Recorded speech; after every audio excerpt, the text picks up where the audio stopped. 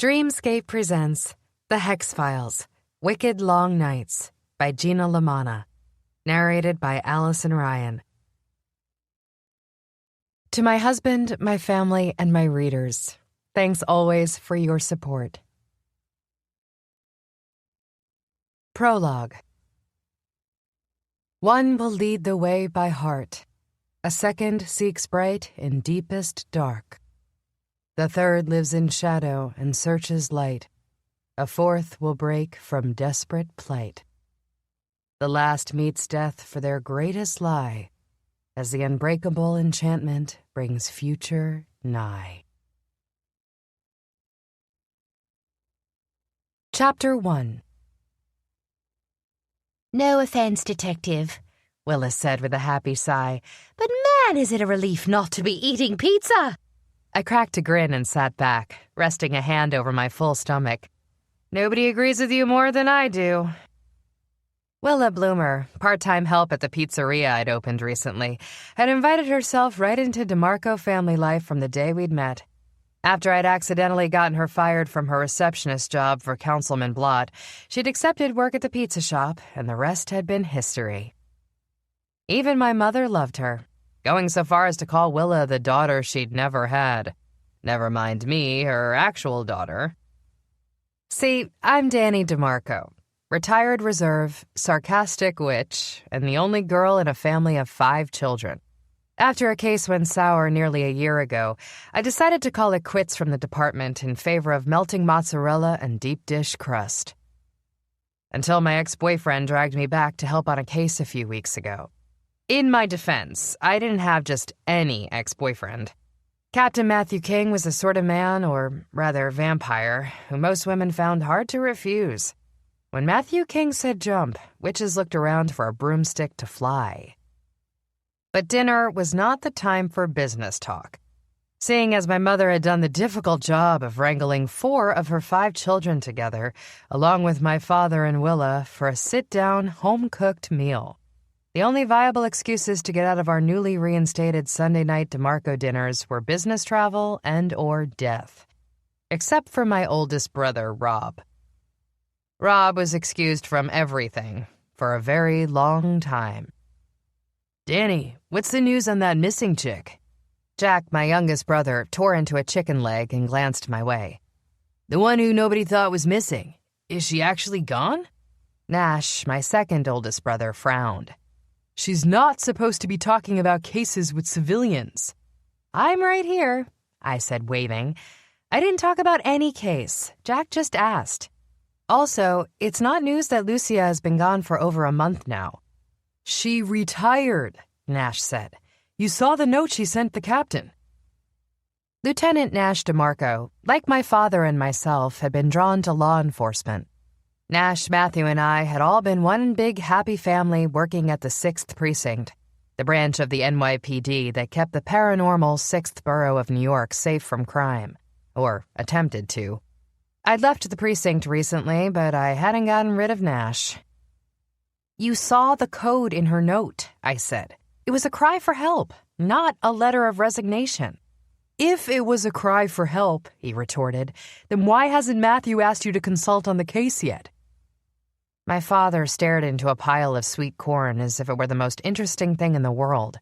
He knew better than to join in work conversations at the dinner table, but as a former detective himself, I could see his ears perking up with the familiar tug of a mysterious thread. I will hack all your ears off if you don't pipe down and eat your food, my mother said. I didn't slave over the stove all day to listen to my family talk about murder at the dinner table. Slave over the stove, Jack snorted. So that meal prep hex is just an illusion? It's not a murder, I clarified, before my mom could lose her cool. It's a kidnapping. Relax. Why are you so concerned anyway? Nash asked. You don't work for the precinct anymore. Frankly, I think you should stay out of it. Shove it, Nash. She was a friend. I trained her for months, I said vehemently. I know she needs help, and I'm not going to sit around while a bunch of you men fiddle yourselves when a woman's gone missing. Nobody's fiddling anything, my mother roared. Eat for crying out loud. The room went silent. I began shoveling the food away just as fast as my brothers, while Willa watched with her eyes peeled wide open. Our big, loud, obnoxious family was still a novelty to Willa, who had been an only child. I gave her 2 months before she lost interest. The room was still silent when Nash's comm beeped. "Don't you dare answer that," my mother warned, her eyes flicking to the communication device around my brother's wrist. "The call can wait." Nash's face went a painful shade of white, and I guessed it was an urgent call from the department. If I hadn't been annoyed, I'd have felt sorry for him. I might even have extended a helping hand in the form of a distraction. But he'd picked a fight with the wrong sibling. "I'm sorry, Ma," Nash said, backing away from the table. "I really have to take this." "Oh, snap," Doug said. Douglas DeMarco is my twin brother. He's a nerd of few words. We don't have much in common, actually, except for a slight similarity in our looks, and the same birthday. He's older, but not by much. My mother's hand shook, sending a flood of gravy from her spoon onto her salad. "What did I say about leaving the dinner table before we've all finished?" "Rose," my father said, finally intervening as he reached a soothing hand over and squeezed her shoulder. "He's an adult. Let him take the comm. We should be proud he's working and not sleeping on our couch." "Hey," Jack said. "What's wrong with sleeping on your couch?" "Nothing, dear," my mother said, patting my baby brother's hand. "We like having you here." The sigh that came out of my father's nostrils said differently, but he smartly didn't argue. In the background, Nash spoke softly into his comm as we all strove to eavesdrop, my mother included. She might not be happy about his accepting the call, but that didn't stop her from being nosy. "Dinner's great, Mrs. DeMarco," Willa said. "Thank you for this incredible meal." "Any time," my mother said quickly, then returned to her struggle to listen in on her son's conversation. "Did Nash say Danny's name? He should not be dragging her back into a case. That poor girl." "Mom," I waved at her. "Me? That's me, and I'm right here." The room went silent as the comm ended and Nash returned to the room. He froze as he passed through the kitchen into the separate dining area. "I see this family understands the definition of privacy," he said wryly. "For anyone who didn't hear, Matthew will be stopping over briefly." "When?" Rose DeMarco asked, fury building behind the clenched spoon in her hand.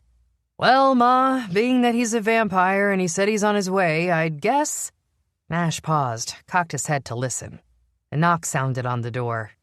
"There he is." "Don't anyone move."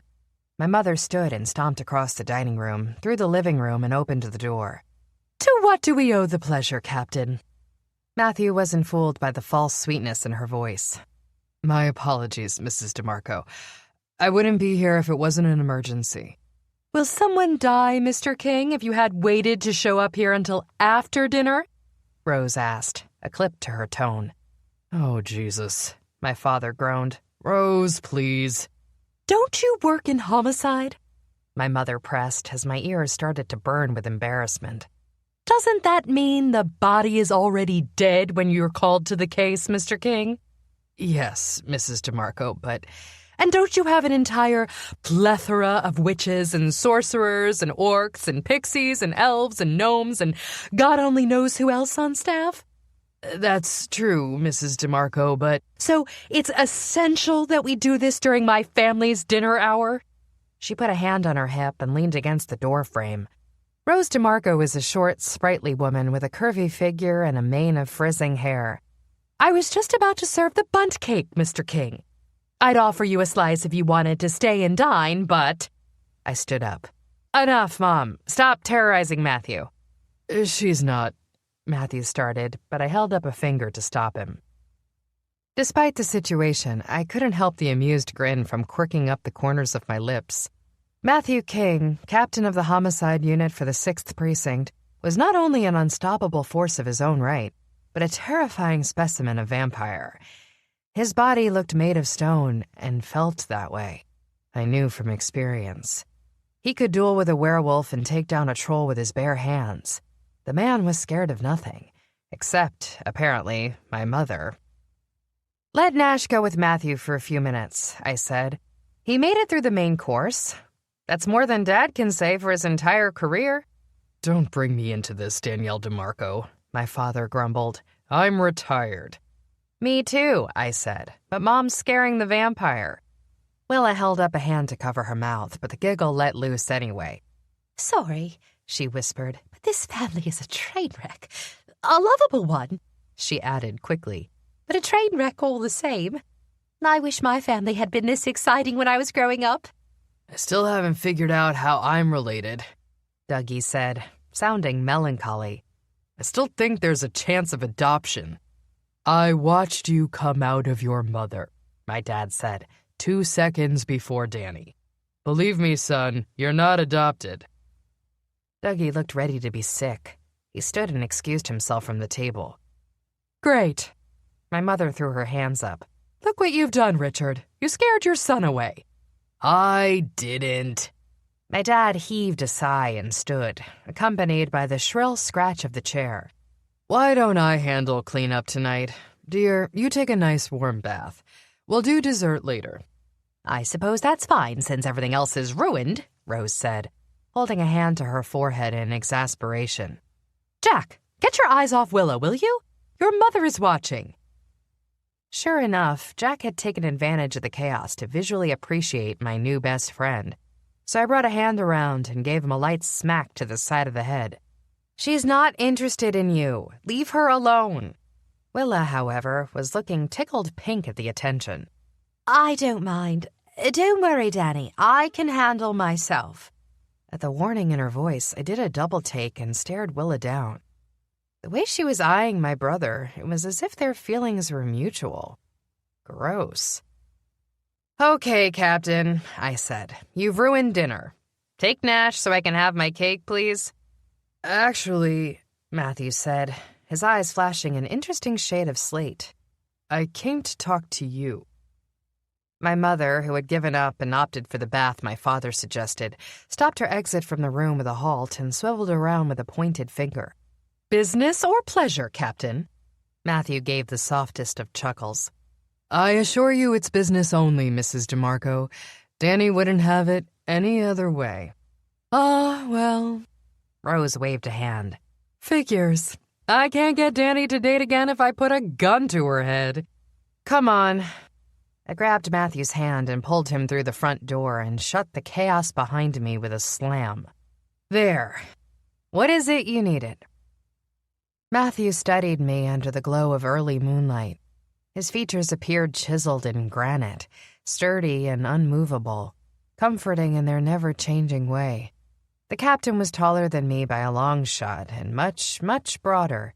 When we'd dated, he'd held my hand like the petal of a daisy, so gentle it felt like silk, for he was afraid the slightest pressure would crush my bones.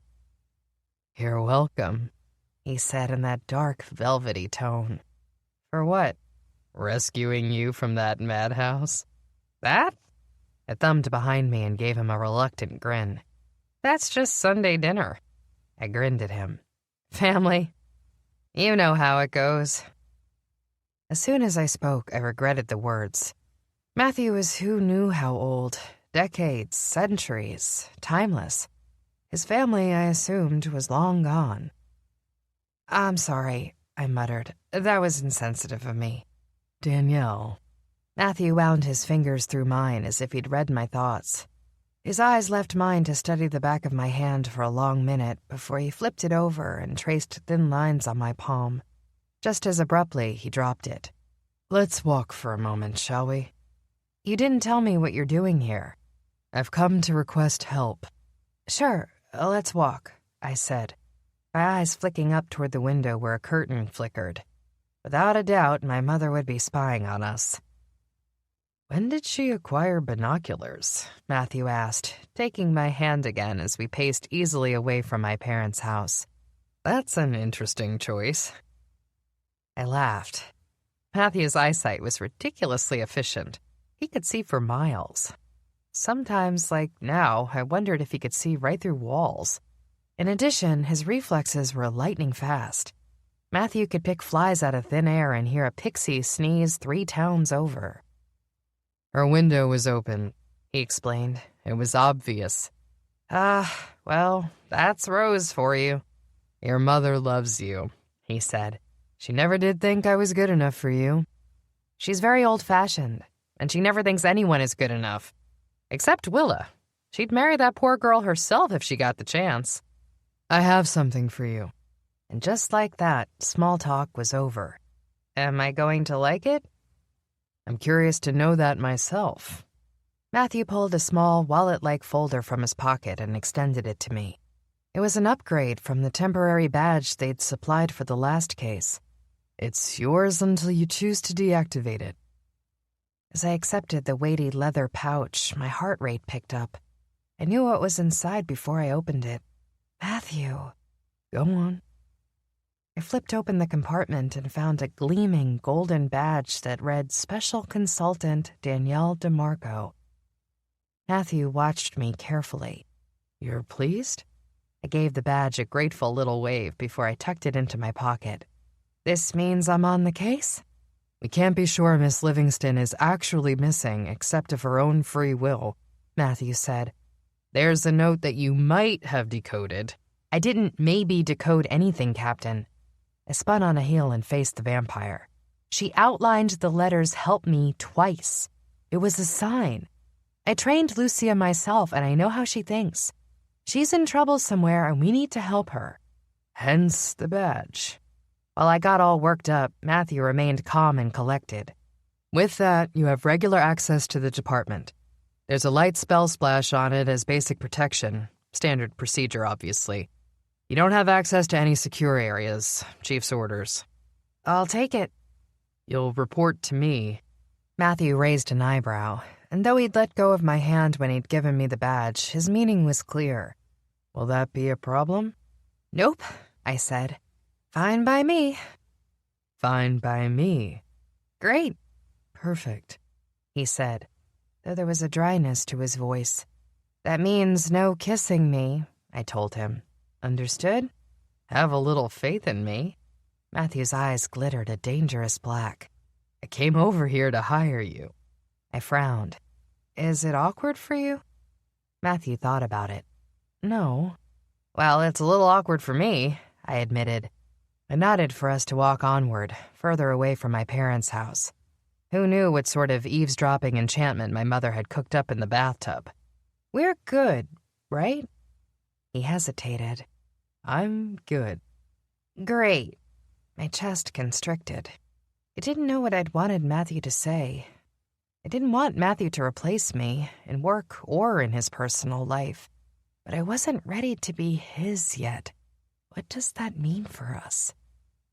Are you and Gray... Matthew glanced over at me. Are you attached to someone? No, I said shortly. I didn't feel the need to dive into my relationship with the white wolf who'd recently saved my life.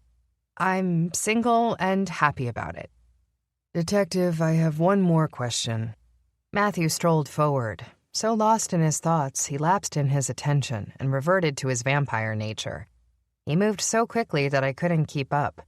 When that happened, I stubbornly stopped and stood still, towing the dirt until he returned. Sorry, he said sheepishly, at my side again. Distracted. Apparently, I said. And I think I know why. You're wondering what I thought about the Hex Files. He looked up, surprised by the hard edge to my voice. Yes, as a matter of fact, you haven't mentioned them once since you returned them. Funny, I had a little question about them too. I studied the marble cut of his face, striving to find the truth there. Where's the rest of them? The rest of what? The files were sparse. I gave you the lockbox. I didn't look inside. Matthew said tersely. I wish you hadn't either. Then why do I feel like some of them are missing? I don't know, Danielle. Matthew studied me carefully. I gave you everything in the file, I swear it. I made you a promise, and I would never break a promise to you. Somewhere in his gaze, I saw that he was telling the truth. I expelled a large breath. I know. It's a blessing if the files are incomplete. Matthew pulled me to him, his arms striking out like lightning bolts and sizzling me to his chest. His thumb came up to stroke my cheek, and though his perfect lips hovered just above mine, he didn't make the connection complete.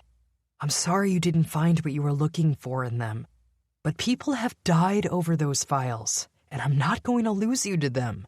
Please, leave it be. I sighed, leaned my head against his chest. The truth was, I trusted him. I knew he'd pulled serious strings to get me those files for a day's time, and if he said he hadn't doctored their contents, I believed him. Yet somehow I felt more lost than ever before. I should get going, I said. Dessert's about to be served, and I have been eyeing that cake for hours. Matthew didn't respond, distracted by a beep from his wrist. Excuse me, he said, and stepped away to take the comm. However, for Matthew, stepping away was the equivalent of swimming the Bering Strait. I hadn't even had time to see where he'd gone before he flashed back to my side. Once he returned, I studied his downcast expression. Bad news? A body, he said grimly. Unfortunately, Nash won't be getting his cake tonight. I'll come with you, I volunteered. Maybe I'll be able to spot some residuals. No, Danny, I forbid it, he said. I brought you on as a special consultant. We need a reserve to track a reserve. You're on Lucia's case, and that's the end of it. We'll handle the rest on our own. Good night. Matthew leaned forward, and despite our promises, gave me a brush of a kiss against the lips. It was enough to bring back a fiery surge of emotions. When Matthew's teeth gritted in pain and frustration, I knew he felt it too. Good night, I said, and let myself inside my parents' house. Louder, I called to my brother, Nash, get your cake to go. Matthew needs you. Homicide? Nash appeared around the corner, shrugging into his jacket while simultaneously balancing a huge slab of cake. Damn, it's been a busy week. Rose DeMarco swung into the room at that moment, freshly scented like her namesake and wearing a bright pink robe. Give me that cake, Lieutenant, she demanded of her son. Nobody leaves my house mid-meal and gets dessert. But, Mom, Nash said, I've got work to do. Then come over and say hello to your mother tomorrow, and I'll give you your cake. She rose on her tiptoes and kissed Nash on the cheek. Be safe out there. Love you. Then she sighed as he opened the door. Fine, take the cake. But no seconds until you come back. With a grateful grin, Nash nabbed the plate, nodded to his boss, and then closed the door behind him. Their night was just beginning. And so, I thought as I rubbed the badge in my pocket, was mine. Chapter 2. I'm sorry you had to see that, Nash said to Matthew as they pushed through the burrow at a fast clip. Family drama. Matthew frowned. It was the second time that evening a DeMarco had said something about family that irked him. However, as he was on duty and en route to a homicide with one of his lieutenants, he bit back a retort. I understand. The truth was, he didn't understand. He might have once understood, a long, long time ago, but like most things, memories faded with time. Every single one of his immediate family members had been dead for centuries. He could hardly remember their faces. Living forever was as much of a curse as it was a blessing, if not more. Nash's eyes flicked toward Matthew, registering that he had said the wrong thing, but neither of them bothered to correct it. Nash refrained from apologizing, and Matthew was grateful to drop the subject. Families were not something Matthew wanted to discuss with anyone except Danny. Family is what he'd pictured when Danny stepped into his life. Family had gone out the window the day she'd stepped out of it. As an eternal vampire, Matthew knew he'd never have a normal family life. However, he also knew that the way he felt for Danny was the sort of love that could make a family. However long or short it might have lasted, it would have been enough, even just the two of them. But it was difficult to be a family when they couldn't manage to stay dating. Matthew scowled, his mood already sour due to the impending crime scene, and worse still because of the way his evening had gone with Danny. A dead body and a frustrated ex-girlfriend wasn't exactly the Friday night he'd planned. Then again, a night alone with a bag of synthetic blood wasn't much of a party either, but Matthew preferred the solitude. Did my sister say something to you? Nash broke the silence. She was in a bad mood tonight, and... You don't say, Matthew drawled with a light smile. Don't worry, Nash. Our personal business is none of your concern. Nash exhaled in relief, and Matthew shook himself from the personal side of his foul mood. He'd promised himself he'd never take out his emotions due to Danny on his fellow officers, yet here he was, brooding up a thundercloud in front of her brother. The Vic at the crime scene. Matthew changed topics, thinking of how to word his next statement. From what I gathered, the body is there. A wizard is dead, but he shouldn't be. Isn't that true for all homicides? Nash asked, raising an eyebrow. It's not like most bodies we find deserve to be there. That's not what I meant. Matthew reconsidered. This wizard shouldn't be dead. His body is perfectly intact and there are no signs of foul play. Poison? Nash suggested. Undetectable? Sienna's there investigating, Matthew said. We'll find out from her soon enough. Nash shot him a knowing look. What aren't you telling me? We had a similar case last week, Matthew said. The Vic simply shouldn't have been dead. That case is still outstanding. Sienna? Even she doesn't have a theory. For all intents and purposes, Matthew said, the victim appeared perfectly healthy up until the moment of death. And then she died. Nash finished. Well then, we might have a pattern on our hands. That's what I'm afraid of. Nash processed the news as the pair hopped aboard a magical trolley and cruised across town. They exited at the intersection between the Goblin Grid and the Golden District, and continued south on foot to their final destination in the Sorcerer's Square. Neither officer spoke as they hurtled down a tree-lined street toward the flashing signal spells that burned bright on the pavement and shot sparks into the air, preventing all broomstick traffic from getting close to the crime scene. Matthew arrived a step ahead of Nash. While Nash flashed his badge, it wasn't necessary for Matthew to do the same. Matthew wasn't sure if he was famous or infamous, but he suspected it was the latter. After all, he was the only vampire left in Wicked after the rest had scattered into damp, secluded corners of the world. If nothing else, he was seen as a dark and dangerous, mysterious sort of novelty. Where are we headed?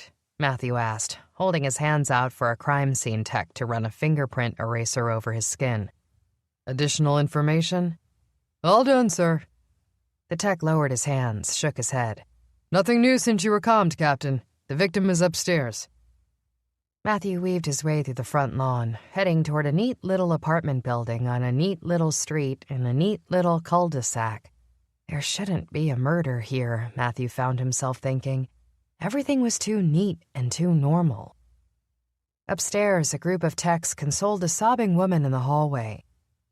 This was the part he hated the most, meeting those loved ones left behind. It was also the part he understood. After all, Matthew had been left behind by just about everyone he held dear, except Danny.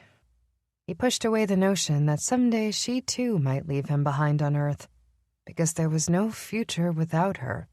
He wasn't even sick, the crying woman sniffled. There was no reason for him to die. Matthew couldn't deal with the emotions of others yet, so he nodded for the tech to open the door slathered in crime scene tape. He showed his hands to confirm he wouldn't contaminate the scene, and then stepped through the doorway. Huh, Nash said. The Vic barely smells dead. Matthew knew the scent of death well. He could practically taste it. Then again, his senses operated at about 1,000% of what humans and magic-based supernaturals could discern, so he kept quiet. Not for you. Ash hesitated, looking at his superior. You can smell it. Matthew gave a single nod. The pair stood still, scanning the room and recording their first impressions for later review. Outside, the quiet tree-lined street seemed otherwise untouched by disaster. The apartment in which the dead body had been found was on the second floor, in a room as bland and frill-free as the outside of the building. The body had been found in bed, and to everyone in the room but Matthew, looked to be peacefully sleeping. Matthew knew the difference between sleep and death. He could hear the silent cavern where the man's heart should beat, and he could sense the empty lungs that should be pumping air. Blood no longer coursed through the man's body in a healthy, natural way, and there was the unmistakable smell of death that clung to his skin. "There's no blood," Matthew said, glancing around. "He wasn't killed from a wound of any sort." "Gee, aren't you one sharp whippersnapper?" The peppy female voice drew a grudging smile from Matthew. "No wonder they pay you the big bucks, Vamp." "Sienna." Matthew turned to face the aggressive little medical examiner. "What a pleasure." "Shove it, Captain." Sienna grinned broadly. Her hair was fashioned into a brilliant lavender mohawk today, and she wore her typical uniform of ripped jeans, combat boots, and a shirt with some sort of expletive on it. "Howdy, Nash." "That's the most pleasant greeting I've ever heard from you," Nash said. "You might want to stop, Doc, or people are going to think you have a thing for me." If Sienna were one to blush, she might have, Matthew thought. Curious. The smart-ass medical examiner had no retort for Nash, and instead covered up her slip with a scowl as she faced the body. "He's dead," she said in an abrupt change of subject. "As you aptly noticed." "And?" Matthew prompted. "I don't have much on him yet," she said with a sour expression. "I'll need to get him on my table for the full workup." "But," Matthew prompted again. "But..." She leaned into the phrase, holding them captive with her paws, until her shoulders slumped and she gave a disgruntled shake of her head. "But I got nothing, Captain. It's bizarre. The only thing I can say for certain is that this guy's symptoms look ridiculously similar to the body you shipped my way last week, in that there are no symptoms. So why is homicide here?" Nash rubbed his forehead. "We deal with murder, not medical marvels." Sienna's gaze flicked to Matthew. "Yes, well," she said, "one mysterious death is bizarre. Two..." "We need to find out the cause of death," Matthew said grimly, "before another perfectly healthy person drops dead." "You think we've got a serial killer on our hands?" Nash said. "Someone who has figured out a way to kill and leave no trace that it was a murder?" "Unless you have another solution, Lieutenant," Matthew said. "I'm not waiting for another body to look into it." "Have you considered undetectable poison?" Nash frowned. "No," Sienna deadpanned. "I haven't even thought of poison." Matthew gave her a death stare. "Fine," she snapped. "Of course I've considered it. I talked to narcotics and they've got nothing. No sign of curses, runes, spells, hexes, enchantments, what have you. So we have no injuries, no sign of foul play, no magic." Nash trailed off. "That's right." Sienna raised a thin arm and clapped Nash on the shoulder. "You figure it out, you let me know. I'm going back to the lab to prep. I want to compare the two bodies for any abnormalities that I might have missed looking at just one. Finish up here, will you?" Without waiting for a response, she turned and stomped her tiny little body out of the room. The necromancer was impossible to deal with, but also a friend, in an odd sort of way. "She's something else, isn't she?" Nash stared after her just a second too long. "Something else is right," Matthew agreed, pretending not to notice. "Come on and help me with the body. We have to keep moving." Nash snapped back to attention. "Yes, sir." The pair spent the next 2 hours digging through the room, interviewing the man's wife and sharing data with the tech team. At the end of it, the only thing they'd all agreed on was that this didn't appear to be a crime scene at all. No signs of foul play. No reasons the Vic should be dead, according to his wife. No trace of magic on the body. The only thing they'd accomplished at the end of it was to grow tired and irritated at the lack of information. Despite all the evidence to the contrary, the situation smelled fishy. This was the second body headed to Sienna's morgue within a 1-week window, and neither had any reason to be there. Matthew didn't like coincidences. He briefly wondered if Danny would have picked anything up off the residuals, or if those too would have come up clean. Without a reserve on the force, the department was severely lacking. "We can't keep bringing her back." Nash didn't look at Matthew, but moved to stand next to him. "We have to find someone to replace her." "Detective DeMarco is irreplaceable," Captain King growled. With an abrupt spin on his heel, he strode out of the room without a backward glance.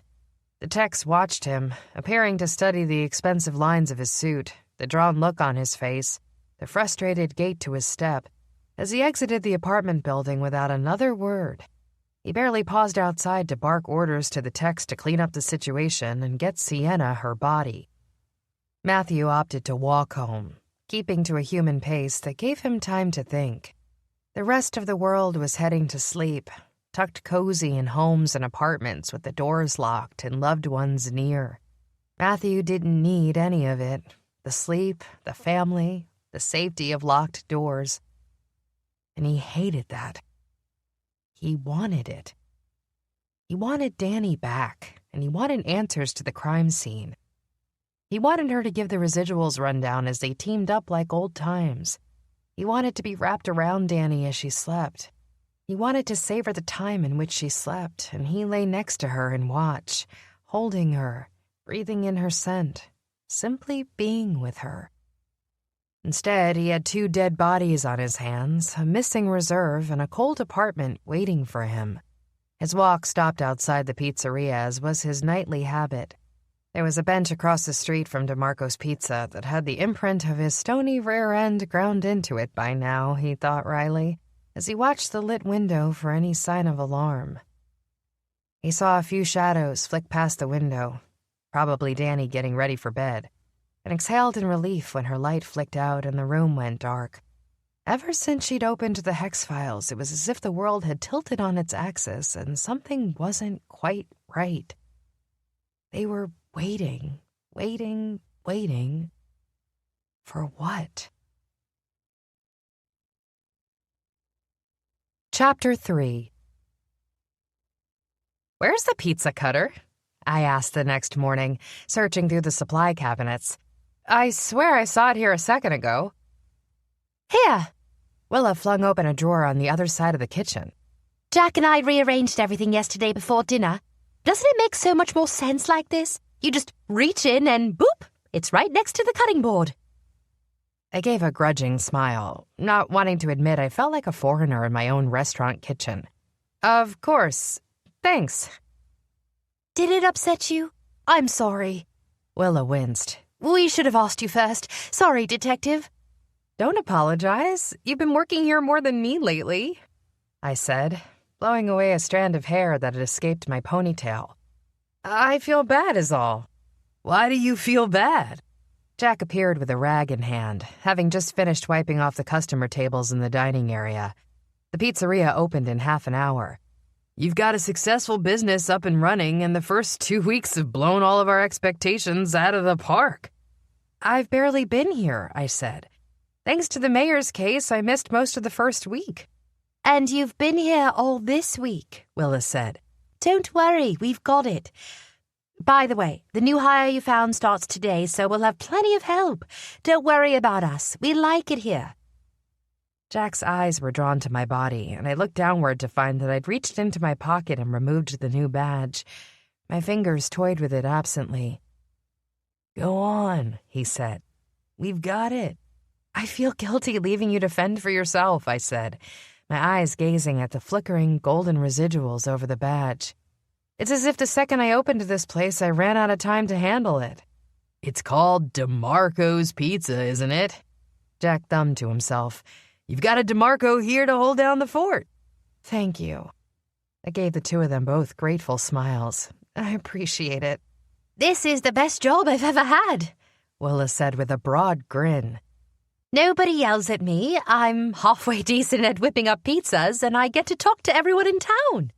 "I get to eat whenever I want," Jack added to the list.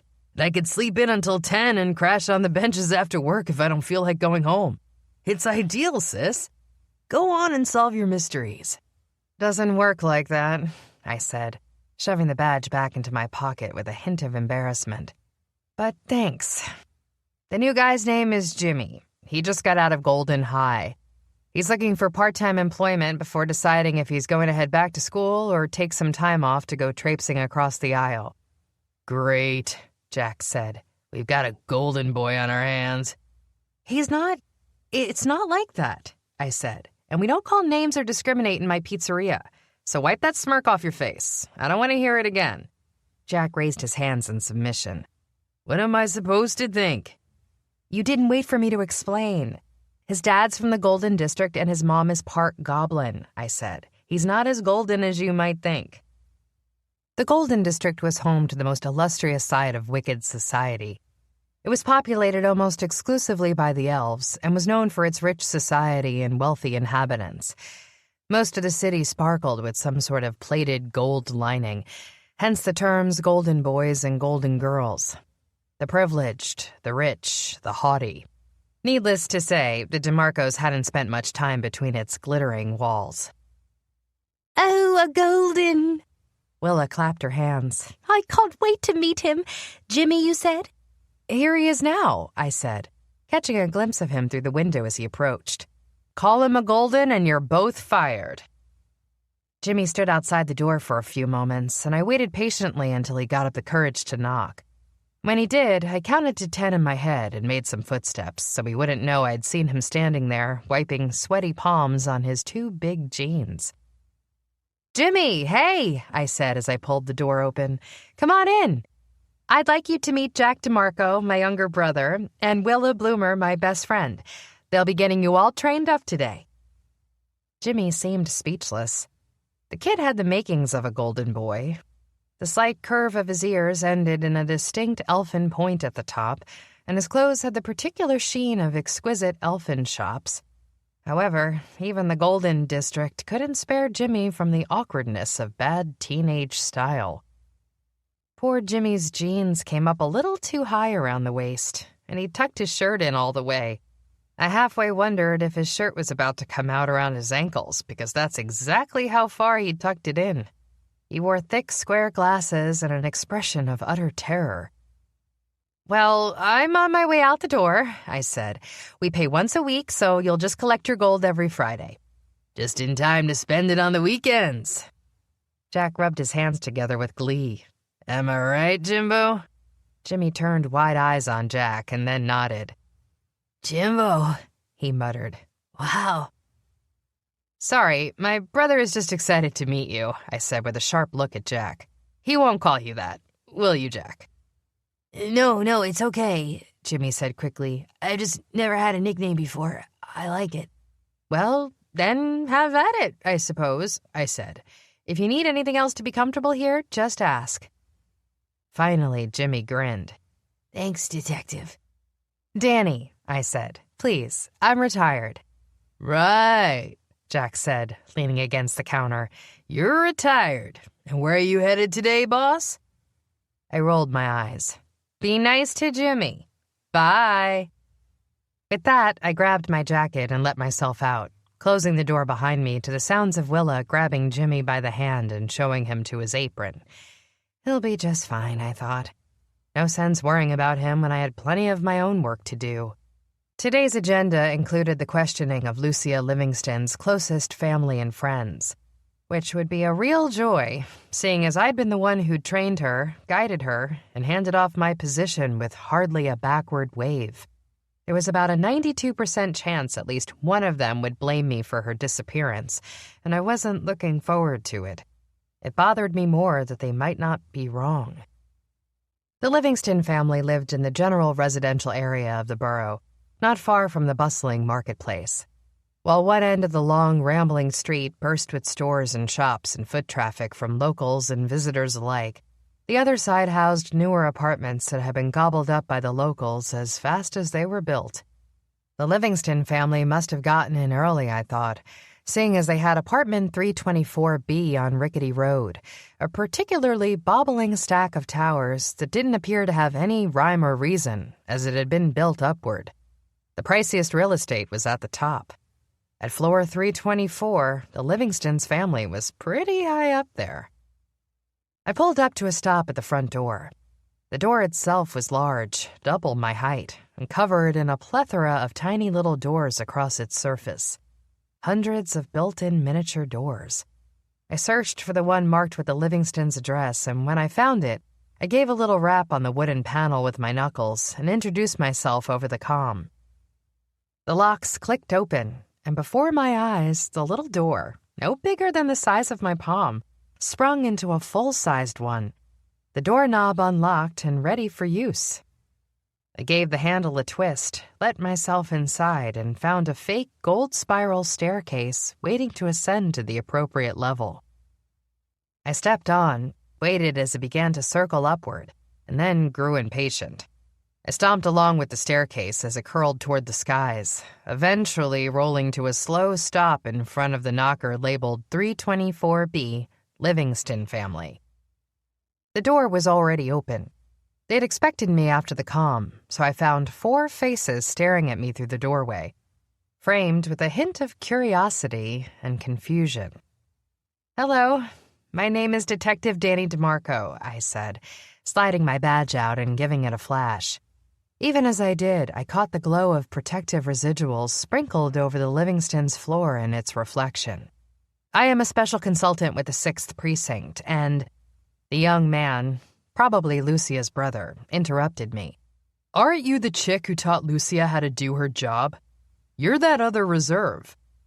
A woman who looked to be Lucia's mother elbowed her son.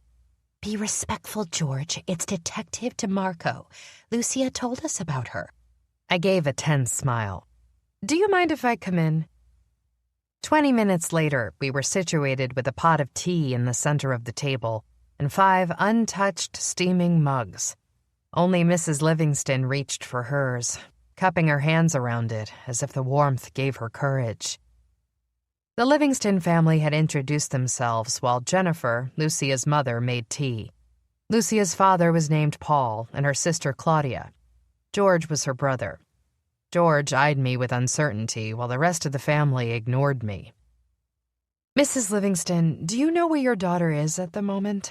I asked tentatively. I had jumped the gun a little, coming to interview Lucia's family without telling Matthew, but I'd fill him in after. He had another case taking up his time, and I couldn't waste precious moments sitting around. He'd gotten me the badge for this exact reason, after all. "Well, no, not exactly." Mrs. Livingston didn't look entirely alarmed at the declaration. "You have to understand, however, that Lucia is my oldest child. She's always had a streak of independence in her that we couldn't quite seem to tame. Not that we'd want to, but... Do you have children, Detective?" "No, not yet." "Well, then, maybe you don't understand," Mrs. Livingston said. "Lucia didn't like being told what to do. The more I pushed, the more she valued her independence." George rolled his eyes. "Independence, sure." I flicked my eyes to him. "You don't think so?" "Rebellion, maybe," he said. "She's the only one who felt the need to move out of the house on her 18th birthday. Claudia and I stuck around some to help out." "Help out?" his father snorted. "Right." George's face colored. "You just moved. Lucia wasn't here to help unload boxes or paint the walls or join us for family dinners." "You're only here for all that because you have no place else to be," Mr. Livingston said. "Anyway, Detective, what George and my wife are trying to say is that Lucia is a successful young woman, and she's never felt the need to check in with us like her siblings. We trust she's doing good work out there." "It's not unusual to go for a few weeks without hearing from her?" I asked. "I'm sorry to pry, but this is important." "Look, Detective," Mrs. Livingston said, her eyebrows furrowing in concern. "We had a visit a few weeks back from another series of detectives asking why we hadn't reported Lucia missing. And the truth is that we often don't hear from her for a week, 2 weeks, a month, or more. She has always enjoyed traveling. She follows her passions, whatever they might be at the time, and often it's hard to predict where she'll go next. We were quite surprised when she accepted the role of reserve for the precinct. It's a lot more stability than she normally enjoys in life." "You don't actually think she's missing," I said. "You suspect she's off on one of her adventures." "Of course," Claudia interrupted. "She's always having these wild adventures. It's annoying. She'll work for a few months, save up some coins, and run off to explore. It's a pattern." Claudia looked nothing like her sister. Where Lucia Livingston had deeply tanned, flawless skin, her sister had a freckly, pale face, somewhat obscured by the straggling hair she let fall absently around her face. She wore a shapeless smock that covered any sign of curves, and even as she jittered a leg nervously, she raised a hand to her mouth and bit down her already destroyed nail beds. "That's not true," Mr. Livingston corrected. "Lucia has had several successful careers." "I wouldn't call them careers." Claudia pushed a strand of hair behind her ear and spoke to me. "She works a job just long enough to find a boyfriend or get enough saved up so she can run off again. What was her last thing? Some stupid data entry?" "Entry-level private investigator for paranormal problems," I said. When the Livingstons looked at me in surprise, I shrugged. "I hired her. I saw her resume." "She didn't tell us that," Claudia said, a smug smile appearing as she studied her parents' surprised reactions. "She said she was doing some sort of data entry work. Private investigator makes more sense. She needs adventure, craves it. Data entry would be too boring for her." I pulled out my notepad and a pen, bouncing the pen against my knee as I considered how to proceed. "As you probably can guess, I'm pursuing a different scenario. I believe Lucia has been kidnapped." Claudia outright laughed, while George sat back in his chair, his face indecipherable. Lucia's father also looked unconvinced, while her mother looked concerned but not appropriately horrified. "Look, Detective, we appreciate all you've done for Lucia, and we imagine you must care about her a great deal with all the time you spent training her," Mrs. Livingston said. "I'm sure her being gone throws a wrench in your retirement plans." "Just say it, Mom." Claudia sat forward, her hair swinging like mossy jungle strands across her face. "You're here, Detective, because you're pissed at Lucia. You don't want to have to do her work anymore. Frankly, I don't blame you. I mean, that's why you trained her to take over, isn't it?" "No, that's not it at all," I said, astounded. Of all reactions, I hadn't expected this one. "I'm sorry to break the news to you, but I seriously believe we need to consider the possibility Lucia didn't leave the borough voluntarily. This isn't about her job. This is about her life." "Do you have any concrete reasons to believe your theory?" Mr. Livingston asked. "Before you go worrying my wife again?" "Again?" "As she's mentioned, Lucia has an adventurous spirit." Mr. Livingston tiptoed around his point, folding his arms across a broad chest. "This isn't the first time my wife has been worried sick with some new disappearing act by Lucia. I warned my daughter that we wouldn't come looking for her again. We've been put through the ringer one too many times. If Lucia doesn't offer us information as to where she's going, we can't worry about it any longer. It was giving my wife panic attacks." "She was losing hair," Claudia added. "It's not fair to Mom when Lucia does this." "This isn't about fair," Mrs. Livingston interrupted, sending a scathing glance around the room. "This is about Lucia. Let me be frank with you, Detective DeMarco. I love my daughter more than anything." At that, I caught Claudia rolling her eyes and mumbling under her breath. I tried to hear what she said, but I couldn't make it out. Something about Lucia being the favorite child, if I had to guess. "I know you invested a lot of time and resources into training Lucia, and I hate to see that go to waste." Mrs. Livingston wrung her hands together. "But the truth is that I just don't think my daughter was kidnapped. I'm ashamed to admit it, but I think the more likely scenario is she got bored and found a new adventure." "No, Mrs. Livingston, I don't think she did," I said. "I saw her every day. She seemed captivated by her work." "Oh, sure she was," Mr. Livingston said, grandly sweeping his arm across the room. "She has a good heart, that Lucia. She loves people, loves the world, but she can be "Flaky," her mother continued. "Despite her best intentions, when the going gets hard, she tends to take the path of least resistance." "But the going wasn't any harder than normal," I said. "She'd seen plenty of difficult things during training. She didn't seem alarmed by any of it, frankly. It made her great at her job." "It wouldn't be something like that," Paul said. "It'd be something quite the opposite. She would have woken up one morning and realized She didn't want to do this work anymore. He raised a finger, feigning a light bulb strike of brilliance. And that would be the end of it. Off she'd go on to her next trip. What if I told you I had evidence to the contrary? I slipped a copy of the note Lucia had supposedly sent from the aisle, claiming her resignation. Take a look at this. We received it recently. I passed it around the room, watching everyone's reactions as they read it. Her father read it, nodded, and passed it to Claudia, who let out a giggle.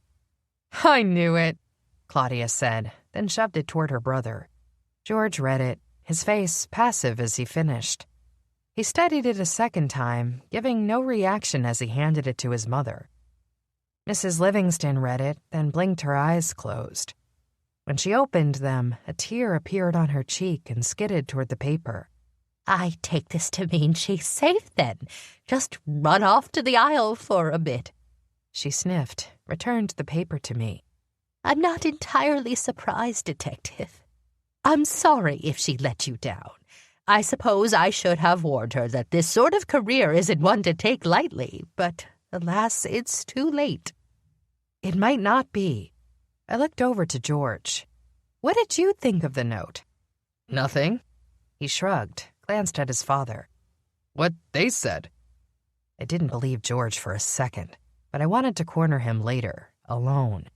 There was too much protection for him in the way of family around the table, and I needed to get answers to the hard questions when nobody else could rescue him. What if I showed you this? I conjured up a small ball of light and propped it behind the letter as I displayed it for the family.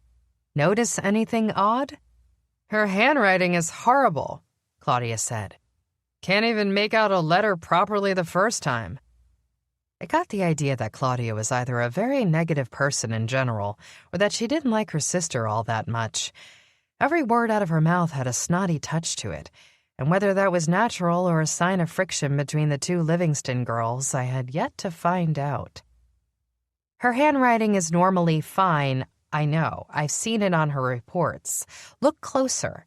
Any particular letters she had trouble writing out?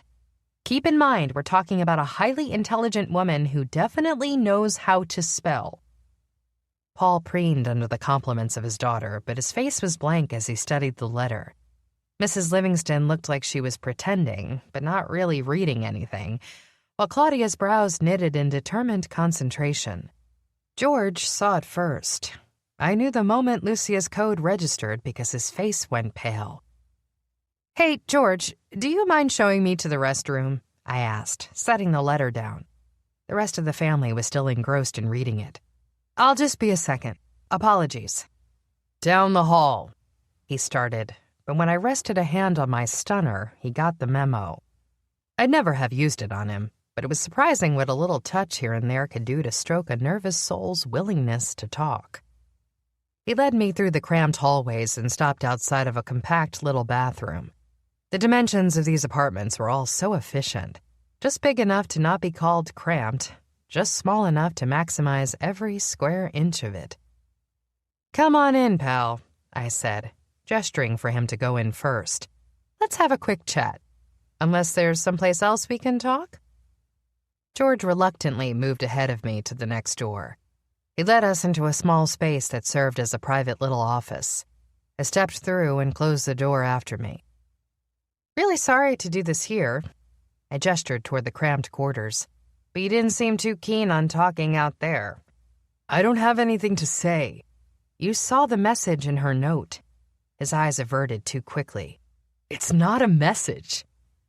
I don't buy it, and neither do you. Tell me what's on your mind, George. It's like my family said. He still didn't meet my eyes, and his words came from behind gritted teeth. Lucia has a mind of her own, and she doesn't listen to any of us. Listen, I'm not blaming you for anything. I'm just trying to find your sister. I know the rest of your family is trying to save me time or something, but I am not doing this for the job, believe me. I'm coming out of retirement because I care about finding your sister. Alive. No comment from George, though his eyes flicked toward mine for a second. I suspected he might feel a twinge of gratefulness, but I couldn't be sure. I admit that it would be great if Lucia was simply enjoying a vacation on the Isle, but I don't think that's the case, and I don't think you do either. You think something happened to her. His jaw worked, and I could tell I was getting to him. Why are you hiding things from me? I stepped closer to him, lowered my voice. She's your sister, George. Don't you want to help her? I have 4 brothers. I love them to death, and I hope to God they love me enough to say something if I go missing. You're only hurting her by keeping quiet about whatever you know. Of course I love her, he snapped, but I don't know anything. I'm sorry, I can't help you. Just find her, will you? I need something to go on. Give me something, just a hint. It'll be anonymous. George shook his head. Come on, I pleaded. Unless...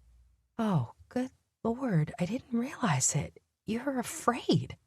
Of something? Or someone? I'm not afraid. Who did this to her? I couldn't step any closer or I'd be standing on George's toes, but I leaned in, my voice a hiss. Who took her? Was she afraid of someone? Did she see something? Was it a case she was working on? Get out of here, George said. Then he pushed roughly past me. He flung the door open, then spun around, facing me. Even as he spoke, his eyes said one thing and his lips said another. You don't know what you're talking about. Forget it. Lucia ran away, okay? There was that twitch in his eyebrow, darkness behind his bright blue eyes. He knew something and he was scared. For himself or for Lucia? George! He spun on a heel and stalked away in the opposite direction down the hallway. I sensed George was done for the day. With a sigh, I followed him out of the room and then slipped into the bathroom. His family expected me to be there, after all. I flushed the toilet for good measure and washed my hands. As I studied my expression in the mirror, I replayed my conversation with George, every breath, every movement, every carefully placed word. He was putting on a facade, that much was clear, but from whom was he hiding? Was it even related to Lucia's disappearance? I dried my hands, thinking I needed a new plan to reach George, something carefully thought out, something he couldn't refuse. I returned to Claudia and her parents. I didn't bother to sit this time. The 3 had yet to discover the code behind Lucia's letters, and when I pointed it out, they didn't look as appalled as I'd expected. That's a stretch, don't you think? Mr. Livingston asked. Seems to me she was just doodling in between reading a magazine on that island. She's on vacation, Detective, sorry. She took off and she'll be back before you know it. Not that you have to give her the job back, her mother interjected quickly. We understand what an inconvenience it is to have her running off like that. My temper was getting the better of me. I snatched up the note and turned to leave before I exploded. Mrs. Livingston followed me as I stalked toward the door. She showed me out with the grace of a perfect hostess. I'm sorry again for my daughter's actions, Mrs. Livingston said, biting her lip. I'm sure everything's fine. That bite of the lip relaxed some of my anger. Mrs. Livingston was choosing to sit firmly in denial. On some level, I suppose that imagining her daughter was merely irresponsible was better than imagining her kidnapped. Mrs. Livingston, I know you want Lucia to be safe. We want the same things, trust me. I reached for her hand on an impulse, hoping the human touch would cement my point. I'm not here because I'm upset about an inconvenience. Frankly, I'd be grateful to hear from the rangers on the Isle that your daughter is relaxing there and unharmed. Unfortunately, they haven't seen her. Worry flitted across her face. Lucia is very smart, and she might be... She might be what? A look of dismay returned as Mrs. Livingston cleared her throat. Hold up with a man. It wouldn't be the first time Lucy allowed herself to be swept off her feet and physically pulled away by a man. She's been engaged 3 times, Detective. She's a passionate woman. I did not know that fact about Lucia, and checked a box next to the mental note that read, "Follow up with past fiancés." Were any of these men... I cleared my throat. Would they want to harm Lucia in any way? Was she seeing anyone at the time of her disappearance? No and no, I think. Mrs. Livingston said. That's one reason she took the job, as a distraction. She'd had enough of men for a while. 3 engagements, but nothing stuck. She gets bored too easily. And her ex-fiancés? I won't say my daughter hasn't broken a few hearts, but she's so sweet. She seems to break up with people in a way that seems mutual for both parties. Mrs. Livingston gave a sad smile. She didn't learn that from me. I don't have her people skills. I nodded, asked for the names of her ex-fiancés, and wrote down those Mrs. Livingston could remember. One of the engagements had been so quick and quiet that Mrs. Livingston couldn't recall a name or address, so I marked that down to find out later. I also jotted a note down about Claudia's frustration and potential jealousy at her sister being the favored child, and George's hesitation to confide in me. The Livingston clan was a piece of work when it came to family dynamics. Suddenly, my own family didn't seem like as much of a wreck. I could at least count on my mother to report me missing if I didn't come around for a month. Frankly, she'd report me missing if I didn't call her back within the quarter hour. And despite the competitions between my brothers and I, none of us would let anything interfere with another's safety. Family came first. It was the DeMarco way. I'm going to keep hunting for your daughter, I said. I don't believe she ran off this time. Okay, Detective. Thank you. It was more of a pat on the head than anything, and my frustration bubbled up again. If you or your family members think of anything that could help my case, please get in touch. Mrs. Livingston accepted the card I handed her. Of course, Detective. With a huge sigh, I watched Mrs. Livingston close the door between us and waited for a long moment before I began the trek downstairs. Maybe a part of me thought that it had all been a joke, and the family would call me back inside to explain what was really happening. Maybe George would come to his senses and trust the one person actually doing something about his sister's disappearance. Maybe Claudia would come around in time to save her sister. Maybe, nothing. When nobody came to stop me, I stepped onto the gold-plated staircase and rode it down to the ground floor. Maybe they were right, and I was wasting my time looking for a woman who didn't want to be found. But I didn't believe it, and I had to trust my gut. The thought slashed me in half. I felt as if someone had raked a hot fork down my back, as I remembered the last time I'd trusted my gut and been completely, utterly wrong.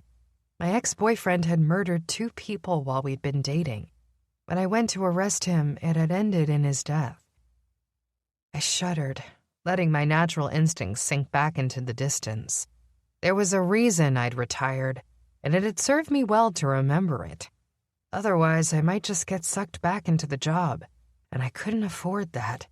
If I couldn't trust myself to spot a murderer in my own life, why should anyone else entrust me with the protection of their lives? I decided to take a stroll through the marketplace and grab something for lunch while I was out and about. It had been ages since I'd stepped foot in this place. As a cop, it was a hotbed for criminals I once outed and arrested, and therefore I tended to avoid it. There was nothing more awkward than buying tampons from a man you'd thrown in prison for dealing narcotics.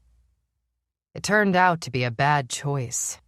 I knew I shouldn't have gone down Wicked Way, the main marketplace thoroughfare with the best sandwich shop in the borough.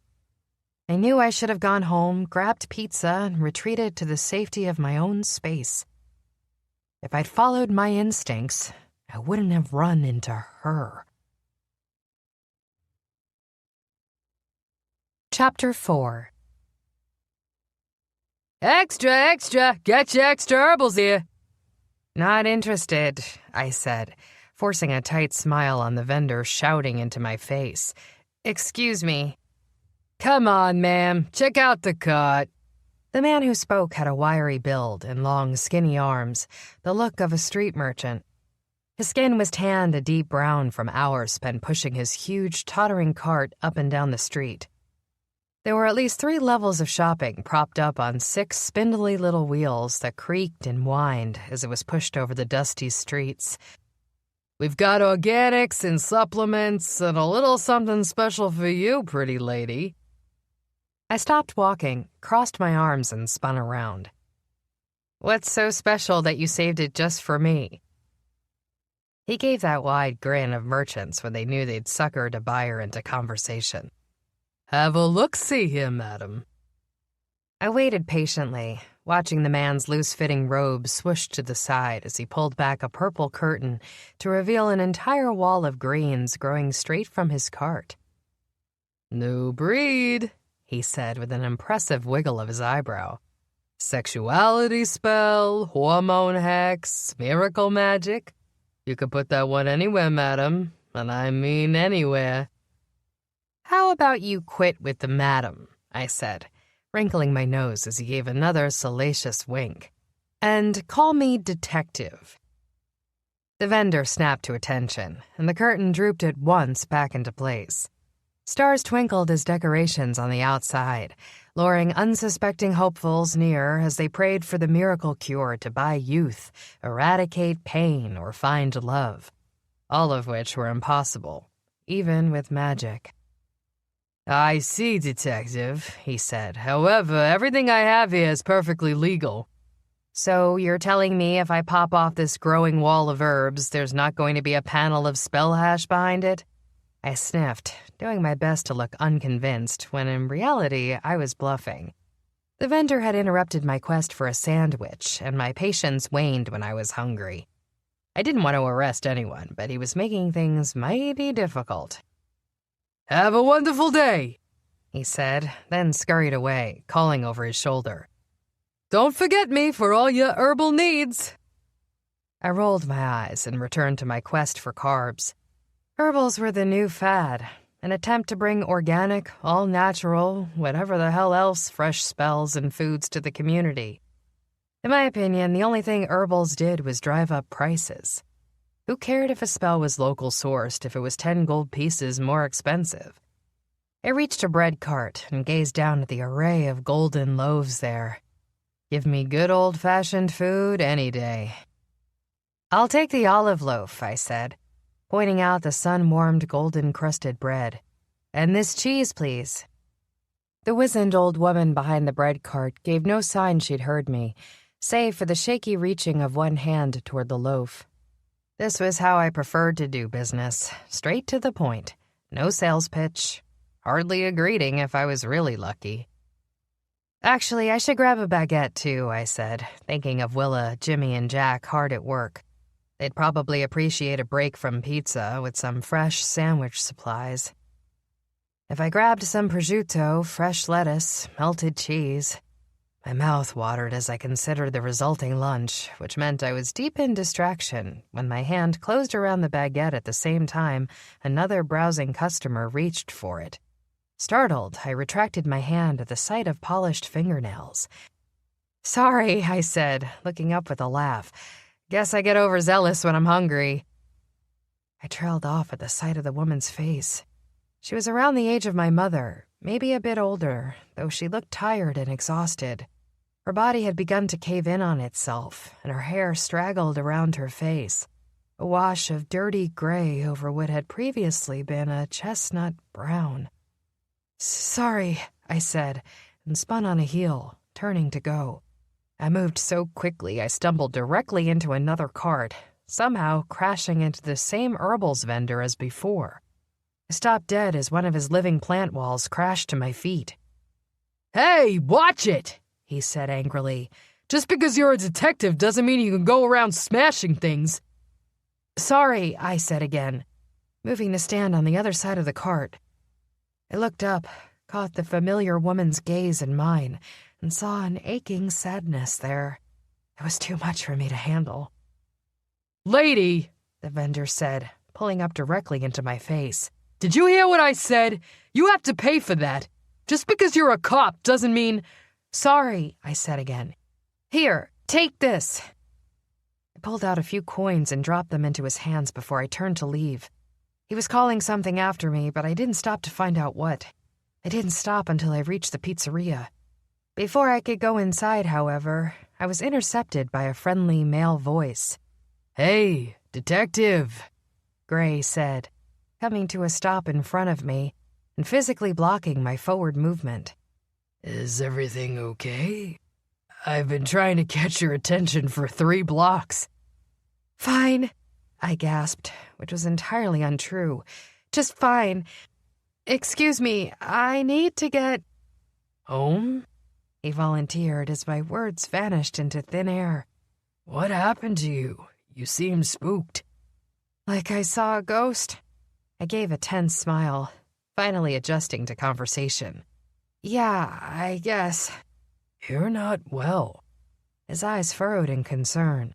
Can I entice you to talk about it? I don't know, Gray. It's not like that. I don't need to talk. I need to do something. For my friends.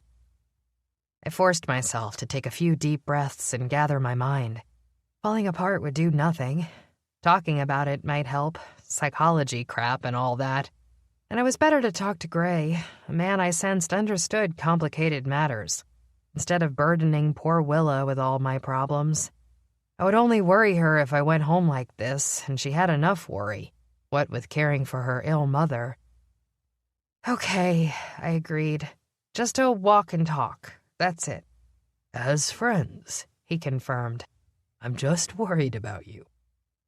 My life was already complicated enough, and I didn't need a man to ramp up the confusion. Not that Gray would be a horrible companion. As we walked, I studied him more, wondered what had brought him around today. He didn't seem inclined to ask questions, and for that I was grateful. As we continued in our own thoughts, I let mine wander to him. I hadn't seen him much in the last week or two, ever since he'd lost his girlfriend at the hands of a brutal murderer. I sensed he was still in pain, in a sort of grieving mode. I understood that, too. Where are we headed? I ventured, and the time for conversation felt right. I have to be back to work this afternoon. Which job? I'm not working for the precinct, I said. I'm just helping out. On a few cases. 1 or 2. You're working for them. It's personal. Do you trust me? Gray reached the edges of the depth, a deep, dark forest that crept into the east side of Wicked. It was well known that folks didn't venture inside unless accompanied by a well-trained guide. I would consider Gray a very well-trained guide. Yes, I said, but you didn't answer where we were going. I want to show you a place. I furrowed my brow. Fine.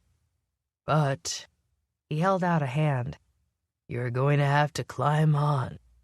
Excuse me? When I change, it's the only way that I can get you there. Absolutely not. Pick another place. The bar is just around the corner. The bar isn't very private, now is it?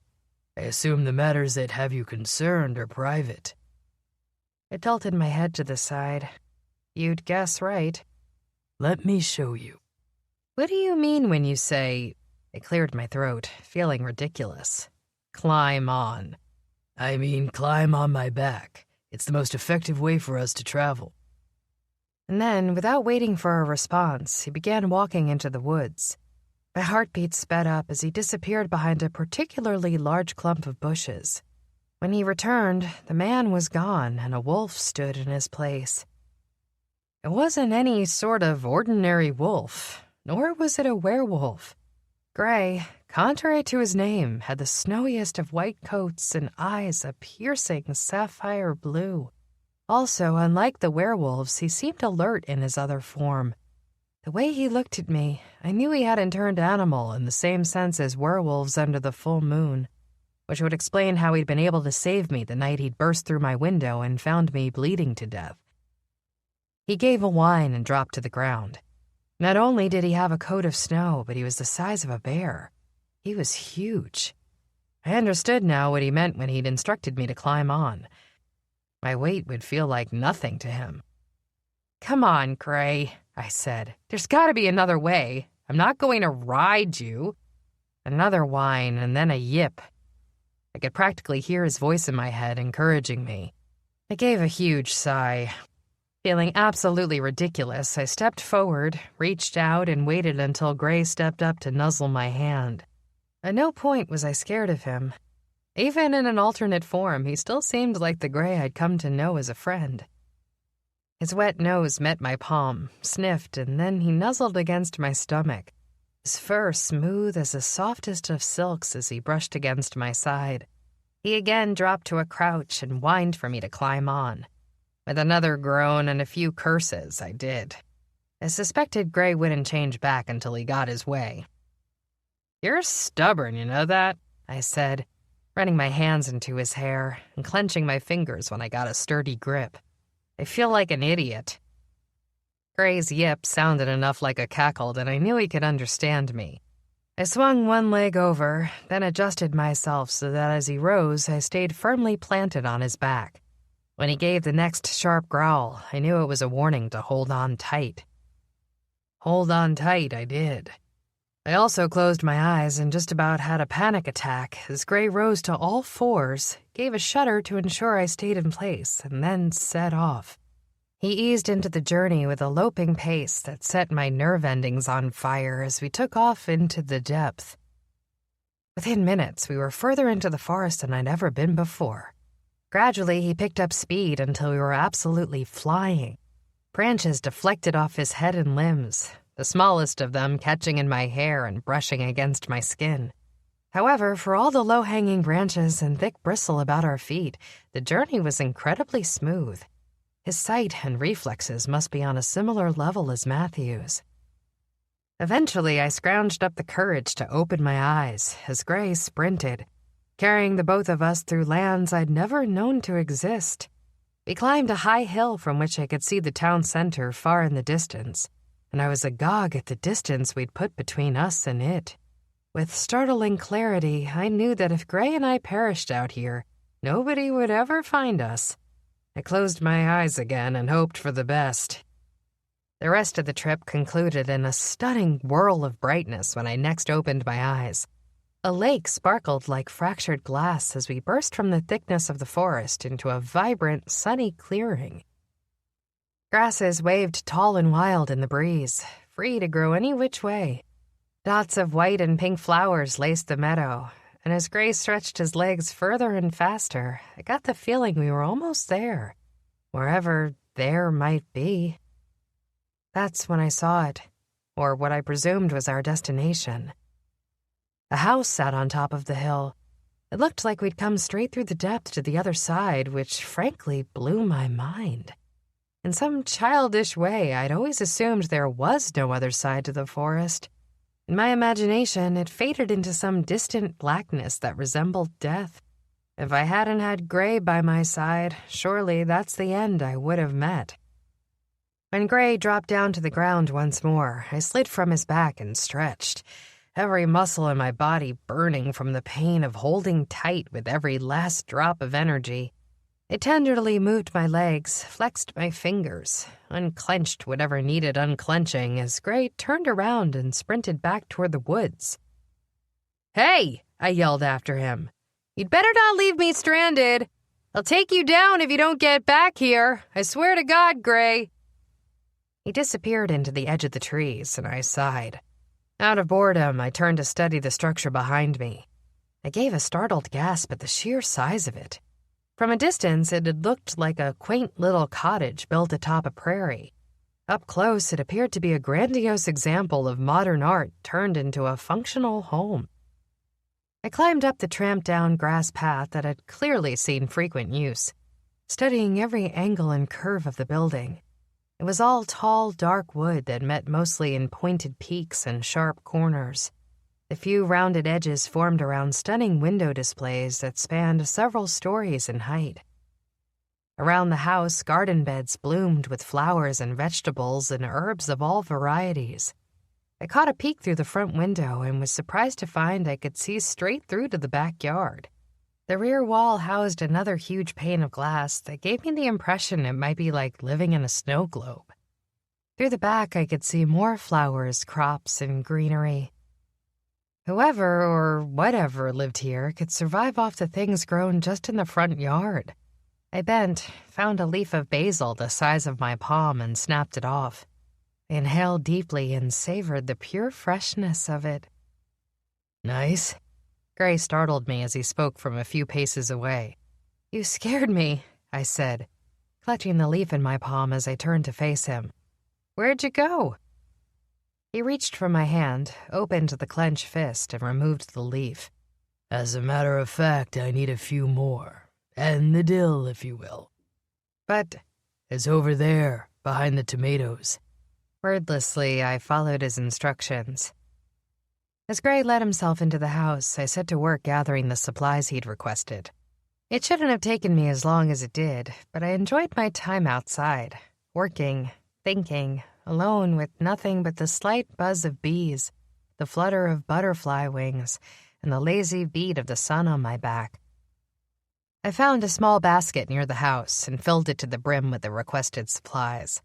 I halted inside to find that Gray had thrown open every possible window in the place, turning it into a sunny, airy paradise. "You seemed like you needed a change of pace," he said. "I hope you don't mind I brought you here." "It's lovely. Is this your home?" His back was to me as he shrugged. "Sure." "Sure?" "One of them," he said. "Works for now. Can you wash the herbs?" I strolled through the living room into the open kitchen, impressed by the modern touches throughout the home. It had all the latest sleek new features, and I suspected it had cost an arm and a leg to build. I had no clue how they'd even gotten the supplies this far, but Gray didn't seem inclined to expand on the conversation. One thing was for certain, Gray had money. He didn't flaunt it in any sense of the word, but there was a quiet elegance to the way he moved, to the house as it stood decorated and shining, quaint and homey.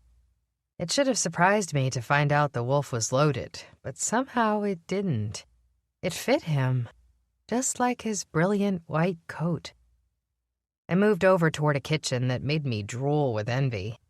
If I'd been able to secure a quarter of this size kitchen, the pizzeria would have been a state-of-the-art, exquisite restaurant. As it was, we were a pizza shop. Running the pungent leaves under water, I reached for a towel and set it out to pat the herbs dry. Behind me, Gray moved quietly, respectfully, in the way only someone with supreme supernatural gifts could move. My normal motions felt clunky next to his. "Thanks for the lift here," I said cautiously. "I hope that wasn't too strange for you." "Nope." "Did you take—" I hesitated. "Sorry, forget it.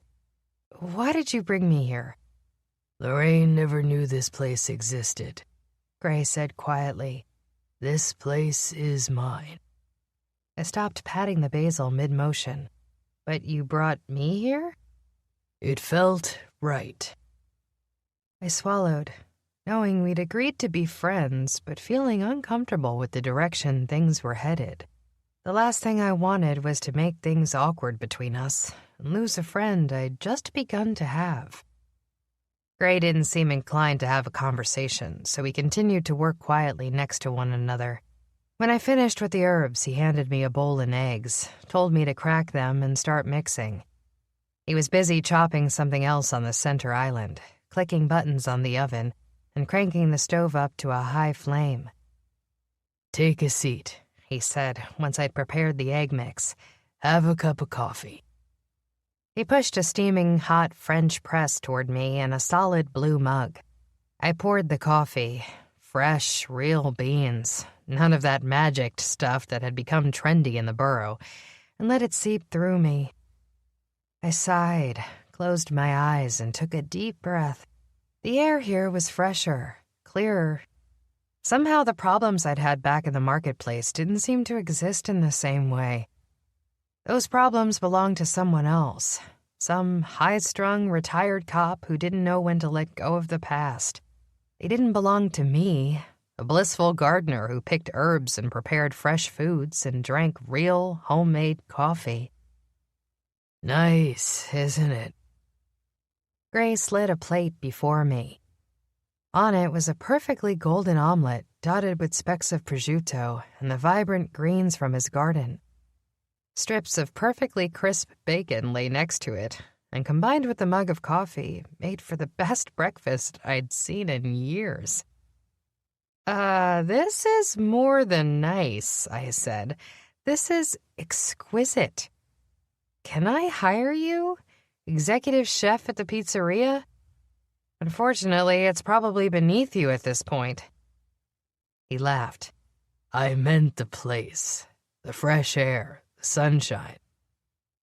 It's like nothing exists outside of this little clearing. I gestured to the broad prairies around us, grinning at my improper use of the word little. Well, I mean, it's vast out here, but so empty. It feels like we're entirely alone. In a way, we are. He loaded up a second plate for himself with enough food to feed a family of 5. Together, we carried our plates and coffee to the back of the house, where a sunroom with 3 glass walls felt warm and deliciously cozy. If I had a blanket and a book, I could curl up on the couch along one side and stay here for days. You can stay as long as you want, he said, seeing me eye the couch. I have plenty of guest bedrooms. Thanks, but... I sighed. I'll have to head back when we finish eating. Shame. It is. I haven't been this relaxed since, well, I don't remember. Which is ridiculous because we just got here.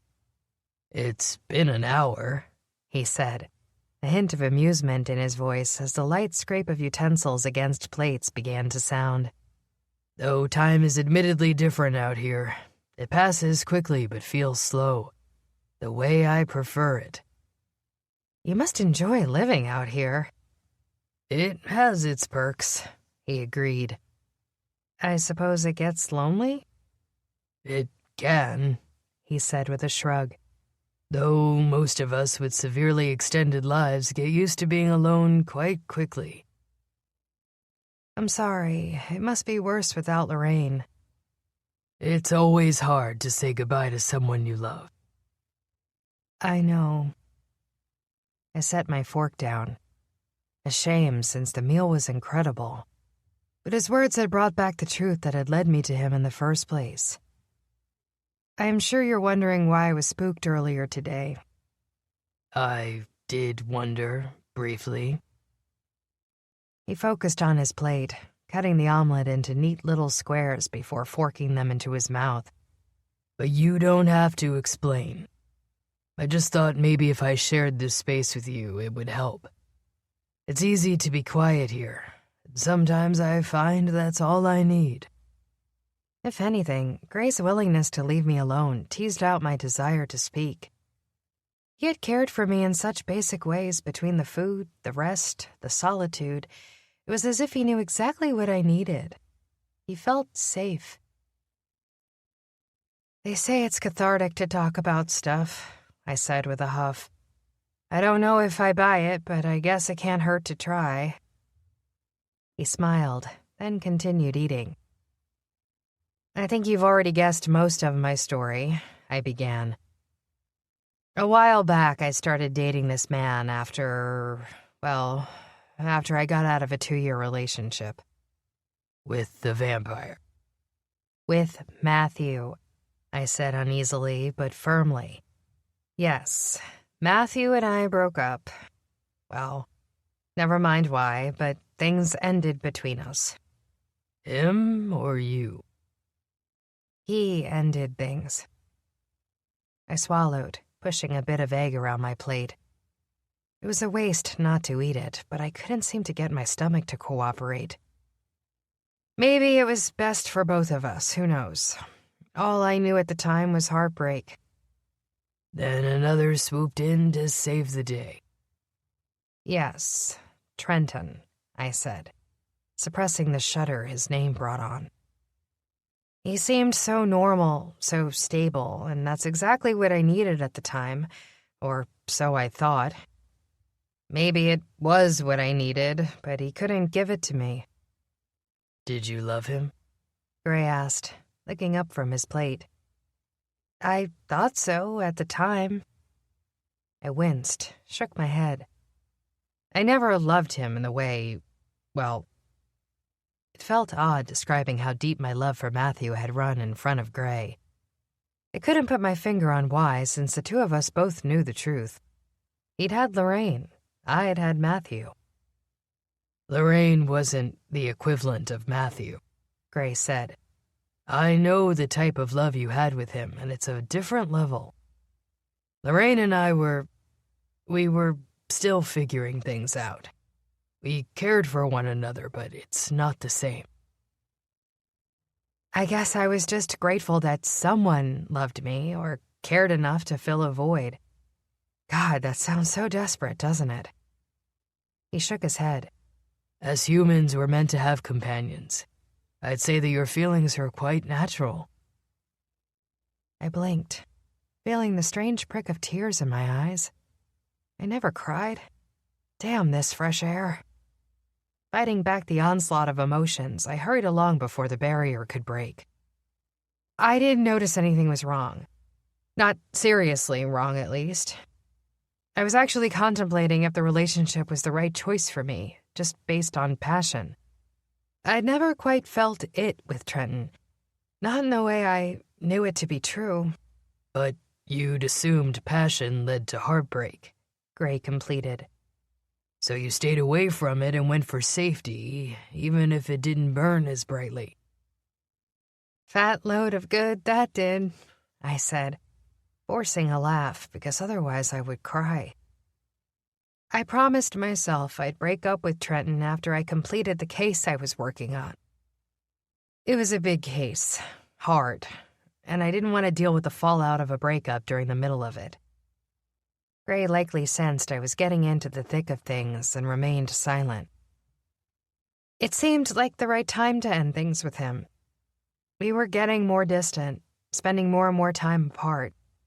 I worked a lot, and he did too, so we barely saw one another. Maybe we got dinner once a week. It was clear things weren't working. Don't blame yourself for waiting, he said. It's what anyone would have done. I should have broken things off when I knew they were going sour, not procrastinated, I argued. I was just gun-shy because of the way things ended between Matthew and me. That had hurt, badly. I was afraid of going through that again. You wouldn't have, Gray said. But now it's hindsight. It's in the past. Trenton was a sorcerer and developed spells for his job, I said. We met when he consulted on a case. Convenient. The word sent shudders down my spine, and I jerked my neck upward. Some think he targeted me as a girlfriend. I wouldn't put it past him, Gray said. It was smart, in a sense. Trenton got to see the inner workings of a brilliant detective's mind. He kept himself close to the action, and he threw suspicion away from him. Any intelligent psychopath can see the perks. You sound like you've thought this through. I've had many years to think, and you intrigue me. I didn't know how to respond to that, so I pressed on with the next leg of the story. There was something funny going on with spells that were hitting the marketplace during that time. Weird injuries and reactions, misfunctioning hexes, very bizarre. I was called in to help investigate due to the nature of the case. Lots of residuals, Gray said. They needed a reserve.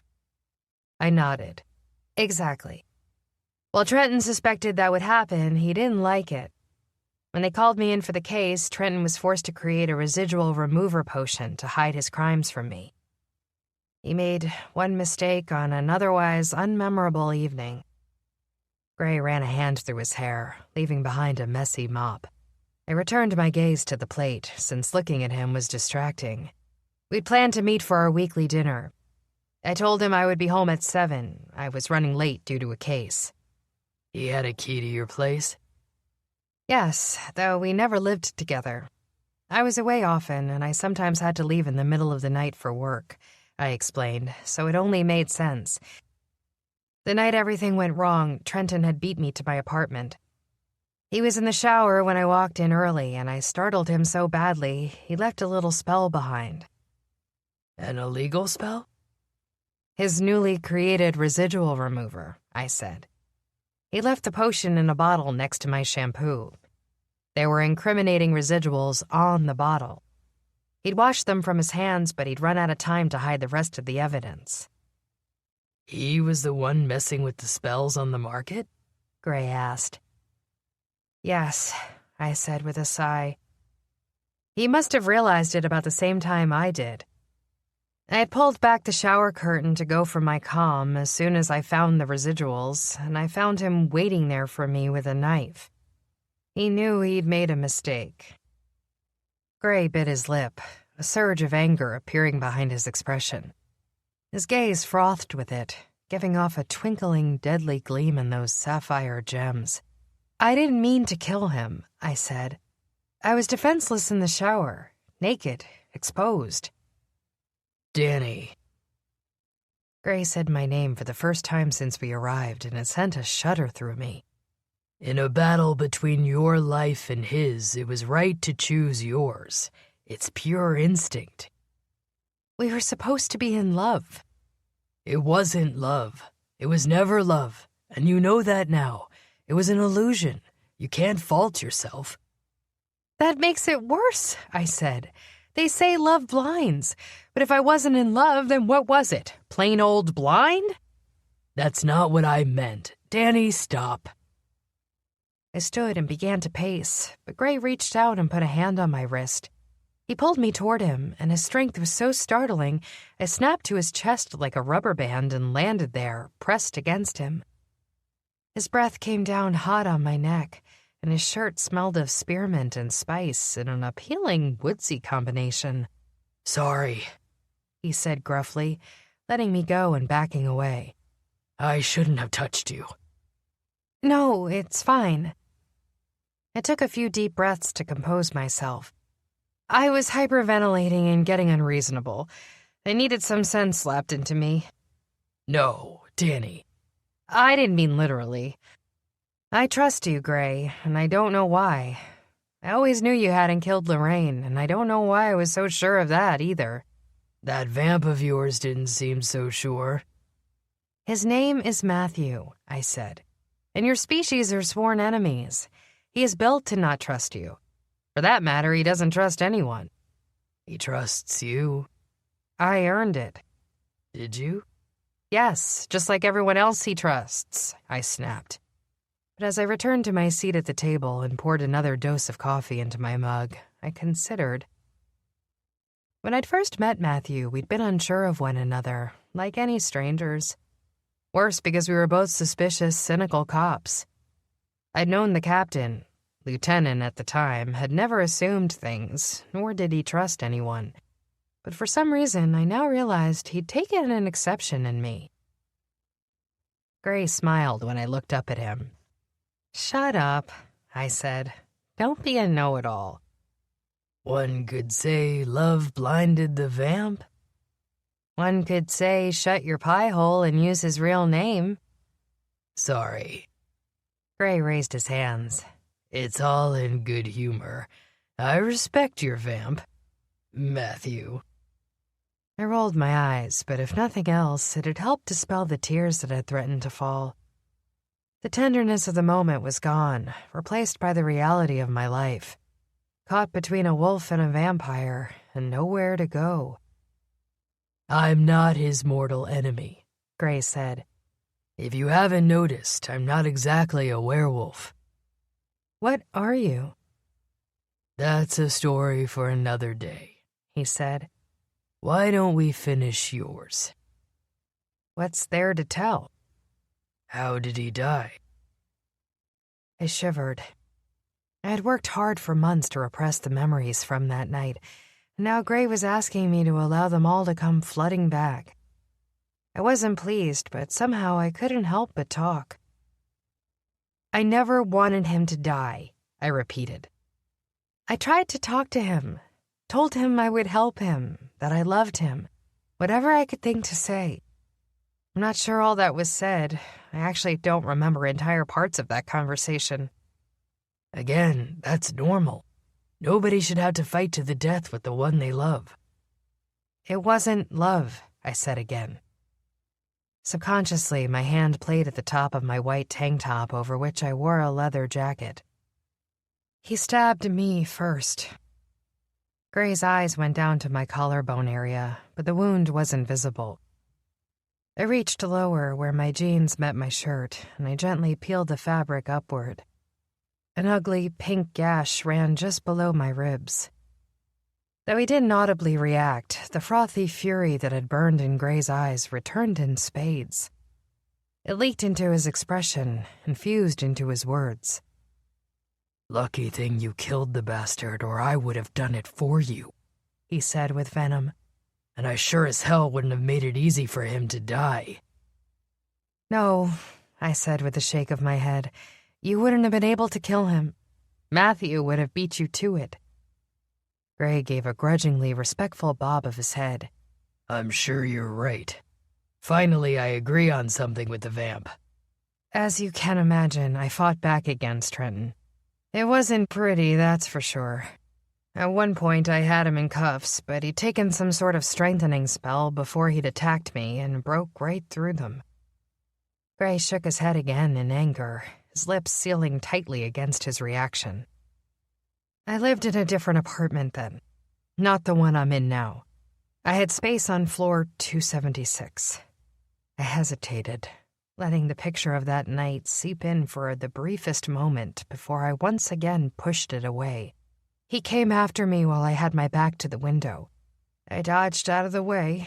He crashed through. "You hardly killed him, Danny. He took a dive through the window." "I could have saved him," I said, though I wasn't certain if that were actually true. Maybe, possibly. I didn't try. "What good would have saving him have done? He would have come back after you. You wouldn't have been safe while he was alive." I know, I said. But my job isn't to kill, it's to protect, to bring justice to the dead. "And for some, justice is death." Gray eyed me cautiously, waiting for my reaction. "That's not the oath I took." "It's the oath I live by," he said. "And I don't think you did anything wrong, Danny. Nobody believes any of it was your fault." "His doctored spells murdered 2 people. I raised a hand to my face and wiped away the tear that had sprouted. If only I'd recognized him sooner for the monster that he was. One of them was a young elf, a girl who had just started high school. She was an accident, but a casualty nonetheless of Trenton's work. The other was an older man, a father to 4, and his death was cold-blooded murder. He was a security guard at the lab who'd had sniffed out Trenton's work and was silenced because of it. "They're not your fault." It was my case. I should have known. "Why today?" Gray asked, changing the subject. "Why bring this up now, after you've been dealing with it for months?" In the marketplace, I ran into... I hesitated, picturing the shriveled old woman. She hadn't been like that when Trenton was alive. I ran into his mother. The last time I saw her, we were dating. After he died, I never apologized. I should have gone over to her and explained, or done something. Gray waited. I always liked her. If anything, I was sadder to lose her during the breakup than Trenton. I gave a hoarse laugh. Twisted, isn't it? "No," he said easily. But "She could have come to you as well," Gray said. "It was her son who gave you that wound across your belly. And while it's not her fault, she had to know you were hurting too." I killed her son. "You didn't kill him." Gray took a breath, exhaled slowly. "I think both of you needed time to heal, you and his mother, alone. When the time is right, you can go talk to her. It's not too late." A morbid thought flickered through my mind, making me wonder how long she'd last at the rate she'd been deteriorating. Eloisa, single mother, retired school teacher, mother of a murderer. "You never answered my earlier question. Was he working alone on his doctored spells?" He died before I could ask him, I said. We never found out who else was involved, if anyone, or why Trenton was doing it in the first place. "He was tampering with spells," Gray said thoughtfully. "He had to have a reason. Maybe he was getting paid off?" He had money flowing in, but we couldn't determine where it came from. There has to be another. Someone he worked for. Well, if you can find him or her, be my guest, I said, standing. Because we had the whole precinct looking into the case and came up dry. Work your magic, Wolf. He frowned at the name. Sorry, I said. I didn't mean it. I shouldn't have said that. Doesn't bother me, he said distractedly. I'm just thinking, why would he have done it? That makes no sense. It had to be worth his while. I'm going to leave you to ponder while I clean up the dishes, I said. Thank you for brunch. Gray followed behind, not bothering to argue as I set to work. As I washed, he grabbed a rag and dried until the kitchen was sparkling clean. I should get back, I said. I have more work to do, and frankly, I can't tell how much time has passed since we left the burrow. He grinned. Good. Did it help at all? A lot. Thank you. Promise you'll try to put this behind you, Gray said. It won't do any good to keep blaming yourself for something that wasn't your fault. I nearly argued, but something held me back. I'll try. With a firm nod, he headed toward the door. I assume you'd prefer to ride back? I have a question first. He stopped in the doorway, his tall, bold figure silhouetted by the sunlight from behind. Anything. This whole business about finding one true mate, I said, feeling uneasy. Is it true that you share that trait with the vampires, even though you're not a werewolf? Yes. How do you know when you found your other half? Gray gave a relaxed, easy smile that split his face into a rugged gorgeousness that caught my breath. Are you worried for yourself or for someone else? I'm just curious. It doesn't work that way for witches. Not for me, at least. Or you just haven't found it yet, Gray said reasonably. Like me. You haven't? He shook his head. I certainly have not, but I know many who have. Matthew says that vampires just know it. The second they look at someone, or smell them, or whatever the hell they do, I said. Still uncomfortable with the topic of discussion, but I needed to put my curiosity at rest. I suppose that means I'm not his mate. I was just wondering... I don't know, Gray said thoughtfully. Why do you think that? If he knew, factually, then wouldn't he fight harder for us to be together? He's the one that broke things off in the first place. Love, when not freely given, doesn't mean much. You're saying I might be... I hesitated, hating the word. His? I'm just saying that even if you were, even if you didn't want to be with him, he wouldn't force himself on you. The vampire is admittedly not a friend of mine, but even I respect him enough to say so. And the same goes for you? For us, it's different, he said. For the wolves, I'm similar enough to werewolves in this way. It's a slower process. Usually when we discover our mate, it's someone we've known for quite some time. We believe it takes a certain level of comfort before those feelings make themselves known. So you might already know your soulmate, I said, and you just haven't realized it yet? A change came over Gray's face, one that seemed to rattle him. It's possible. Sorry, I shouldn't have pried. I'm gonna head outside and change, he murmured. I think it's time we get you home. Chapter 5. The journey back seemed longer, though it could have been the result of traveling with my eyes open the whole way, instead of squeezing them shut for half of it. The only other time I traveled so fast was when I'd been dating Matthew. For two almost sworn enemies, Matthew and Gray sure had a lot in common, I thought, as Gray set me down just inside the edge of the depth. He'd barely broken a sweat. His t-shirt was just a hint damp around the neckline when he emerged from a dense patch of woods after transforming back into a man. A tall man, one who made heads turn as we walked through the streets of the borough. No wonder you keep to yourself, I said. Everyone stares at you when we walk. I'm tall, he said simply.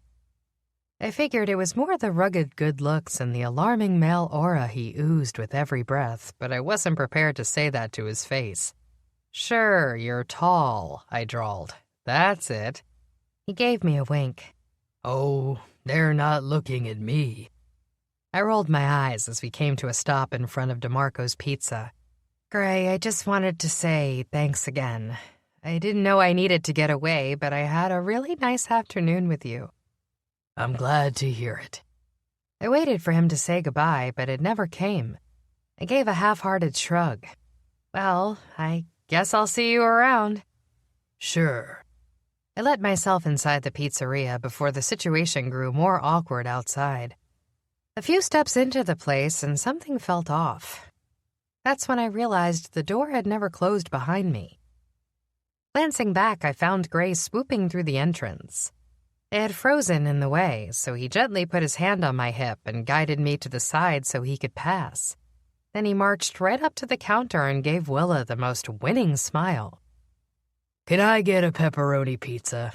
He asked. Dine in, please. Willa gave me a glance of alarm over his shoulder.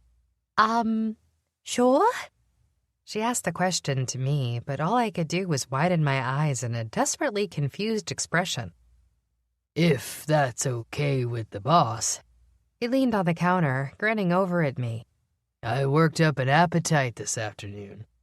My face flushed red, as did Willa's. It's not... I lowered my voice, moved closer to the counter. It's not like that, I hissed to Willa. Then I gave Gray's arm a hard smack, which worked about as well as punching a solid brick wall. Don't say things like that, or people are going to get the wrong idea about us.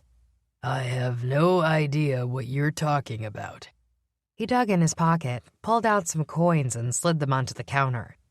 If it makes you uncomfortable, I can take the pizza elsewhere. Or I can grab a sandwich before I head home. Don't be ridiculous. I swiped the coins from the counter and put them back in his hand. You're not buying your own pizza after you just fed me an amazing meal.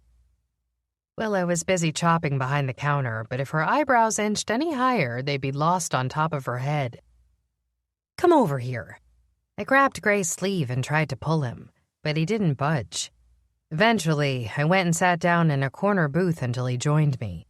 What do you think you're doing? Gray shrugged. I'm starving. Right. He laughed, sat back in the chair. What do you want me to say? I have a feeling you wouldn't like it if I said I wanted to spend more time with you. My back went rigid at his confession. You wanted to... I was having a great afternoon, he said easily. But changing in and out of my other form requires loads of energy.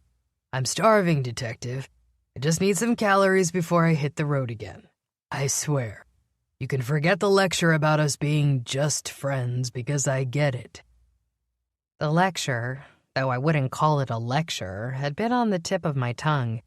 I was a bit embarrassed to realize that he'd sensed it. It wasn't a lecture. He rolled his eyes to the ceiling. Gray, I really like you, he mimicked gently, but I don't want you to get the wrong idea. Look, I get it, okay? Trust me on this. My jaw dropped open. Can we move on now? He asked, with that amused grin playing over his features. I'm not trying to start anything. I'm hungry and I enjoy your company. It's that simple. Nothing's ever that simple. I am. Gray leaned further forward until our heads were bowed together over the table. I'm not a liar, Detective. If I tell you something, I mean it. Will you please call me Danny? He gave a light laugh. Do we have ourselves a deal, Danny? Detective? Willa interrupted, sliding a piping hot pizza onto the table. Can I speak with you a moment in private? I gave a longing glance at the pizza, suddenly hungrier than I expected. Sure, I said mournfully. I stood and followed Willa into the kitchen. I waited as she flipped her hair and paced back and forth, working up the courage to say what she wanted to say. What was that? She finally burst. What is that? What are you talking about? You and Gray. Are you interested in him? I thought, what about Matthew? I gave another huge sigh. It's nothing like that. I had a rough interview this morning on a case, and then I saw someone in the marketplace that really spooked me. Gray happened to run into me, and I guess I needed to talk to someone. He's a good listener, a good friend. That's all, Willa. You could have talked to me. Willa sounded hurt. I know I'm not all supernaturally badass, but I'm your friend. I was on my way to talk to you when he intercepted me, I said quickly. I promise. We grabbed a bite to eat. That's it. Well, I think you're plain silly if you think Gray won't want more at some point, Willa said with a raised eyebrow. What will you tell him then? He won't. I made my expectations clear from the start. The heart wants what it wants, Danny, she said. Once he starts to heal from his loss and move on, he's going to see you differently. I'm just looking out for you, hon. You're going to have to make a choice at some point, and I want you to be prepared. A choice? Matthew's not going anywhere. Willa gave me a sympathetic look. I'm just saying you'll have some thinking to do. It won't be easy. I don't want to have to decide anything. I stopped abruptly. I mean, I want both of them in my life as friends.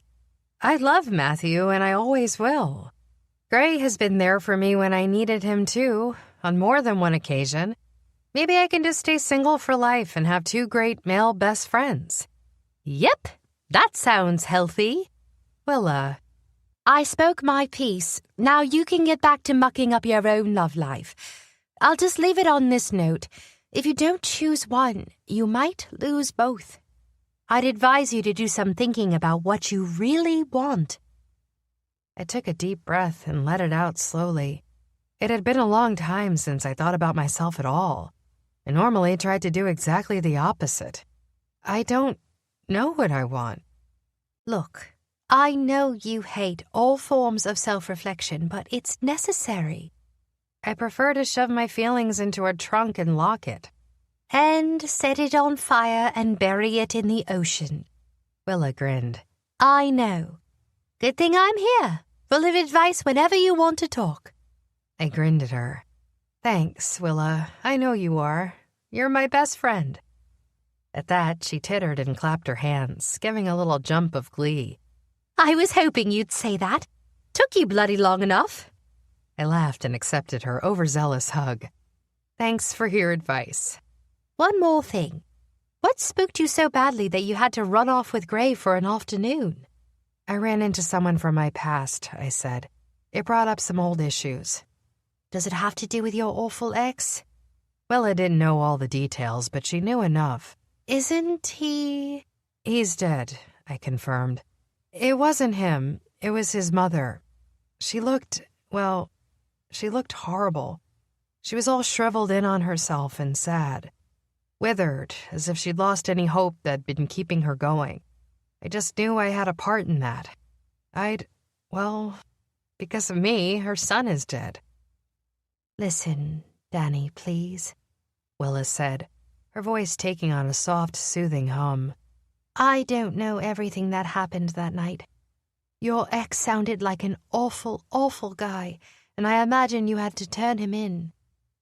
Something like that. You reacted like a cop when you saw his true colors. Now you're mourning him like a girlfriend. You can't do that, detective. You can't feel guilty over his actions because you thought he loved you. You have to allow yourself to move on like you would with any of your other cases and put it behind you. But if you want my real opinion, you don't belong here, Willa said with a smile. You belong out there, saving the world from evil. It's what you were born to do. Hell, you already have a badge in your back pocket. Leave the pizza to people like me. Don't let past ghosts ruin your present. I was stumbling for a response when Jack burst into the kitchen, clearly oblivious to the private nature of our conversation. His face was red, and the neckline on his t-shirt was damp from sweat. What are you two gossiping about? I'm getting killed out there. It's the early dinner hour. A little help? Jack popped back out as quickly as he'd popped in, leaving the room in a touchy silence. Thank you, I said finally. I appreciate your advice. Willa shrugged. Just think about what I said. Fine, I said, and then frowned. Wait a second. Didn't I hire someone else to be here? Why is Jack alone out there? Oh, right, Jimmy. He had to go, Willa said, her face pinched. We got a call around the lunch hour that his grandmother passed away. I figured you wouldn't mind if I sent him home. He felt really bad about leaving. Of course. I'm so sorry for him. I'll have to send a card. We already did, Willa said with a tight grin. And flowers and a few chocolates. I hope you don't mind. I used some cash from the drawer. I clapped Willa on the shoulder. Thank you. I don't know what I'd do without you. She gave a pleased bob of her head, then scurried behind the counter to help Jack while she shooed me off to finish my conversation with Gray. Sorry about that, I said, sliding into the booth. Unfortunately, or fortunately, I suppose, the place is getting busy, and we had one of our staff duck out early today. I'm going to head behind the counter and help. I figured. Gray pushed the pizza box toward me. There was exactly one tiny little slice left in it. Saved you a piece. Gee whiz, thanks for that. I'll tell you what, you finish that one and I'll grab a hot slice later that doesn't have wolf bite marks in the sides. He gave a low chuckle but didn't argue. Swiping the piece into his huge hand, he polished it off in 2 bites. That was delicious. Thanks for the pizza. I guess I should be going now. Thanks again for everything, I said. I mean it. You were a great friend today. Friend. He stood, gave me a knowing look. Don't patronize me. I know where we stand. I'm sorry, I didn't mean it like that. Sure you did. I'm sorry, I said again. Don't be. Trust me, I know where we stand. If I get sick of it, I'll let you know. He grinned. I'll always be honest with you, Danny. I promise. Are you sick of me yet? Not even close. As we stepped outside the pizzeria, we slipped into that comfortable mode again. The one where we chatted without effort and felt completely in sync. Did you know Lucia Livingston? Gray turned to me. I assume she's the one you're looking for? She's a reserve.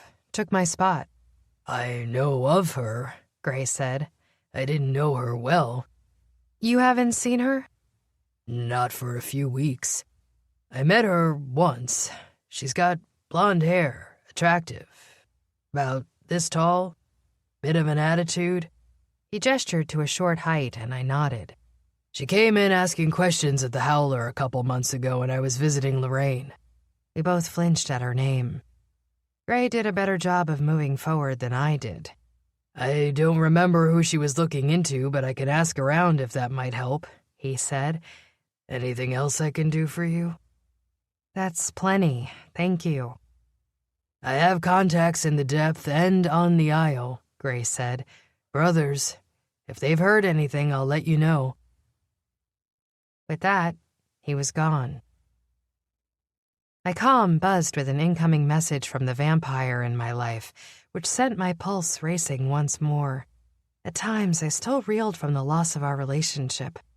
When I missed him, it came with an ache that tore my stomach in two. Yes, I said, organizing my voice into a clipped, professional tone. This is Danny. Detective. Matthew's velvety voice rolled over the line. I'm sorry to bother you, but I need you at the morgue, if you're willing. I'll be there, I said, and snapped off the comm. I slipped back inside the pizzeria and explained the situation to Jack and Willa, while simultaneously promising to hire more help. At least until I turned my badge back in, once and for all. I made it to the morgue in record time, flying on fumes of frustrated self-reflection. Could I turn my badge in for good? Or was I one step away from letting the chief sign me on full-time? What did Gray really want from our friendship? And where did Matthew and I stand? Willa had really gotten to me with all her psychology mumbo-jumbo. I pushed it away as I strode into the morgue and straight to the front desk. Ursula, I said, greeting the odd monster who worked as Sienna's receptionist. I think Sienna's expecting me. Take the badge, go on back. She handed me an ID sticker enchanted with a wandering warden, a nifty little spell that would prevent me from going into restricted areas. The vamp's already there. You mean Captain King, I said dryly. Whatever. It irritated me to no end that even people within law enforcement merely saw Matthew as a vampire and not the best detective the precinct had ever seen. For now, I let it drop and brushed past Ursula's desk. I found Sienna and Matthew waiting for me just outside the door to the lab where Sienna normally worked. She had on her customary badass outfit with torn black jeans and a highlighter pink shirt that used the wrong letter to spell witch. She had on a ball cap that hung low over her eyes, and she leaned her painfully thin form against the wall with a sullen expression on her face. What's wrong? I forgot my customary greeting at the sight of her face. Captain? As I turned to Matthew, I found a second pair of eyes staring grimly at me. A bolt of fury darted across Matthew's face, and for a moment I thought it related to the case. Then he spoke and proved me wrong. How's Gray? Matthew wrinkled his nose. You smell awful. What's wrong? Why did you call me? I asked, ignoring his comment. I'm pissed. Sienna. You see in those residuals of yours. How did someone steal the dead? Chapter 6. Matthew regretted the crack he'd made about Gray instantly. With a furious shudder, he swallowed back a more biting remark about the wolf easing into his territory, knowing it would only serve to piss off the detective. After all, the name of the game here was Danielle DeMarco. She was the prize, and Gray had no business being in the same arena as him. The only problem? This wasn't a game, and Danny wasn't something to be won, so why did Matthew feel like he was losing her? As Danny leaned against the wall and listened to the necromancer give her little speech about bodies disappearing, Matthew focused in on Danny with laser-sharp senses. He detected wolf all over her clothes. That was a lot of Gray to deal with, he thought, wondering how his smell had permeated every inch of her attire. Then there were subtle notes of fields and dirt, of pollen found on flowers that bloomed so deep into the depth that Danny couldn't possibly have gone there herself. Had the bastard picked her a damn bouquet? Where were you? Matthew growled, reaching out a hand to stop Danny from entering Sienna's lab as the necromancer disappeared inside, leaving him alone with the detective. You smell awful. Gee whiz, thanks. You've already said that. At least my cologne's not purple. Matthew raised an eyebrow. Is it? Danny made an adorable startled sound, took a step back and surveyed him. A grin crept over her face. You changed up your spell splash. I couldn't have purple residuals. What color am I now? She gave a sweet little smile. That's for me to know and you to find out. Danielle. That's detective to you, Captain. She grinned brighter. Come on, let's go find out where these bodies are hiding. Matthew noticed that she didn't specifically answer any of his questions about Gray or her whereabouts. It was late in the afternoon, and Matthew hadn't registered Danny anywhere on his radar all day, which had him wondering if she'd spent all that time with the wolf. Why? For what purpose? It was none of his business where Danny had gone, but still, it mattered. Will you stop with the canoodling and get over here? Sienna yanked open an empty drawer. Detective, what do you have for residuals? The playful smirk wiped off Danny's face in an instant. She took careful steps toward the recently vacated drawer, studying every inch of space around it. Her eyes squinted, and Matthew caught the slightest tinge of violet as her focus leapt toward a new level. The violet in her eyes was his favorite thing about her. The streak of passion, of determination. It came out in times of deep concentration or wild abandon, and rarely in between. This evening there was just a hint of it, but it was enough to get Matthew's pulse pounding. How many bodies are gone? Danny asked, running her fingers along the edges. When did they go missing?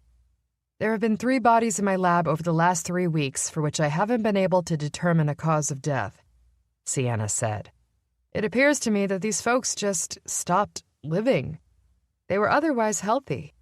2 of them were over the age of 50, but again, that's not a death sentence. You had 3 bodies, Danny said, deep in thought. Can I get a list of their names? Sienna had anticipated the question and handed over a sheet of paper.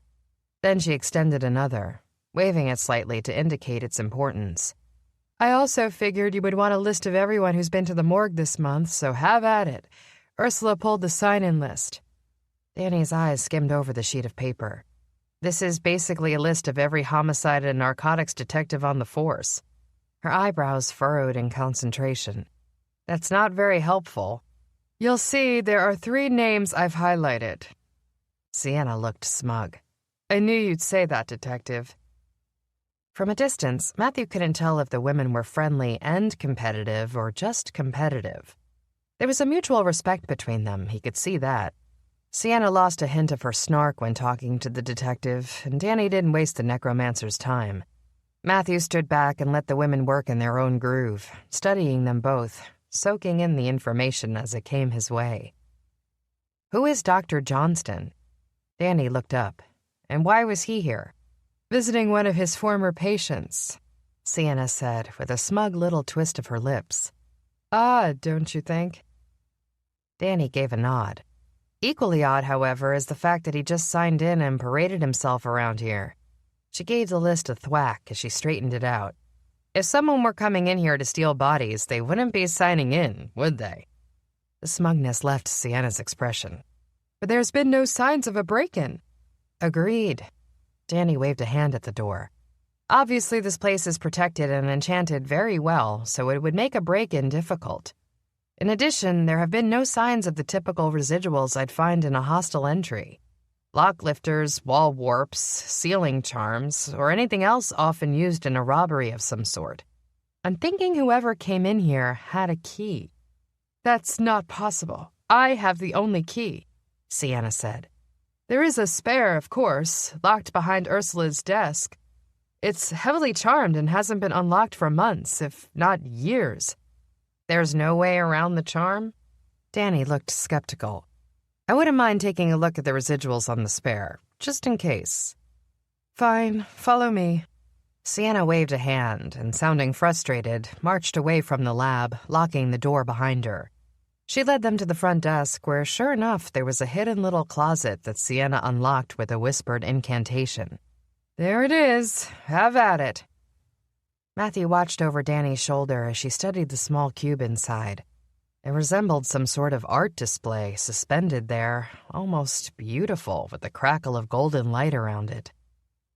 Nada, Danny said with a sigh. It hasn't been touched that I can tell. I know, Sienna snapped. Now come look at the other drawers. Back in the lab, Sienna let her fingers run over the various drawers like a musician. She had an interesting sort of relationship with this space, as if the bodies were an odd sort of family to her, people she cared deeply about. Matthew had no doubt the necromancer did care, despite her devil-may-care attitude. In many ways, she was the last link to humanity for the bodies that had found their way here. Selecting 3 drawers, Sienna pulled them open with a flourish and backed away. Danny surveyed them first from across the room, her eyes darting in every direction as she scanned what looked like empty space for spell residuals. Matthew had tried to understand what it might be like to have Danny's unique talents. To see the physical reaction spells had in the universe must be enthralling, and also distracting. Every time a spell, charm, incantation, etc. was invoked, Danny could see the exact string of energy it left behind. Bits of that energy told her a story, or so she had tried to explain to Matthew. Stories that could help depict who had fired the spell, how effective it might have been, and how much time had passed since it had been invoked. Needless to say, her talents had become essential to the 6th Precinct, and the department was still reeling from the loss of her. Reserves were a rare breed. Honest, hard-working, and intelligent reserves were even more difficult to find. Danny embodied each of those qualities and many more. Lucia had been a brief stroke of good fortune as a replacement to Danny, but as time had shown, she wasn't cut out for the job. While Danny believed Lucia had been kidnapped, Matthew still had his doubts. He'd never seen the same drive in Lucia as he had in Danny, and for a job as grueling and demanding as this one, there was no room for uncertainty. "I don't see anything," Danny said with a shake of her head. "Nothing on the drawers, in the room, on the locks." Sienna's brows knitted together as she looked over the empty spaces, but Matthew's attention was drawn to the detective in alarm. Danielle is lying. He wasn't sure why or about what, but she'd seen something. She just wasn't willing to share it. Matthew assumed there was a very good reason for Danny's silence, so he didn't let on that he knew. It was only because he'd spent so much time with Danny that he'd been able to detect the slightest hitch in her voice, the dart of her eyes, the increase in pulse. "How odd," Matthew said evenly. Danny's gaze flicked to his, and her lips parted with realization. She knew he wasn't fooled by her assessment. Clearing her throat, Danny focused back on Sienna. "Give me the details on everything. Start from the beginning." If Matthew wasn't mistaken, there was a hint of challenge in her voice. Whatever Danny had found in the residuals had not made her happy. Luckily, Sienna didn't seem to notice. 3 weeks ago, I found Robert Tarter on my table. 55-year-old male, no serious health issues except allergies to aloe ale. He lived alone and was a widower. His wife died 15 years earlier from a terminal illness. Danny scribbled notes onto a pad of paper as Sienna moved down and tapped the next empty drawer. "This is Annabeth Putzer, 86, healthy as a horse, and, contrary to what you might think, not at all on death's door." Sienna gave a brief smile. According to her children, Annabeth was expected to live until 200 years of age on a diet of sheer nastiness and spite. "They're both over 50, Danny said, glancing at her notes. "The third was younger?" "Stanley Bumper," she said, 22, fresh transplant to the borough. He grew up on the Isle and was known, according to his friends around here, to indulge. Some narcotics, but nothing that would really raise the eyebrows. "Did these three have connections to one another?" Danny asked. "Did they work together? Have family in common? Belong to any clubs?" "We've got a lawyer and a shop owner," Sienna said, pointing to Robert and Annabeth's empty drawers. "I'm not convinced Stanley had legitimate employment, but I found this in his pocket. I'm pretty sure he hung with the Herbals crowd." Danny followed Sienna to the table where the necromancer laid out a variety of tiny packages. Each contained completely legal, organic, all-natural crap that was in vogue at the moment. It was supposed to relax or heal or soothe a person, but Matthew thought it was all hippie bullshit. To him, it looked like ground-up oregano with a jacked-up price tag and perfume-scented smoke. Danny shrugged. "I don't think that means much. He was a young dude, a recent transplant from the Isle. He was probably hawking some wares in the marketplace trying to make a few bucks. I ran into one of these guys the other day. They're relentless."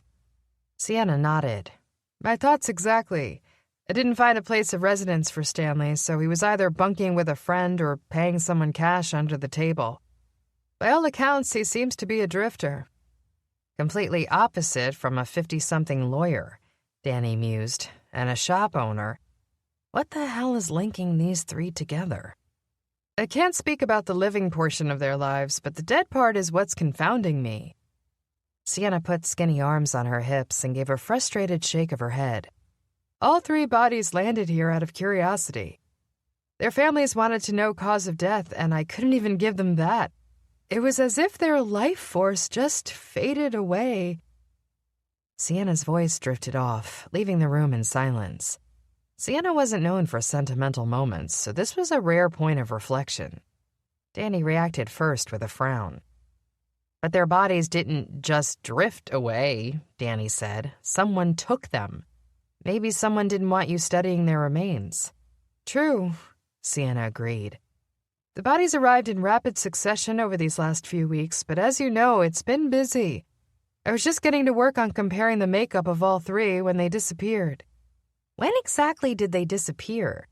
Danny's voice had taken on that high-registered pitch sound again, as if she was uncomfortable asking these standard questions. Walk me through your exact timeline. The bodies came in 1 per week for the last 3 weeks. I did initial workups right when each of the bodies came in, as is standard procedure, Sienna explained. But something was fishy. Last night, I started going over the 3 bodies together for a comparison. I didn't get far. This morning, I was off-site at a meeting, but I did stop in to check on the bodies first. I had lunch out between meetings, then came back to the lab this afternoon. The bodies were gone. So they were taken while you were in meetings, Danny said, pulling out the logs. Sometime between this morning and the afternoon.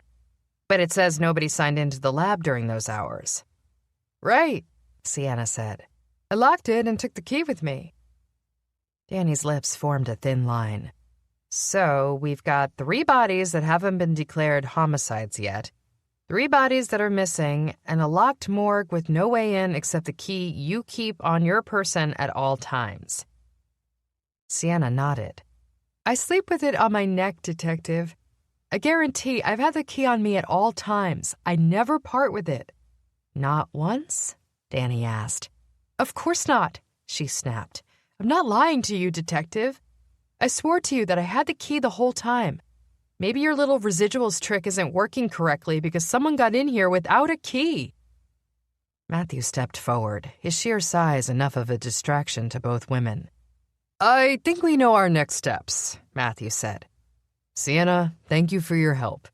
I'm sure we'll have more questions, and in the meantime, I know your workload doesn't stop. We'll leave you to it, but please let us know if anything else looks suspicious. Sienna gave a reluctant grunt. Detective, Matthew turned to Danny. You and I have our work cut out for us. We'll chat with anyone who's been in the morgue recently that shouldn't have been here. I'll take the doctor. You take... Matthew hesitated, glancing at the list with 2 other highlighted names. You take Sanders Lupus, the elfin lawyer. Danny gave a grudging nod. I'll take Beatrice Brown as well, Matthew said, because she's over by the doctor. We'll reconvene and compare notes after. Captain, a word? Danny said, as Matthew led her out of the morgue, down the front steps and away from Ursula. Sienna had hardly offered the pair a goodbye, returning to her work before the door clanked shut behind them. I think a word will be better here, Matthew said, taking a detour that veered incredibly close to the Deadlands.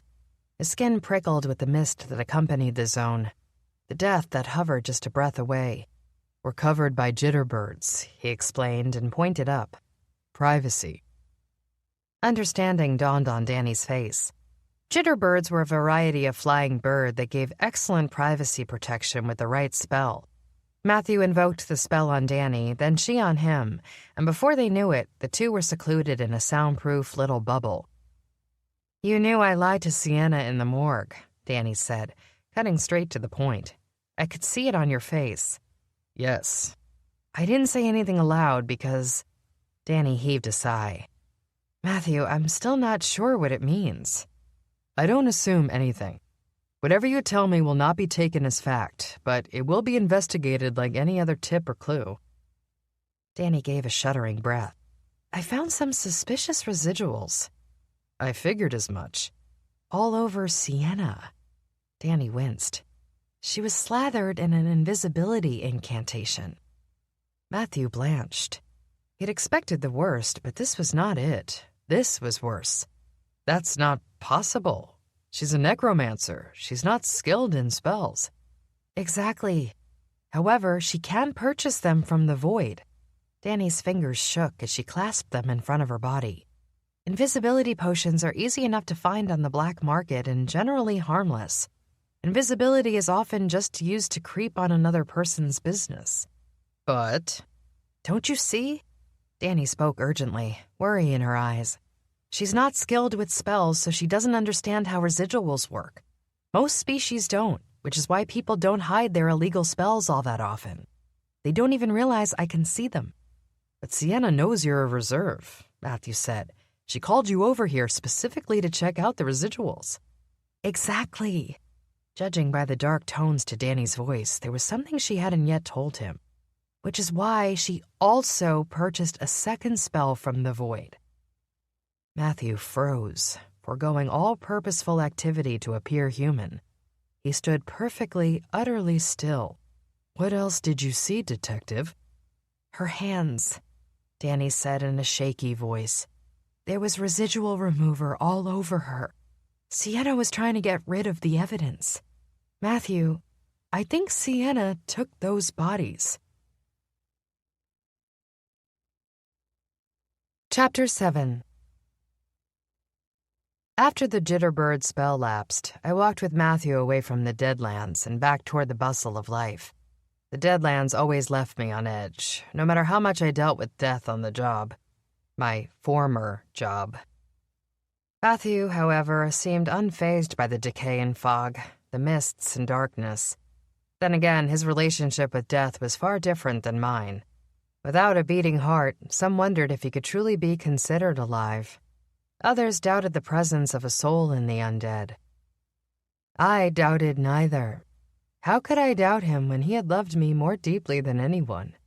I'd seen his soul and felt the warmth of his heart, beating or not. We didn't speak as we hopped on the first trolley out of the Deadlands. It took us toward the marketplace where we'd part ways for the next phase of our investigation. Unfortunately, I didn't hold out hope that any of the highlighted names on Sienna's sign-in list had anything to do with the disappearing bodies. I suspected that a body napper wouldn't write their name down at the crime scene, but what did I know? I certainly hadn't expected Sienna to lie to me. "Give me a comm if you need help with the doctor or Beatrice," I said. "The lawyer won't take me long." "Have fun in the Golden District." Matthew raised an eyebrow. "And Danny..." "What? Did Gray bring you flowers?" he said finally, taking a sniff. "A bouquet?" "No," I said. I left it at that. If I wanted to date again, I was allowed to date. He'd broken up with me. Matthew didn't need to know that I wasn't interested in Gray or anyone else. If anything, the subtle annoyed quirk of his lip gave me a flutter of warmth inside. He still cared. If I wasn't mistaken, he might even be jealous. "Well, I'll see you after," I confirmed. "Meet me at the pizzeria around 9? Matthew nodded, the frown deepening on his beautiful face. "Be careful." "It's the Golden District," I said. "What's the worst that can happen?" The Golden District was the part of Wicked that never ceased to amaze tourists. One could say it was the exact opposite of the marketplace. Where the market sat on a street stacked miles high with stores and vendors of all shapes and sizes, the Elfin District prided itself on a certain calm, exquisite simplicity within its walls. Instead of the heady hustle and bustle of the crowded, vibrant marketplace, the elves had made their home an impressive zone plated in gold, encrusted with diamonds, shiny with platinum-sided buildings. The wealth in this single corner of the borough was more than the rest of Wicked combined. I entered through the golden arch that read Golden District in fancy, swooping golden letters, and immediately felt the hush of wealth. Even the air was cleaner here, practically sparkling with bits of expensive spell splashes and perfumes wafting over the streets from nearby stores. Lights twinkled as little fairies flitted about, tending to the lanterns on street corners round the clock. Stores flanked by gentlemen in expensive tuxedos lined the way, offering intimidating expressions to all deemed not fancy enough to enter. As a lowly detective, I fit into that category. Women with delicately pointed ears flitted past me with bags on their arms, rushing from one skin-paling treatment to the next, in hopes of achieving that almost ghostly pallor that only the truly rich found attractive. Jewelry shone from wrists and ears, and the few broomsticks allowed hovered silently over the streets, adorned with golden handles and solid silver bristles that dusted glitter behind as they flew. I located the home address I'd grabbed from Felix, the tech wizard for the NYPD, and followed the directions to an exclusive condo complex with only 4 units labeled on the mailbox. If Sanders wasn't home, I'd head to his office and question him there. The apartment unit I was looking for happened to be the penthouse, I noted in surprise. Sanders Lupus must do well for himself, I thought. Now to find out why he'd been at the morgue in the first place. The entire complex in question was white. White sidewalks, chalky, almost translucently opaque white walls, white marble stairs. There was even a magical white tinge to the sky above the building. White rocks took the place of grass on the lawn, while white railings encased the outdoor walkways for decks and rooftops. A hot tub sat to one side of the building with a pearly white liquid in it, probably an herbal healing sort of spa treatment. Everything was white, white, white. One step on the staircase and my foot left the tiniest imprint of dirt behind. I sighed, annoyed at the faceless architect who decided all white was a smart idea for decor. Did nobody around here have kids? If my mother saw this house when she had 4 little boys and 1 little girl, she would have fainted. As I ascended, however, I noticed my slightly dusty footprints fading behind me as I moved.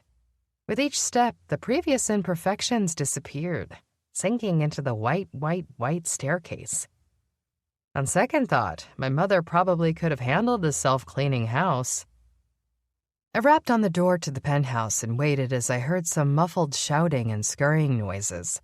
Frowning, I leaned closer to listen, practically falling through the doorway when it was pulled open by a woman dressed in more white accessories. "Hello," I said, surveying the woman before me with a bit of confusion. "I'm looking for Mr. Sanders Lupus." "He's not here," the female elf said in a dainty, frazzled voice. "Why? Who are you?" The woman wore a snowy white dress that slid down to her ankles, jewelry made from the purest of pearls, an eyeshadow and mascara that made even her eyelashes white. Her skin was pale enough to resemble bodies at the morgue, and her hair was silvery in a way that stole my breath with curiosity. "I have some questions to ask him," I said, digging into my pocket for my badge. "I'm a special consultant for the NYPD. "You're a cop?" The woman's eyes bugged out. Come inside, I need to talk to you." "Well, that's a surprise," I muttered. "But okay then. It could be worse," I figured. She could have sent me packing without explanation. At least this way I could poke and prod about who she was and where I could find Sanders Lupus. The woman had yet to introduce herself, though I suspected based on her dress and appearance that she was Mrs. Sanders Lupus. There was no way she was hired help. Hired help wouldn't be able to afford the skin pigmentation treatments she'd undergone. "Sit down. Do you want coffee?" "I was looking for someone to call, as a matter of fact. I'm glad you're here. What brings you by?" The woman fluttered around the kitchen as if it were a foreign place. "Where the heck would my mugs be? Lucinda, where are the mugs?" The first non-white part of the house appeared in the form of a goblin girl, which surprised me. Normally, goblin girls spent time in the casinos and worked as special acquaintances to men. While the practice was considered legal, it hovered in a gray zone that led to many arrests. One thing I'd never seen before was a goblin girl maid. Lucinda gave me a bland smile and reached into a hidden white cupboard and retrieved 2 mugs. "Can I help you with anything else?" The woman dressed in white peered into the mugs. Yeah. Where's the coffee?" Lucinda hid a smile, as if amused by the woman's obliviousness. "Right away, ma'am." "Sorry, but to who am I speaking?" I piped up. "I haven't caught your name." "Oh, silly me. I'm Mrs. Renee Lupus. I'm Sanders's new wife. We got married a few months back." "Congratulations." "Yeah, sure. Thanks." The woman seemed unaffected by my well wishes, instead watching, fascinated, as the goblin girl made and poured coffee into the mugs. "Wow, Lucinda, that's just fab. Thanks, hun." I gave a double blink this time as Lucinda cackled a laugh. Her cheeks turned suddenly pink, as if she was embarrassed. It was an odd blend with the pale green tint to her skin. She ducked her head and coughed to cover up her laugh, then found a cloth and wiped down the already spotless counter some more. "You said you needed to talk?" I asked as Renee slid me a mug. "Is there something I can help you with?" "Yes. It's totally weird." Renee flashed inch-long, pearly white talons in my direction as she tapped her fingernails against the counter. I want to report illegal necromancer activity. Sorry, what? Necromancer activity, she said. I think someone's raising my ex-husband from the grave to spook me. She took a giant swallow of coffee and looked supremely unbothered by her declaration. I choked down my sip and stared blankly at her. You do realize that is a huge accusation? I asked with all the severity I could muster. Necromancy magic is illegal and punished quite heavily. Well, I don't want my dead husband popping out of my closet, Renee said, so punish away. What makes you think someone is using necromancy magic? Did you see his body? When did he die? Can you just... I hesitated.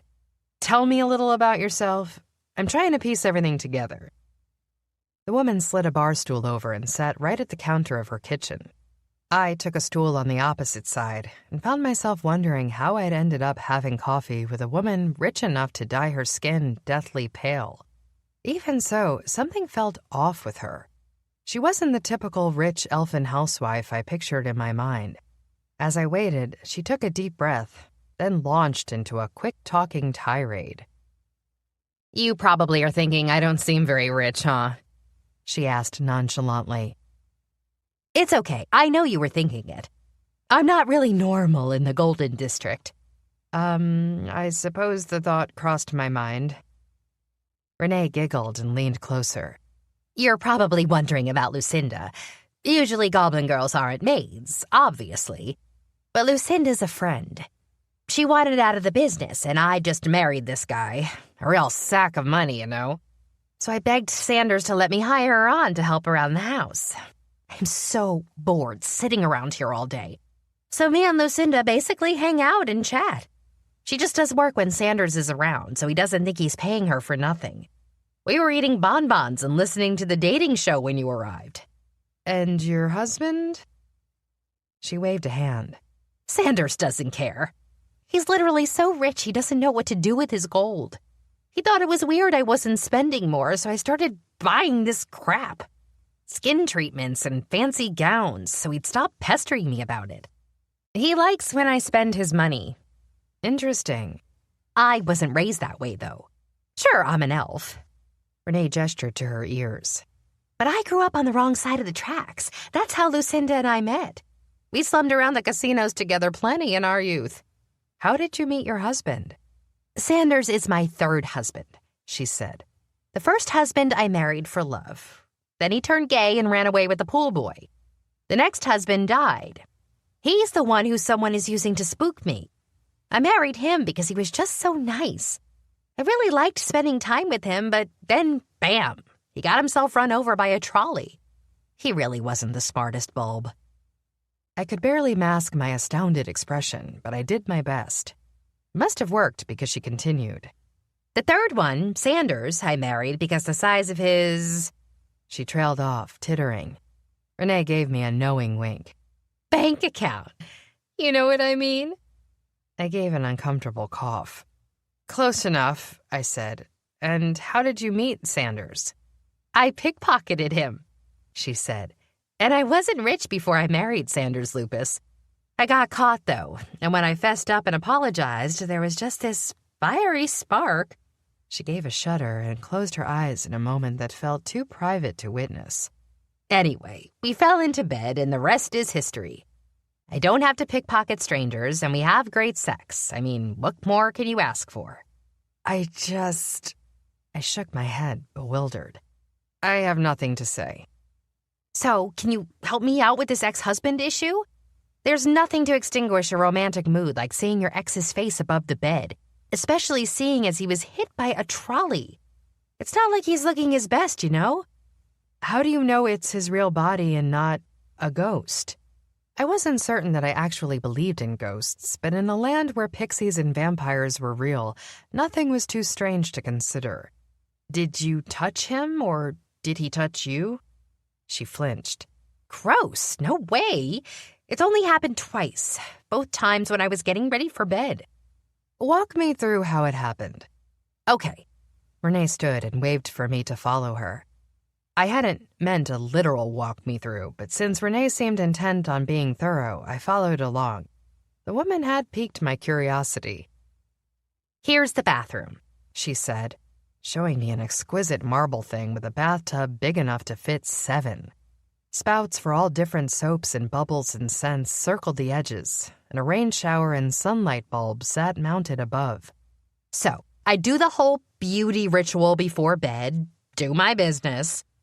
She gestured to the toilet. "Then I come on over here." I followed her out of the bathroom and into the bedroom via a walk-through closet. The bedroom was a study in white lace and shiny platinum. Only sleek black marble provided a darker accent in the way of a dresser and matching nightstands. I opened my closet to get into my robe, and voila! She threw the doors open. Saw his face right there. Bizarro, huh? I got so spooked I just slammed the door shut. "Well," I said, hesitant. "I'm not actually an expert in necromancy magic, but I'll tell you what.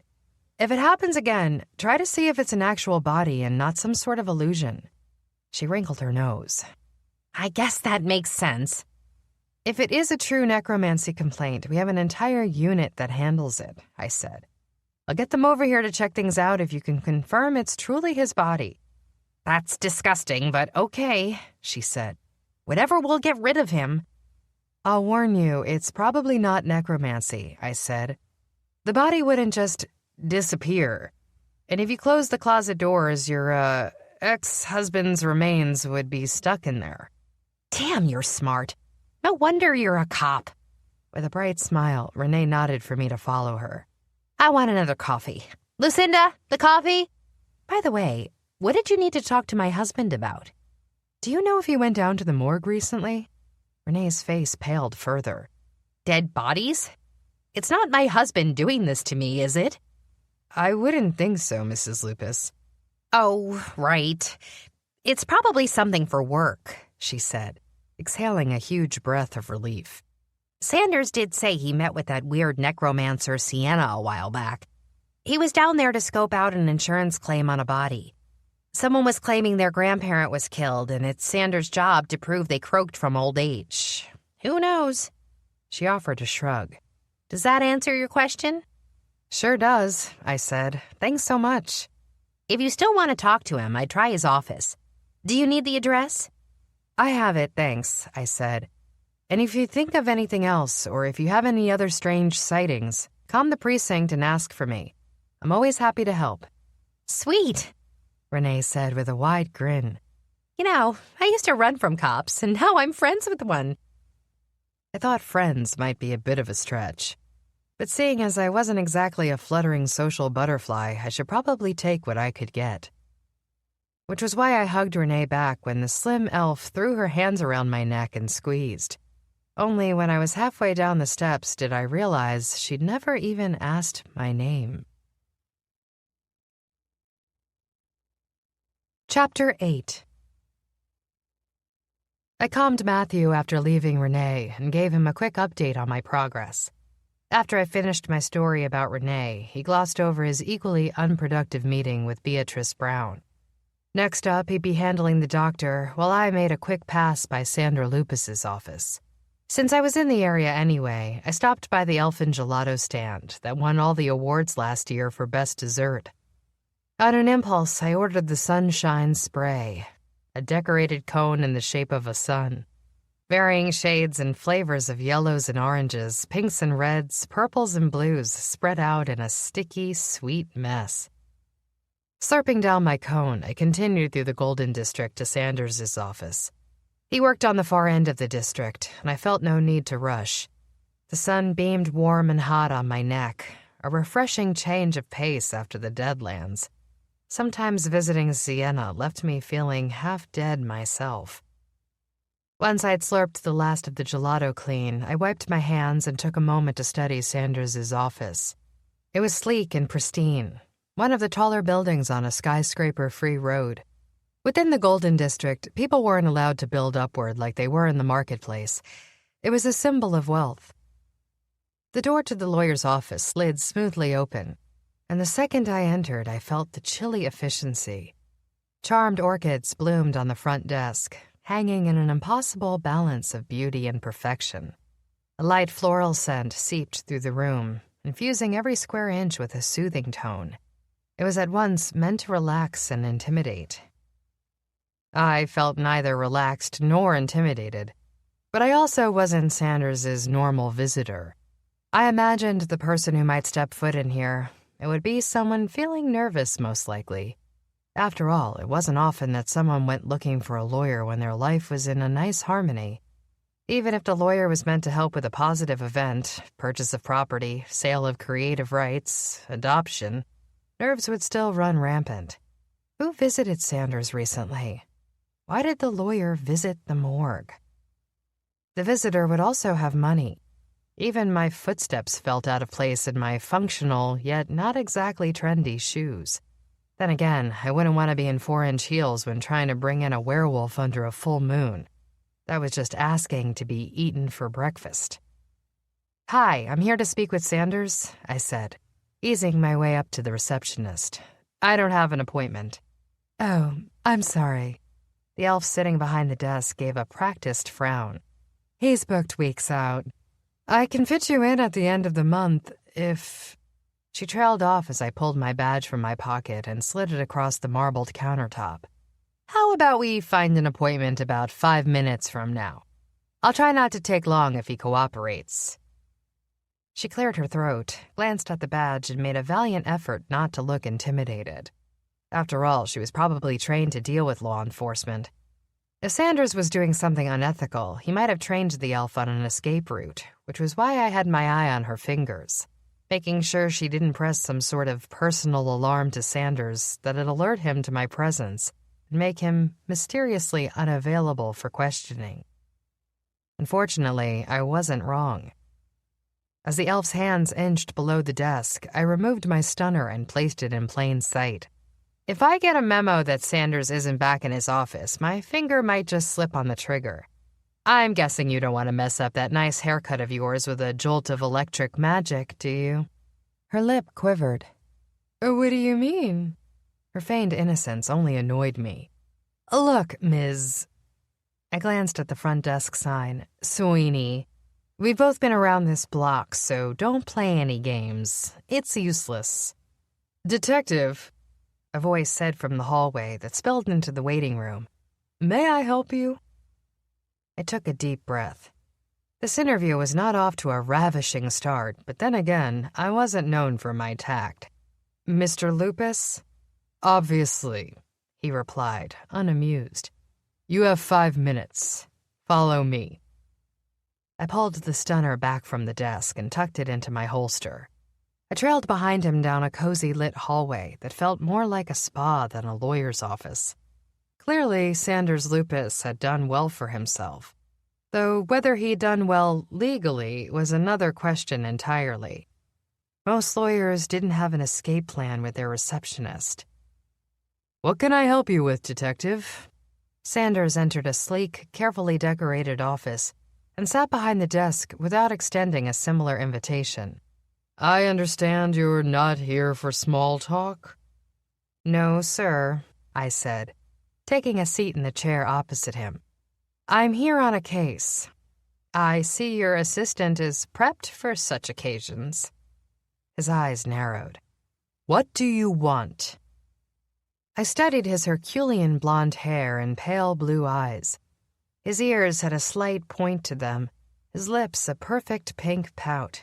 Even his cheeks were flushed with the appropriate amount, giving life under his shiny helmet of styled hair. Why did you visit the morgue? Whatever Sanders had expected, it wasn't that. Then again, the man defended many horrible people for his career. He probably expected the dead ones to be the least of his problems. The morgue, he said slowly. Is this about that necromancer? What about her? I asked, striving for loyalty to Sienna, but unable to shake the sight of residuals on her hands. She'd been lying about something, and for the first time, I found myself wondering if Sanders knew what she was hiding. Do you know her well? Sienna? No, he said. I've run into her on a few occasions. Sometimes she's called to testify in court. I've been for and against her testimony, and let me just tell you, it's much more pleasant when we're on the same side. She scares the living daylights out of me. No pun intended. Though he made it sound like a joke, I could see the flash of fear in his eyes. Why is that? Listen closely, Detective, he said, folding his hands on his desk and leaning toward me. My business isn't one of playing nice. Sometimes we gotta do what we gotta do. And the necromancer is never willing to go to bat for any sum. Are you trying to tell me that you tried to pay Sienna off? The Sienna he spoke of was the one I knew, so I latched onto that hope and barreled onward. And you're upset because she refused to take the bribe and stuck to the truth? He gave a noncommittal shrug. I'm not admitting to anything except the fact that the woman can't be swayed in any direction. Last time I was at the morgue, I was crossing my fingers her testimony agreed with me. And was Sienna on your side? I asked. What case were you looking into? Her testimony was, he hesitated, unflattering to my client. And your client is? No, Detective, you know I can't. I stared at my stunner. You can tell me the name of your client, Mr. Lupus. Don't play coy with me. I know the rules as well as you do. The Belleviews, he said on a sigh. I trust that you will use that information wisely and will not cost me business with your investigation. Is that a threat? A suggestion. Here's a suggestion, I said. If you're defending the good guys, you have nothing to worry about. The Belleviews are extremely high-profile clients. They trust me. I know who the Belleviews are, I interrupted. I can assure you I will handle this case as a professional. As professionally as you did storming in here with guns blazing?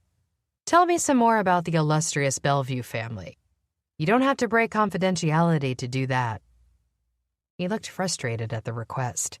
It was likely he knew he wouldn't be telling me any information that wasn't public knowledge, but that didn't matter.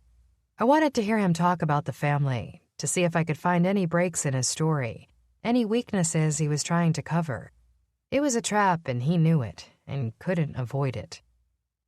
I'm working on a murder-suicide case that involves their daughter, he said through gritted teeth. The Bellevue family is one of the oldest and wealthiest families in the Golden District, he continued.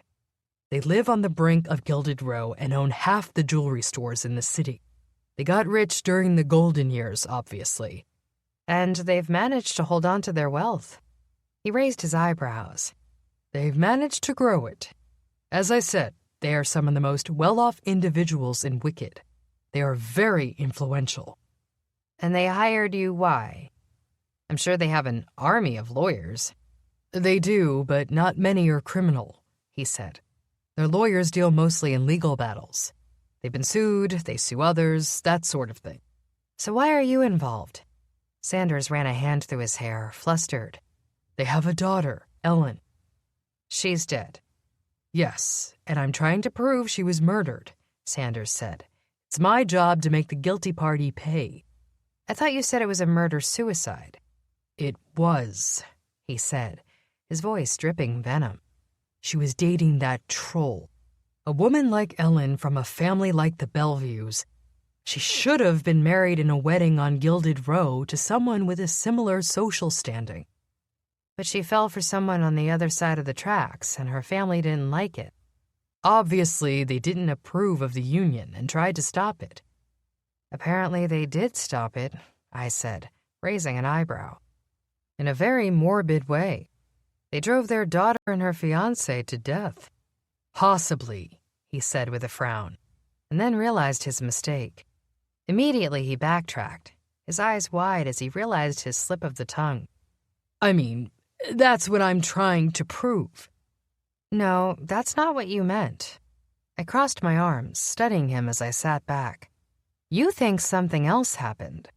The troll killed his fiancée first, then offed himself, Sanders said, sounding unconvinced.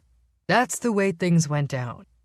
That's how the Bellevues wanted things to go down, I said.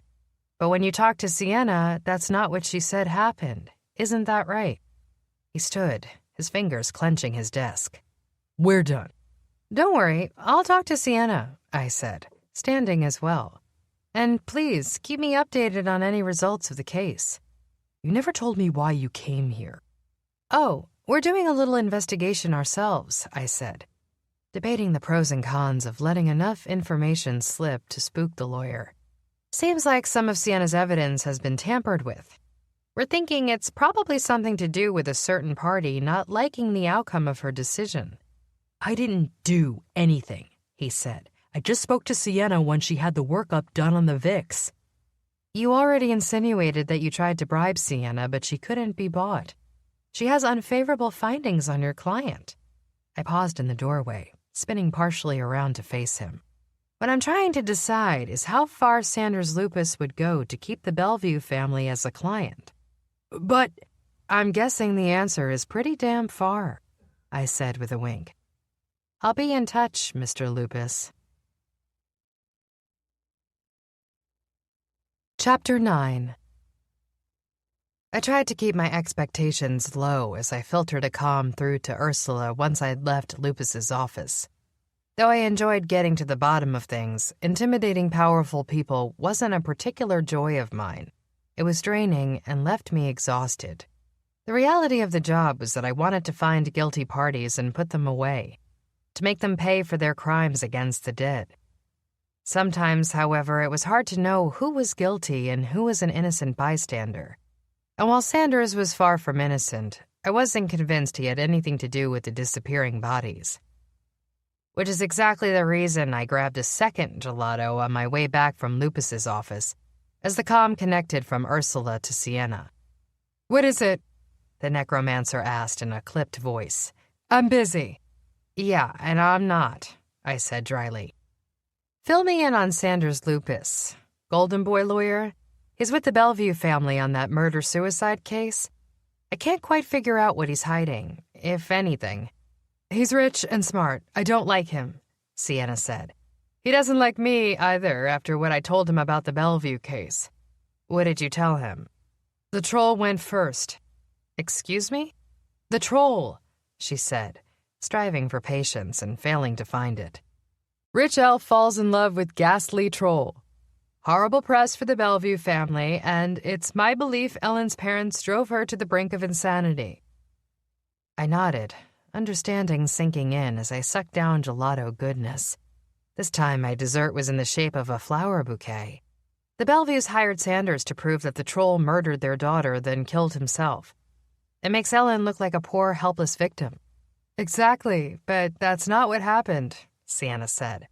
Either both parties were victims or Ellen was a willing participant in this mess. Clarify what you mean. The troll, his name was Harrison. He died first, she explained. He couldn't have killed their baby girl. When I told Sanders that, he got irate, exclaimed I was doing my job wrong and hinted about a big payday if I could change the findings around a little. Maybe swap times of death. Pig. Yep, I turned him down, she said. I did him a favor by just embarrassing him and not reporting him to the authorities. My records stand for themselves. No use in ratting the bastard out, saying as nobody trusts him anyway. NYPD has a copy of my report.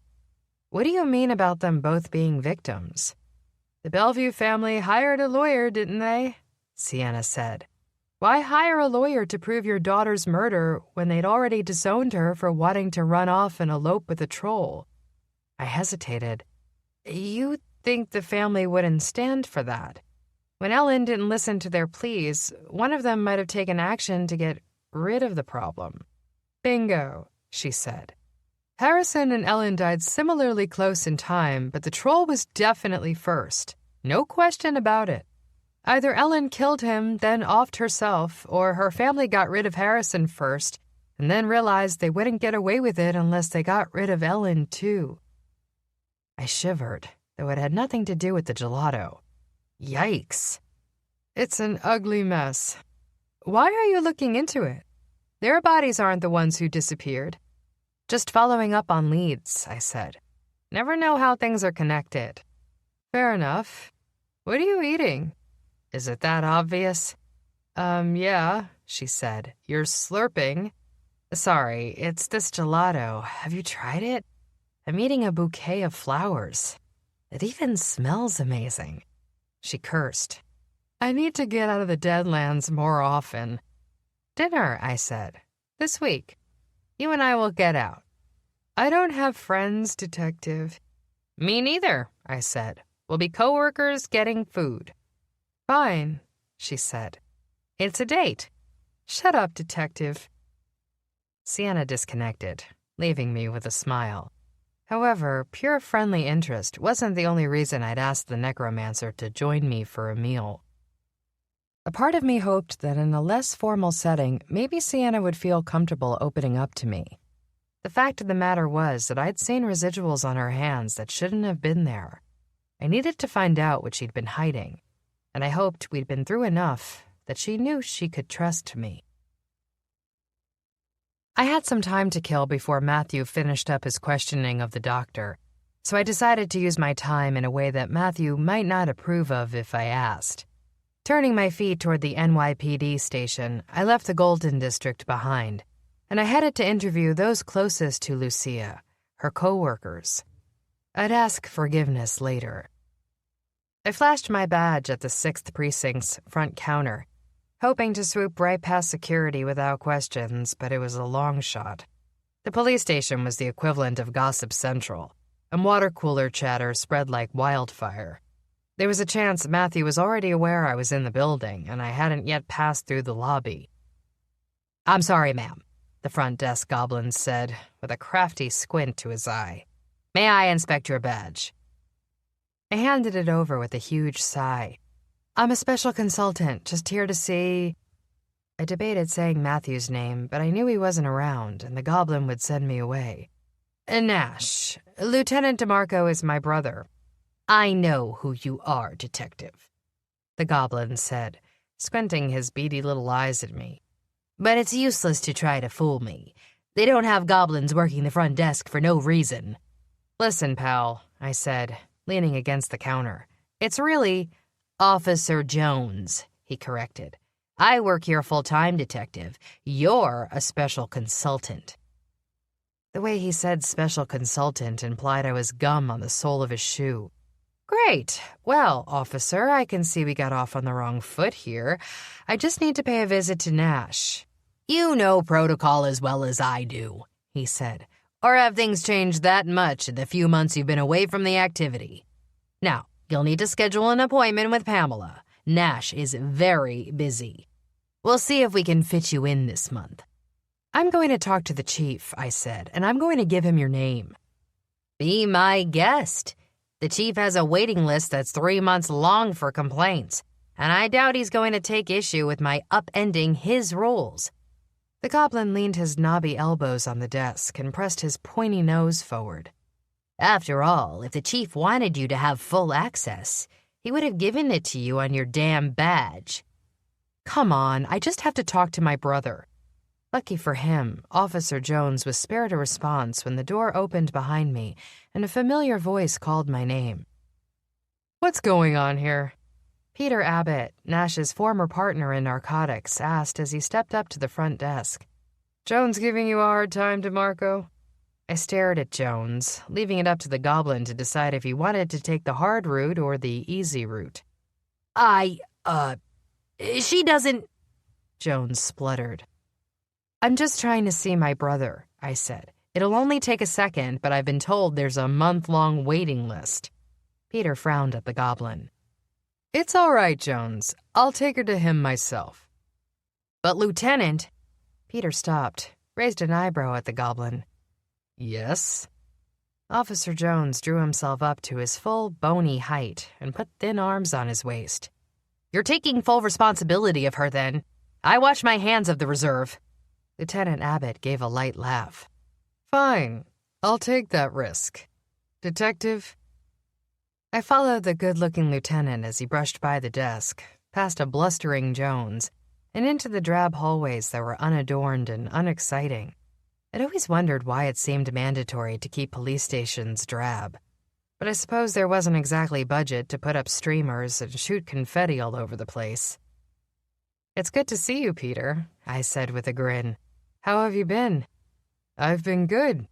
Peter's smile faltered for a second, and a flicker of pain passed through his eyes.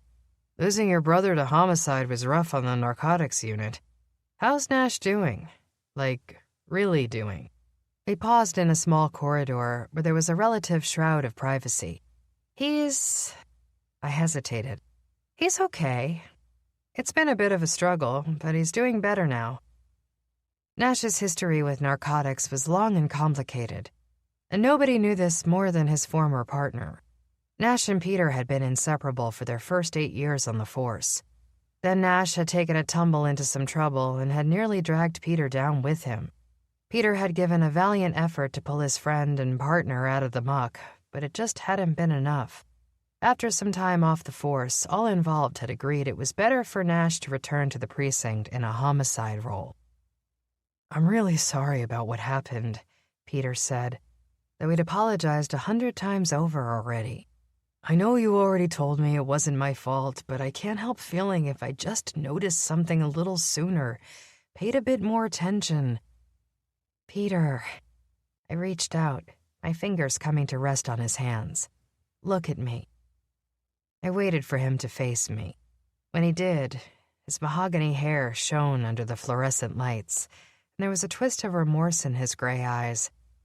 Peter was a handsome man, someone my mother had encouraged me to date the first time he came around for dinner. We'd found the attraction mutual and shared one kiss on my mother's porch during my first year on the force. It had been okay, and an okay first kiss didn't exactly set the stage for a passionate whirlwind romance, so we'd both concluded that remaining friends was the only option for us. After that, he'd become another brother to me. "I know," he said, meeting my gaze. "I know what you're going to tell me. It's not my fault. It wasn't my job. It wasn't—" "No," I said sharply. "You've heard all that, and it doesn't help. I just wanted to tell you that I know how you feel, and it sucks. For the record, of course it wasn't your fault, but I'd have blamed myself, too." He blinked, looking surprised. As his gaze landed on me, understanding registered. "You feel the same way about him." I swallowed. I should have seen the signs in Trenton's behavior. I should have known. "It wasn't your fault, Danny. Come on, we all liked the guy." "There," I said. "Now we're even because we all know that none of this chit-chat is going to make us feel better. Shall we get down to business?" He laughed, which got me grinning too. "I admire your grit, Detective. So, fill me in. What's on your agenda today? By the way, Nash is out and about right now, but I think he has an interview room booked in a few minutes." His eyes flicked over to mine. "That is, if you're actually looking for him." "I'm not." I winced. "I'm looking for Lucia Livingston's co-workers. Any chance you know her?" "Know her? Of course. It's impossible not to know the working reserve." He winked at me. "If you hadn't noticed, you made the position a bit of a legend. We were all huge fans of Lucia's, but don't worry, we still missed you. In fact, I hear the position's open if you have a hankering to come back." "I don't know, Pete." "I'm joking. Anyway, I suppose you want to know about Lucia's open caseload from when she left?" "That would be great." Peter crossed his arms, leaned back in thought. "The rumors say she resigned. Is that not true?" "I'm looking into it." He ran a hand over his face and looked tired. "Well, I just assumed that if she quit, her caseload would roll over onto the first available officer. That means Commander Thomas would know who's covering for Lucia." Ugh, I was hoping to avoid him. "No luck there. He's head of the investigative division now. He's basically riding the desk until the end of the year when he could retire. The captains of the units are carrying the load," Peter said with an impish grin. "But as you know, the reserve doesn't really slot neatly into a particular unit, so Lucia reported directly to the commander."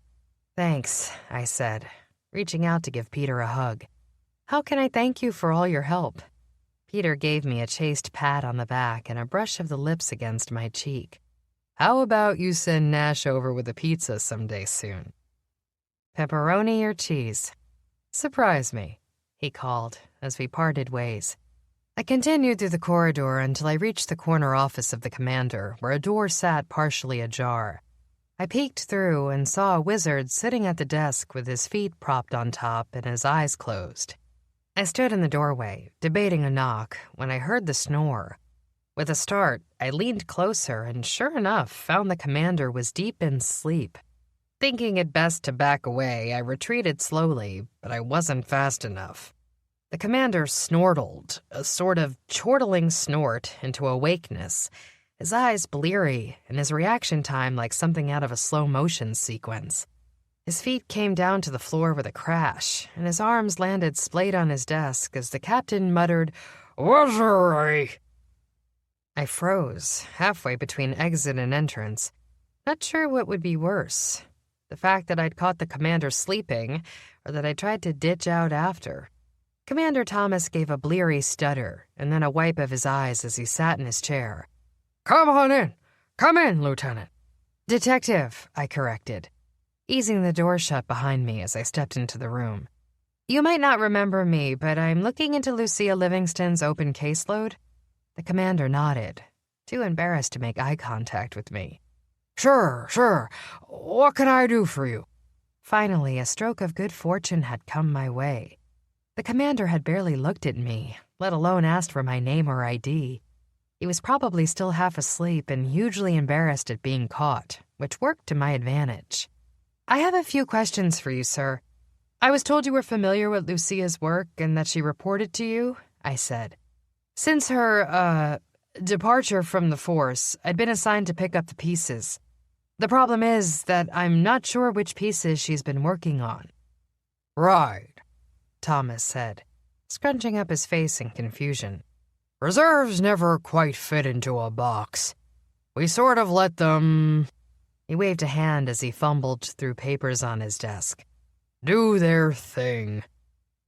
I now understood why Commander Thomas had been put on a desk job, because he couldn't mess things up this way. Apparently, the man didn't do a lick of work except shuffle papers and nap at his desk. He was just waiting for the retirement payout to kick in before heading to the aisle and laying out the beach towel. "Lucia gave me weekly reports, and I have them somewhere," Thomas said, shuffling through papers. "There were 3 open cases I recall from a few different units. Aha! Here we go." "Great, thanks," I said, snatching the files from his outstretched hand. "This is exactly what I needed." "You don't want to hear about the files?" "Sure," I said, flicking through them and getting an eyeful as I did. "Anything in particular I should know?" "One of them was a kook," Thomas said, gaining momentum as consciousness returned. The commander still had mad nap hair, but it made him look like a crazy scientist more than anything. "Some woman with necromancer claims, saying someone was raising her son from the dead to spook her." "Wait, more necromancer claims?" I flipped through to the last report and found the facts to match with Thomas's story. As I read through the papers, the claims made in Lucia's files sounded suspiciously similar to the accusations Renee had voiced this morning. What came of them? "Lucia went and visited the woman, but there was no sign of any necromancer activity. Obviously," he said, "necromancy is a serious, heinous crime. What necromancer would risk a lifetime of imprisonment to spook some old lady? Not a way for most to get their jollies off, in my opinion." "Right," I said, glancing at the dated copy of the report. "But Lucia spoke to this woman 2 weeks before she vanished, left the department. Why hadn't she closed the case if nothing had come of it?" Thomas wrinkled his nose. "I don't know, but she must have gone against my orders. I told her to move on to something that would hold some real water with the division." "You mean a splashier case that would make the department look good?" I said, sliding out the first file. "Like this one?" The commander paled. It was amazing he still hadn't recognized me. But then again, he was so old, I doubted he read any sort of magazine where Matthew and I had been splashed across the front page, and I'd never met him in person before. "That is an important case to the department, yes," he said. "The Bellevue family is a big supporter of the 6th Precinct. They donate the big bucks, I interpreted. You wanted to make sure things were going the way they should have been, right? I wanted to be sure a procedure was followed. And yes, he admitted, it would have been nice to report a favorable result to the Bellevues. But neither Sienna nor Lucia had favorable things to feed you, did they? I pressed, feeling frustrated at the commander's desire to please. My curiosity had skyrocketed the moment I'd laid eyes on the Bellevue name. Surely this couldn't be a coincidence. Lucia had been investigating a necromancy claim and the Bellevue case. Then she'd disappeared, probably because she was asking questions that were hitting too close to the truth someone wanted buried. Shortly after Lucia's probable kidnapping, Sanders had shown up to harass Sienna at the morgue over a case she'd been involved with. Now bodies were disappearing? Something wasn't adding up, and I had the feeling Lucia was at the center of it all. The question was whether any of Lucia's cases had caused her to go missing, and if so, which one? There was still the possibility that someone had taken Lucia for reasons entirely unrelated to her career, though I was beginning to doubt that option more by the minute. "What did Sienna tell you?" I asked. "What did she find in the Bellevue case?" He hesitated, but he could read the look of impatience on my face. She said it wasn't an open and closed murder-suicide. And if it was, she was declaring the troll dead first, which meant that Ellen Bellevue would have been the murder-suicide initiator. "Correct," I said. "So why didn't Lucia close it? What alternative solution was she looking into?" I already had my suspicions, but I wanted to hear it from the commander's mouth.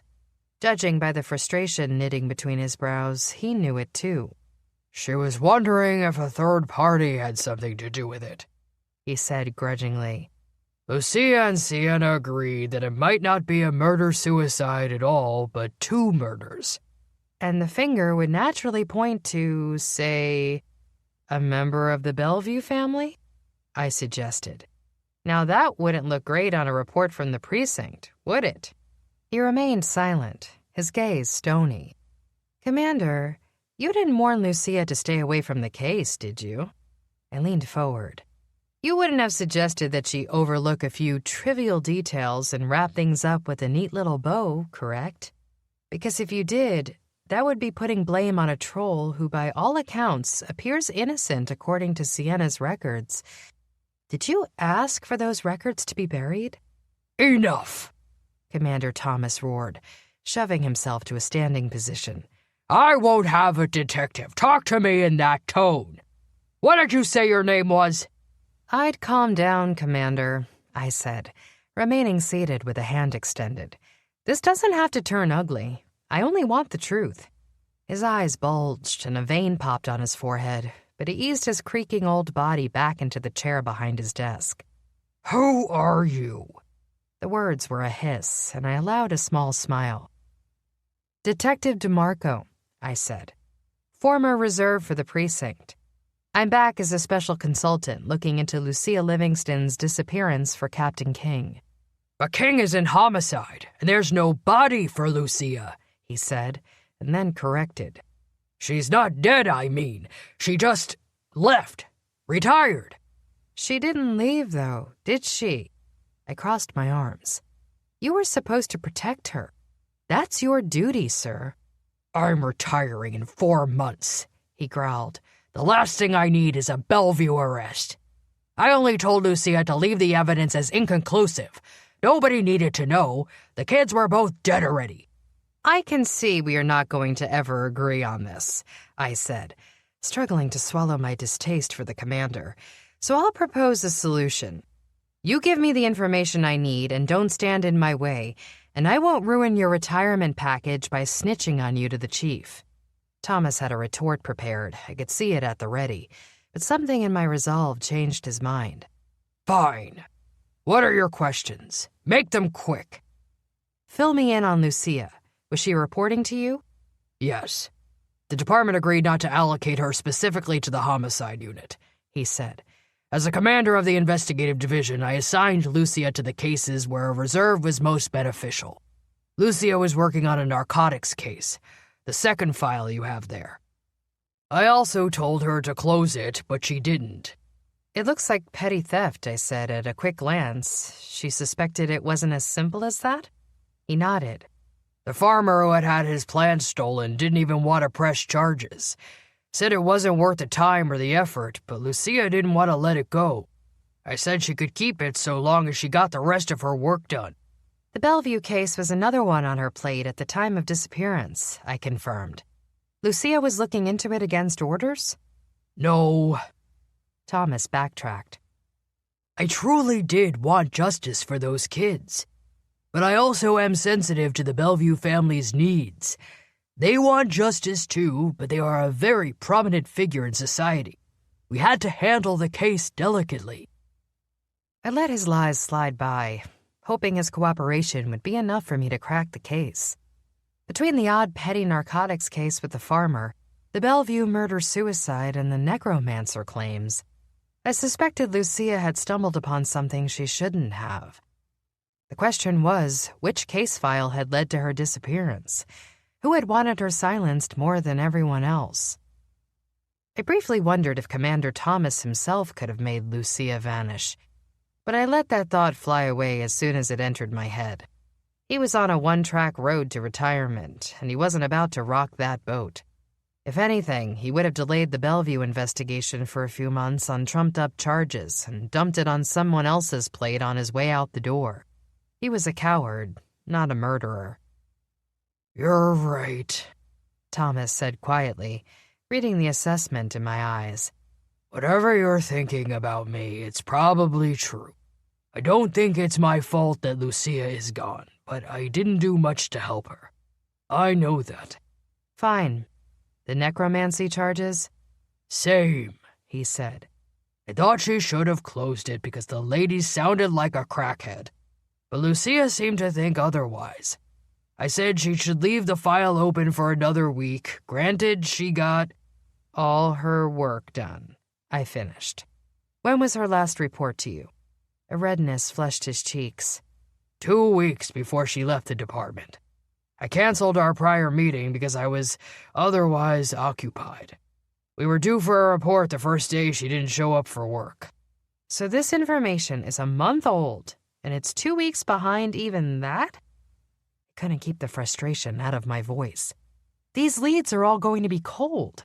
How are you so sure she didn't just ditch the department? Commander Thomas looked genuinely confused. Lucia was a young woman with a stressful job. Couldn't it be that she cracked and needed a break? No, I said simply.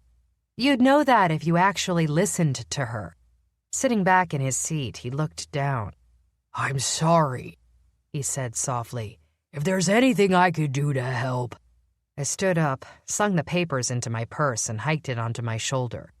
I think you've done enough. Chapter 10. 20 minutes after leaving the station, I found myself holed up in a corner of the coffee house, a local cafe known for its quiet corners, squashy chairs, and bright, sunlit, drenched rooms. I'd chosen the cafe for its slow pace of service and the bookshelves stacked whimsically around the room, adding layers of privacy. As I settled in, I slid Lucia's old files from my purse. Curling before the fireplace, I sipped a piping caffeine cup, nowhere near as tasty as Gray's French press, and dove into the files.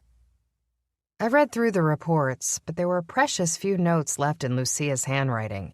The reports were mostly a pulled-together pile of junk that would please her boss and let her carry on her own investigations because she was getting her work done. I was tempted to find a nifty little curse to use on Commander Thomas. If only he'd listened to Lucia, maybe he could have prevented her disappearance, or at least pointed me in the right direction. As it was, I had a mess of files on a powerful family, necromancy claims, and a farmer with stolen goods who refused to press charges. I swallowed my beverage and shook my head in frustration. Where is the link between them? The questions continued to pelt at me until I had a headache from reading the same lines of text over and over.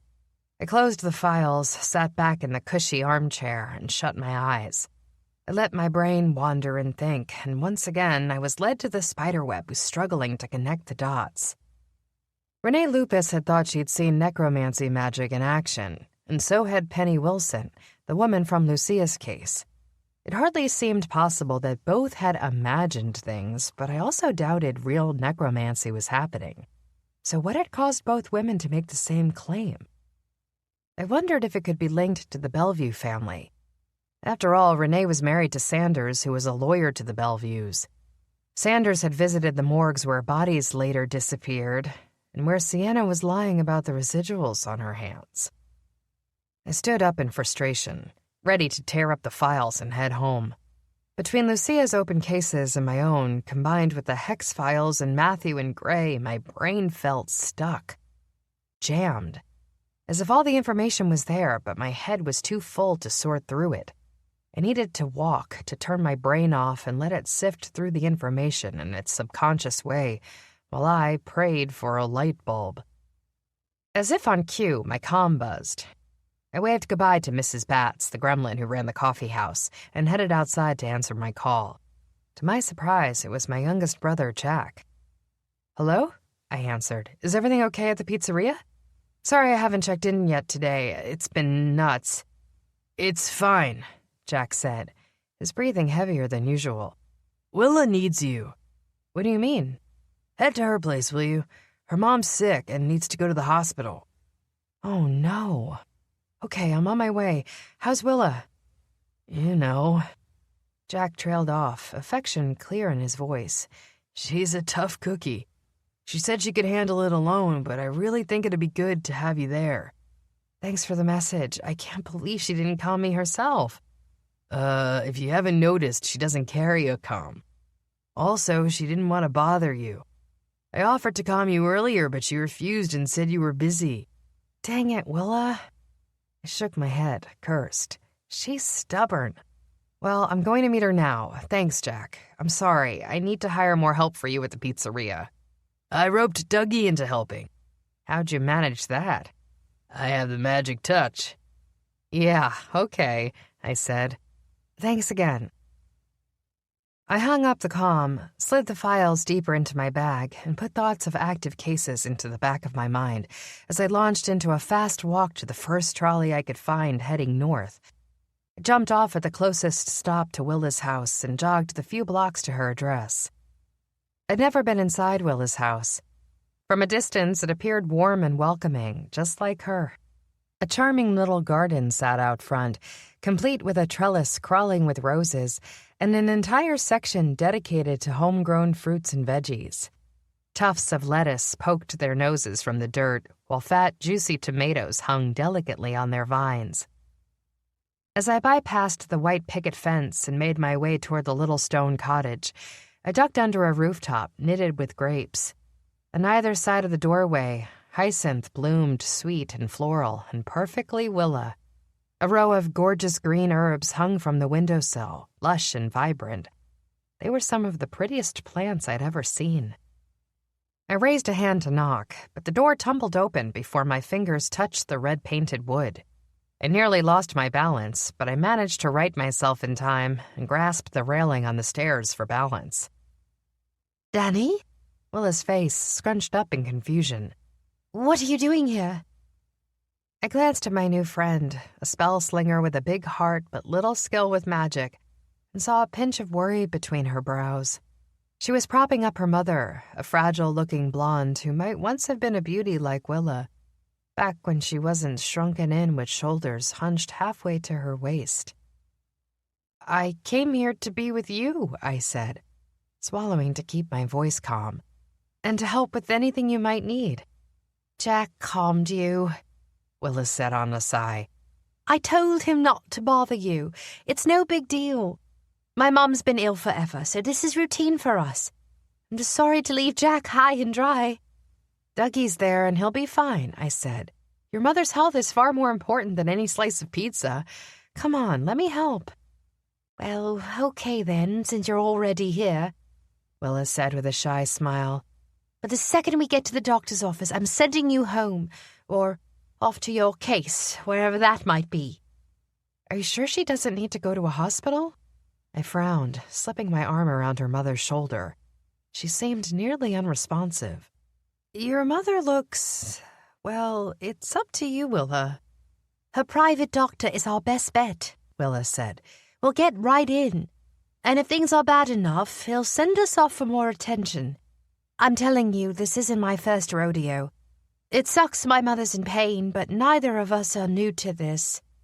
Sounds good. I smiled. I'll give you whatever you need. Then how about you grab those broomsticks? Willa thumbed behind her. I'll ride with my mum, and you can follow along beside us and make sure she doesn't fall off. Willa. I'm joking. I'm bloody joking, she said with a grin. Come on, hop on. There you are, Mother. Once we were on the brooms, Willa tossed me her keys and I locked the front door. Together we set off, cruising at a steady pace as we bypassed the foot traffic below. I cleared my throat. What is wrong with her? Willa nodded toward her mother. You don't have to tiptoe around things, Danny. I told you, we both are used to it. She's been ill since I was a child. The thing is, doctors can't quite figure out what's going on with her body. She gets these wild bouts of pain, and nobody could tell where it's coming from or why. I'm sorry. That's horrible for her and for you. I'm sorry you have to watch her go through it. Willa shrugged. It normally isn't this bad. She took a spin for the worse a few months back and has become almost catatonic since. I stared straight ahead as Willa gave a sniff. I wanted to zoom closer and give her a good hard squeeze, but Willa didn't seem to be in the mood for a tender moment. She was in business mode and wanted to get her mother help, which I understood. The tears would come later. Thankfully, we found this new doctor recently who's really good with pain management, Willa said. It's the only thing that's been helping my mother since she began deteriorating faster. For a while there, we thought things were getting better. Then, out of the blue, bam! She aged about 20 years in 6 weeks. We've taken her to every specialist in the borough, and nothing seems to be working except... She paused for a hiccup. Pain management. I knew that code.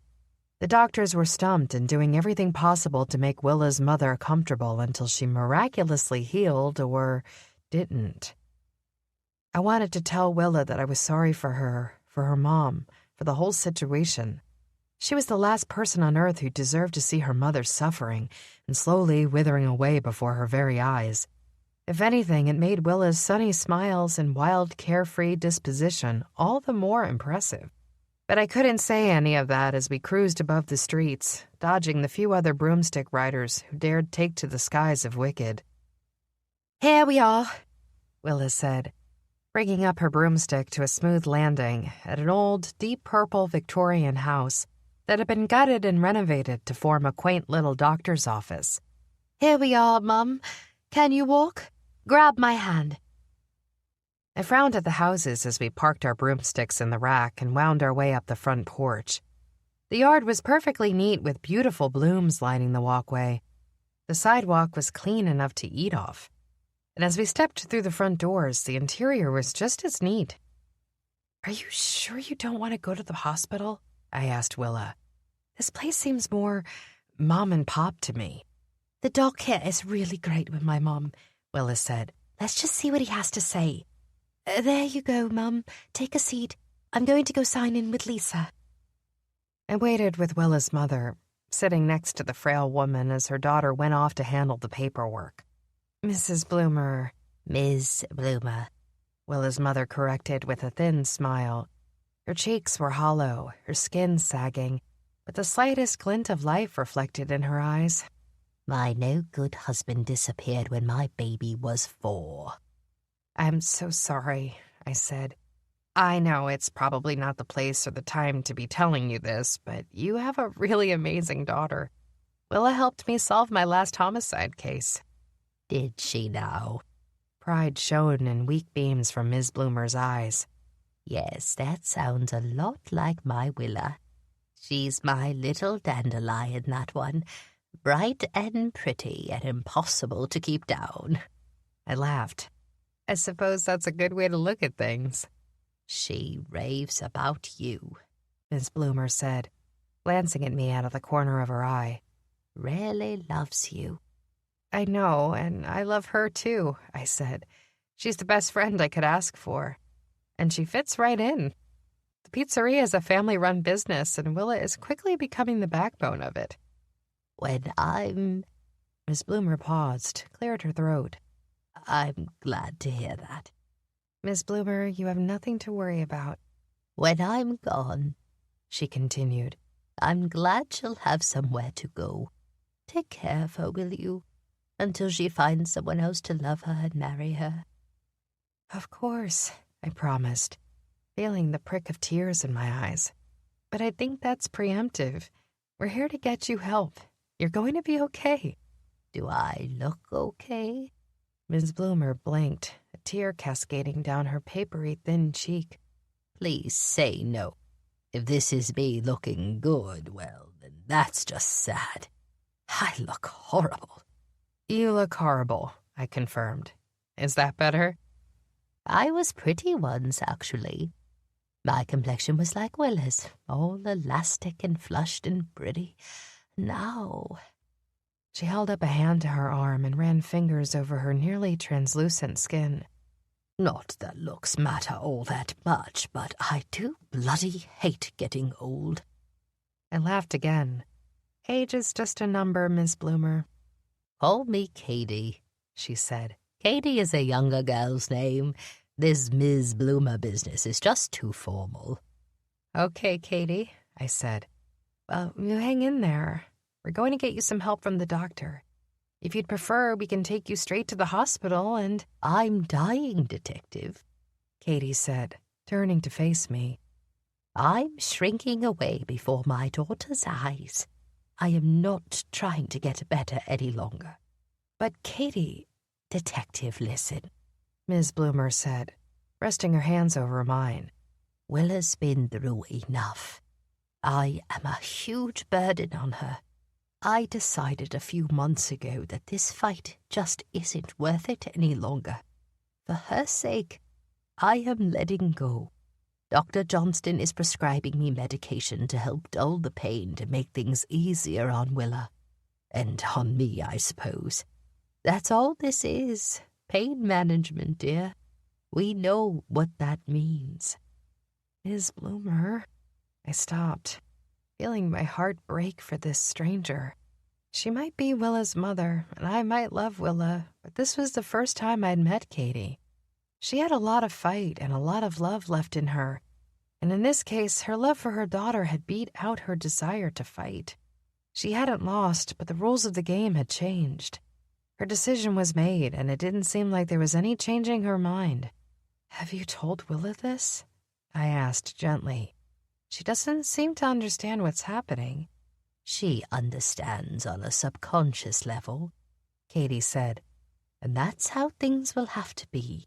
If I tell her, she'll try to convince me otherwise.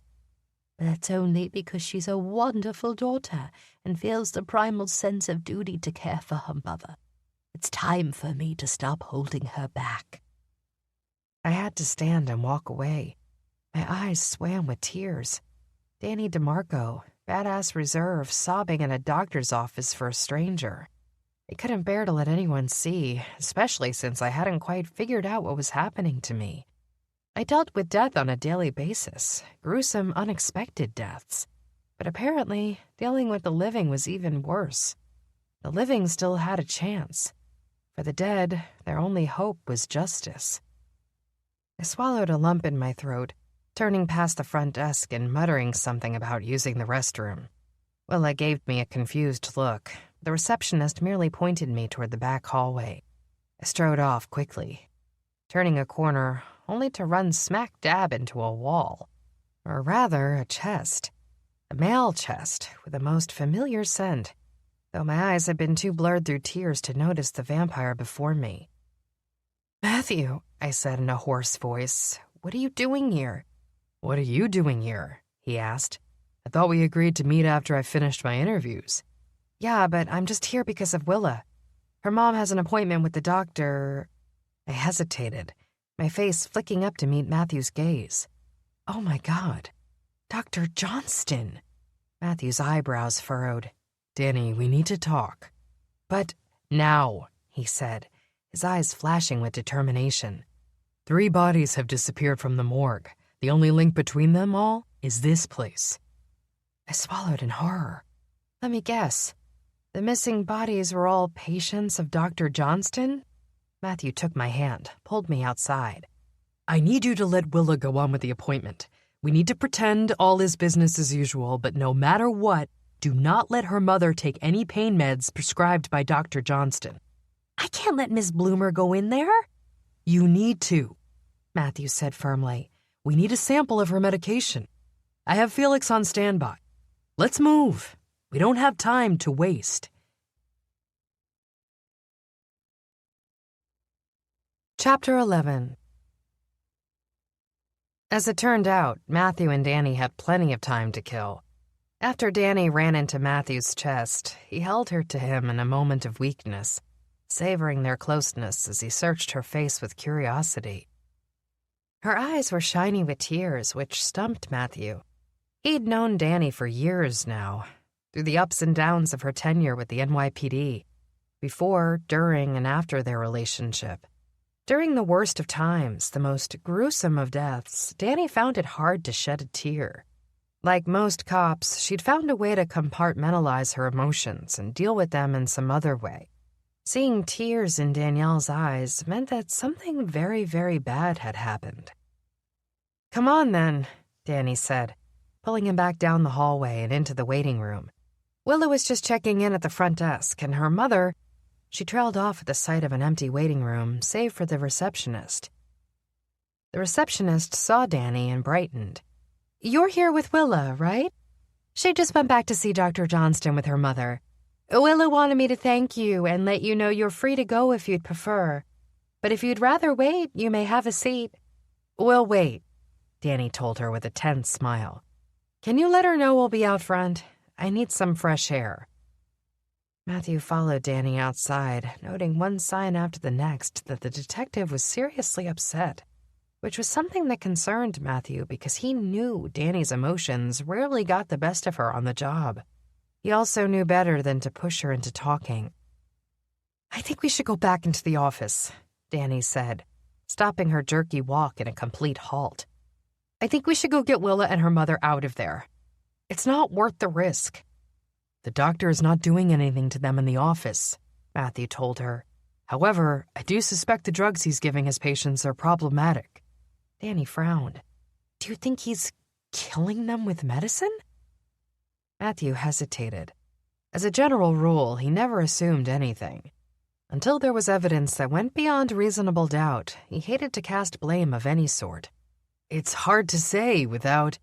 Enough, Matthew! Danny exploded at him.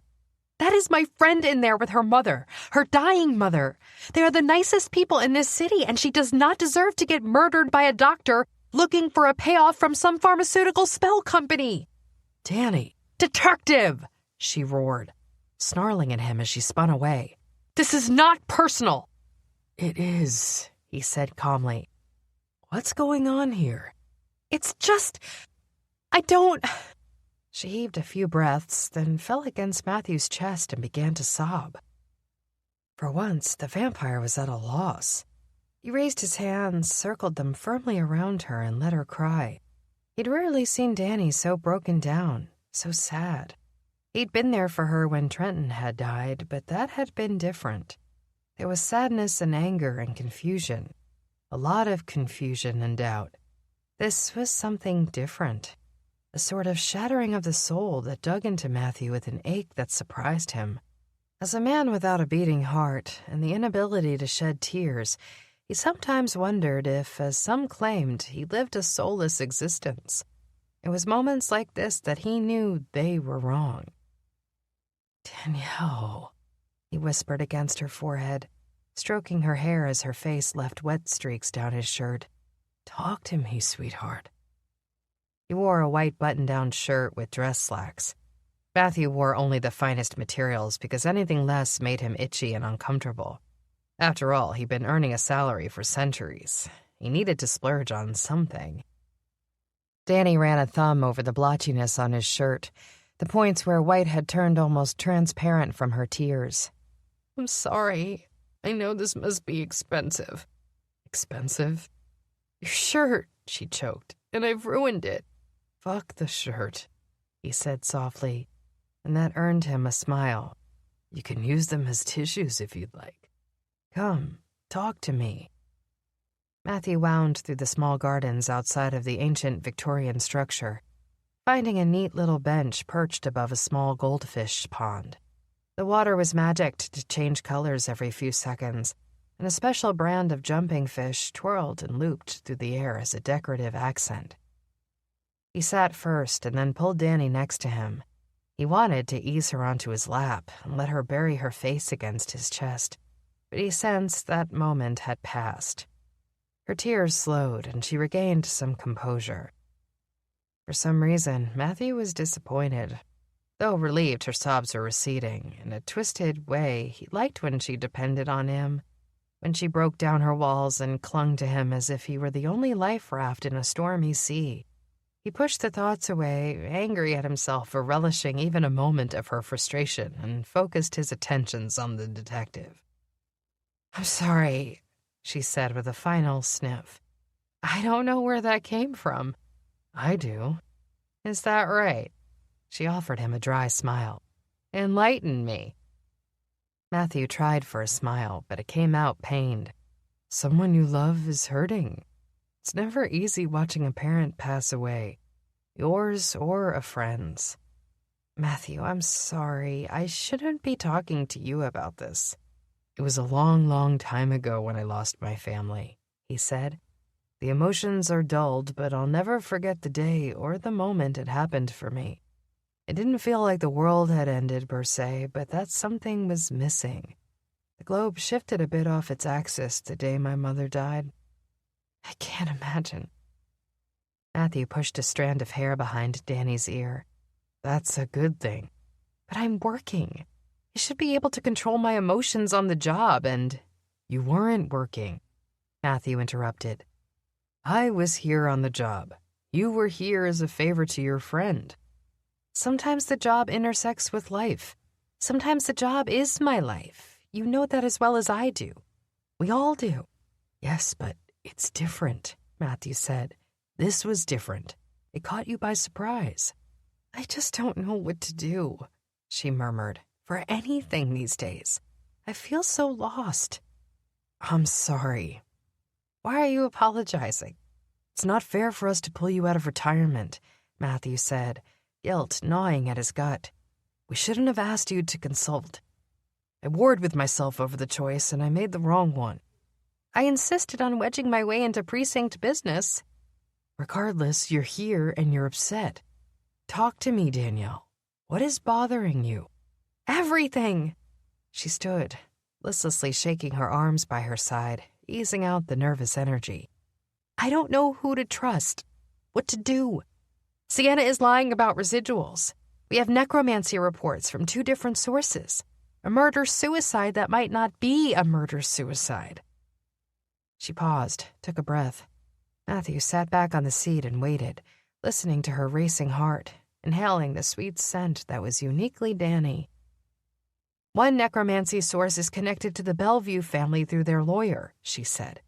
And the lawyer is dealing with the murder-suicide, a case high profile enough to make the precinct not risk rocking the boat with a deeper investigation.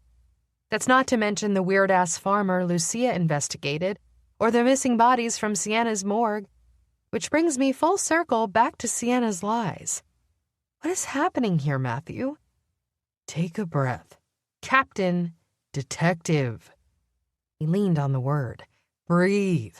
You've had a full day. There's a lot happening and your brain is swirling. This business with Willa and her mother is only adding to the stress. I don't have time to waste. Bodies are disappearing and Lucia's still gone. The clock is ticking. Let Willa's mother get her medicine from the doc, Matthew said. Then you're going to take Willa and her mother home and quietly explain why the medicine can't be taken yet. I'll let Nurse Anita know she'll have a patient this afternoon. We'll keep things discreet while getting Willa's mother on appropriate, safe pain medication. Then I'll bring the suspicious prescription to Felix for a workup. I'll meet you at your apartment tonight. You need to sleep. I don't think it's a good idea for you to come over, Matthew. You need to sleep, he insisted, and you sleep better when I'm there. I swear to you, it doesn't have to mean anything. It doesn't mean anything, she said, crooking an eyebrow. Understood? Pain seized Matthew's gut with the insinuation, but he nodded. In a small ray of hope, he noticed she hadn't argued further about him stopping by her apartment. He hoped, if nothing else, that it would give her some precious peace of mind as she rested. Already, Danny had lost a few pounds she'd put on post-retirement, and she'd acquired new bags under her eyes. Matthew felt responsible. Willa and her mother appeared at the top of the steps to the Victorian, which cut the rest of their conversation short.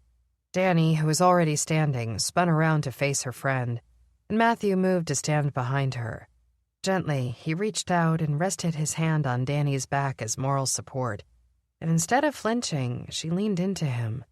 If Matthew had a pulse, it would have been racing. Once Willa and her mother made it down the stairs, Danny joined them at the broomstick rack, while Matthew waited a polite distance away. He watched Willa's eyes grow wide as Danny quietly relayed the information about the meds. Matthew saw the shock and horror and frustration that flickered past Willa's fair features. Surprisingly, Willa's mother looked completely unperturbed at the request, almost as if she'd expected it. Matthew made a mental note to follow up on her reaction, or lack of one, at a later date. He wondered if Ms. Bloomer had suspected something wasn't quite right about the meds. Interesting, he thought. Yet another twist in this convoluted string of events. Danny returned with the meds in hand, holding them out for Matthew as she neared. Here, she said, these are all of them. We'll head to the hospital quickly and then back to Willa's place. Oh, and Matthew, one more thing. What is it? She pursed her lips, glanced over her shoulder at the mother-daughter duo, and shook her head. Never mind. I'm sure it's nothing. Danielle. I'll see you later, Captain, she said, stepping back with a tentative smile on her face. Tonight? Matthew bowed his head, relieved she trusted him enough for this tiny measure of protection. I'll see you tonight, Detective. What the hell is this? Felix, the sloppy-looking tech wizard, glanced up at Matthew. Looks like some sort of verbal junk off the streets. Pain meds, Matthew said. Can you run it for traces of narcotics? What's a homicide detective doing mucking around with narcotics? Felix grossly scratched at his privates. And why is it so important you had to come to my house? It couldn't have waited for me to get to the lab? Bodies are dead and missing. And the one thing they have in common is a doctor prescribing this, Matthew said, staring around at the dank interior of Felix's home. The man had it outfitted with gadgets of all shapes and sizes, but apparently he couldn't afford lights. Why are you home? It's 8 p.m. Felix coughed in disbelief. Most people get off work at 5 or 6, eat dinner, and are home in bed with the missus by this time. Like you have a missus. Shut up, vamp, Felix said. It's not like you do either. A deathly silence followed. Sorry, Felix said, realizing his slip. Nobody in the department teased Matthew about Danny. It was an unwritten rule. I shouldn't have said that. Fact is, I was at the lab all last night. I haven't showered in almost 48 hours and I'm a mess. I'm just home to shower and head back to the lab. You'll process this right away? What do you think I am, an ATM? You can't just hand me something and expect results to pop right back out. What if I told you I'd make it worth your while? What sort of while? He squinted at Matthew. I've got a hankering for a date, as a matter of fact. Nope. Off the table. I'm not talking about Danny. She scares the balls off me, Felix said with a shudder. How about her friend, Willa? Matthew winced, shook his head. Not a good time for her. Is she involved with someone? He cocked his head. Sort of. You are a lying sack of potatoes. Her mother is sick, Matthew said. It's not a good time. Choose something else, Felix. 4 DeMarco's pizzas delivered to the lab. Tonight. Done. Matthew extended his hand and with a dangerous smile gave Felix's a shake. And for God's sake, shower, please. You don't have to breathe, Felix snapped. Give me a break. Lucky thing, or else I would have died, Matthew retorted. All over again. I expect results by morning. Yeah, get your ass out of my house. Felix slammed the door behind Matthew. Matthew smiled. Already half a mile from the tech wizard's place. There was nobody who could put a smile on his face as much as that idiot, save for maybe Danny, but in entirely different ways. The genius didn't take any crap from him, and Matthew appreciated that. Neither did Danny. Apparently, Matthew King had a type. Next, Matthew headed back to HQ to file a few reports with his assistant before she went home for the night. However, one step into the building and he heard his name called. Matthew closed his eyes, wishing word didn't travel quite so fast in these parts. Within seconds, Matthew had ascended the stairs to the chief's office. He knocked once on the half-open door, then let himself inside. "Chief," he said, giving the orc behind the desk a wry smile. "Are you testing me?" Chief Newton threw his ugly head back and belted out a contagious fit of laughter. Didn't work, huh? "No, sir," Matthew said. "But with all due respect, if you test me again, I'll shove my foot up your ass." The orc wiped tears of laughter from his eyes. Lately, he'd taken to playing a stupid game where he'd speak Matthew's name as softly as possible to see how far away the vampire could get before he was out of hearing range. Matthew preferred to keep him guessing. I have a bit of a, sensitive issue I want to discuss with you, the orc said, gesturing to the chair. "Take a seat." "I prefer to stand." "Have it your way." The chief put his hands behind his head and squinted at Matthew. "I want to offer Danielle DeMarco a full-time position with the NYPD. Matthew wasn't surprised, though he was skeptical. She wouldn't take it. That's not your answer to give, is it? I'm just warning you, she's retired for a reason. I know, and I've asked around. The chief folded himself forward over the desk, squinting at Matthew. I've got a little something different in mind. Matthew's ears perked up. He would love nothing more than to work with Danny once again. In what way? The girl wants freedom, he said, waving a hand. Full access special consultant. She'll get all the perks of working for the precinct, but she doesn't have to work full-time hours. Complete access to records, discounts, benefits, what have you. What's the catch? She's on the hook for the difficult cases.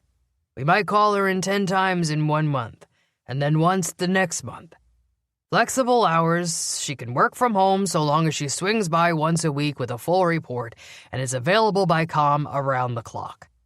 Matthew felt his fangs descending, though he couldn't say why. I still don't think she'll be interested, sir. With all due respect, the orc snapped back at him, I'm not asking for your opinion, Captain. I'm asking if you're involved with her. Detective DeMarco? Danny, he said, don't play coy with me, King. Are the two of you an item or not? Why does that matter? Matthew nearly bit his tongue as he said it. The question was juvenile and came off so. She won't be... I see. The orc grinned. That's the second catch. She'll be reporting to you. I'm not assigning her to Commander Thomas when he's halfway out the door and we haven't settled on his replacement. Matthew felt a spike of pain shoot through him. If Danny took a job reporting to him, then there was no way they could be together. It would be firmly on the wrong side of the rulebook, and people would be watching. That much was guaranteed. You're right, sir. That's not my decision to make. Matthew stood taller, his back rigid straight. For the record, Danielle DeMarco and I are co-workers at this time, and nothing more. You swear to that, King? Matthew's mind flicked back to the embrace on the bench, the kiss they'd shared during the last case. He thought forward to the night ahead of them, and his desires to spend it wrapped around her warmth. Last, he thought of her conviction that their night wouldn't mean anything. Nothing. The word replayed in his mind. He couldn't, in good conscience, take this opportunity away from Danny if it was what she wanted. If she didn't take the job, then maybe there would be potential for something more, but that was her decision to make. He'd lost that right when he'd broken things off with her. I swear it, Matthew said. I'll let you know if anything changes. You don't sound hopeful.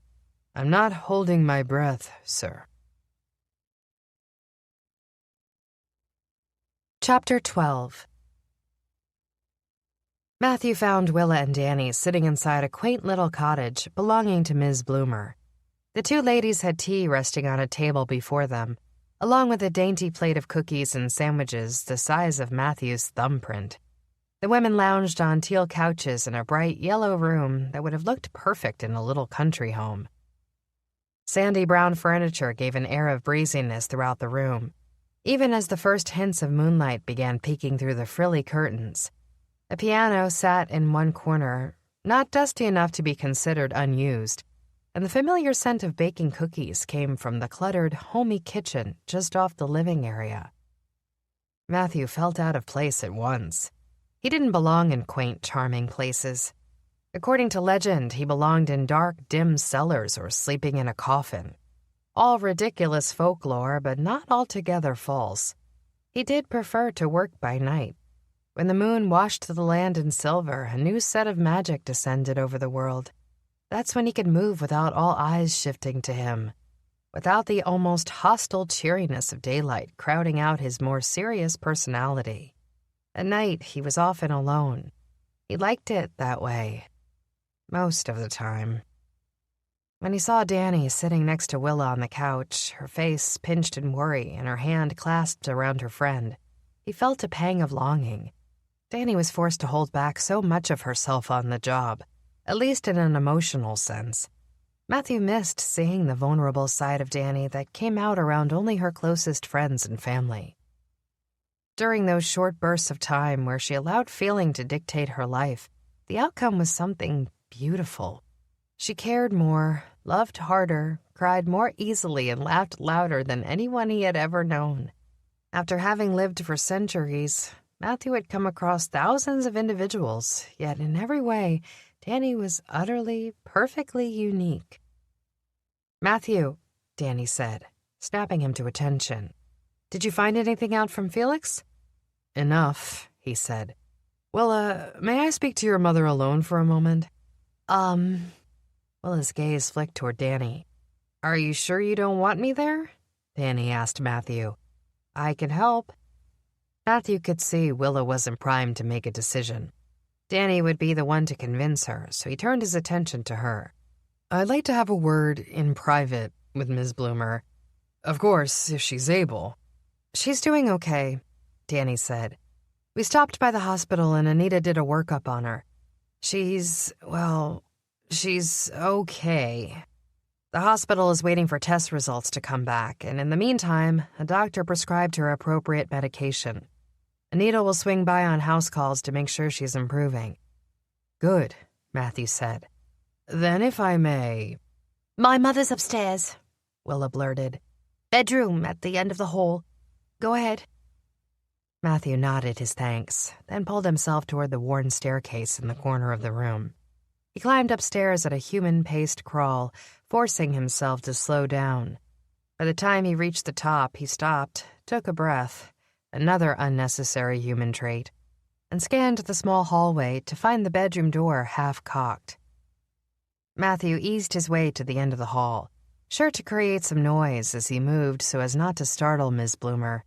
When he raised his fingers and gave a light knock, she answered almost at once. "Come in, dear," Miss Bloomer said. "You don't have to knock, Danny." Matthew cracked open the door further and apologetically stuck his head through. "It's not Danny, ma'am. I'm Captain Matthew King of the NYPD. "Oh, a vampire." Willa's mother sucked in her breath and gave the brightest smile she could muster. "Never thought I'd catch the attention of one in all my years of living. Come on in, though I apologize for my lack of hospitality." "How are you feeling?" Matthew asked. "I apologize for stopping by unannounced." "You're here about the doctor and my medicine, aren't you?" Ms. Bloomer's eyes narrowed on the vampire, and he cringed under her gaze.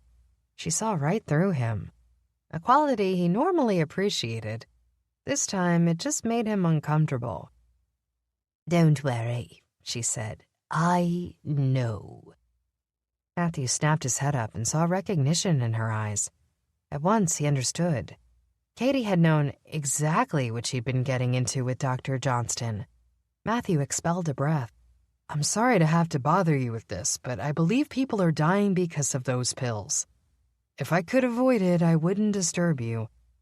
"Disturb away," she said softly. "I'm a bored old woman who's a burden on my daughter. Come, have a seat." There was a wicker-style porch chair beside the bed and a book folded on the table next to it. Matthew had to wonder how many afternoons and evenings Willa spent sitting next to her mother reading, just being close to her. At once, he felt a searing ache pass through him, somewhere deep beneath his unbeating heart. He finally understood how the job had gotten to Danny this afternoon. It was getting to him, too. "Danielle is very lucky to have your daughter as a friend," Matthew said. "Willa is quite an amazing woman." "She's a beautiful girl," Ms. Bloomer said, "and an even more beautiful person. But then again, so is your girl." Matthew blinked, startled. "I see the way you look at Danny," Ms. Bloomer said. "Why don't you do something about it?" "I have. Well, I did," he said. "I don't believe she wants me anymore." "I don't believe in your baloney," Ms. Bloomer said, sounding so much like a dainty old Englishwoman that Matthew had to laugh. "The two of you are drawn to one another in a way that's too rare to pass up. If I've learned one thing in this lifetime, Captain King, it's that our days here are numbered and short. You shouldn't waste a second doing something that makes you miserable." "But being away from her makes you miserable," she said. "I'm assuming you broke that girl's heart, or else you two would be together." Matthew tried to hold eye contact with the old woman, but it was a challenge. "I'm an observant old bat," she said with a smile, then reached over to the vampire's cool hands. "It's not too late for the two of you. Don't waste your time together by spending it apart, Captain King." "Thank you," he said, touched by the warmth of her hand as it covered his lifeless one. "I'm trying." "I know you are," she said, giving him a hard pat against his stony skin before retracting her hand. "Try harder." He laughed. "I appreciate your honesty, Ms." "Call me Ms. Bloomer one more time and I'll be forced to stake you," she said with a brightening grin. "I'm Katie. I told Danny the same thing earlier today." "Katie," he said, turning the name over in his mouth. It fit her. Rounded, bright, young. How Matthew imagined her before whatever illness had struck and captured her beauty. "I'm sorry to be here asking difficult questions." "I'm sorry you took my meds away from me," she said with a grim smile. "But what can you do?" "Nurse Anita, she's the best in Wicked, treats all the officers who are sick or go down on the job. I've personally asked her to keep an eye on you. I guarantee you'll receive the best care." "Oh, goody." "In the meantime," Matthew said, his voice growing more and more somber, "I need to understand a few things. Did you know what you were getting into when you signed up with Dr. Johnston?" "Of course." Her conviction gave Matthew a jolt of surprise. "You knew?" "Let me explain something, Captain. I have limited time left on Earth, and I don't plan to use my time here to snitch on someone else." She gave a grim smile. "My time for judgment will come soon enough." "Let me explain something," Matthew said, raising a hand to silence her. "People have died. People who by all accounts didn't seem ready to die. I can't speak for the dead, but I can do my best to find justice for them." "They weren't ill?" Matthew shook his head. "We had 2 dead victims in recent weeks over the age of 50. However, by all accounts, they were in prime health and should otherwise be alive. Save for the fact they aren't. Their bodies gave up." Ms. Bloomer frowned. "That doesn't sound right." "It's not, and that's why I'm investigating," Matthew said. "Even more strange is the fact that their bodies are now gone." "Gone where?" "Gone, as in vanished," Matthew said. Their bodies were kept in the morgue after their autopsies, but now they're no longer there. What if one of them had been Willa? But Willa wouldn't go seeking. She trailed off. You really think it's murder? Murder comes in all shapes and sizes, Matthew said, and it's my job to bring justice to killers. So, I hope you don't take it personally when I say, Ms. Bloomer, that I don't give a damn about you not wanting to snitch. I want the truth. Then I hope you're not upset, Ms. Bloomer said with her nose in the air, if I ask you to use my damn name. It's Katie. Matthew found his lips twitching into a smile despite the grim subject matter, and he gave a shake of his head. I see where Willa gets it from. What? Her spunk. Zest for life. Whatever you want to call it. Matthew tilted his head to the side. It's a shame you decided to give yours up. Matthew's candidness had the intended effect. He wasn't known as the homicide unit's best interviewer because of his blunt force, but because of his ability to connect with people. In a way, his lack of many traditional human mannerisms had forced him to study the species for so long that he was better at predicting emotions than most other cops. He'd wanted to understand emotions and the physical tells that went along with them in order to mimic them himself. Little signals that meant a person was nervous, sad, defiant, angry, hopeful. And he'd done exactly that with Willa's mother. Katie's lip trembled and her fingers toyed with the comforter pulled to her thin chest. Though Matthew hated to upset her, he needed answers. You have to understand, Katie said, her voice cracking as she spoke. I've been dealing with this illness for most of Willa's life, almost as long as she's been alive. Her father left us when she was 4, and it started some time after that. I went to doctor after doctor, and they couldn't find anything wrong with me except the pain. Some of them finally threw their hands up and decided I was just suffering from heartbreak. You disagree? I wasn't heartbroken except to see my little girl growing up without a father. And even then, I knew I was woman enough to raise a strong and independent daughter on my own. She gave a sad smile. I hope I accomplished that. Matthew gave a nod. I'd say you have been wildly successful. Which means my time has come to an end in the burrow, Willa's mother said. My daughter is happy now. Happy-ish, I should say. I know that my presence and illness weigh on her, and it's time for me to stop holding her back. Did you know she had an offer to work on the Isle? She even talked about taking the training course for Magic Inc. headquarters. Of course, I don't know why anyone would want to move to Minnesota, but there you have it. She gave an easy shrug. I know the only reason she hasn't gone is because of me. Those are her choices to make, Matthew said. As you said, you raised a strong and independent woman. Don't you think Willa can make the decision that's best for her? That's the problem. She's not making the decision that's best for her. She's making the decision that suits her well enough while I'm alive. I respectfully disagree, ma'am. Katie, Matthew said with a decisive shake of his head. And I respectfully disagree that you have any business making those decisions for her. The second part of parenting, once your child has been raised, is to let them be free. I know, and I am, but... You're not. Matthew waved a hand to interrupt. Let me tell you this story another way. Miss Bloomer sat back in bed, pulled the comforter high, and settled in with a difficult-to-please smile plastered on her face. I'm listening, Captain. I've been alive for a long, long time. How long? Danny would like to know that too, Matthew said, though it's nobody's business but mine. Ms. Bloomer pursed her lips together in amusement. Born before or after the 1800s? Before, he said in a rare burst of a smile. That's all you'll get from me on the subject. Carry on then, old man. My parents died many years ago. Centuries, he said. My mother she was the sweetest woman. Miss Bloomer smiled as he reminisced. Believe it or not, I was a normal kid, a normal teen, a normal 20-something until I was finally changed.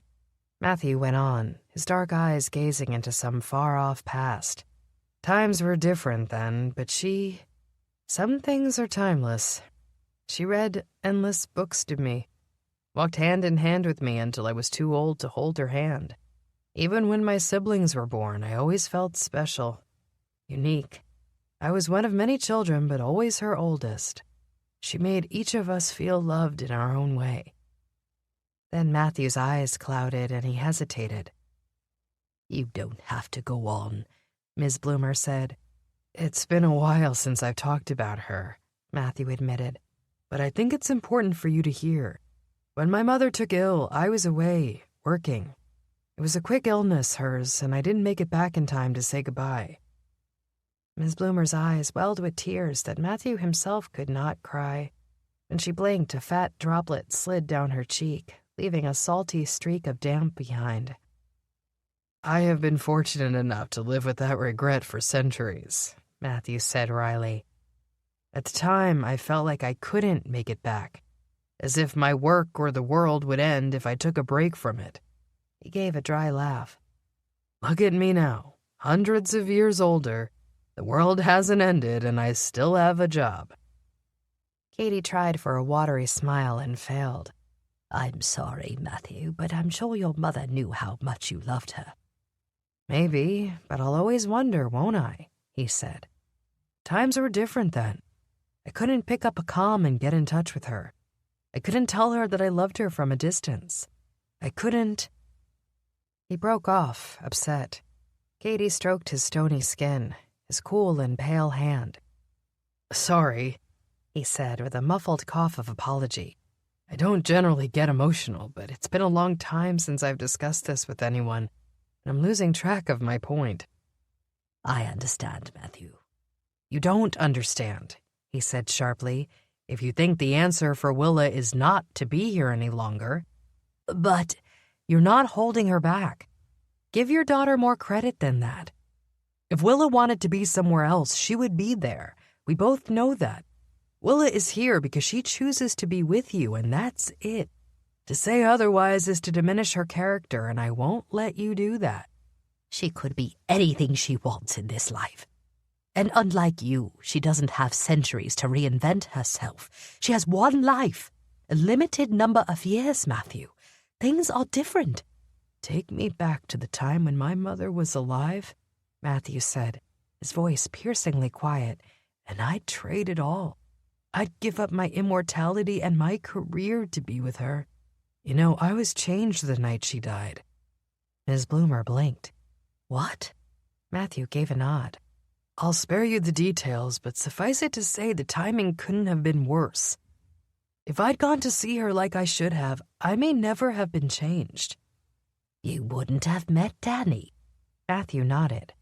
And now that I have, I would never give her up.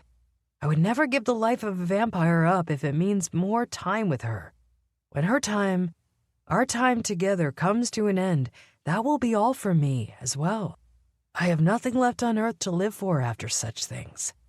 Then you know how I feel. No, you do have something to live for. You have Willa. If you ask my opinion, Willa is lucky in some ways. Because of your illness, she spent time with you that she might not have had otherwise. Maybe she would have gone off to Magic Inc., but so what? Would it have made her happier than spending this time with you? I think if you asked her, she'd tell you the same thing I'm telling you, that she's grateful for this time together. Things happen for a reason, Miss Bloomer. I've learned that in my long existence on this earth. If things happen for a reason, then why didn't you end up home with your mother? I wasn't supposed to be there, Matthew said vehemently. I have to believe that. I have to believe she knew I loved her when she died. How else could I live with myself every day? I have to trust that the bond we had together, a mother and her eldest son, was strong enough to withstand the distance, the time apart, the lack of communication, because in those days it wasn't simple. And I've come to terms with that, and I do believe it. I was supposed to meet Danielle. She is the person I've been born to meet, the person I've been waiting to love my entire life. Then why don't you love her? I do love her. Love is a verb, Matthew King. Miss Bloomer's face darkened. You say you love her, but what are you doing to win her back? She's hurting for you, too. You broke her heart. Don't expect her to come crawling back to you. If you love that woman like you say you do, then you'd better be ready to fight hard to get her back. I'm not promising an easy battle, Captain, but if all you say is true, it'll be well worth the fight. Matthew stood abruptly, uncomfortable with the way this conversation had turned. His chest felt tight, his body constricting with emotions. The prick of something behind his eyes that should be tears, though biologically they couldn't fall. Why did you set up an appointment with Dr. Johnston? Matthew reverted to stiff procedural questions because it was the only way he could handle the moment. What did you know about him? There were rumors, Katie started in a breathy whisper, that he had a new line of pain medication that could ease one's final days. Assisted suicide? Hardly, she snapped. I'm not looking to kill myself, Captain. I'm looking for relief from this horrid pain. 20 years of doctors diagnosing and misdiagnosing. I'm sick of it. I just wanted to escape. What did the rumors say about the doctor? That he had a new line of herbal products that weren't yet street legal, though they were working on getting them approved, she said. One might call them experimental. And you dabbled? I did, she said, because the risk was worth it to me. If the doctor couldn't cure my illness, but they could provide relief from the pain, the choice seems obvious, doesn't it? Matthew gave a slight nod of his head. The catch? The catch, she hesitated. He would only treat terminally ill people. Because he knew people were dying from it. I can imagine that might be the case, though it was never confirmed, Ms. Bloomer said. Obviously, it was illegal for him to prescribe it to me, but Mr. King, I signed up for it. I knowingly begged him for a relief from my illness. Fine, but as you said, it's illegal. And the others... Ms. Bloomer shook her head. Someone must have gotten their hands on the herbals or the formula and began selling them on the street. That is truly horrible. And it's why we have regulations, Matthew snapped, so these things don't happen to innocent people. A young woman takes some new medicine as relief from stress or a headache or sleepless nights, and... Matthew waved a hand. Soon enough, she's dead. Ms. Bloomer's tears fell fast and hard. I'm sorry. No, I'm sorry, he said, the wind deflating from his sails. I shouldn't have come here. Danny should have handled this. No, I'm glad you came. Right. Matthew stifled a dry laugh, pausing as he reached the door. Ms. Bloomer, I know your illness is horrible. You don't deserve any of it. But there's a silver lining in that you had time with your daughter that many people will never have. Take it from me. Don't give up this fight prematurely. You think I'm selfish for wanting to be free of this life? No, Matthew said. I don't think that at all. I'm just giving you an opinion from the other side. Captain. Ms. Bloomer held out her arms and gave a thin smile. I've never gotten a hug from a vampire before. Matthew froze in the doorway, then turned slowly on his heel to face the shrunken woman. He made his way across the room with soundless steps and extended his arms as he neared. Katie sank into a solid embrace, clasping his firm body tight as her wet cheeks brushed against his shirt. 2 sets of tears had cried there today, Matthew realized, and he couldn't help but wonder if both were his fault. Don't give up your fight either, she whispered in his ear. Love will conquer all, Captain. He pulled back slightly. I won't if you won't. Miss Bloomer kissed him on the cheek. Thank you. It wasn't exactly an agreement, but Matthew took it. He had to, because that moment contained the last bit of self-control he had for the evening. Bursting through the door, he descended the stairs like lightning, finding Nurse Anita waiting in the lounge with the 2 women, checking on her patient. Matthew gave them one quick glance and looked to Danny. Come, he instructed her simply. Danny stood, recognizing the wary tone in his voice. Matthew, is everything all right? Go on, Willis said, ushering her friend out. Thank you for everything.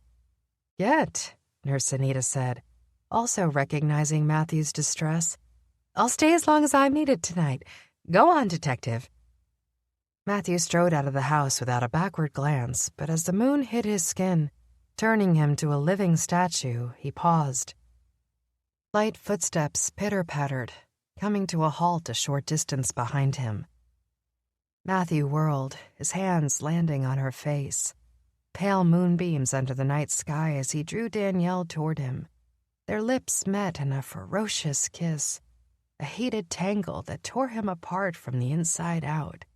Danny froze for a moment, stuck in the embrace, and then melted. She responded, her hands coming to instinctively tear at Matthew's hair. Her nails dragged over his skin, barely leaving an indentation as he cupped her to his chest. "Come," he said again. "I'm taking you home." Chapter 13. I woke slowly the next morning, opening one eye at a time to find sunlight streaming through my bedroom windows.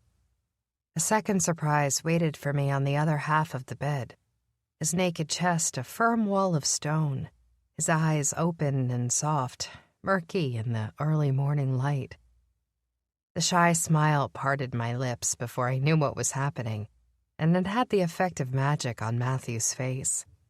He broke into a grin, his features softening as he wrapped his arms tighter around my body and folded me against his chest. Closing my eyes, I inhaled the distinctive male musk of Matthew, clean and woodsy and sharp, an expensive spell splash, as he would settle for nothing less than the best. Except for me, I realized half-heartedly as I let my body sink against his. I was full of imperfections, yet somehow we found ourselves wrapped in one another's embrace time after time.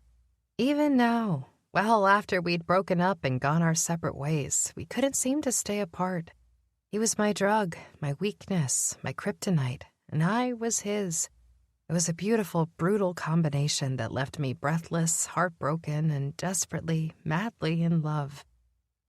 "What does this mean for us?" I asked, trailing my fingers lightly down his chest as I allowed my eyes to open and stare at the delicate, chiseled outline of muscle. "I didn't, expect for that to happen." "Neither did I," he said, stroking my hair with gentle touches that lulled me into a dreamlike state. "May I point out that I'm glad it did? Strictly for the record, of course." I laughed, nuzzling against him. After his fiery kiss the previous evening, Matthew and I had found ourselves storming into my place in a whirl of heat and flames and pent-up emotions. My heart had broken all over again at the thought of Willa losing her mother, and something in me had been drawn toward Matthew. He was like cool water to a burn, a soothing, healing presence that promised protection and safety and love, and he had delivered in a very big way. He'd relished, cherished, and savored every second, as had I, and he'd only let me drift off after a wordless night together when the sun burst its first fingers of light over the horizon. Only then had I gently chided him to remind him that, unlike vampires, this witch needed sleep. He'd grudgingly pulled me to his chest and, I suspected, held me through the rest of the night and into morning as I drifted into dreams. He'd always liked to watch me sleep, a fact I'd found quite creepy when we first started dating, but one I had grown to find endearing. He took such joy in the small action that I gave up fighting him on it, especially after he explained why. He missed not having to sleep, not being able to drift off side by side with the woman he loved, so I found it impossible to ask him to leave. "I'm not sad it happened either," I admitted, finding my cheeks blushing with the admission. "If anything, I would say that has, improved with time." Matthew's low, throaty chuckle sent heat skittering through me as he raised my chin until our gazes met. "I love you, Danielle. I want to be with you. Last night, this morning, everything about it was incredible. You're incredible, and well, you know how I feel." "Matthew," I trailed off with a shake of my head. "We can't fall into bed one night in a flurry of emotions and think that makes everything okay. We have years of history." History, yes. I know you almost as well as you know yourself, he said. I love you, Danielle. I would never let anything hurt you. This isn't about something hurting me. It's about us being together. It's a delicate thing, Matthew. We're sort of working together right now, and this was just one night. At the flicker in Matthew's eye, I pressed a finger gently to his lips and gave a shake of my head. I'm not arguing that it was real, that every moment was precious and amazing. But sex doesn't make for a relationship. You're not, Matthew cleared his throat with some difficulty. otherwise attached, are you? No, of course not. What made you think that? Yesterday you smelled like him. Gray? Yes, we spent some time together. As friends, Matthew. Take a breath and don't hyperventilate. I don't even need to breathe, Danny. I'm not hyperventilating. I gave him a playful scowl. You know what I mean. Don't go making a big deal out of this. Look, we're fighting already. This isn't a fight. Matthew's eyes narrowed. You'd know it if I'd wanted to fight, Danny. This isn't it. I know. I heaved a sigh. But that's another barrier between us. You get so possessive. I love you, Matthew. That's not news. I always have, and a part of me will always love you. We have, I don't know, something special. But you are not in control of me. My friends, my work, my decisions. I'm a single woman, remember? You broke up with me. I remember clearly. Good, I said. Don't forget it. If we reunite, Matthew said, there will be compromises. Of course, I acknowledged. If we are together, this, I gestured to our naked, intertwined bodies, is not together. Matthew let out a rare, cheeky smile. I'd call this about as together as man and woman may get. More of the flush, this time up the back of my neck. Fine, but you know what I'm saying. We're adults, and we could choose to do this without a relationship if we want. I don't have any interest in sex without a relationship when it comes to you. Matthew pressed his lips to mine, not yet kissing me, just speaking his promise. I want all of you. I want everything. I'm selfish when it comes to you, Detective. I wriggled closer to him, unable to push back from the warmth, the comfort, the ease with which we could be together, the greatness we could achieve as one. Even at our very worst, we'd never stopped loving one another. If it hadn't been for the element of danger that had seeped into our relationship, we likely would have never broken apart. What about everything else? I asked. The reasons we broke up. I've regretted breaking up with you every second. You are the one who told me it was too dangerous. I can control myself. I had my doubts, but I've thought for many long nights, and I've come to an agreement with myself. I will never feed from you again. I swear it. You know I'm not worried about that. You're the only one who worries about it.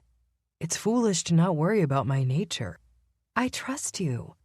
I rested a hand against his chest. You said you'd never hurt me. And then I did, Matthew said. I'm not sure that's a promise I can make to you again. It's a promise I can make for you, I whispered. I know you won't hurt me. Not physically, but I'm concerned now. I'm concerned that this will happen again in who knows how long. 1 year, 5, 10, or 20. It doesn't matter. What happens if you lose control again and you can't get past it, and then you decide to leave me after a lifetime together? Danny, that's why we can't be together, I told him. I love you, Matthew, but you can't break my heart again. I would die. If you left me again, I would rather you took all my blood and killed me yourself. Don't be dramatic. I've been through enough, I told him. These are my decisions to make alone. For now. Tell me there's a chance. Matthew breathed into my hair as he cradled me, his words desperate. I just need hope. I swallowed, my heart beating quickly. I don't know. I can't promise anything. Why did you go to bed with me if we were nothing? We're not nothing. We're something. If anything, we're too much of everything. I flung back the covers, surprising Matthew. I launched to my feet in a burst of manic energy, standing naked in front of him. I wasn't embarrassed, wasn't self-conscious, and even Matthew's eyes didn't waver from my face. God, Matthew, I love you. That kiss last night, it brought back everything. Tears pricked my eyes, and I hated the sign of weakness. But with love and relationships came a level of vulnerability more painful than the worst of tortures. No enemy could hurt me half as bad as Matthew. The power rested in his hands. Hands of stone, hands of gentleness, hands that could guard my heart or crack it in two. I want to be with you, but I don't think this is our time, I said, my very soul weakening with the effort of the words. You should take that as hope, Matthew. Our story is not over, but this is our intermission. Why wait? Matthew sat in bed, a god in his naked splendor. He looked gorgeous, unshakable, save for the fear in his eyes. We both want to be together. Because it's too soon. I'm reeling still, and I'm not... My voice broke, a sob seeping out from my deepest depths. I'm not myself yet. It would be unfair to you if I agreed to a relationship. I am not whole, Matthew. I am not there yet, and I need to get there alone. I'll help you. I'll give you time, space, nurse you to health, or let you find your way, he pleaded. Whatever you want. I want to be alone for a while longer, I said, and the words lodged deep in my chest. I could see they struck Matthew just as hard as they speared me, and for that I was sorry. Please don't give up on me. Danny. Through the pain, his figure softened, conformed to a more human-looking, gorgeous specimen. Come here, now. I listened, climbing onto the bed and collapsing into a puddle, my head resting on the pile of blankets over his lap. As Matthew stroked my hair, the tears fell. Matthew leaned over, kissed my forehead. He wiped my tears with the sweetest brush of a finger and held me against him. You're the reason I'm here, he murmured against me. My whole life I've waited for you. I will never give up on us. You don't mean that, I sniffed. You've been alive since Napoleon Bonaparte, if not before. He smiled, mysterious as usual when it came to his age. At least, he agreed good-naturedly. And all of it has built up to you. If you choose to be with me again, even if it's with your last breath of life, it will have all been worth it. My shoulders shuddered with a shrug. I don't deserve you, Matthew. It's easiest if I'm alone. If it's so easy for you to be alone, then why is it so hard to be apart? I wiped my own tears and sat up in bed, my shoulders falling into a slump. I wish I had the answers for you. I won't pressure you for an answer now. Not ever. If you come to me with your love, I want it given willingly and without condition. I managed a nod. The same goes for you. Danielle, you've never stopped having it. My heart, whatever's left of it, will always be yours. I leaned in, drained of emotion, exhausted despite a few hours of perfectly sound sleep in Matthew's arms. I'm a mess, I said with a watery grin. I'm sorry. You didn't ask for this when you came over last night. You're right, he deadpanned. I came hoping for a roll in the sack and no strings attached. I laughed because the thought was entirely ridiculous. Thank you for understanding. Matthew merely raised a hand, brushed it across my chin. It was enough. I'm going to get dressed, I said, and then we have a big day ahead of us. After the threat of waterworks had passed, Matthew allowed his eyes to trail down my body as I stood and let the sheet fall to the floor. I found myself smiling under his gaze. Never had a man appreciated the sight of me in such a way as if I were a piece of art, which was quite alarming, actually, considering Matthew had probably watched Michelangelo himself paint the Sistine Chapel. You're insanely gorgeous, he said, inhaling a breath. I know you said you wanted space, but it's difficult to have restraint. I should go. Matthew, I hesitated. This is probably a bad idea, but I do need a shower. And there's this difficult-to-reach place on my back, and maybe... It was all the invitation he needed. I hardly had time to blink before he'd crossed the room, pulled me into his arms, and swooped me across his chest.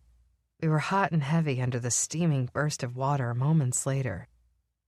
"This is a bad idea," I murmured, as Matthew's mouth pressed hard against my neck, the slightest brush of his fang giving an erotic thrill down my spine. "A very bad idea." "I just so happen to like bad ideas," Matthew said with a dangerous grin as he studied me. "Now relax. You're thinking too much." In his eyes, I saw my own irises flash violet, and a sense of satisfaction settled over him at the change in color. "I love you," he murmured as he picked me up and my legs circled around his waist. "You love me. The rest will find its way in time." Feeling mighty peppy, I climbed out of the shower alone and dressed in the privacy of my bedroom. Matthew had slid out of the bathroom first and given me time to myself, as had been our routine for 2 years. I couldn't help but grin as I heard Matthew reacquainting himself with my furniture through the bedroom door. Once upon a time, an old witch had cursed my kitchen and living room furniture with the ability to talk, mostly to mock me, and we'd had an on and off again relationship as a whole. Then Carl, my couch, and my flapper-esque coat rack named Marla, along with a slew of other appliances and kitchen accessories, had helped me defeat a murderer who'd attacked me in my own living room.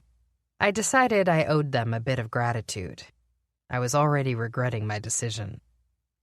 "I really think you do wonderful things for the detective," Marla was explaining as I peeked my head out of the bedroom. Her voice oozed with a smoky, flirtatious lilt. "The woman is wound tighter than anyone I've ever seen, and she needed to let loose. A night of passion was just what the doctor ordered, Matthew, and you're her remedy. Last night..." "Enough!" I flung my bedroom door open, unable to listen to a word more. "We've talked about this. You are not to comment on my private life. My personal business behind closed doors is just that, personal." "Not when you keep us up all night, dearie," Marla said. "Come on, hon, loosen up. We're happy for you lovebirds." "Shut up," I said. "Tammy, can I get a piece of toast?" Matthew, to my surprise, moved to the counter faster than I could utter the word please and returned before I blinked. "Here," he said. "Is this okay? It's been a while since I've partaken in breakfast." I looked down at 3 perfectly cooked eggs, 2 strips of bacon, and 2 pieces of toast. "Wow," I said. "This is... Did I even have this food in the fridge?" "Nope." Fred popped open to show me some newly stocked shelves. "Your boyfriend went out and about this morning and finally fed me. Thank heavens." "How's the toast? How is it?" Tammy, the overexcited toaster, chirped wildly. "Just slightly golden, how you like. It's fresh, isn't it? Do you like it?" "It's delicious, Tammy," I said, taking a crispy bite to show her just how much I loved it. "Thank you all very much. Matthew, you didn't have to do this." "I had time to kill," he said, though by my calculations he'd had all of 10 minutes to run to the store, buy food, return, and cook it. The perks of dating a vampire. "I hope you enjoy it. I figured we could discuss the caseload while you ate." He was quite obviously frazzled by the furniture, a fact that I found amusing. However, after all the work he'd gone through to make me comfortable, I refrained from mentioning it. "Sure, have a seat."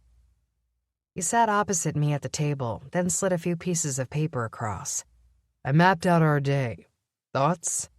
I studied the itinerary, reading the familiar old-fashioned font. "We're doing this together?" He nodded. "I have an addition to your plan," I said. "How about we pay a visit to the farmer Lucia was investigating? From there, we swing around to chat with Sienna." "I don't think it's a good idea to visit Sienna yet."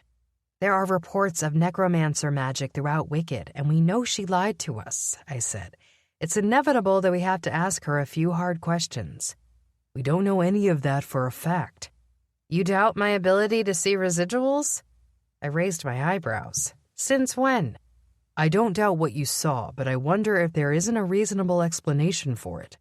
Then let's ask her, I said, and barreled on before he could argue. We can go pressure Felix afterward for results and then hit up Dr. Johnston. Fine. That was easy, I said. You just agreed with me? When you make intelligent plans, I have no argument, he said with a grin. Now, when we visit Sienna, there will be no accusations. We can't alienate her. You know how touchy necromancers can be with false claims. Fine, I said, but I do know what I saw, and I'm not shying away from it. In my experience, residuals don't lie. Maybe not, but they don't tell you the full story either, Matthew said. So, let's talk to her. We rose after I scarfed down the last of the breakfast.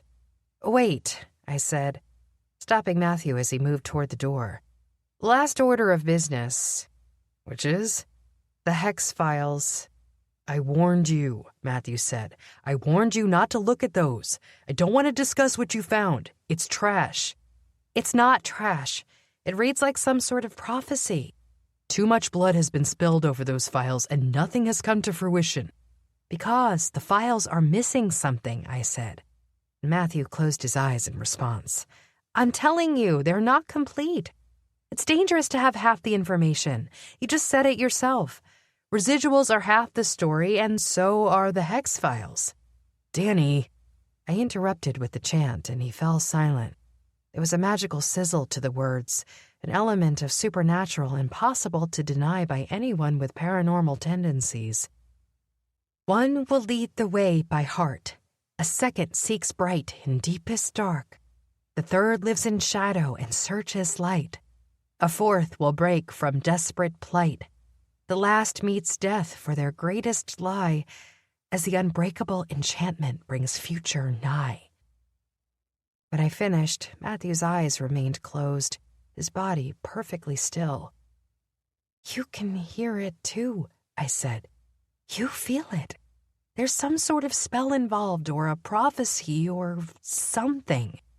Forget what you read, he said, opening his eyes. I will not discuss it. Am I one of them?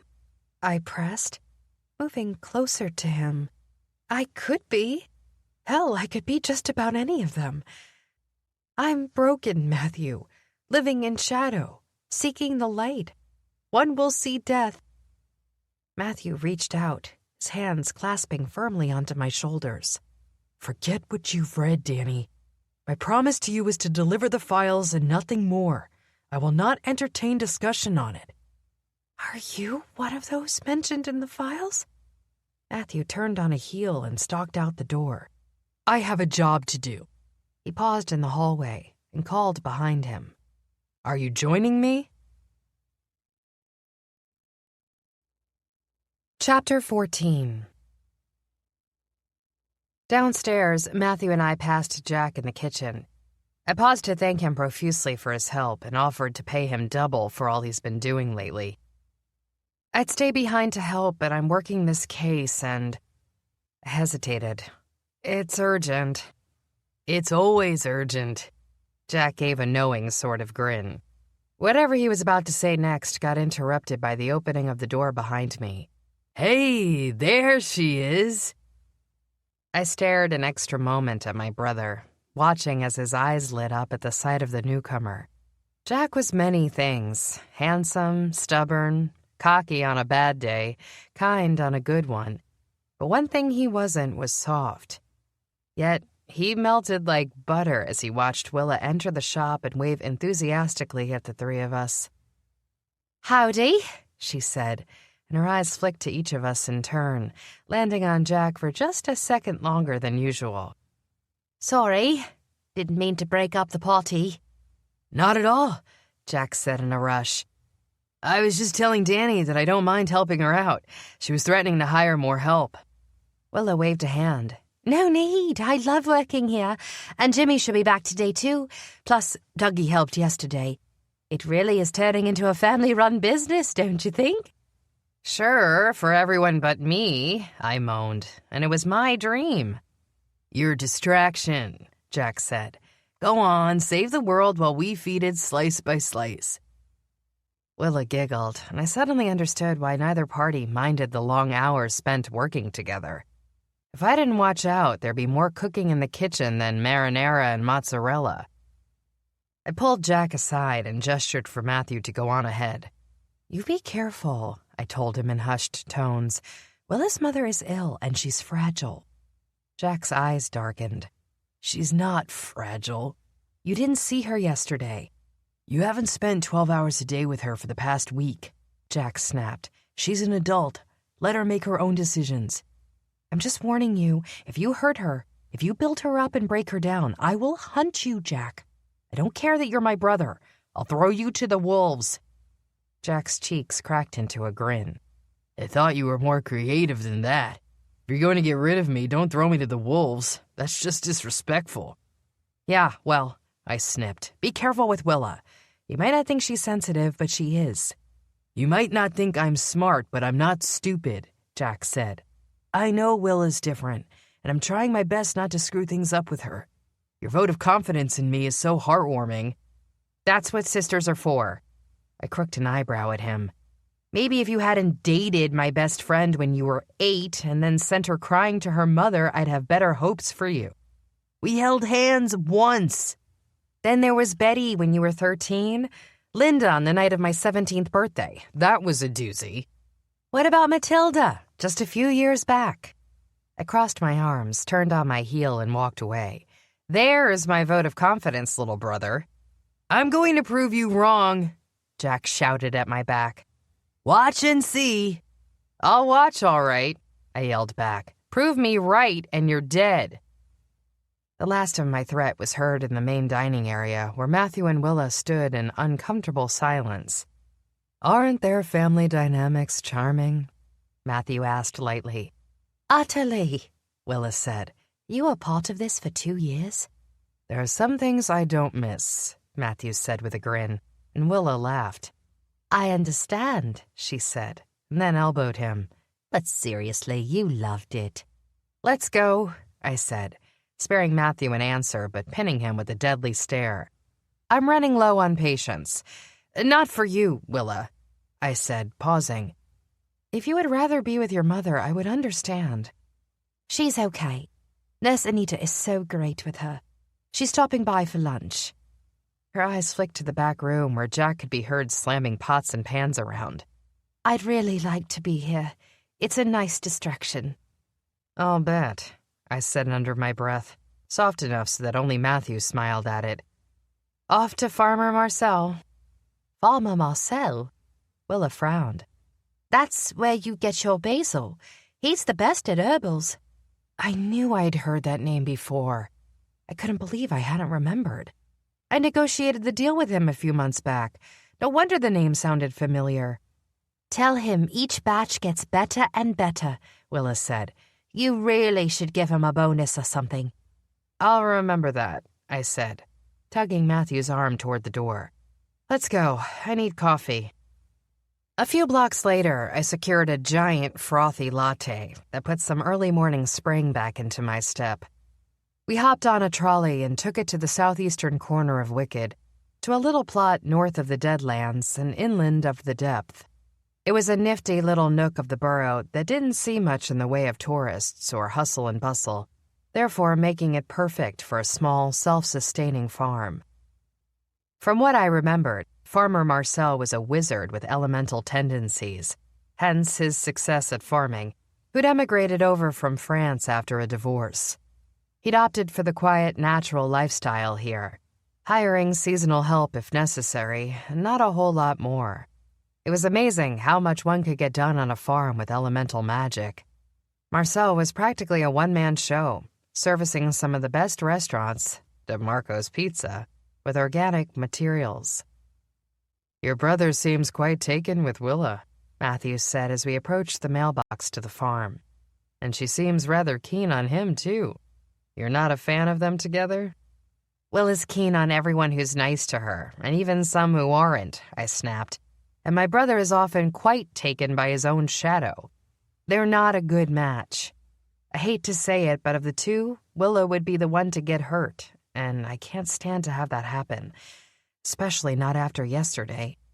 What if she didn't get hurt? Matthew asked as we stepped past the sign marking Marcel Farms and through the front gates. What if they might actually work? I know after my own parents died, I could have used support.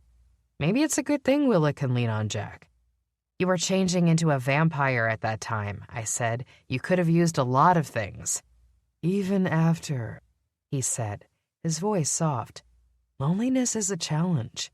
What if Jack is exactly what Willa needs right now? He's not, I said. Now can we focus on the job? The driveway was long and twisted, winding through fields with exotic plants I couldn't name. Matthew and I were silent as we pushed past them, following the dirt road to a neat little farmhouse with the standard white walls on the outside. We passed through fields of rainbow-colored corn and fruits that looked like nothing I'd ever seen in the markets before. Along the perimeter of the property, trees leaned tall and dark, an intimidating natural fence protecting the property from wanderers. When the front door loomed near, Matthew stepped ahead and wrapped his long, slender fingers against it. The wait lasted only for a few seconds until the front door opened, and a man dressed in worn jeans and a plaid red shirt stood there. He didn't look like the typical farmer I'd imagined. While he was wearing the right colors and patterns, they were far too polished to suit a man working outside for 12 to 16 hours a day. Even the man's hands lacked the dirt stains and darkened nails I'd expect from someone who spent their days up to their elbows in organic matter. "May I help you?" he asked with the slightest of French accents. I noticed he didn't exactly invite us in, nor did he look entirely surprised to see us. His eyes calculated rapidly as they flicked over us, taking in the sight of a vampire and a witch on his front steps. A person's normal reaction might be nervousness. Marcel's reaction was minor annoyance and a bit of shifty eye syndrome.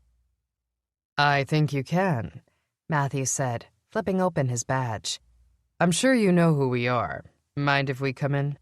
"How should I know you?" Marcel's eyebrows pinched together. "We are not friends." "Nope, and I don't think we will be after this visit.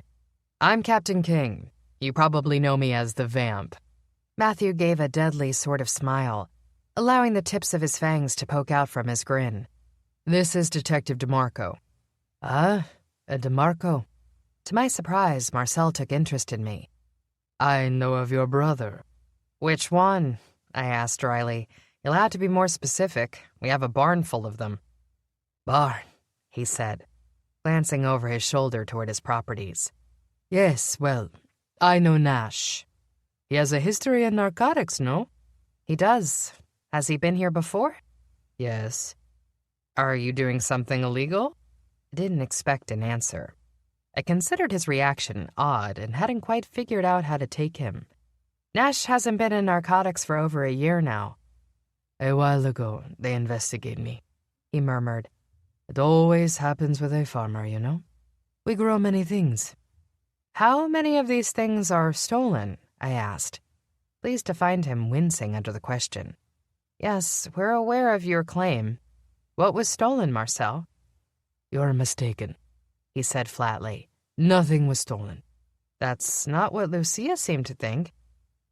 The name of my replacement reserve brought out a lick of fire in his gaze.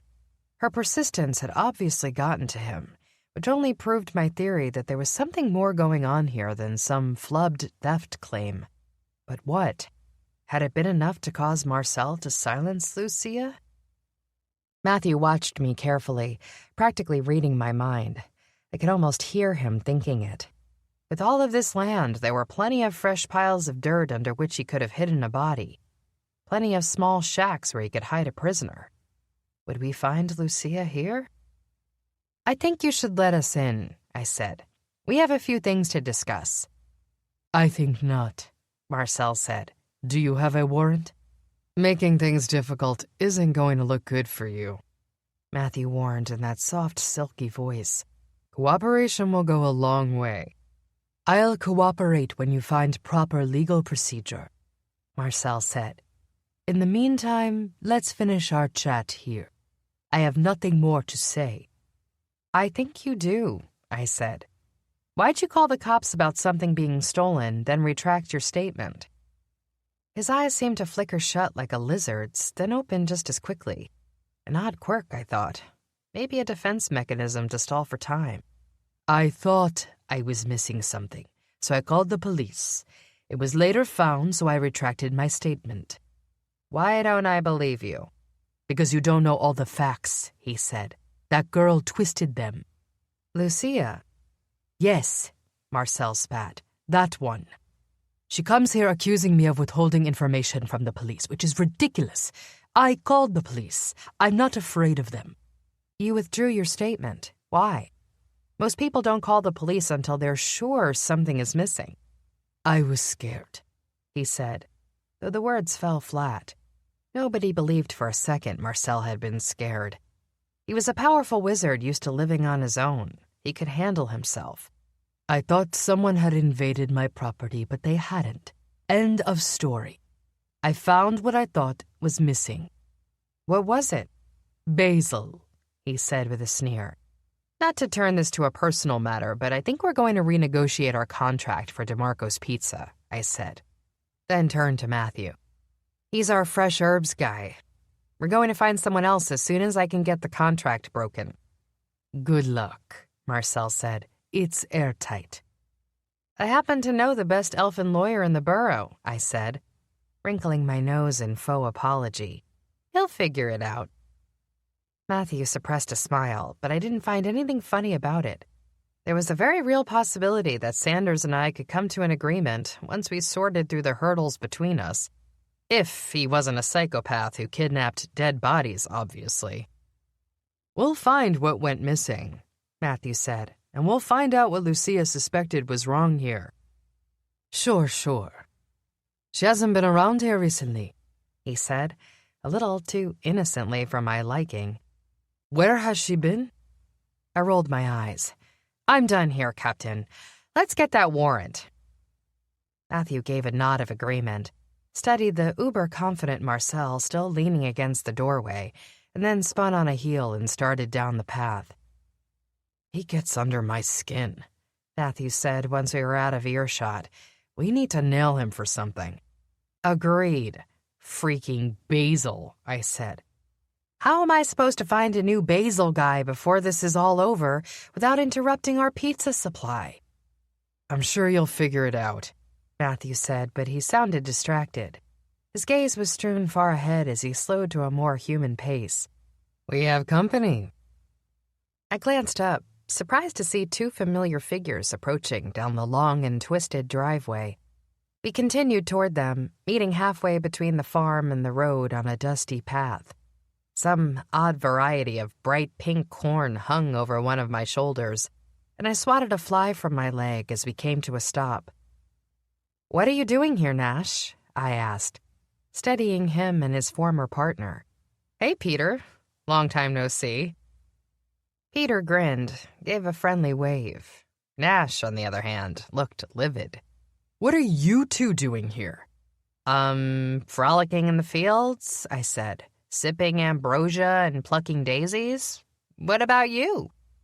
Enough, Matthew said, his low rumble radiating tension and severity over the four of us. We're on a homicide case. I presume you're here with narcotics, Lieutenant? Nash doesn't work for narcotics anymore, I argued, giving Matthew a skeptical glance. He's full-time homicide. No exceptions. Minor exception, Nash corrected, though he'd lost some of his combative stance and shrunk back. I'm helping Peter with a case. I turned my gaze on Peter. You're doing what? Stay out of my business, Nash said.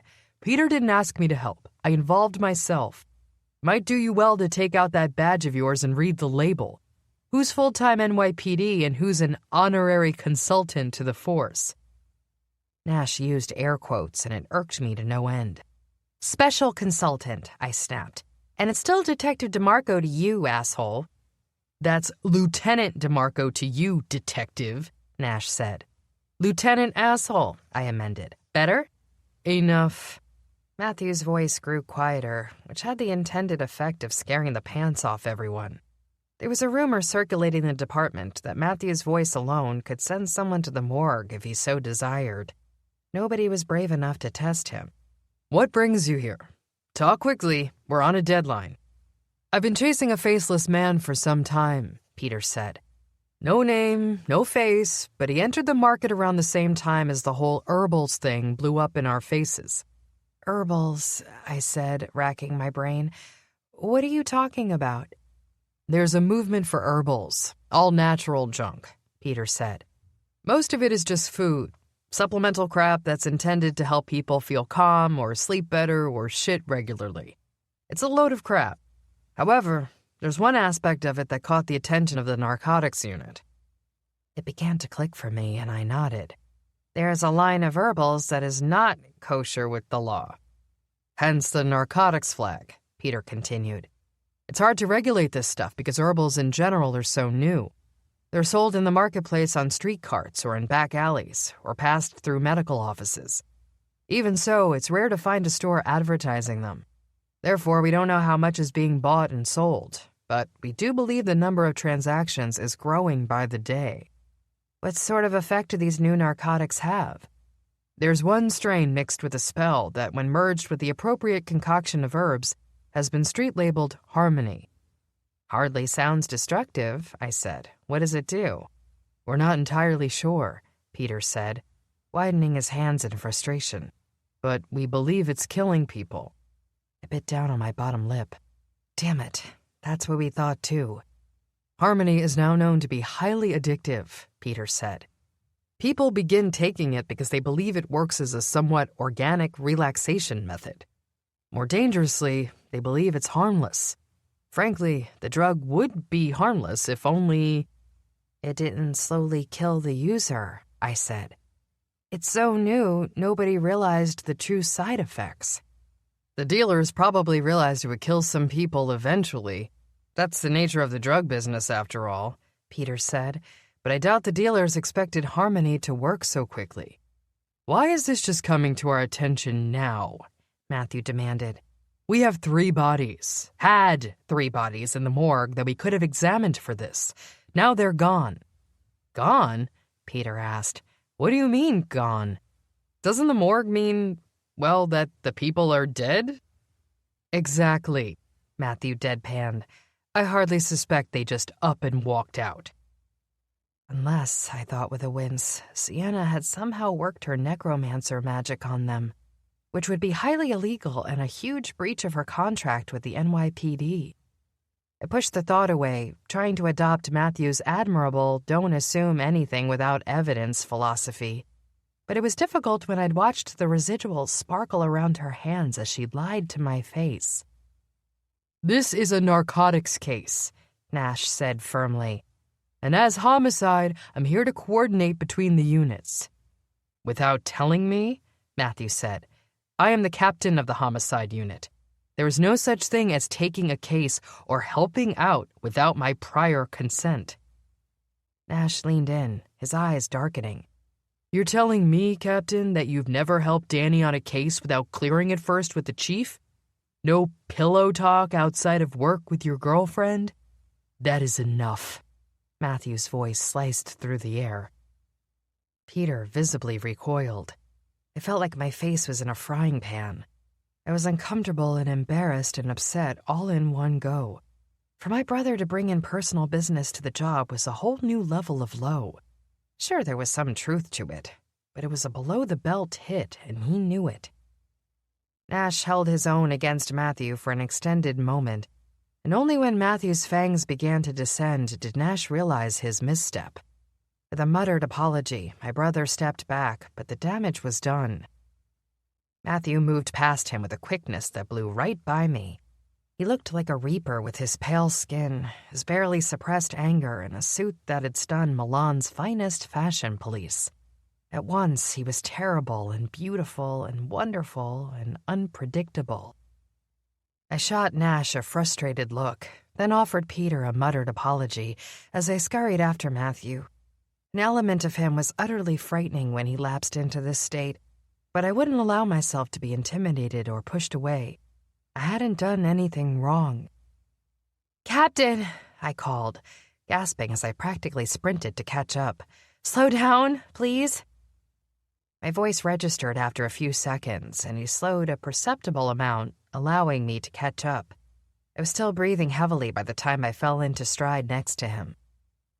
You're not going to defend your brother to me, are you? Matthew asked with an air of aloofness. The lieutenant was out of line. I'm not going to defend him. I was just going to suggest you don't kill him, I said.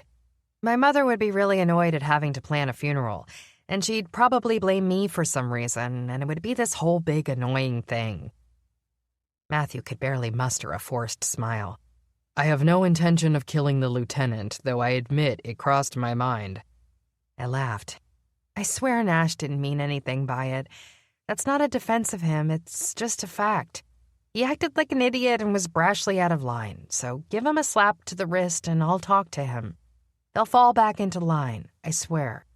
What I'm most upset about, Danielle, is he brought you into things. Matthew stopped, took my wrists in his hands, and pulled me against him. Us. He brought our relationship to question, our professional abilities, and that is unfair and upsetting. And partially true, I said. Come on. Don't you think you might have been a bit harsh on him? Every good officer helps out another unit from time to time off the books. I happen to know you might have bribed Felix a time or two with God only knows what incentive. I shuddered at the thought. Peter is Nash's old partner and a very close friend. If Peter asked for help, Nash wouldn't be able to say no. Is it so horrible to have a homicide and narcotics officer working together on a case? Matthew dropped my hands and resumed a quick clip. Yes. Matthew? Were you not there last night? Matthew asked, switching the conversation to a personal one. Did you not feel the same things I did? I love you, Danielle. Madly. Desperately. I want us to be back together, but we're not. You're dead set against it. So? I pressed. I don't understand. If our professional and personal lives intersect in a tangled mess, I fear you will choose your professional life over our personal one. You think if there's a conflict of interest, I wouldn't choose you? I turned the question over, meaning it to be rhetorical, though Matthew nodded. But I own a pizza shop. I don't work for the department anymore. Matthew's lips went suspiciously slack. For now. What's that supposed to mean? We're headed to the station, Matthew said in an abrupt change of subject. Speaking of bribes, I must talk with Felix. No, we're headed to the morgue, I said. First Sienna, then the station. But the morgue. Chapter 15. I wasn't sure how, but I won the argument. Matthew and I soon found ourselves standing in front of the morgue, though Ursula wasn't in the office. A replacement nymph sat there filing her nails, completely uninterested in our presence. "Where's Ursula?" I asked the necromancer, once the nymph had granted us access to the lab. "She's rarely sick. I don't even know what sort of strain affects her species." Sienna gave a muffled grunt. "She's not sick. There's a mandatory training at the station, so Ursula's scheduled for today. I got mine out of the way already. It's a big narcotics training." "On what?" I asked. "We just ran into Nash and Peter, speaking of narcotics." "I saw both of them there. They were in my training session," Sienna said. "The narcotics unit has frequent courses to keep us updated on the latest and greatest drugs killing our people." "Anything new this time?" Sienna blinked. "Everything's new in narcotics all the time. Sure, you've got the spell hash regulars and the old favorites, but there's always something on the horizon. What about Harmony?" Sienna looked curiously at me. "You transitioning to narcotics, detective? That's not exactly public yet." "Why do you go to narcotics training?" I asked. "You don't work in the department." "No, but I have to know what to look out for as a cause of death. Drugs and their symptoms change frequently," she said frostily. "If I didn't know better, detective, I would think this was an interrogation." "It's not," Matthew said. "We're here to—" "Why did you lie to me?" I leaned forward, unable to stop the outburst. "Why, Sienna? How long have we worked together?" The necromancer stared at me, her hair a deep maroon that perfectly matched the tank top she wore under a leather jacket. Even Matthew dared not speak in the ensuing silence. Finally, she crossed her arms, her eyes flatlined of emotion. "Apparently we haven't worked together long enough. Get out of my lab." "Sienna, please," Matthew started. "It's not like—" "The detective is questioning my judgment, no?" Sienna pursed her lips, glancing at Matthew. "That's what I thought. Get out." "We'll find out what happened," I said, even as the first edges of doubt sprinkled into the back of my head. "Trust me, Sienna, I saw the residuals. For the record, residual remover doesn't work if you don't follow the directions. Next time you want to play off a spell, I recommend reading the label first." A flicker of confusion crossed her face and then disappeared. It was hard to say if the confusion was due to the fact she had no clue what I was talking about, or if she was just disappointed the remover hadn't worked appropriately. I didn't wait around to find out. Heat was coming at me from Matthew, from Sienna, from inside myself, and I needed to escape from it. I turned, strode from the room without a backward glance, and found myself jogging down the steps as I struggled to catch my breath. I expected Matthew to catch up with me despite my quick pace. For him, I moved at a snail's pace. It took a lot longer than I expected for him to appear, and when he did, he was just as bristly as I expected. "Smooth things over with Sienna?" I asked, trying to keep the bite out of my voice and failing. She seemed surprised the remover didn't work out as she thought. Did you catch that? "She wasn't interested in smoothing things over," Matthew said. "What the hell was that, detective?" "Now it's detective?" I whirled to face him. "What am I? Your girlfriend? Detective? Employee? Colleague? Odd sort of friends with benefits?" "We've been through this, Danielle," Matthew said. "Don't make this personal. Why did you push Sienna when I asked you not to?" "She had to know the truth. I saw the residuals." I gestured to my arms, painting the picture for Matthew. "I'm sorry if that didn't go according to her plans." "She didn't know anything about the residuals." "Right," I scoffed. "That's a creative lie." "She didn't." Matthew's resolve was so severe it made me stop and take notice as he studied me. "You ran out in a tornado without listening." "She told me to go." "Because you accused her," he said. "By the way, she wants you to know dinner is canceled. Apparently the two of you had a ladies' night scheduled." "Great. I figured as much when she kicked me out of the morgue," I said. "What was her excuse?" "Her alibi is something that we can easily check on," Matthew said. "During the time the bodies disappeared, she was otherwise engaged." "Doing what?" "At the precinct," Matthew said with a flimsy smile. "I would imagine she's not lying if she's expecting her colleagues to alibi her out. She could have come up with something else much more convenient and much less easily verified." "Why was she at the offices?" "Training," Matthew said. "On the day that the bodies disappeared, she was in a classroom all day long for the narcotics quarterly update. I'm sure that is easily verified by the instructor at NYPD. When Sienna left in the morning, the bodies were there. Sienna also says that Ursula can confirm she didn't step foot into the morgue all day long until her return from training, at which point the bodies were already gone." "That's hardly an airtight alibi. I'm sure Sienna knows the morgue like the back of her hand. Side entrances, cubbies, whatever. We really should check the rest of the morgue to make sure the bodies aren't hidden right under our noses." "You're not listening to me, Danny.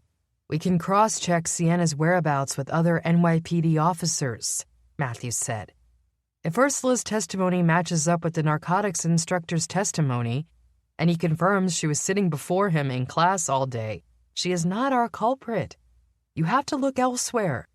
I don't believe Sienna would lie about such an easily corroborated alibi." "It doesn't make sense. The residuals." "You've told me yourself," Matthew said gently. "They're not always 100% accurate. Could it be a mistake on your part?" I flatlined him with a stare. "I'm not perfect, but I know what I saw." "Danny." "What color are my eyes?" "They're brown, but last night—" He hesitated, watching me with a drop of desire there. Last night they were violet. If someone told you my eyes were blue, would you believe them? No, but I know for a fact that your eyes are... You see my point, I said as he trailed off. I know what I saw. Choose who to trust, Matthew. Me or Sienna, because it can't be both ways. At this point, it's my word against hers. There must be another explanation. Sure, find it and share it with me, and I'll consider it. I brushed past him, hopped onto a trolley. I was headed to the NYPD offices, but first I needed to check something out. A little hunch I had that was niggling at the back of my brain. Matthew leapt on behind me, standing close, too close, his arms holding to the bar just above my shoulders. "Where are you going?" Matthew asked quietly. "This trolley is heading north of the station." I'm not going to the station. I waited in frustrated silence for a few more minutes, then hopped off at the stop closest to the marketplace. Sorry, Captain. But I'll catch up with you later, I told him as he stayed on the trolley. I'm going to take some personal time. As the vehicle pulled Matthew away from me, I turned and let myself drift into the hustle and bustle of the marketplace's main drag. I didn't have a particular destination in mind, except to move toward the bread stand where I had encountered Trenton's mother. It seemed so long ago that I'd seen her, but hardly a day had passed. The memory sent a wave of nerves down my spine. I doubted I'd see her again. She seemed too weak to be out and about more than absolutely necessary. I told Matthew that I was taking personal time, but that was only partly true. There was one particular person I wanted to find. The only problem was that I had no clue where to find him. I decided to grab a sandwich from an old woman's stand and munch on it while I waited, killing 2 birds with 1 stone. I hadn't realized how hungry I'd been until I caught a whiff of the meatball hoagie that was legendary from here to the aisle. I'd just finished the last bite and was wiping my mouth with a magically self-cleaning napkin when I felt, rather than saw, the presence behind me. Turning, I found a man standing behind me, thumbs in the loops of his jeans, a halfway amused expression on his face. He was not the man I wanted to see. "Gray," I said, crumpling the hoagie wrapper and tossing it into the garbage. "What are you doing here? How did you find me?" "Caught your scent," he said. "Figured I should say hello." "Hello?" I said cautiously, sensing there was more. "I meant to thank you again for taking me." "They haven't seen her," Gray said, his eyes darkening suspiciously into a business vibe. His voice was clipped, his tone less friendly. "My brother's on the aisle. They've been looking around for Lucia and have come back with nothing." "How certain are they?" I asked. "Is there a chance Lucia is actually on the aisle, hidden away?" "None. But they have thoroughly looked, and her scent is nowhere to be found on the island. If she was ever there, it has been too long to catch a trace of her scent. Within the last 3 weeks, however, I could guarantee with absolute certainty Lucia hasn't stepped foot on the island." "Thank you," I said, digesting the information. "That's important to know." It was as I expected, but still a disappointment. Maybe a small part of me had held out hope that this entire search was in vain, that soon enough we'd stumble upon Lucia holed up in an exotic locale, canoodling some guy who'd convinced her to elope. "It's not ideal," Grace said, "judging by your look of concern." I gave a shake of my head. "No, but that's not your problem. You've already done enough for me, more than I could have ever asked." He gave a slow exhalation of breath, seeming resistant. "Do you want to talk?" "I'm fine, thanks." "You're back with him." The words were like a slap across the cheek. "Excuse me?" "You're back together with him," Gray said, his voice edging toward ice. "You and the vampire are once again an item." "We are not an item, but thank you for minding your own business." I should probably have tried to rein in the sarcasm, but I was getting very sick of people sticking their noses where they didn't belong. "And even if we are together, what is it to you?" Gray gave a half frown, though his frustration gave way to a mild disbelief. It's not my business. I was merely stating a fact. Maybe you wanted to talk about it. I don't. I'm concerned for you, Grace said, his brow furrowing with sincerity. And I'm not sure Matthew is right for you at this moment. I'm not saying never, I'm just saying now. Well, that's not your decision to make. No, but you're hurting. You saw Trenton's mother yesterday. Gray studied the depths of my gaze, seeing past the walls I'd constructed against him. I would venture a guess there was more yesterday. Something that deeply upset you on top of everything else. I gave a half nod to signal he wasn't wrong as I thought of Willa, of Jimmy, of disappearing bodies and lying colleagues. We tend to not make the best decisions in times of hurt and confusion, Gray said. I'm not against you getting back together with Matthew, believe it or not. I just worry about your, shall we say, safety. Right, I said dryly. He loves you fiercely, Gray said. Even I can see that. But you need to give yourself time to heal and then make your decision to fall back in love. I'm just telling you this because I'd like to see you happy, whatever that means. I could feel his words hitting me like bullets straight to the chest, one little bite after the next. Gray was irritating, but was he wrong? After all, hadn't I said almost the same things to Matthew just this morning? What if I never fell out of love? I said, clearing my throat. I don't know that I can ever fall out of love with him. I have tried, hard, and so far I have not succeeded. There was a flash of something in Gray's eyes at that confession, but I wouldn't lie. I realized it was as much a warning to him as it was a question. I couldn't tell if Gray was interested in me on a romantic level or not, but Willa had seemed to sense he wasn't entirely truthful in his stated intentions. Her whispered warning rang heavy in the back of my mind, and if that were true, Gray needed to know that my heart wasn't yet mine to give away. I understand, Gray said. Just know that I care for your well-being. Why? Gray gave a short bark of laughter that wasn't out of humor but of tragedy. Because we're two kindred souls in need of friendship. That's all either of us can give at the moment. I felt myself softening, and I realized he was right. Though Matthew cared for me, his deep love at times made things complicated, especially when I couldn't commit to him in the way he wanted. Not yet. Gray tested the water by raising an arm and putting it around my shoulder. He was warm and felt nice in a comfortable sort of way, like a familiar hot water bottle or a fuzzy blanket. He curled me to his chest, which smelled woodsy and fresh, and I rested my head there. Thank you, I said to him, for understanding. He rested his cheek against my forehead and didn't comment. Do you want company for your walk? Gray asked when we parted. I assume you're not here on personal time. Not exactly, I said.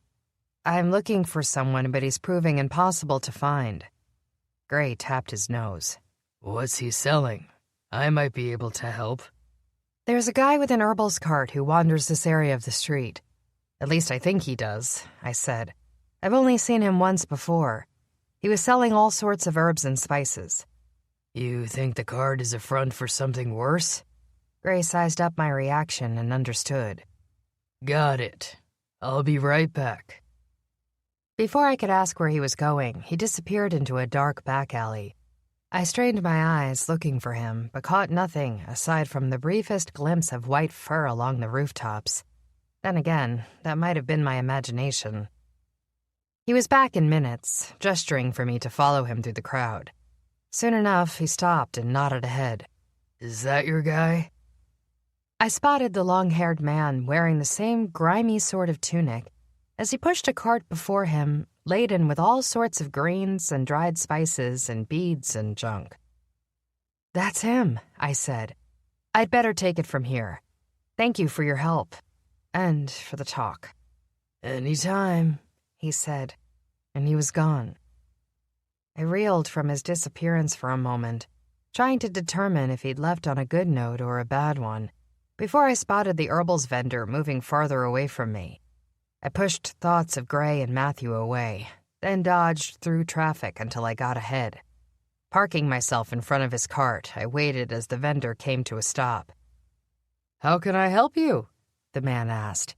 "We're selling organic origami and hexless huckleberries. Can I tempt you in a bit of spell-free spices or homegrown horticulturals?" "Sure," I said, flicking my badge open. "And then you can interest me in your illegal herbals." The man froze in a ray of panic, but thankfully I was prepared. I pulled out my stunner and aimed, then spoke in a low voice. "I don't want to make a scene. Give me 5 minutes of your time, and I won't even ask your name." The man's eyes shifted around, searching for any witnesses. "Fine," he hissed, "but get inside here and put the gun away. It's bad for business." "Going to jail is worse for business," I said, climbing into the center of the hut. The cart was a square thing with counters on all sides and wheels beneath. The man, Juno, if his name tag was anything to go by, stood in a small rectangle in the center and pushed the cart forward from the middle. With two of us there, the surroundings were tight. Shuffling like an awkward dance troupe off to the side of the road, I finally exhaled a breath of relief as Juno parked the cart against the wall and leaned back. We were shielded somewhat from the sun and the stares of onlookers by the thatched roof that hung low over the sides, and I waited an extra moment to let my eyes adjust to the darkness before beginning my questioning. "Harmony," I said, jumping right into the heart of the matter. "What do you know about it?" "Dude," he said, his eyes darting around, "why are you asking me the hard questions?" "Dude," I responded, "it's the first one. Tell me the truth and I won't ask your name." "Dude, I have a name tag," he said. "Call me Juno." "Fine, Juno."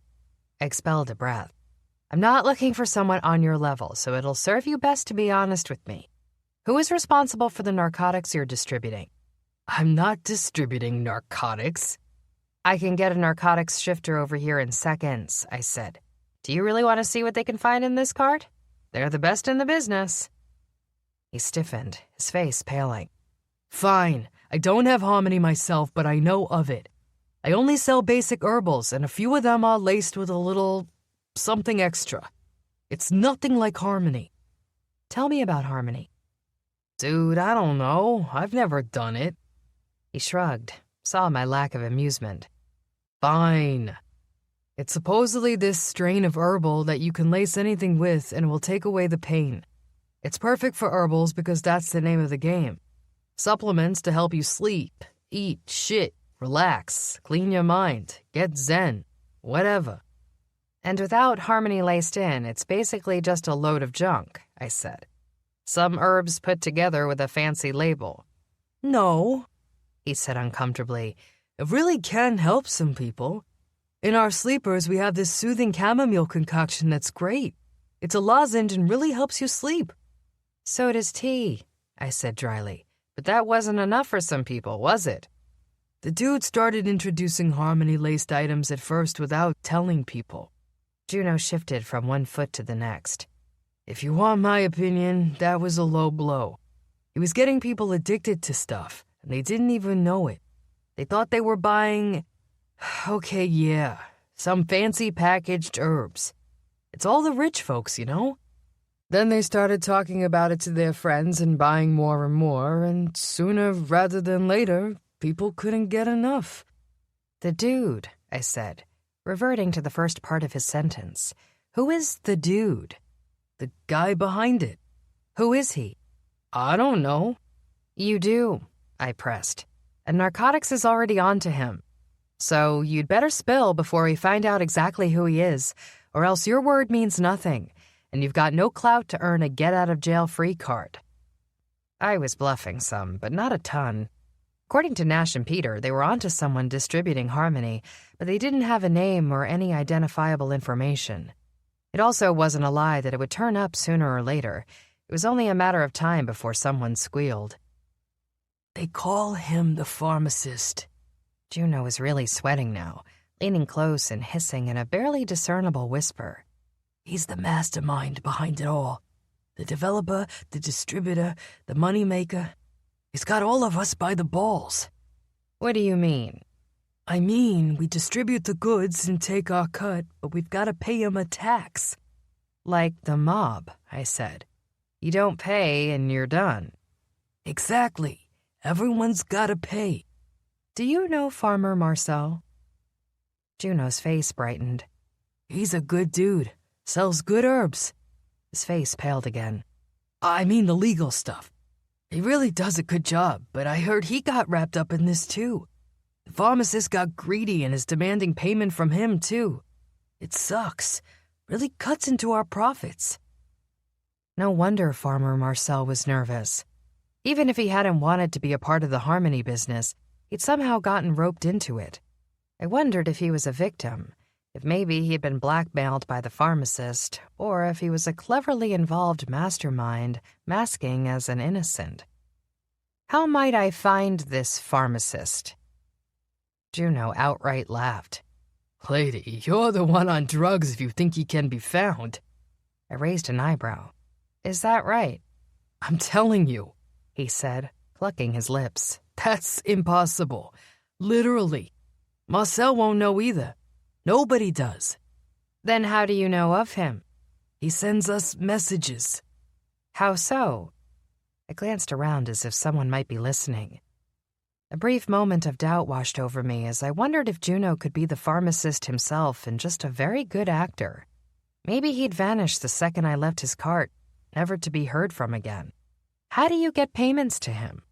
I see you looking at me all weird. Trust me, I'm not the pharmacist. Juno tugged on his tunic. I wouldn't be dressed like this if I were him. The man's making bank. He probably lives on some island in the distance making his thugs and minions do all the work. But someone knows how to get to him, I said. He can't be working in an isolated bubble. I'm low on the totem pole. Feel free to follow me around. I promise I won't disappear on you, so as long as you don't arrest me for dealing a little hash now and then. God, Juno, don't say that. I raised a hand, covering my ear. If you want some leniency, then don't tell me these things. I don't want to know, okay? He winked.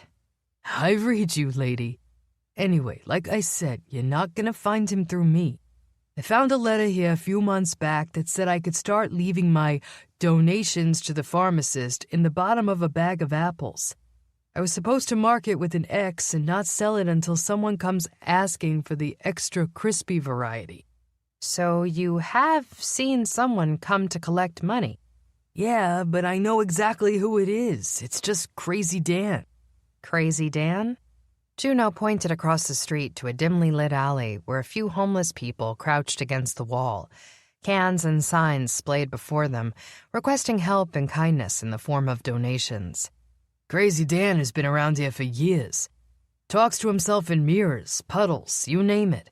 Dude is batshit psycho, but he follows orders okay, I guess.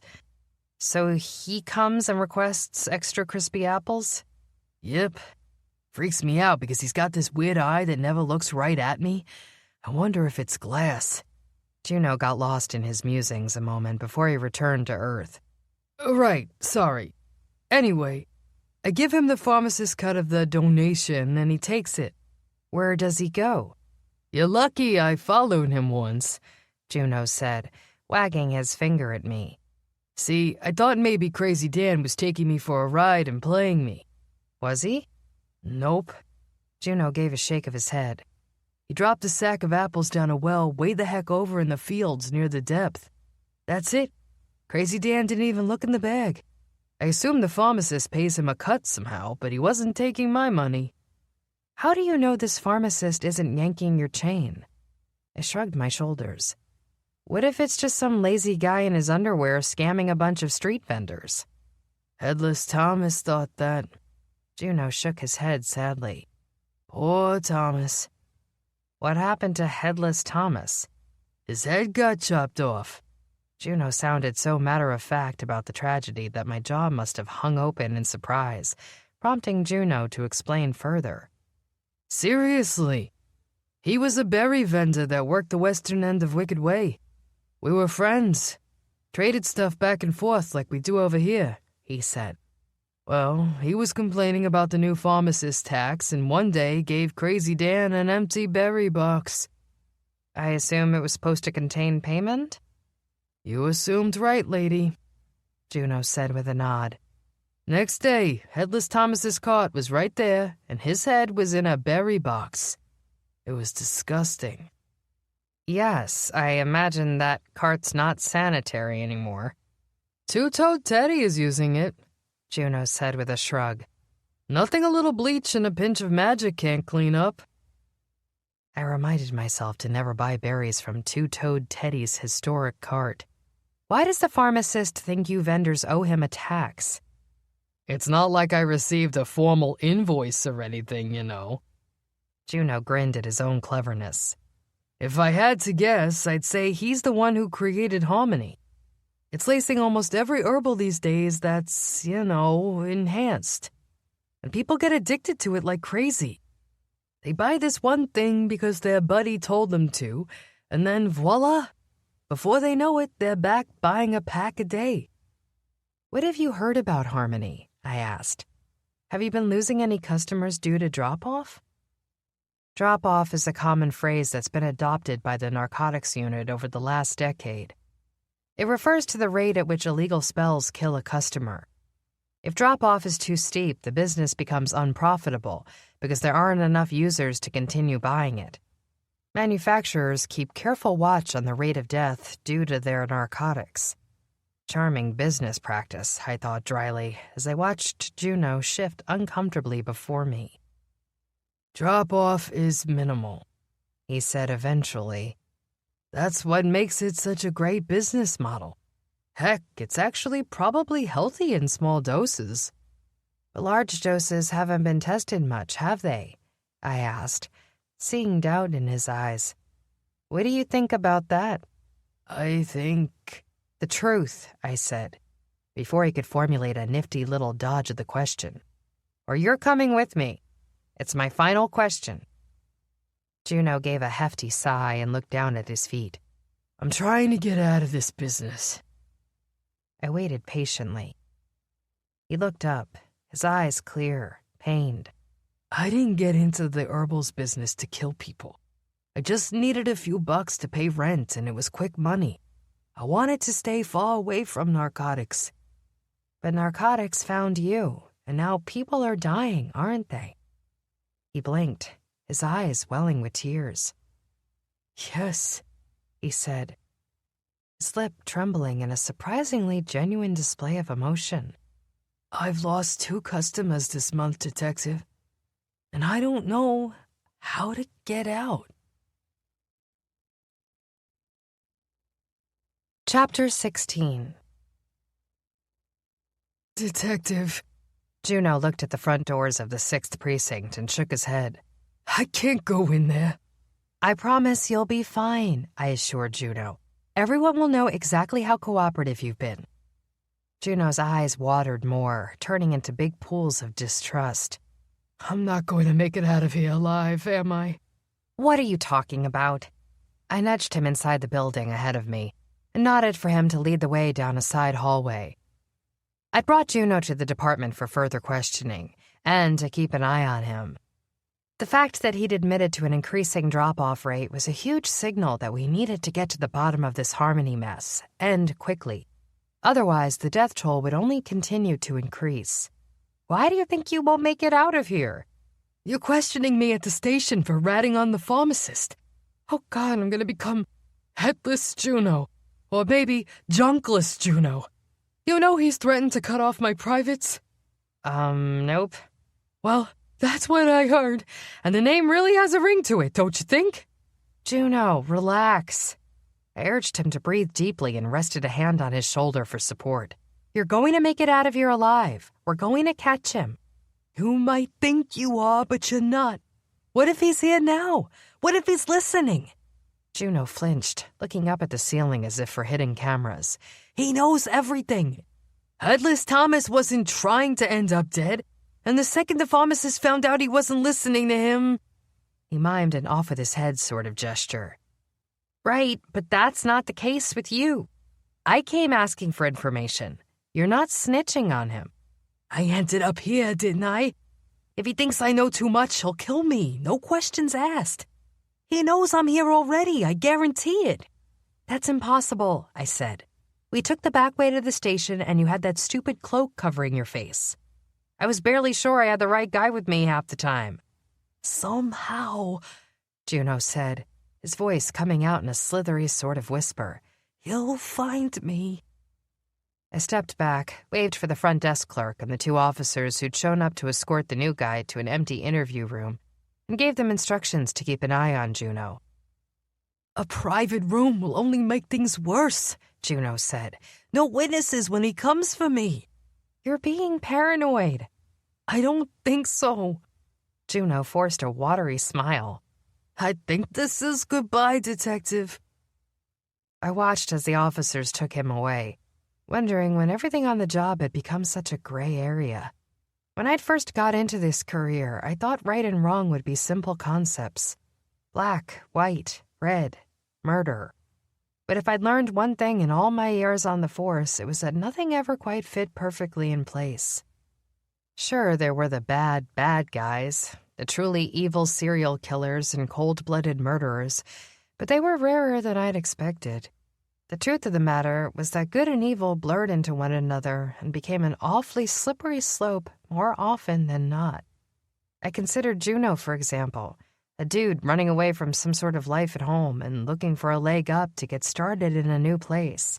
Something most people could relate to in some form or another. He took a job to pay some bills, found himself roped into something much larger than his need for a few coins, and before he knew it, people were dying around him. Was he a murderer? My heart said no. My heart said the man had gotten into something overwhelming, faced a powerful enemy that he'd never predicted, and had gotten swept along for the ride.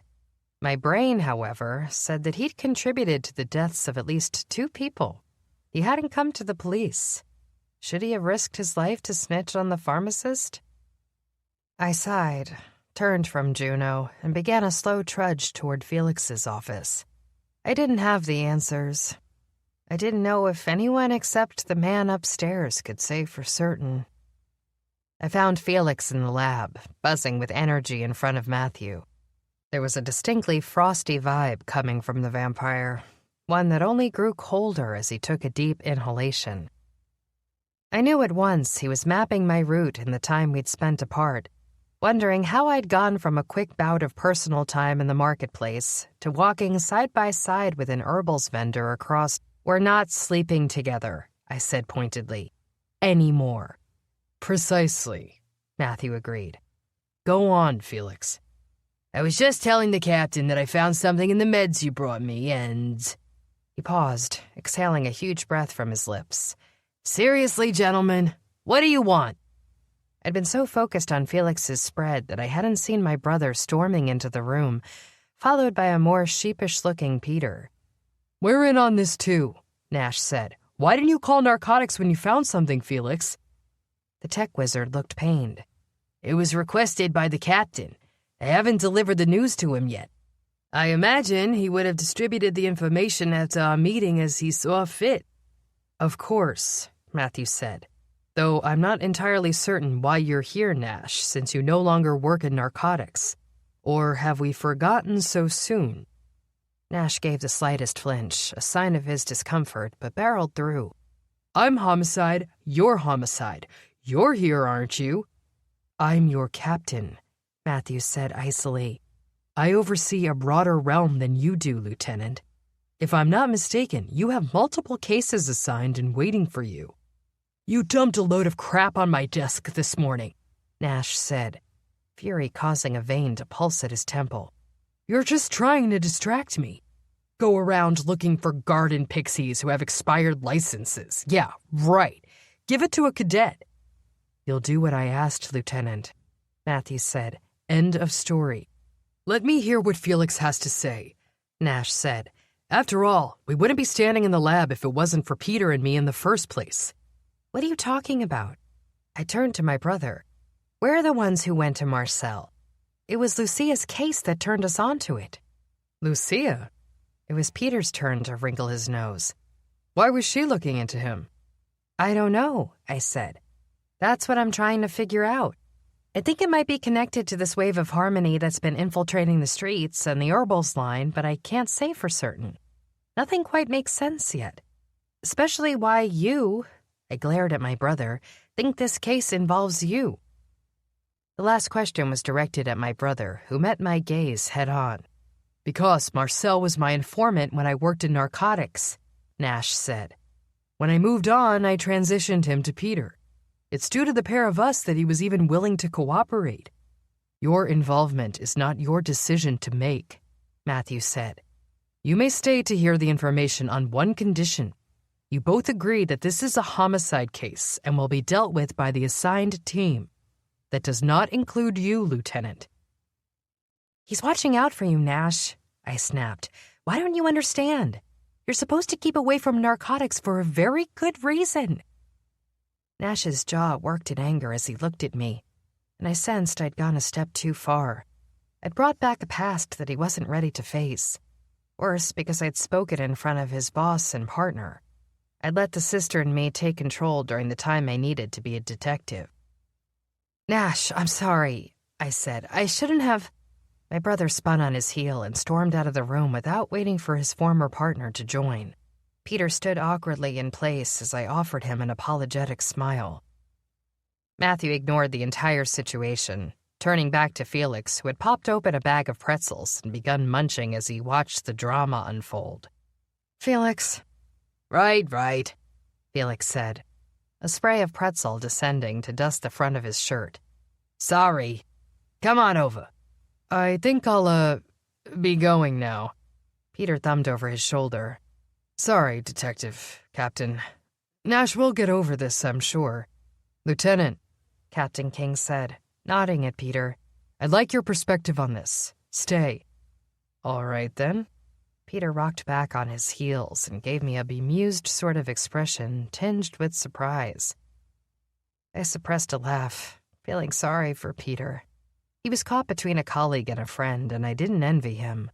As a sister, I knew I could piss off Nash and he'd have to love me again. Maybe not today, maybe not tomorrow, but he'd come around. It was the DeMarco family way. Felix cleared his throat, choked on some pretzel dust, and chugged half a bottle of water before regaining the ability to speak. Well, he said, his eyes still bugging out from lack of oxygen and a hint of embarrassment. Let's get started then, shall we? Matthew, Peter, and I watched carefully as Felix walked us through a complex explanation for the way Katie Bloomer's medication had been created. I didn't understand most of the technical jargon, but from what I pieced together, around 98% of the pill was pure medicine. Pure, legal, perfectly safe, and even beneficial for common use as pain management. The issue came with that last 2%.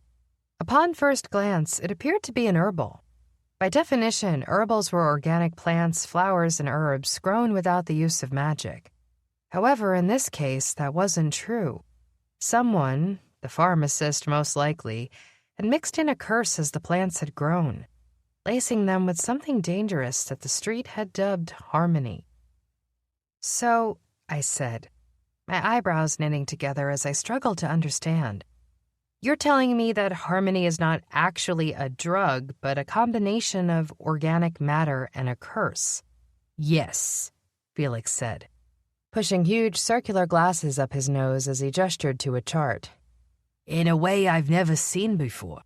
The curse has been woven through the herbals as they've grown, making it indecipherable to a true herbal. That's why this is such a dangerous narcotic. It's next to impossible, unless you're me, of course, to tell from a glance whether you've gotten a true natural supplement or something laced with harmony. Any ideas what harmony will do to a person over time? Peter asked. Because it's so new, narcotics doesn't have facts and figures on drop-off yet. I cringed. I have a source reporting drop-off has already begun.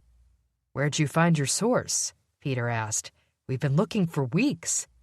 I ran into him on the street, actually. In a very literal way, I said. I don't think he knows very much, but he did notice 2 of his customers haven't been back this month. Seeing as they've become highly addicted to the substance, Juno's assuming it's drop-off.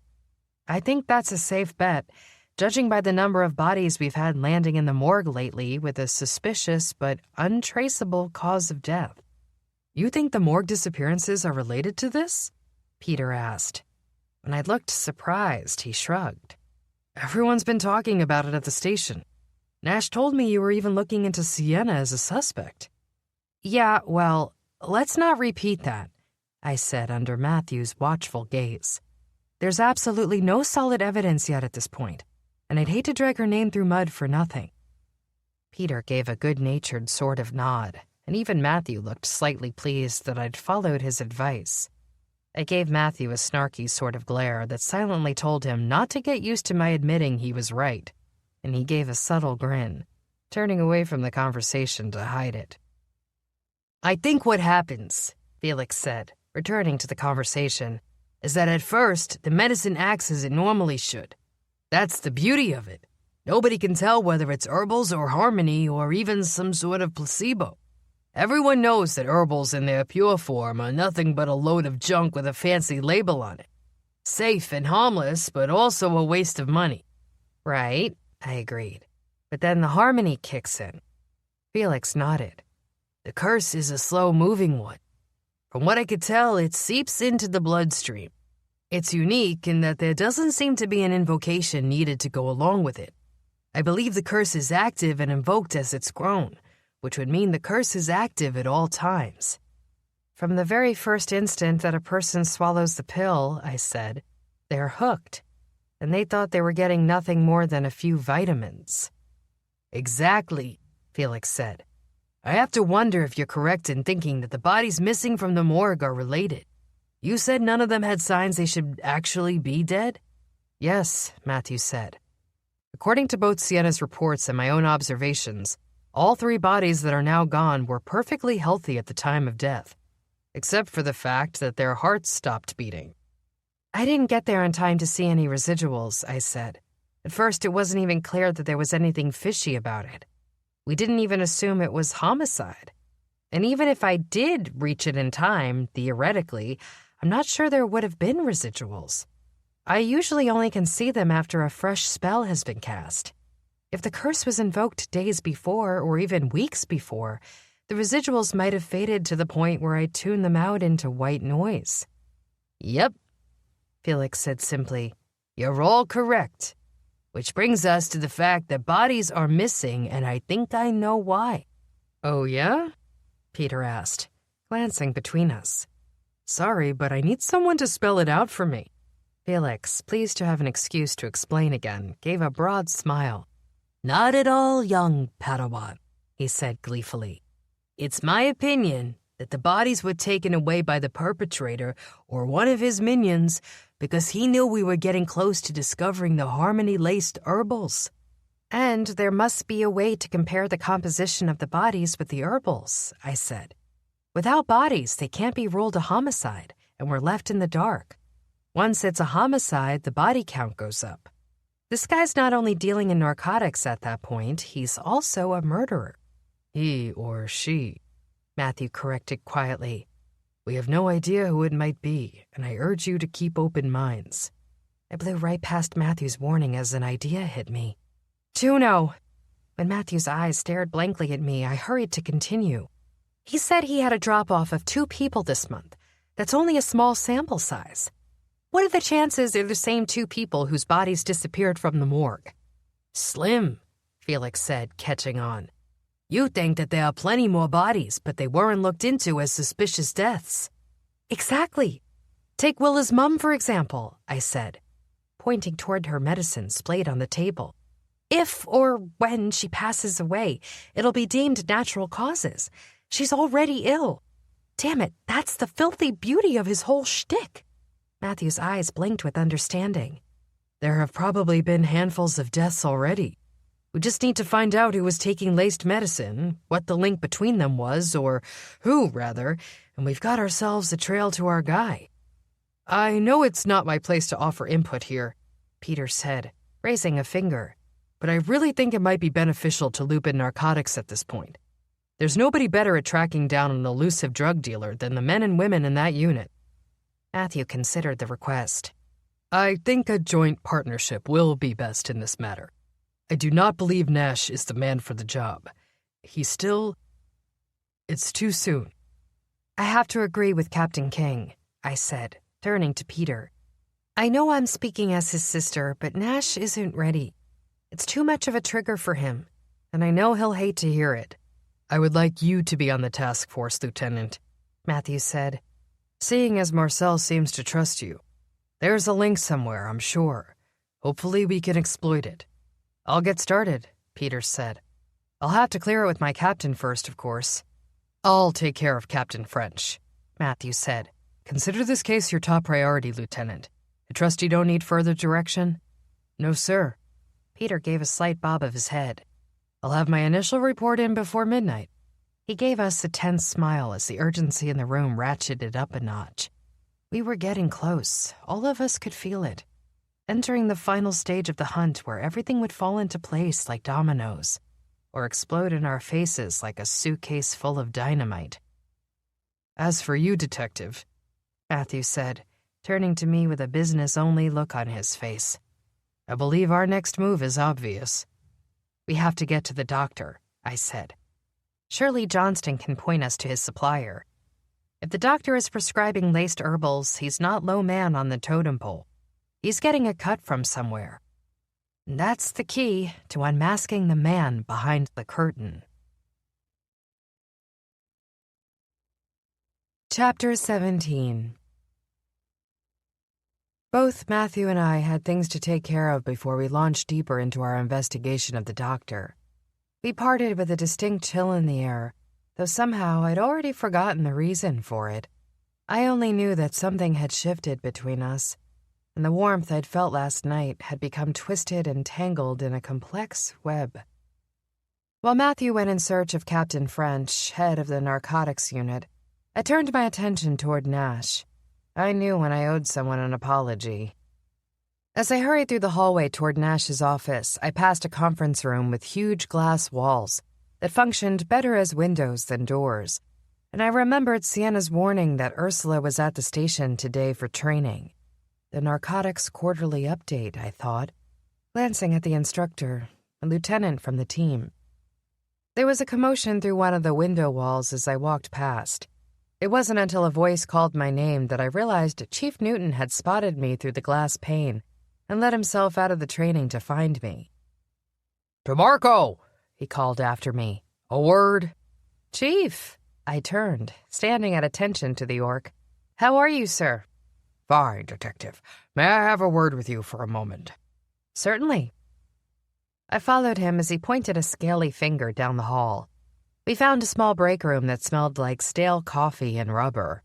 I didn't think too much about the rubber scent. Instead, I took the proffered styrofoam cup from the chief and held it as he filled it with sludge. I swallowed a sip, gave an appreciative smile to hide my grimace, and sat across from him at the table. Can I help you with something, sir? I hope so, he said, giving me a tight smile. On an orc, a smile was a weird thing. While he meant it to look friendly, the effect of his stubby, sharp teeth was downright terrifying. I have a request for you. I do believe Matthew has his concerns, but I have no doubt I am doing the right thing in extending an offer to you this afternoon. An offer? I'm sorry, I don't understand. NYPD wants you, Detective. Come work full-time for the 6th Precinct again. Call me Danny, I said. I'm retired. You're wearing a badge, aren't you? He glanced pointedly at my side where I'd clipped it to my leather pants. You're not one of those who can retire, I suspect. Otherwise, you wouldn't have come back. I swallowed, gave a conceding tilt of my head. What are you implying? I'm not implying anything. I'm asking if you have any interest in returning to law enforcement on a more regular basis. He raised a finger to preemptively stop me from interrupting. Before you give an answer, I should assure you the terms are flexible. We know how much a reserve contributes to the investigative division, and we are prepared to make it worth your while. I'm sorry, Chief. though I'm flattered, I should let you know that I retired for a reason. A very good reason, and I have no intention of returning." "You retired because you dated an asshole," the chief said blandly. "Nobody blames you for what happened, least of all me. I believe you thought you were doing the noble thing by stepping down from your position, but I also believe that was the cowardly thing to do." "Sir, with all due respect, I heartily disagree." It was all I could do not to let my anger show. "It is not your place to assume you know what I went through." "No, but it's my opinion, and it wouldn't bother you so much if I wasn't right." "Sir, you're wrong." "Why'd you come back?" The chief looked intently at me. "Matthew crooked his finger and you came running. I can't imagine it's because of your overwhelming love for him, since it seems to me the two of you are no longer an item." "You are overstepping your boundaries, sir," I said. "You have no clue what is happening between Matthew and me." "Excuse me for my confusion, then," the chief said, folding his hands on the table before me. "But I spoke to Matthew before I even considered asking you to join the team." "Why would you do that?" He blinked, gave a bark of laughter that sounded like a seal. "Because you'd be reporting to him. I couldn't pursue that chain of command if the two of you were still together, and I'm not saddling you with Commander Thomas." "He said we aren't together?" "Is that not true?" The chief gave me a curious look. "He assured me he wasn't holding out hope for any sort of romantic relationship. It's impossible to deny that you and King have some sort of unique chemistry, but that's the exact reason I figured this could be great. The two of you working together would be an unstoppable force." My lips felt cracked and dry, my throat parched. For some reason, the fact that Matthew had spoken to the chief before conferring with me stung.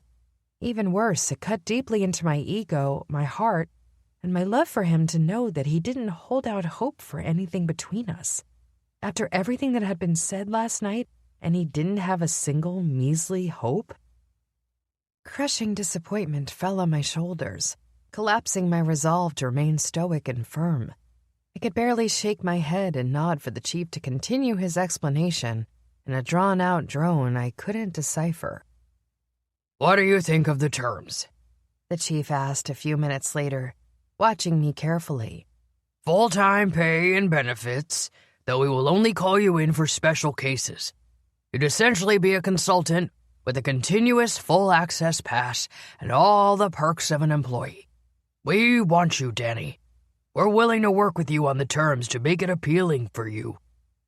"I don't know, sir. I'll need time to think about it." "Of course," he said, "though I'll need an answer by the end of the week." "I understand." I stood, my fingers trembling. I was still stuck on the bit about Matthew's hope for us fading, and I wondered if he'd viewed last night entirely different than me. Had I seen it as the beginning of something fresh and new and beautiful, while he'd seen it as a sunset to all we'd been? I'll let you know." "You're certain that working with King wouldn't be a problem?" I gave him a false smile. "Perfectly sure." "Fantastic. Well, I must get back to my training sessions, but I want to assure you that we would appreciate having you back on the force, Danny." "I do have a new business venture to consider, and—" I trailed off, the argument sounding weak. "DeMarco," the orc said, his voice soft and understanding. "It was a distraction. You are not meant to be slinging pizza slices, however noble of a profession it might be. You are destined to be great. You are destined to save lives." "Why does saving lives get so complicated?" I blurted out. "Since when are there 100 shades of gray instead of simple black and white?" "It's always been like that, Danny. Some things never change." "But—" "Think about it," the chief said gently. "I believe after careful consideration, you'll find our offer more than fair." Then he exited the room, leaving me alone with a pile of sludge and a stupid white cup. I tossed the liquid into the sink and crushed the styrofoam between my fingers. It felt good, this small act of destruction. as the conversation with the chief replayed in my mind. The offer of a prestigious job with the NYPD? Most people would kill for it. Reporting to the best captain of homicide the department had ever seen? The best of opportunities. Hearing that the man I loved more than everything saw no hope for us in the future? Now that sucked. Ursula! I stumbled almost headfirst into the odd-looking monster on my first step out of the break room. What are you doing here? We're on a break, she said, gesturing toward the conference room behind her. Narcotics quarterly training. Sienna already took care of hers while I watched the morgue. We switch off. Actually, I was looking for you, I said, thumbing over my shoulder at the break room. Do you have a second to chat? About what? An investigation. Ursula followed me unenthusiastically into the break room, where I offered her coffee, much in the same way the chief had tried to butter me up with the liquid. Ursula was smarter than me and wrinkled her nose. That's not going to win you any favors with me, she said. It smells like a sinkhole. I shrugged in agreement and turned to face her. I need you to alibi Sienna for me. It would help clear her name from a little snafu we have on a case. Sure, Ursula said easily. I know her schedule like the back of my hand. Try me. Where was Sienna the day the bodies disappeared? Ursula didn't seem to suspect anything as she thought back. That was a weird day. Actually, Sienna wasn't around all that much. Can you give me specific details? Well, she showed up to the office early, let's say around 6:30. She did some work in the morgue while I set up shop out front. Ursula closed her eyes as she spoke, as if picturing the morning. Because she had to leave for training. She had me come back and help her lock up. Right, I said. So you locked up, and the bodies were there at that point? Of course. Otherwise, we would have called y'all about some missing dead people, don't you think? I took a deep breath and channeled the most zen attitude I could find. Sienna didn't go back into the morgue until that evening, correct? I didn't say that, Ursula said with a frown. She went in once during the afternoon. My body froze, my blood turning to ice. I couldn't let it show, however. I'd purposefully allowed Ursula to think she was helping Sienna by offering her an alibi, not disproving one.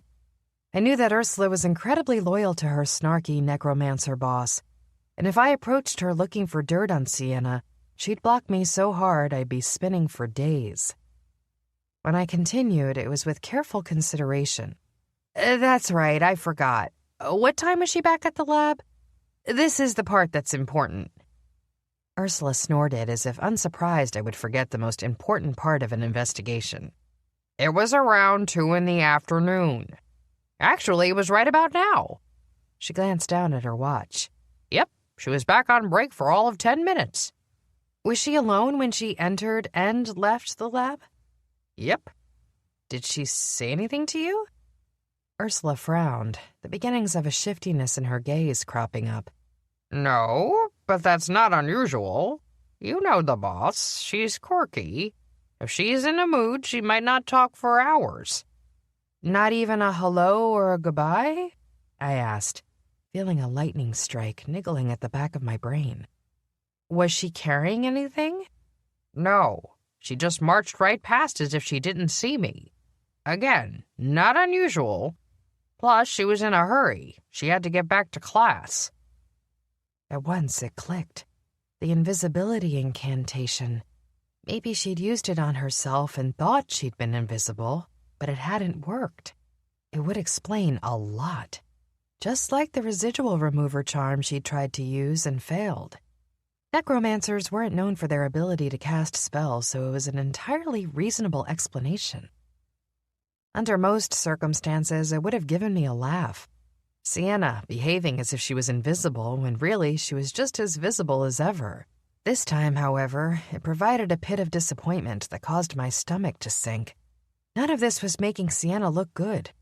In fact, I could make a very solid argument that she thought her class would alibi her out, but she hadn't counted on Ursula remembering, or seeing her for that matter, during the break. That one little mistake had been her downfall.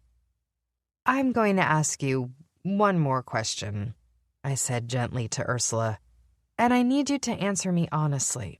If you do, we can help you.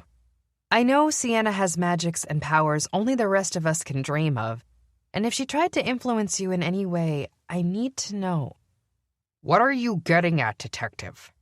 All signs of pleasantry vanished from Ursula's face, and she growled as she spoke, the monster in her inflating to epic proportions.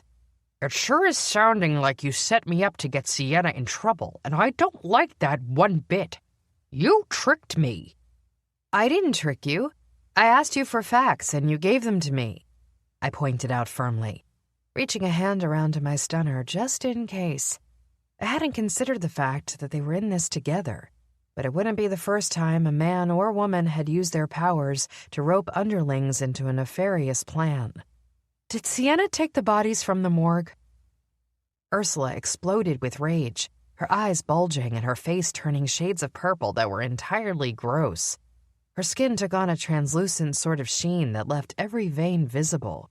How dare you! I took a step back as she approached me, pulling the stunner out and shielding it behind my back. I just asked a question. I'm not accusing her of anything. Is that how broken you are? Ursula glared at me with a surprising infusion of pity. Are you so shattered from your stupid ex-boyfriend that you have forgotten how to trust anyone? Even your friends? This has nothing to do with trust. Sienna is your friend. You had dinner plans with her, or was that just a ruse to question her integrity some more? Thank goodness she calmed me this morning to let me know it was canceled. Sienna is an esteemed member of the NYPD. She would never do anything to tamper with an investigation. She is also a necromancer with unique abilities to make bodies vanish, I said, gritting my teeth. I'm looking at the facts. Sienna lied to me about where she was. She said she hadn't been back to the morgue all day. Yet I find out she did slip back in and probably thought nobody had noticed. Ursula looked blindsided. She said that? Why would she say that? That's what I'm trying to find out, I said, bursting to tell Ursula about the residuals, but knowing it wasn't my place to share that information.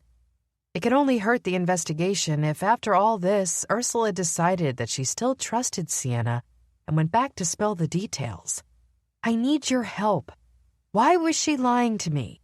Did the pharmacist get to her? Bribe her? Where are those bodies? Ursula grew perfectly still, her eyes pinning mine like laser beams. She is innocent. Why did she lie to you? I don't know. But I do know she probably had a damn good reason for doing it because I trust her. Sienna would never betray me or the department. She would never do this to you. Ursula gave me one last disappointed stare before whirling around and trundling from the room. Due to her size and frustration, it wasn't a graceful exit, but it made her point. Meanwhile, I was left standing next to a pot of sludge, staring after the back of a retreating part monster, wondering why, despite all the evidence piling up against Sienna, I felt like the evilest monster of all. Chapter 18. Oh, Detective, I was looking for you. I glanced up, ambushed for a second time as I stepped out of the conference room by a surprise visitor. Hey, Helena, how are you? I was looking for Matthew. Have you seen him? As a matter of fact, yes, briefly. Matthew's assistant, Helena, beamed up at me with a big smile behind thickly lensed glasses. She always seemed like a pleasant person, which was somewhat of a miracle, considering she had to deal with Matthew day in and day out. I actually received a column for you from Anita. Nurse Anita? My heart pounded. Why did she calm you? Is it Willa or Katie? She cleared her throat. She was in a rush, and she was under the impression you were with Matthew, and people often called me to get a hold of the captain. I told Nurse Anita it would be no bother to track you down and let you know she called. Apparently, there's a development over at the hospital, and she needs you there ASAP. Did she say what it's about? No, and I didn't ask. Apologies. Don't apologize. I appreciate it. I'll head over there now. I paused. As a matter of fact, I was supposed to be meeting with Matthew for a case. Could you tell him to go straight to the hospital? Absolutely, Detective. He's just finishing up with Captain French, so he should be along shortly. We said goodbye, and I quickly left the station and went next door to the hospital. Someone had been thinking ahead during city planning, putting the two buildings next to one another. It seemed like more often than not, officers were popping in and out of the hospital to interview patients, take statements, or get treatment for on-the-job injuries themselves. I blitzed past the front desk and went straight upstairs to find Nurse Anita. Because Nurse Anita was a badass nurse and one of the only hospital staff members impervious to the surly attitude of injured cops, by default, she was the unofficial go-to nurse for all law enforcement personnel. Ah, there you are. Come with me. Nurse Anita grabbed me by the arm, swinging me into the third room on the right. The curtain was pulled across the bed, shielding the patient from view. She's been asking for you. Me? My heart pounded. Is it my mom? Willa? No, none of the DeMarco clan, Anita said with a grim smile. Though it wouldn't be the first time I took a look at one of you. Between you and your father and Nash, I swear you've earned me half my salary over the years. Who is it? In answer, Anita moved to the curtain and gently pulled it back, leaving me with a clear view of a pale-faced beauty currently in a peaceful-looking sleep. For a moment, I studied her, not able to put a name with the face. It wasn't until I glanced at the chart above the bed that everything crashed together. "Renee," I whispered, moving closer as I studied the elfin beauty. She wore white again, at least everywhere I could see not covered by bed sheets.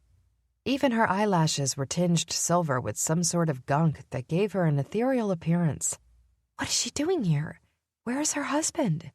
I didn't get a last name before she conked out, Anita said in her calm, soothing voice. I take it you know her? Sort of. We're acquaintances, I said. I just met her through a case. I can't imagine why she'd ask for me and not for her husband. Anita crooked one eyebrow. I can think of one reason why. I felt the gears turning in my brain. No, I said, shaking my head as I understood where she was going. You don't think Sanders put her here? Sanders Lupus? Anita asked, leaning over the chart to jot it down. Not related to the lawyer by chance, is she? She's married to him, I said. Why? You know him? Anita gave me a dark look. He's brutal in the courtroom, the boardroom, possibly the bedroom. Renee didn't tell me anything about that when I saw her, I said. She sounded pretty happy in her marriage. The only complaint she had was of necromancy magic, but I don't think that was accurate. I think there was something else going on. Mr. Lupus came after the hospital in a lawsuit last year, Anita said with a grimace. It was a mighty murky case, but he won millions for his clients. When I say it was questionable, even that is generous. Most think he stole from us. The hospital?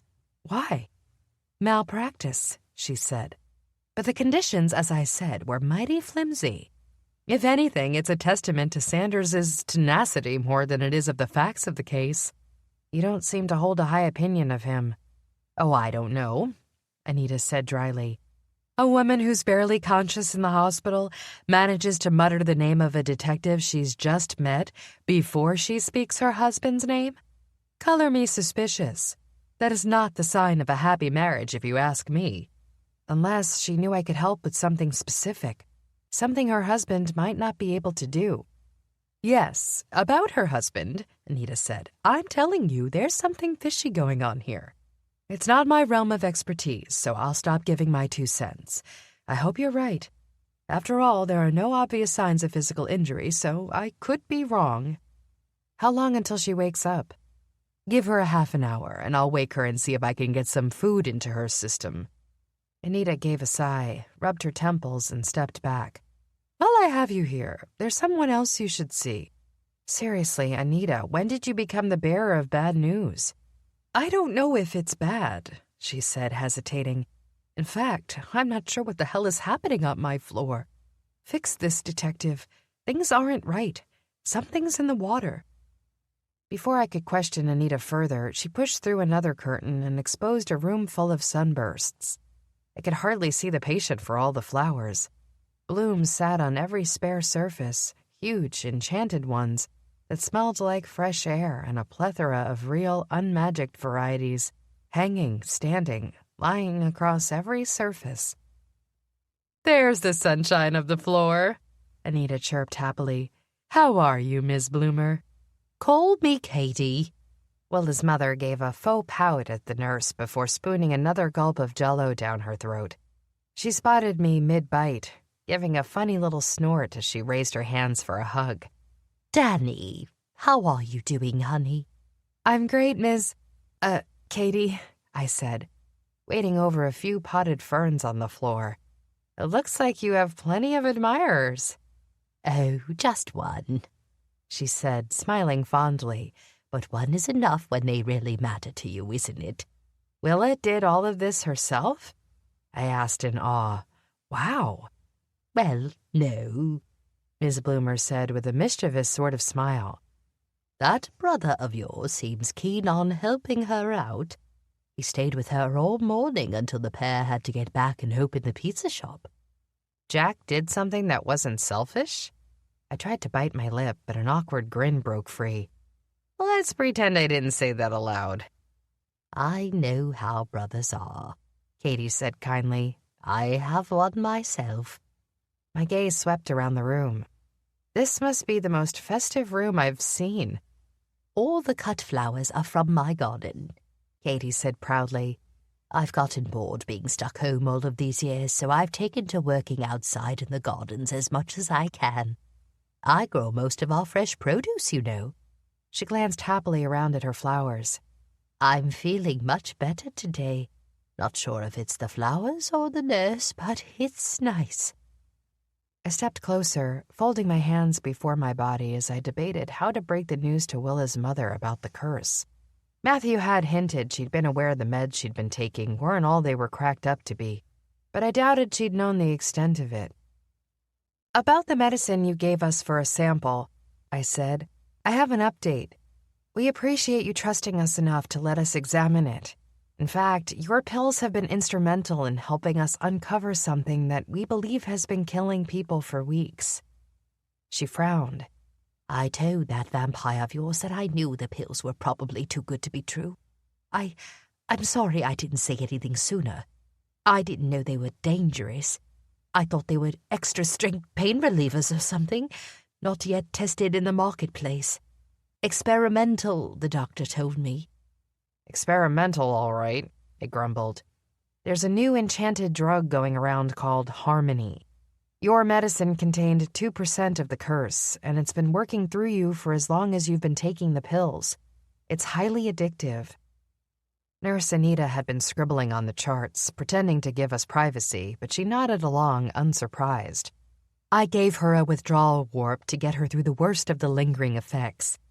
It's very common to use in narcotics cases, but I'm not sure if you're familiar with it." "I've heard Nash mention it," I said.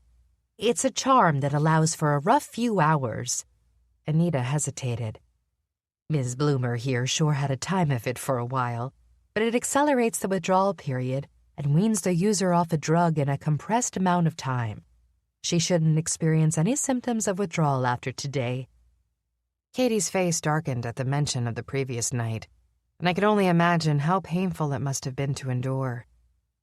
"How are you feeling now?" I asked, reaching for Katie's hand and giving it a squeeze. "I saw Willa today, and she seemed pretty happy about things." "I'm not getting worse, which is a good thing," she said with a tight smile. "Has this curse been affecting many others?" "We don't know the extent of it yet, but I imagine, yes, to a certain extent." "And do you think—" She stalled, brushing wispy hair away from her face. "Do you think that Dr. Johnston knew what he was giving me?" I cocked my head to the side and decided to go with the truth. After all, it was thanks to her help that Felix had been able to crack Harmony's code in the first place. "We're about to find out." "I don't think he did," she said. "I just don't believe he could have been a willing participant in such matters." I thought of Juno, of Farmer Marcel, and Headless Thomas, and the probable slew of other inadvertent herbal dealers, all with varying degrees of knowledge as to their part in it. He might not have been, I agreed, but we'll know soon enough. That is so unfair, Katie said with a frown. All of these poor people distributing a curse, and they don't even know it. I would feel so awful. I know, I said on a sigh. I lost my basil supplier because of it. He's involved in this mess? I think so, I sighed. I don't know for certain, but I can't take any risks. I was mid-shrug when an idea struck me. Say, you mentioned you'd like to garden, right? Got any basil or veggies by chance? Oh, more than I could ever eat, but Danny... Let's talk once you're feeling better. I reached out and squeezed Katie's shoulder. Maybe we could work out an arrangement. Oh, I couldn't do that. Look at me. She gestured to herself. I love to garden, but my health... However, even as she spoke, I caught a gleam in her eye. Just focus on getting better for the moment, I said. We'll talk later. I'm sorry to cut the visit short, but I have to get back to work. Of course, sweetie. Katie reached for my wrist and pulled me close, brushing a kiss against my cheek. Thanks for everything. I left Ms. Bloomer's room feeling peppier than when I'd gone in. I pointed my feet in the direction of Renee Lupus and marched down the hall for my next visit. I must have still had a smile on my face from spending time with Katie because the second I entered Renee's room, she crossed her arms and frowned. What's so funny, Detective? She asked. It's about time you got here. I'm sorry, I said, wiping the grin from my face. I popped in earlier, but you were sleeping. How are you feeling? Fine, she said with a sniff, but in true Renee form, I could tell she'd already forgiven me. Do they have lattes here? I'm going to puke on that nurse's shoes if she tries to feed me Jell-O one more time. I swear it, I will scratch her eyes out.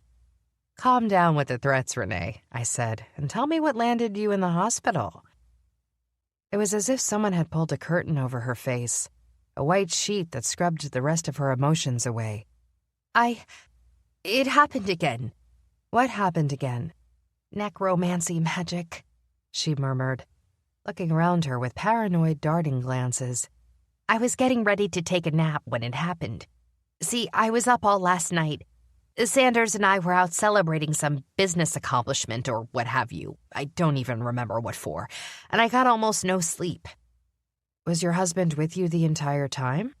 Oh, he left the party at midnight to come home and rest. He had another big case in the morning, but I found 3 of my old girlfriends out and about, and we drank mimosas until the bar closed. Then went to a diner and had some breakfast. It was a rollicking good time. What time did you come home, and was your husband still asleep? No, he was up. It was 7 o'clock in the morning, for God's sake. She tittered with laughter. We smooched, fell in bed, and had... She glanced around, shifty-eyed. Is this a formal interview? What is the formal police lingo for sex? Should I call it intercourse? Oh, whatever you want is fine, I said. So, you were intimate together, and then what happened? Oh, intimate together. That sounds very fancy. I'm going to adopt that phrase. Usually I just ask if he wants to, never mind. Renee cleared her throat. He took a quick shower and was off to the office. I had a nice lounge in the bath, and then my eyes started to close, so I figured it was time for a nap. I climbed out of the tub and popped a few sleeping pills. I planned to wake up by the time my husband got back from work and pretend I cooked dinner. I sat in the seat next to her bed. But something went wrong. As I was falling asleep, it happened again. He was there, my ex-husband, floating above me, about to smother me. Oh, it was horrible. I couldn't stop puking, and eventually I passed out. It was like my entire body was revolted at the sight of him. I closed my eyes and pictured the scene. He was floating above you? Yes, all hovery above the bed. It was disgusting. I told you he had a mashed face, didn't I? Yep, you mentioned that, I said, feeling my gut churn. It really was no wonder she'd puked. I believe you've answered your own question, though. Necromancers don't have the ability to make dead bodies levitate. They can only reanimate them in basic ways. Right, but he was there, floating above me. Maybe there were two necromancers working together? Or a necromancer and a wizard? That must be it. Also unlikely, necromancers aren't fond of working together. I thought of Sienna and shuddered. They are very much lone creatures. I think we might be dealing with some sort of hallucination. Don't be silly. I drink to have fun, not to get drunk. And I don't do drugs. She waved a perfectly manicured hand before her face. Mimosas are far more sophisticated than spell hash, don't you think? They're also far more legal, I reminded her, which is the part I care about. Right, of course, detective. She said the last word with a playful lisp. Anyway, I've never hallucinated in my life. I can't imagine that I just started now. Let me go back a step, I said, a realization dawning on me in a very big way. You took sleeping pills. Yes, usually I take them before bed. It's a pretty regular thing. These aren't herbal supplements, are they? Of course they are, she said curiously. How did you know? I don't need prescription medicine, just a little nudge toward dreamland. I exhaled loudly. Where did you buy them? Well, my friend Mary Sue started getting them from her doctor. Dr. Johnston? Okay, this is just eerie, Renee said with a side-eyed stare. Yes, he's the hottest doctor specializing in herbal remedies these days. Hold on a second, will you? I stepped into the hallway and pulled up Felix on my comm. When he answered, I spoke quickly. Renee Lupus, wife to the famous lawyer, lives in the Golden District. Pull her address and get a team over there. I think her sleeping pills are laced with harmony and we're getting weird hallucination side effects. Sweet, Felix said. Are you gonna bribe me for a fast turnaround, detective? Sure, how's this for a bribe? I said. I won't stick my foot up your ass if you can get me the results by tonight. Felix coughed. I think I prefer the vampire. While you're at it, I said, there's an open case Lucia Livingston was working on with a second report of necromancy magic. Get the team to swing over to the Vic and question her as well. Make sure to confiscate any supplements she's taking. I guarantee there's a diet pill or an herbal sleep aid giving her the same side effects. You got it, boss. And let's start thinking about how we get the word out about this, I said. I think we have to rope in the chief now. If we start getting more and more complaints about necromancy magic, the NYPD is going to have a revolt on their hands, and it won't be pretty. I'll get my preliminary report to the chief just as soon as I get my hands on those supplements, he said. I can't do much with one sample, but 3? That's proof, baby. Thanks, sweetie, I joked. Bye. Sweetie, the deep voice said from behind me. Someone in your life I should know about? I spun around to find Matthew standing behind me. Nope. I returned to Renee's room to find her curiously staring at the newcomer. When she realized that it was Captain King standing there, she clapped her hands. Oh my gosh, am I important enough for the vamp? She grinned, looking stunning. God, wait till I tell my friends about this. Super incredible. And congrats, detective. He's sexy. And the Captain King Club gets another member, I muttered under my breath for only Matthew to hear. You're going to need a monthly newsletter. He gave a quiet laugh, covered it with a cough. Jealousy, detective, Matthew murmured, sweeping past me to Renee's side. Not a good look on you. Shove it, I muttered, as he leaned over the edge of the bed and shook Renee's hand. There was a small subset of women, okay, a large subset, that had deemed Matthew to be the most eligible bachelor in the borough. He was tall, dark, mysterious, and all of that romantic crap. He was heroic and legendary among wicked locals. He had fangirls. It was disgusting. We're very sorry for what's happened to you, Matthew said to Renee. Thanks to his supersonic hearing, I was sure he'd heard enough of my conversation with Felix to understand what was happening. We believe you're a victim of laced herbals, and they are what have caused your hallucinations. We're sending a team to your house right now to check things out, I said.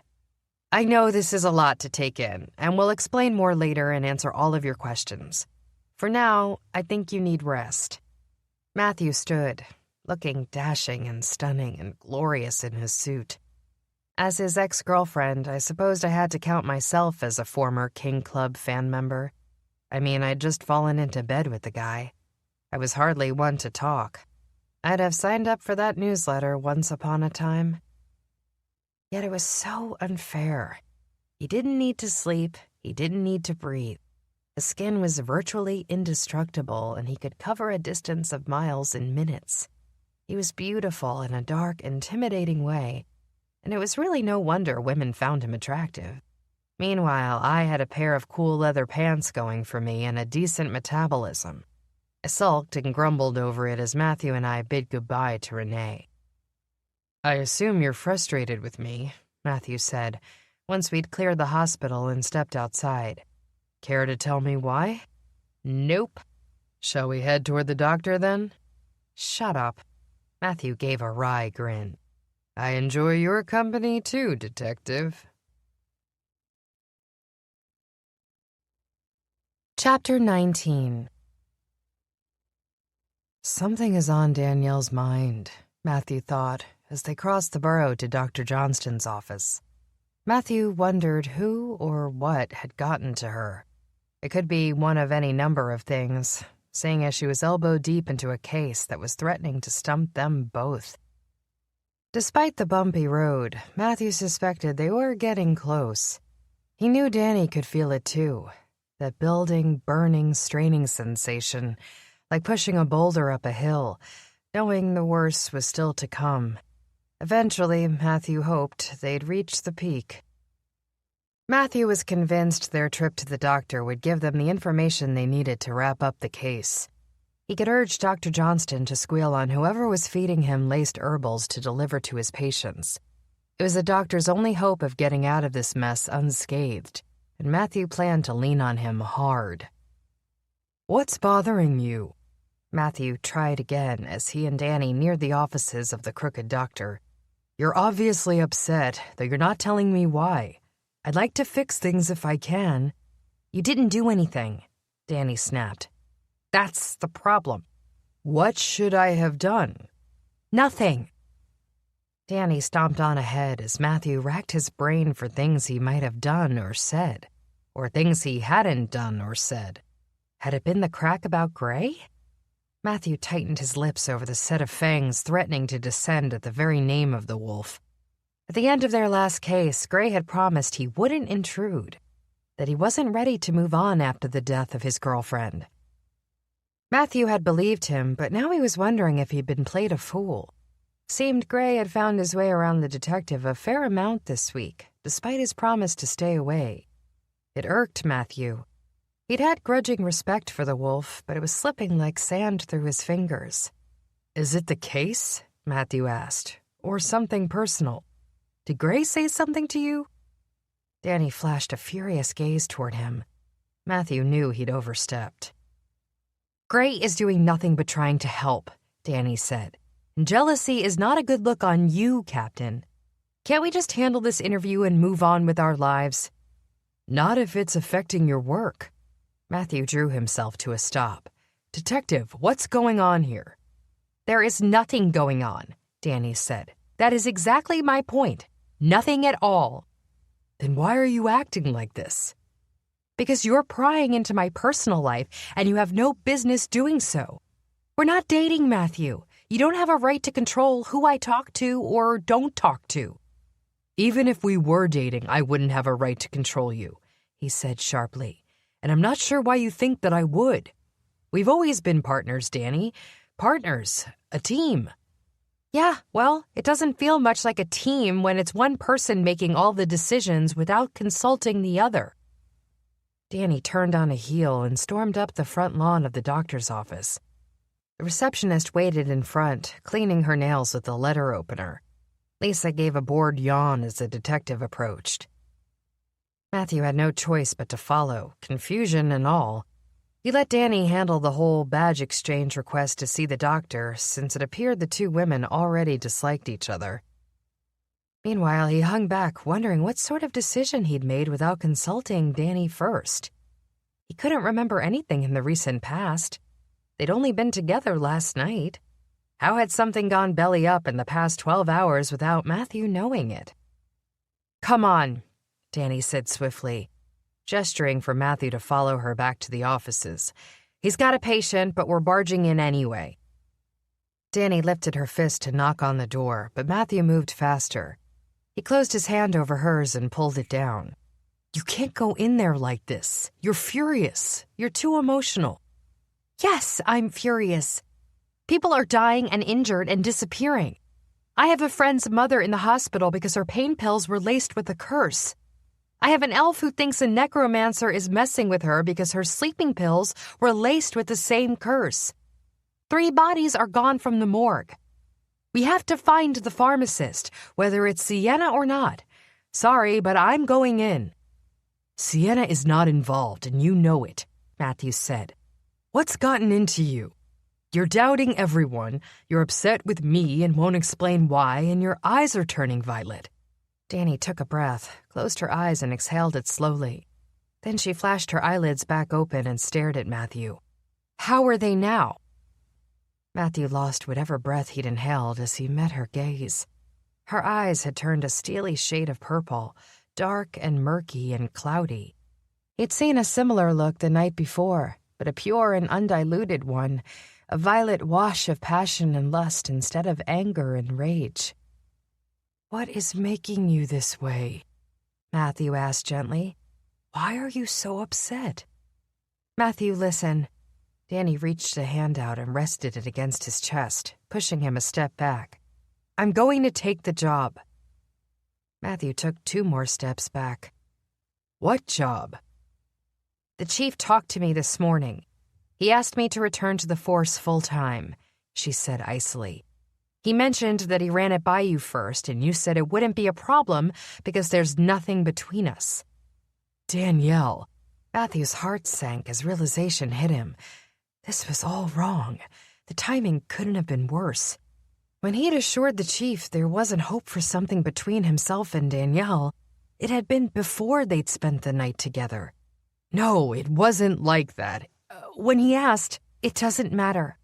Danny cleared her throat. "I want the job, and it is a brilliant opportunity. Since it will make no difference to you one way or another, I'd prefer to keep things business only between us moving forward. It is the only way that we'll be able to work together." "No, Danielle, I didn't mean that. When the chief asked about us..." She raised a hand, the violet finally fading from her eyes as the anger left and a sense of contentment seemed to settle over her. That was the worst of it. Matthew could see she had already come to terms with her decision. Matthew wouldn't get the chance to right his wrong. How could he now, when she had so clearly made up her mind? For him to confess his feelings to her and take away the opportunity she so desperately wanted would be pure selfishness. If he loved her, which he truly did, he should want to see her happy, to support her in her dreams and desires, whatever they may be. If that meant she took the position with the NYPD, then so be it. If that meant she chose Gray over him... Matthew snarled internally at the thought, but he still knew there was nothing he could do about it. He couldn't buy her love, nor could he convince her of it. For them to be together, Danny would need to offer herself freely to him. She needed to want him even a fraction as much as he wanted her, because anything less was unfair to them both. "It's the right choice for me," she said softly, "which means you'll be my captain, and that means we cannot do this, Matthew. The chief said he asked you first, and you were fine with it." "It's your choice," Matthew said flatly. "It's not one I can make for you." "Fine," she said, and leaned against the doorknob as her face contorted in a flash of something that resembled pain. "If that's what you believe..." "It's not. Danny..." "Oh, shit."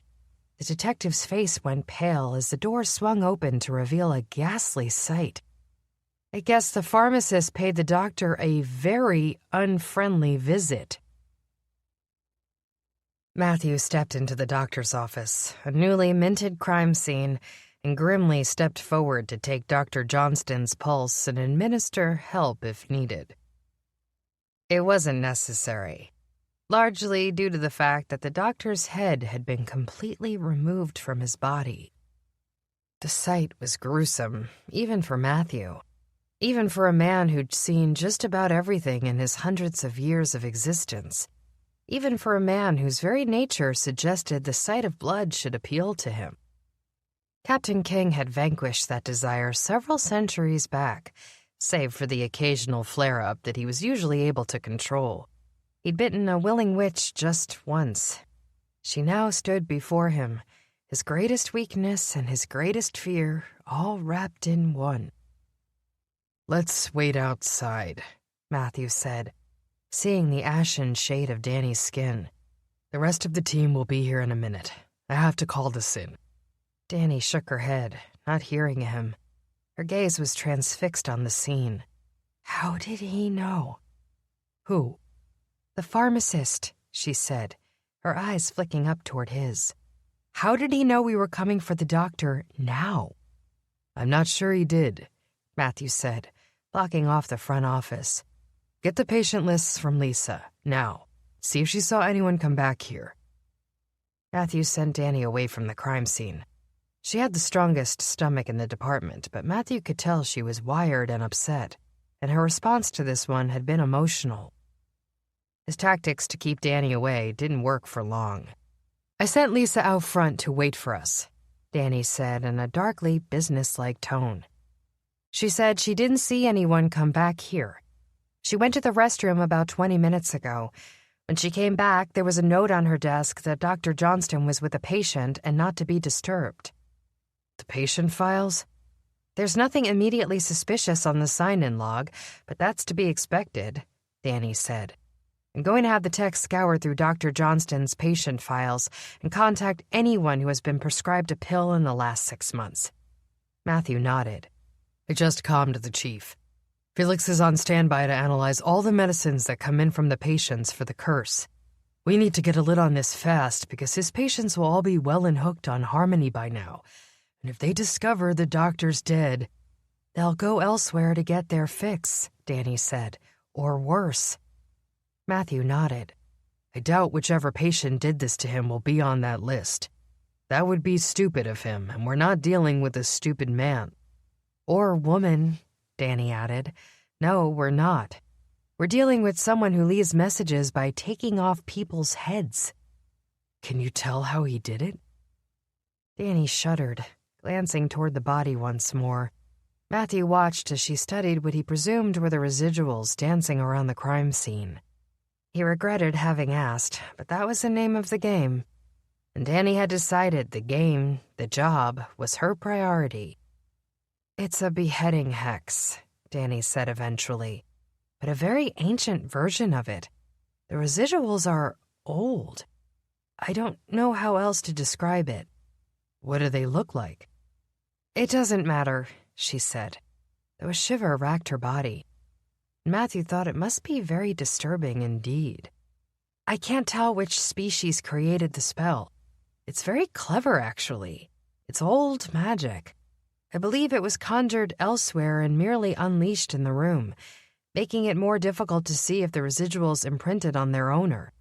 Usually," she explained, "witches, sorcerers, warlocks leave their own brand of residuals mixed in with a curse that they conjure and release. If a spell is bottled previously and released, most of those residuals have already faded. The perfect crime scene. It's like whoever did this knew I would be here," Danny said. "They're covering their tracks almost too well, and it's telling. They know things they shouldn't, Captain. They know a lot about us and how we work." "Or they're merely smart and observant," Matthew said. "You've been teaming up with the Force for weeks now on other cases. It's not a huge surprise you'd be investigating the larger crimes within the department." "But the timing," she mused. "How did they know we'd be coming here now? That's what gets me." "It could be reactive," he said. "We both came to the doctor yesterday. Us showing up here now could be a coincidence." "You don't believe in coincidences, and neither do I." "Anyone could have seen or known we were questioning the doctor," Matthew argued. "We hardly tried to be discreet about it." "I know," You stuck an obvious tail on me. Not discreet at all." She exhaled hugely. "I suppose you have a point, but it just feels more intimate than that. The timing of things, the way crimes seem to precede us by just a few steps, or follow shortly after we pay visits to people." "I assume the pharmacist is simply cleaning up after himself. Anyone deemed a threat has to go," Matthew said. "I guess that's how the pharmacist keeps himself under wraps. He murders the competition." "Well, it's got to stop. Who will be next?" Danny's eyes flicked up to Matthew in concern. "Just today I spoke with Willa's mother, Renee Lupus, and Juno." "Oh, shit, Juno!" "Matthew, we must put guards on everyone. Those 3 names I just mentioned for sure. Everyone we speak with about their medicines, all of the doctor's patients could be in danger." "The doctor's patients don't know anything," Matthew said. "I doubt Dr. Johnston knew much of anything, and he was the one distributing Harmony." "I don't think the pharmacist is particular about who he kills, so long as he keeps himself out of trouble," Danny said, her eyes widening. "All it takes is one person who noticed something, who pulled on a thread out of curiosity." "I need to get to the station." Matthew pinched his forehead between his fingers. "I need to be there. I need to talk to Felix." "I don't know if that's a good idea," Danny said, holding in a breath as she shook her head. "Have you been listening to what I'm saying? It's someone on the inside, Matthew. You have to talk to Sienna. She won't let me within 10 feet of her, and I don't have a warrant. Find her." "I won't." "Find her," Danny said, "and ask her a few questions. She'll understand." Matthew viewed her through narrowed eyes. "You'd better hope you're right." "I know I am," she said breathlessly. "You handle Sienna, Felix, and the security detail for anyone who might have been compromised." "And you?" "I have—" She hesitated. "I will handle the crime scene until the techs get things under control, and then I'll give you a comm and see where you're at with things." Matthew studied Danny, realizing not for the first time how much she was the job. There was no part of her that excelled at her work. She simply was a detective. It was in her very nature. "Fine," he said. "Don't go looking for trouble without me." "I don't need to," she said with a grim smile. "Trouble finds me." Chapter 20. I handled the crime scene as promised until a group of Felix's ladies and gents all but shooed me out of the place. There was nothing more I could do. I'd stared at the headless corpse long enough. The only thing that would get me answers was asking more questions to the right people. Who are the right people, I asked myself, kneading my forehead as I climbed down the stairs of the doctor's office and spotted my brother in the crowd of cops swarming the place. "What are you doing here?" I asked Nash. "You've been warned off this case." "Great to see you too, sis." "Come on, Nash," I persisted, stepping closer to him. "Leave it alone. Half the division is on this case. Don't stick your neck out for it." "Peter asked for my help," Nash said, his eyes narrowing. "What would you do?" "Back off, Nash. I'm trying to help." "You don't even work for the department," he snarled. "Or do you just get special treatment because you're sleeping with the boss?" "Keep provoking me," I said, struggling to keep my voice level. "See what happens, Lieutenant." "My pleasure, Detective." I turned away from Nash before he could see the tears in my eyes. I wondered when my brother had turned into such a jerk. It was as if something in this case was driving him mad, wild, and I couldn't put my finger on what. It had been no secret that he'd taken a stumble and fallen during his time in narcotics, but that case was now closed. The chief had granted Nash a second chance, and he'd done nothing but prove himself repeatedly, so why could I not shake the feeling that things weren't adding up?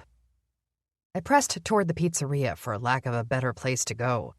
I needed a second to breathe and think, and I needed to check on things at the home front. It wouldn't hurt to give Willa an update on her mother. From there, I could grab some calories for dinner and calm Matthew to meet up with him for what promised to be the longest night in Wicked yet. "There you are," Willa said. "I was just about to make Jack send you a comm. We haven't heard anything all day. I know, I'm sorry, I said. It's been... Oh, honey, come here and sit down. Willa rushed across the room and folded me into her arms, guiding me into the nearest vacant booth. She slid in next to me and gave me a thorough once-over before flagging down Jack and ordering 2 Diet Cokes from my unamused brother. You look like death warmed over. Accurate description, I admitted. I feel that way, too. Today's been one for the books. Want to talk about it? Not really. I scrunched up my face and gave her an apologetic stare. I'm sorry, I just need a minute to sit here. Maybe some food. Who do I have to sleep with to get a pepperoni slice around here? Willa laughed, though I noticed her eyes flick toward Jack with interest as he slid our sodas onto the table, along with 4 slices of pepperoni pizza. He's good, isn't he? He is, I agreed. At least one of my brothers isn't an asshole. Thanks, Jack. What did I do to deserve such high praise? Jack asked Riley. One look at my face and he understood. Nash. He hasn't done anything, but I'm worried about him. What am I missing? Willa looked between us. Is Nash okay? He is creeping onto a frozen lake, I said, except the ice is a lot thinner than it looks. He'd better hope to hell it doesn't crack. If he falls through, he's not getting back up this time. That sounds like a huge analogy that tells me to mind my own business, Willa said. I hate seeing you all stressed and unhappy, Detective. Are you sure you're okay? Jack excused himself, his carefree expression now replaced with one of grim concern as he tended to the rest of the shop. I noted that the new guy was behind the counter, back to work. Jimmy's doing a good job, Willa said. I told him he didn't have to come back so soon after his grandmother died, but I guess it was expected. She was, on her way out for a while now, I suppose. Can you grab him for a second? Who, Jimmy? I nodded. As Willa called for the newcomer to come over, I dug into a piping hot slice of pepperoni, thinking that maybe running a pizza shop was my true calling. I seemed to be flunking out of the detective business these days, and my relationship skills had always been abysmal. This pepperoni pizza, though, was something else. Hey, Jimmy, I said, once the kid sat across from me. Willa dutifully made herself scarce to give us privacy. I just wanted to give you my condolences for your grandmother. I'm really sorry to hear about her passing. He gave a shrug. Thanks. We appreciated the flowers from the pizzeria. My mom especially. Made her cry. Sorry about that, too, I said, with a sympathetic smile and reminded myself to thank Willa again for her thoughtfulness. I really hate crying. Me too, he said with the first sign of a smile. He seemed like a happy kid, which made his gloomy expression somehow worse. We all just thought she was getting better, you know? The hopefulness in his voice got to me, niggled at something. May I ask if there was an illness involved? Sure. Age. She was just getting old. The shy grin was back, though it didn't reach his eyes. At least that's what she said. My grandpa died 6 months back, and she seemed to not recover from that. We took her to doctors, but most of them couldn't do much for her. Was she taking any sort of medicines? Alarm bells were ringing full force. This is really important, Jimmy. He cleared his throat. I didn't go digging in my grand's medicine cabinets. Anything your mom mentioned. Maybe she had to pick up a prescription from somewhere, or... Oh, my mom hated her pills, Jimmy said. My gran did take medicine, but it was against my mom's wishes. Gran finally went off them, but it wasn't until last week. Why didn't your mom like your grandmother's meds? She, suspected they were making things worse. Jimmy looked embarrassed. I told her she didn't know anything. I mean, a doctor gave them to her. Aren't doctors supposed to help? They're supposed to, I said. Why did your grandmother eventually stop taking her prescription? Jimmy cleared his throat. I'm, not sure I should say. I apologize for prying into your business, I said, quickly weighing the pros and cons for what I had to do next. But I think this might have something to do with a case I'm working on. It could really help. I don't mind talking about the pills, but the lady who came by told us to keep our mouths shut. His face paled. She was really serious, like freaked out. What did she look like? She was... He hesitated. One of you. She said to trust nobody, not even the police. It was like a knife in my gut. What did she look like? She was hot. He got teenage boy eyes for a second, imagining what this mystery woman looked like, and then realized his misstep. Sorry, I mean she was pretty. Long blonde hair, sort of curvy. Not fat, but just not skinny. Shorter than you by a few inches. Her name? Lucy? No. He frowned, thinking back. I remember it was something exotic. My throat went dry. Lucia? Yes, that's it, he said. I haven't seen her since, though. Because she's missing, I said, pinning Jimmy with a deathly gaze. I need you to tell me exactly what she said. Look, I'm not supposed to talk to cops. I am your only chance. After we talk here, you will not say a word to anyone else. But someone lost their head today, I said, the gruesome scene flashing in front of my eyes, because they knew too much. Trust me when I tell you that I want to protect you. Also, trust me when I tell you that you know nothing, understood? After our chat, whether I ask you a question, or Captain King asks you a question, or the freaking chief of the NYPD asks you a question, you know nothing until we get this sorted. Fine, he said, visibly shaken. She didn't say much. I don't remember the exact day she swung by, about a month ago. She said she was investigating something that needed to be kept quiet, and she wanted to know the same thing as you. What same thing? Where my gran got her pills, Jimmy said. I don't remember the answer, but it was the name of some doctor that seemed to piss off Lucia. Dr. Johnston, I thought, though I didn't say anything. Then what happened? Lucia explained to my mother and grandmother that Gran should stop taking the meds immediately. Did she? For a bit, he said, and she seemed to be getting better. Or at least not worse, which was an improvement. I've heard that before, I said, thinking of Willa's mother. Where did the pills go? She took them. Who? Lucia, he said. She wanted to get them checked out or something in the lab. She said she'd report back and then never did. My gran started to think maybe she'd been scammed by a lady who just wanted drugs, so she went back to the doctor and got a new prescription. Now she's dead. And Lucia said what exactly about the police?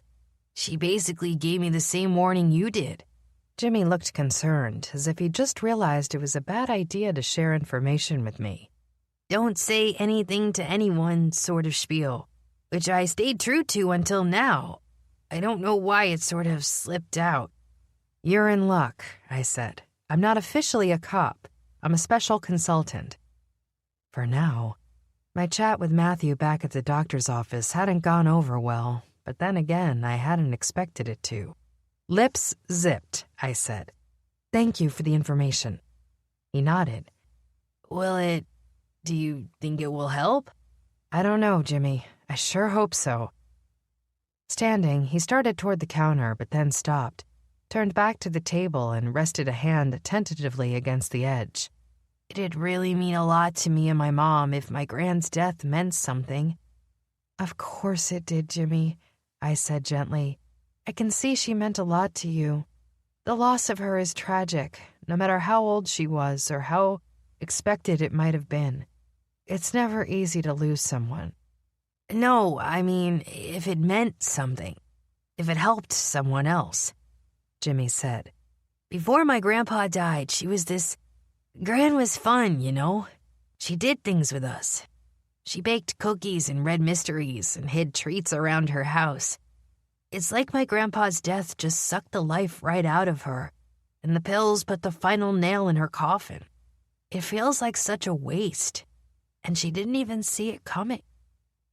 I wondered if that was the case, or if, like Willa's mother, Jimmy's gran had had an inkling that these meds were a way of numbing the pain without sorting through the problem. I know. Death, murder, accidents. They all feel like such a waste. It's part of the reason I got into homicide." "That's what I mean," Jimmy said, leaning over the table. "If what I told you today helps to save someone else's Gran, maybe it will have been worth it. At least she's with my grandpa now, which is the only place she ever wanted to be." I clutched Jimmy's hand in mine and squeezed. "You're a good kid, Jimmy. If you ever want a career in law enforcement, I think you might be a good fit." He wrinkled his nose. "Not sure I can stomach a headless dude." I wrinkled my own nose. Not sure that's a bad thing. He gave a laugh, then a half-hearted wave before he returned to the counter and left me to slurp the rest of my soda and eat the second slice of pizza while deep in thought. I didn't see the room around me, didn't hear the bustle of the early dinner rush, didn't even hear Willa as she swung by and filled up my glass. Abruptly, I got up and moved through the kitchen, ignoring Jack, and climbed the stairs to my apartment. My furniture greeted me with effusive and lewd comments, wondering when Captain King might be back. I was stunned to realize it was just this morning we'd been wrapped in one another's arms. "Not any time soon," I told Marla, who was drooling onto the rug just daydreaming of him. "We're off again." "Oh, loss," Carl said. "He really dents my cushions." "Watch your mouth," I told Carl. "I don't like it when my furniture is rude." I made it to the bathroom and popped open the medicine cabinet. I looked around, not for anything in particular, just waiting for a lightning strike. Something was bothering me about what Jimmy had said. Clearly, Lucia had been onto the herbals issue, though whether she'd pegged it specifically as Harmony, I couldn't be sure. Either way, she'd suspected Dr. Johnston of distributing bad drugs. While I thought, I fumbled through the cupboard and found a bottle of old residual remover had been issued from the department. I stared at it, letting my brain churn through the nonsensical web of Lucia's open cases, waiting for a connection. Finally, it hit me. If Lucia had taken the pills off Jimmy's grandmother's hands, but she hadn't made it to the lab, then why hadn't we found them in her apartment? The thought hit me like a hammer. The same officers who had questioned Lucia's family first had also searched through her place and rifled through her medicine cabinet. That was Cop 101. Hell, that was Nosy Neighbor 101. They'd also checked her drawers, her purse, her backpack. There was a chance the team had somehow missed it, but that chance was far less likely than the alternative.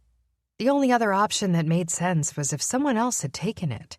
If they'd broken into her place and stolen the medicine to cover up all signs of Lucia's investigation. Then they'd kidnapped her, or worse, and forced her to write a note of resignation. They'd counted on the fact that nobody would dig too deeply into her open investigations without a reason to do so. After all, even Commander Thomas had said she should have closed the case. The only person who had believed something was wrong with Lucia, and if she disappeared, the case would mysteriously fade away. Lucia's warning to Jimmy struck me as odd. The fact she'd warned him not to go to the police had me wondering if she'd suspected the bad prescriptions were somehow linked to an inside job. At the very least, someone had access to insider information, which would confirm my theories that the how, when, and why for Dr. Johnston's murder was no coincidence. I dreaded relaying my findings to Matthew. I had desperately hoped he was right to believe Sienna, despite all of the evidence against her. I wanted to be wrong, but everything I'd learned today pointed neon lights in the direction of an inside job, and Sienna was safely on the inside. "Felix," I said into my comm as the tech wizard picked up. "Did you get any samples from Lucia before she disappeared to test?" "What sort of samples? Which case?" "Anything that could have been related to Harmony. Meds, pills, herbals, you name it." I could practically hear him frowning as papers flipped in the background. "Nope," he said. "Looks like the last thing I got from her was 2 months back, and that was a routine hair sample. She closed the case that day." "Damn. You think she was on to Harmony?" "I do," I said, and then hesitated. Thanks." I shut up quickly, deciding to heed Lucia's advice. She had clearly not trusted anyone, even me, enough to come forward with the evidence she'd found during her investigation. If Lucia's theory was correct, the insider responsible for this mess was one dangerous individual. What else you got for me, Cupcake? Nothing, I said, too flustered for my usual retort. Sorry, I've got to go. Hold on a second. Do I hear Nash's voice?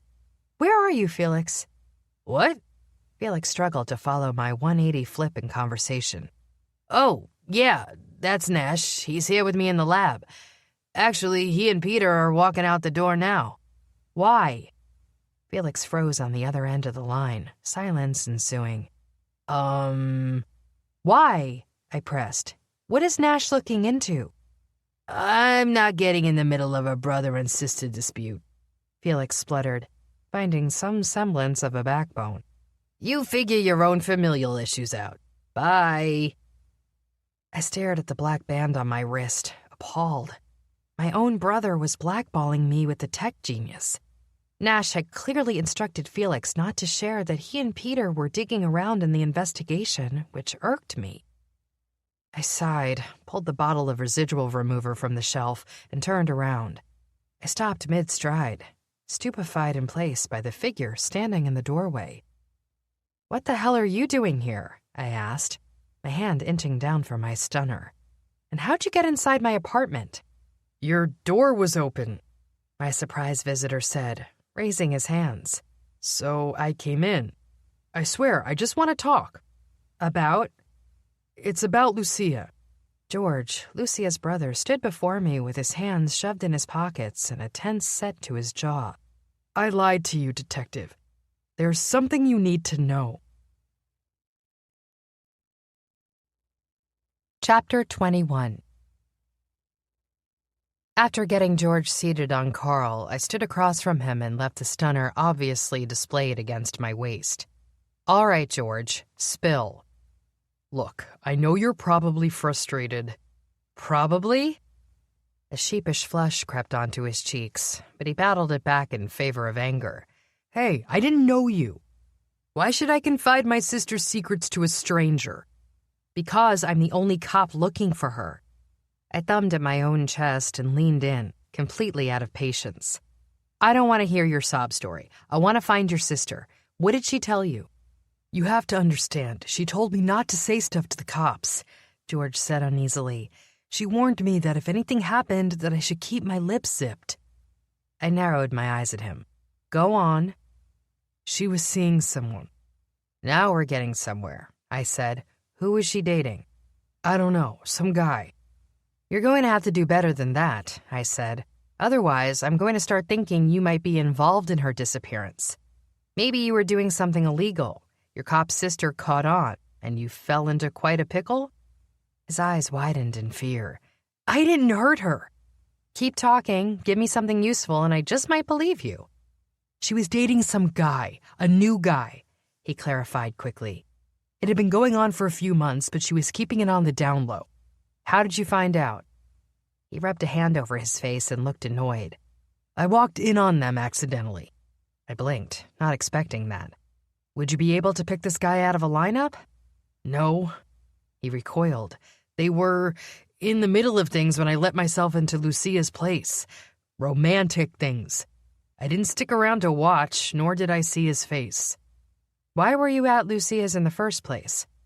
Well, I live with my parents. Sometimes it's too much, so I crash at Lucia's for the night. She has a spare key out front, so I just let myself in when nobody answered my knock. I'm sorry to ask for details, but I need to know everything you saw that day.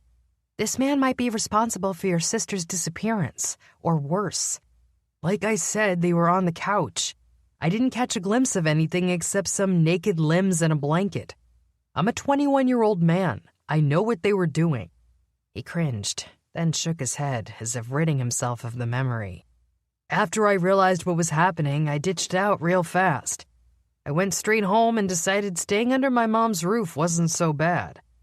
Did Lucia say anything to you? I asked. She must have heard you come in. That's the thing, he said, heaving a sigh. I walked on eggshells the next day, thinking she was going to ream me out, but she didn't.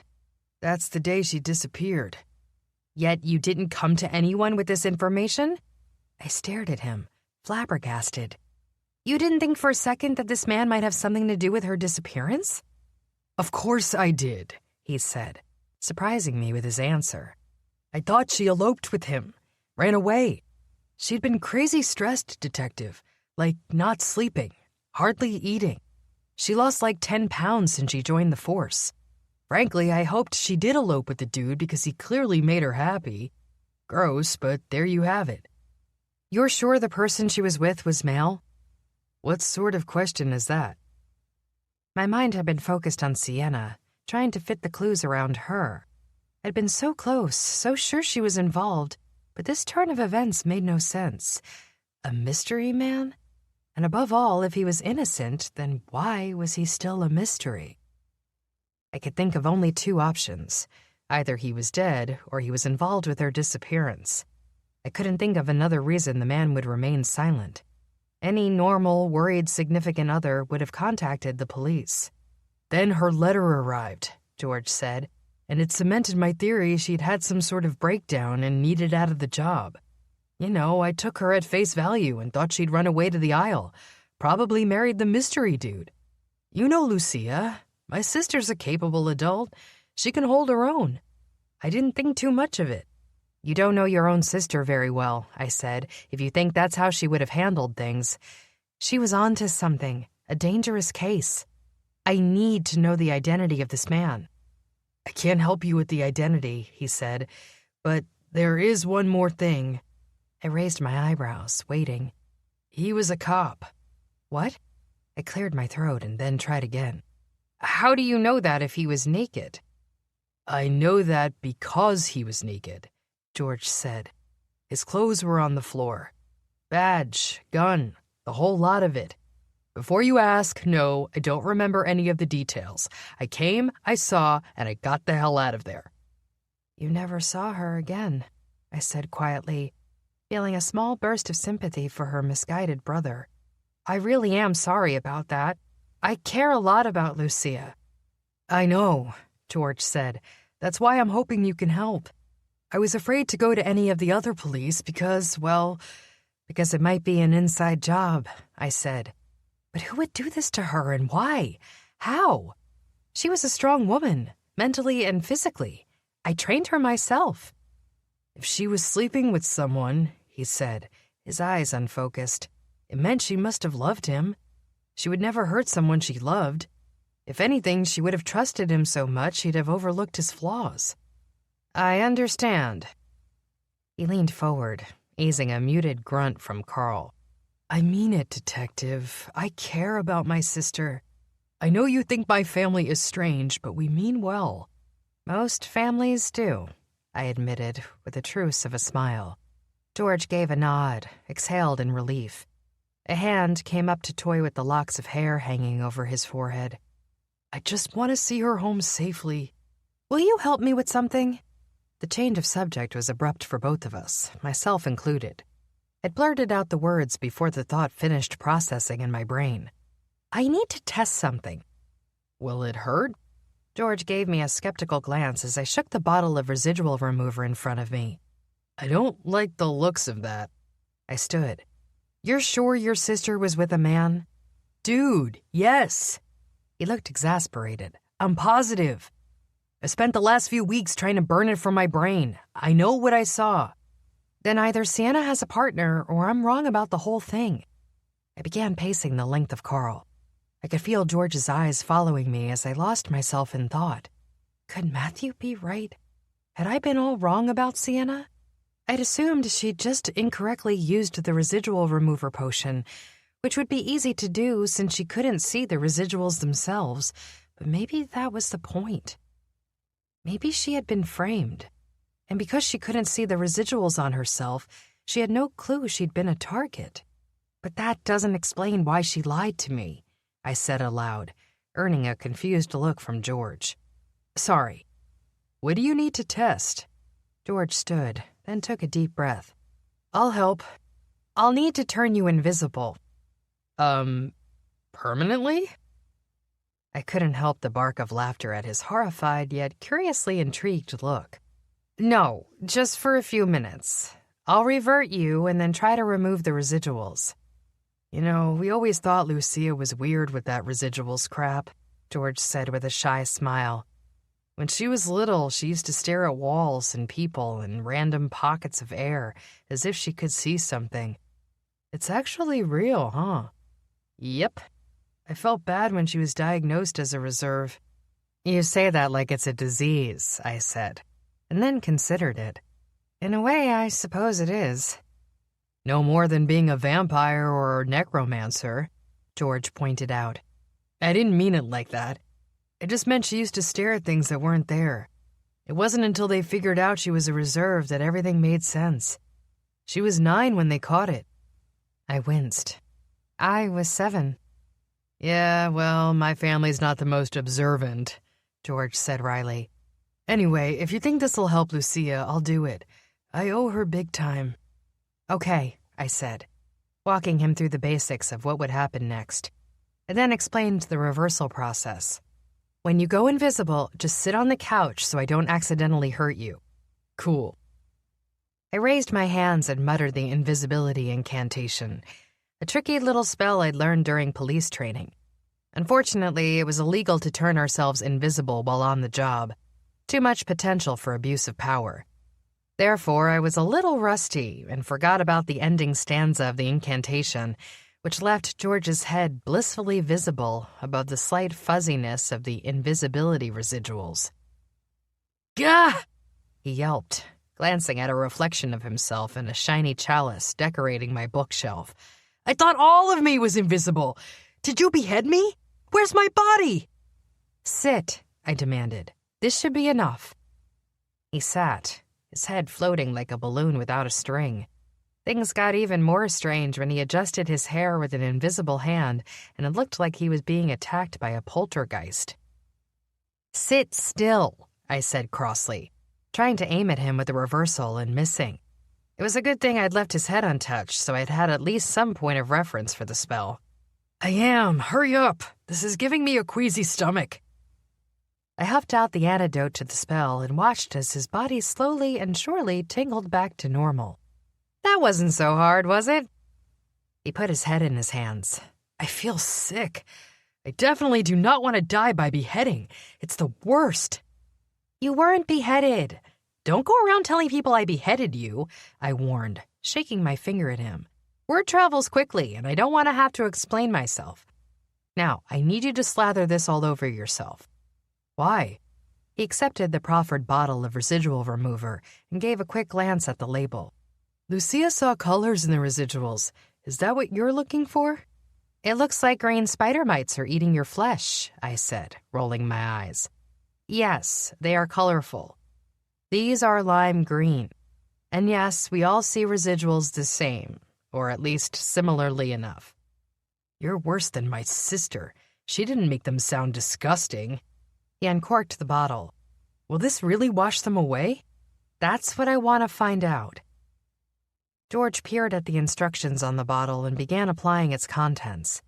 While he did, I reviewed the facts involving Sienna. I knew for certain that there had been the same lime green residuals all over her the day I'd shown up at the morgue. She also swore that she hadn't returned to the morgue during the period of time when the bodies had been taken, but that wasn't true. Ursula had said otherwise.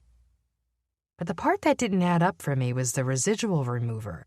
As I watched George scrub the residuals from himself, I was impressed by how effective the illegal substance was turning out to be, especially since George couldn't see his residuals either. Theoretically, if Sienna, an incredibly skilled necromancer, had meant to cover up her residuals, she would have succeeded. Wow, I said, studying George, they're almost completely gone. Really? What color am I now? I gave him the side-eye. Your spell splash is turd brown. You really have a way with words, George said, but he smiled. Does that help you solve whatever it is you're muttering about? I extended a hand and recapped the residual remover. Yes, as a matter of fact, it does. But it doesn't answer who the pharmacist is. Unless... What? My spine went rigid as the puzzle pieces clicked into place. I have to get to the precinct. Sorry to kick you out, buddy, but you've got to go, I said. I have something I need to do. But go downstairs and get something to eat. Pizza's on the house, I said. I'm going to find your sister. Chapter 22. Get the hell away from him. I blew through the door to the interview room and came to a dead stop at the sight of the empty table before me. Where is he? Lieutenant Peter Abbott turned around, an easy smile on his face. Danny, what are you doing here? I squinted, wondering if I'd gotten this whole thing wrong. If everything had become so convoluted that I was looking at my closest friends and colleagues in a dark and twisted way. It was with horror and a sinking stomach that I wondered if I'd become so jaded by my past that I couldn't stand to trust in the true bonds of friendship any longer. Then I saw it, the slight green sprinkle to his pointer finger, a speck of residual dust he hadn't managed to wipe away with residual remover. Where is he? I asked. Where's Juno? What are you talking about? Peter asked. They just took Juno away. I finished questioning him 10 minutes ago and was putting together some notes. Where's your notebook? I asked as a creepy sensation slithered down my spine. I called out to the empty room. Juno, can you hear me? Are you feeling okay, Detective? Peter glanced around. I just told you, he's not here. While Peter spoke, I let my eyes wander around the room in search of something, anything that felt off balance. It wasn't until I ducked and peered under the table that I found it. A giant swarm of residuals from an invisibility incantation. I couldn't see Juno's body, but he was there. No question about it. I moved before Peter could process and shot the antidote for the invisibility incantation straight at Juno's body. The spell hit its target dead on, and in a flash, Juno returned to full view. His hands and legs had been cuffed, his mouth bound with tape. Likely some sort of shusher had been invoked to keep him quiet. His eyes were wide, terrified, but a hint of relief shone through. I didn't have time to reassure him because Peter had snapped to attention. I dodged a shot from the lieutenant's stunner and threw my body across the room, using the table as a shield. I crouched out of the line of fire as he spoke. Don't move or you're dead, Danny, Peter said. Or better yet, I'll kill your friend here. Cooperate, and the street merchant lives. I could hear my heart as it pounded against my chest. Let him go, Peter. I'll cooperate. Where's Matthew? Away on an urgent mission, Peter said, along with Nash. There's nobody to help you, Detective, so don't get any ideas. You've got a good thing going here, Peter, don't you? I snapped. It's brilliant, really. The pharmacist. Who better to mask a deadly web of drugs than a narcotics cop? Shut up, Danny. Where's Lucia? I said shut up. We're going. Your little street rat's coming with us. No, I barked. Leave Juno and I'll go willingly with you. Can't do that, Peter said nonchalantly. He's a witness. Turn him invisible, I instructed. I'll go willingly with you, I swear. If I come away from this alive, I'll set Juno free. If I don't, his fate is in your hands. You know it's a good deal, Peter. You won't get both of us out of a police station without someone noticing. Juno's face paled, and it was all I could do not to look at him. It wasn't the best solution, but it was better than Peter killing him this very second. And if Juno traveled with us, it would only make things more dangerous for us both. I knew in my heart that Juno wasn't making it out of this situation alive unless I made it happen. A game, Peter said with an amused smile. I like it. You've got a few more hours to live, Juno, if you're lucky. My heart beat rapidly at Peter's promise. Turn him in then and let's move. Nice try, but I'm not taking my stunner off your chest, he said. Do it quickly. One wrong move and... I'm dead, I know, I said. You've made yourself clear. I raised my hands, muttered the invisibility incantation, and an apology afterward, watching as all of Juno disappeared before my eyes. Peter barely waited for the herbals vendor to vanish before he shot a hit of moving magic toward Juno's body. A thump sounded from the far corner. along with a whooshing of air from Juno's lungs as his body hit the wall and slumped to the floor.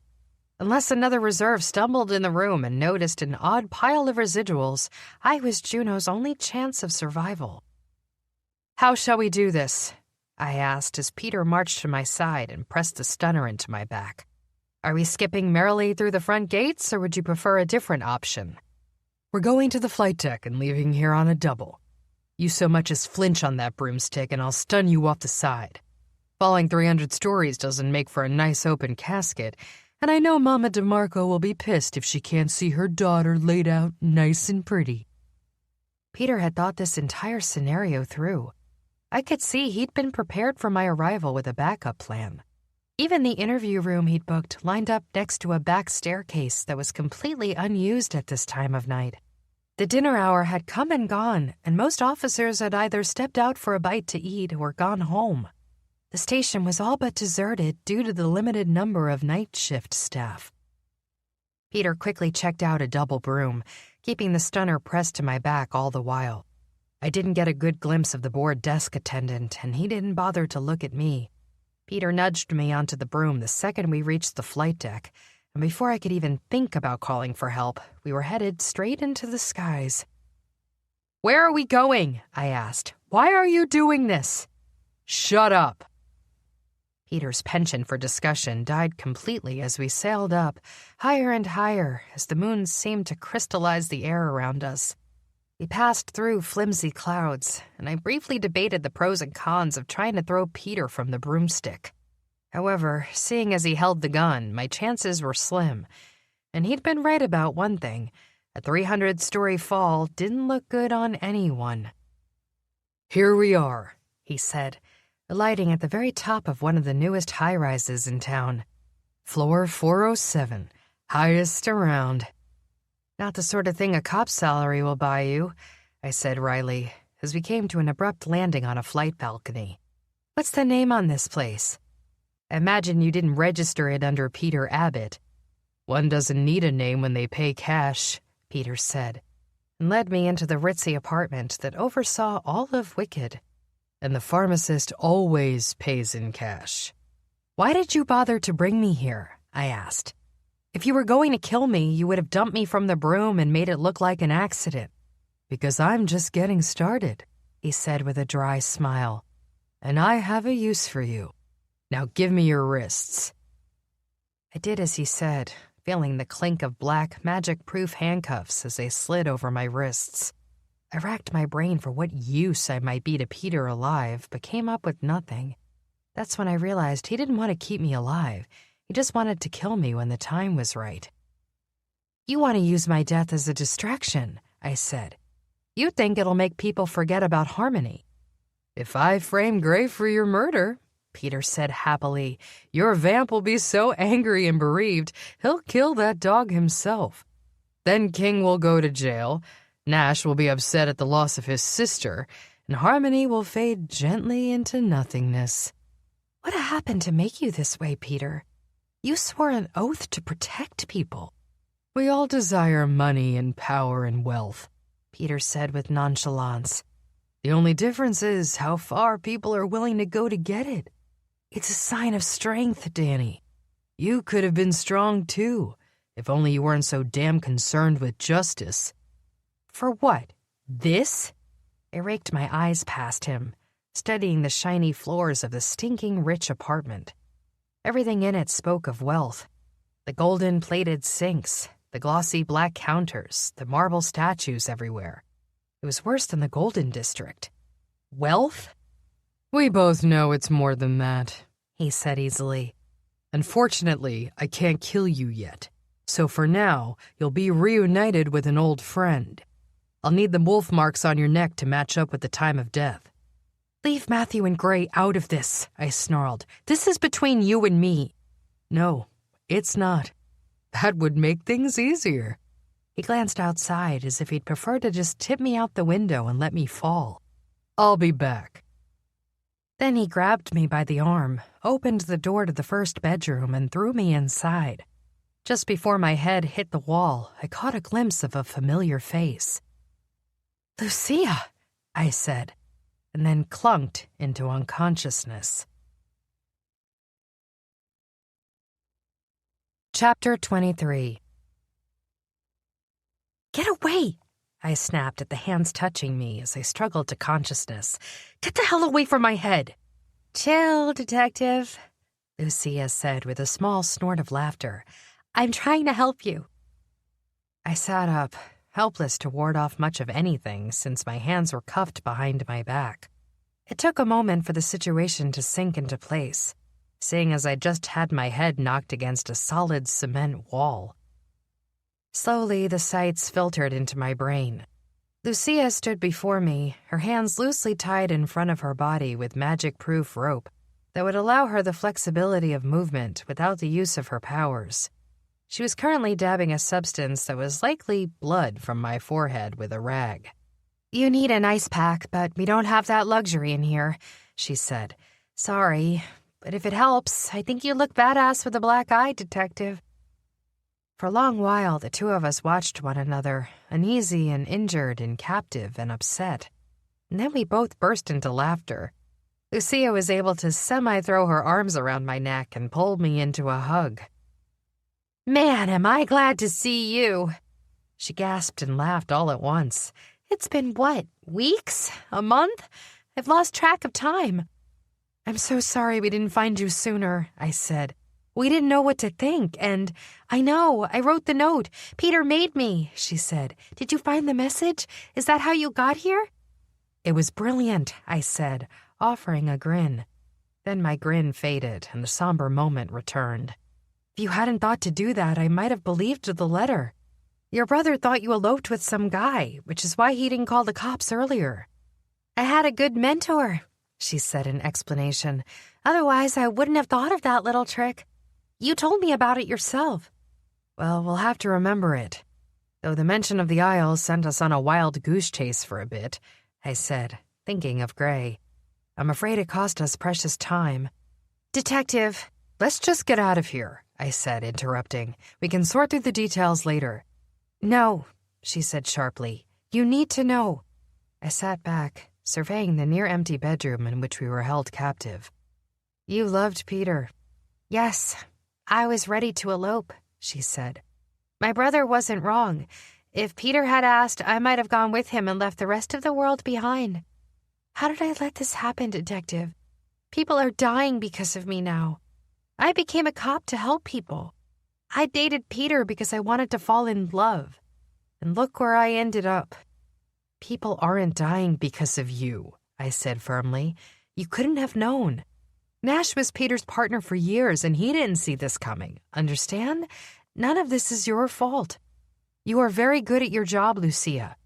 Without the clues you left behind, we never would have caught on to Harmony or been able to find you.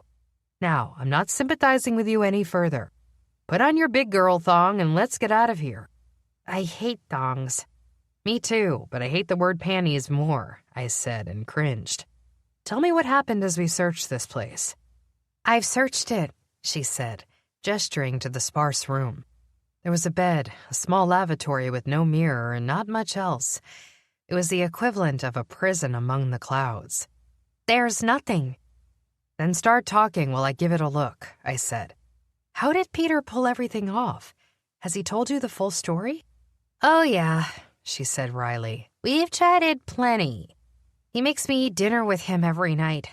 He talks all the time, which is horrible. I mean, every time he opens his mouth, he gives himself another reason to kill me. He hasn't... I froze, peeking under the bed before turning to look at her. Since you've been here... He hasn't touched me, no, she said, meeting my gaze. Nothing like that. I think he just wants company. He's alone in his secret, filthy, rich little world, and he still thinks I'm some sort of friend. Twisted, huh? I cocked my head to the side. I've heard worse. Tell me about your cases. A few things I was investigating weren't adding up.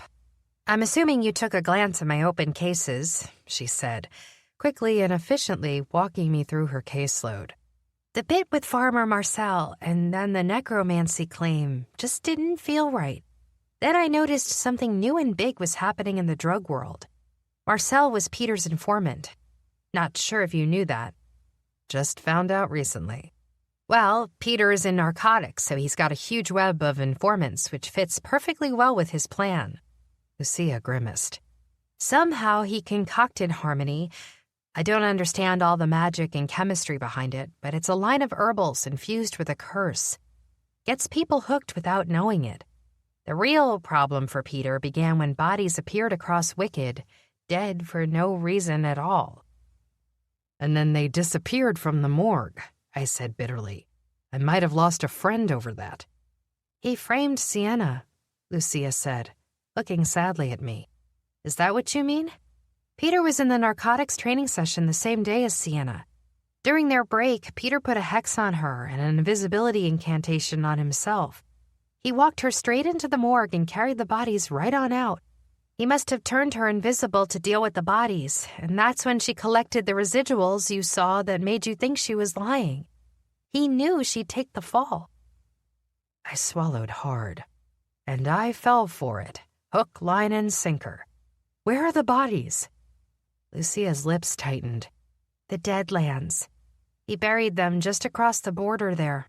Or rather, he made Sienna do it while he was controlling her. I closed my eyes, horrified. Sienna probably still doesn't even realize she had anything to do with it, Lucia said. And Peter had his own butt covered with a solid alibi. He was at class except for the break. Nobody suspected him of anything, so nobody noticed his break didn't consist of grabbing a sandwich like he said. Then he used residual remover poorly on Sienna to make it look like she'd tried to scrub herself free of the invisibility incantation, I said. But in reality, she didn't know anything about it. People started to suspect her when they realized she was lying, Lucia added with a nod, because Peter made sure that assistant monster of hers, Ursula, saw her, she continued. I can't decide if it's more horrible than brilliant or vice versa. I owe her a huge apology. There was overwhelming evidence that pointed toward her. Peter made sure of it, Lucia said. You were just doing your job. I pushed past the discomfort that came with realizing I'd incorrectly pinned a coworker for a crime she didn't commit, and continued to scan the room for any chance of weaponry. There wasn't much, and since we were magically bound by handcuffs, we weren't going to be using our powers to battle our way out. How did Peter run his Harmony business? I asked. The herbal dealers out there are terrified of him. Half of them don't want to be dealing Harmony. They don't even know how they got sucked into it. By the time they realized what they were selling, it was too late, and they couldn't tell anyone for fear of being implicated as well. That's why the plan was genius. Nobody realized it until it was too late, and then they reacted out of fear. His vendors will do anything, including giving Peter a hefty cut of their profits so they don't get in trouble, thereby worsening the spiral and stepping deeper and deeper into trouble. The Bellevue case, I said. Related? She gave a slim smile. I'll give you one guess. I have an idea, but I'm needing a hint to connect the dots. Ellen, the poor elf, was Peter's ex-girlfriend, she said dryly. Peter didn't like to share that information, especially not because she went and dumped Peter to go out with her troll, the man she ended up wanting to marry, and Peter never recovered. His ego bruises like a peach. Lucia practically spat the last word. I don't think he ever truly got over her. I was madly in love with him, but he always kept a part of himself detached. He was never fully committed to the relationship, and only after he brought me here as a captive did I find out why. You think he still had feelings for the Bellevue girl? I know it, she said. That's how I caught him in the first place. I might never have noticed this whole Harmony business if Peter had just moved on from Ellen Bellevue like he was supposed to after their breakup. I blanched at the bitterness in her voice. Not only had she loved Peter, but it had been unrequited. A double dose of bitter pills to swallow. How did you find out? The night Ellen Bellevue and her fiancé announced their engagement, Peter was called out suddenly on a case. The next day, Ellen and her fiancé, the troll, were found dead in their home. Murder-suicide. Her eyes went dull at the retelling of it. I didn't think anything of it right away, except that it was all so tragic. I wondered if the Bellevue family hadn't set up the whole thing from the inside, I admitted. Having Ellen Bellevue fall in love with a troll doesn't fit well in the family tree. I wondered that too, which is why I started looking deeper into the case, she said. Around the same time, Peter started acting strangely. He started withdrawing from our relationship. When we would, she cleared her throat, be intimate, he was aggressive. I didn't like it and told him to stop, and he broke up with me on the spot. The next day, he came back and apologized. He said he was affected by his ex-girlfriend's death and had lost his temper. I was suspicious, but I loved him. I ignored the red flags, as stupid as that sounds. It doesn't sound stupid, I said. It sounds like love and trust. It didn't matter anyway, she said with a sigh. I was already suspicious. There were just too many signs impossible to deny, she said. He had no alibi for the time of their deaths, which was odd, since he was supposedly out on a work call. Which made you dig deeper. I found some weird records he filed about his informants, she continued. I started talking with herbal vendors and got the feel something big was hitting the streets. The necromancer case came next, but I knew it wasn't real necromancy. As soon as I uncovered Farmer Marcel and his connection to Peter, I began preparing my evidence and theories to go to Chief Newton. Before I could...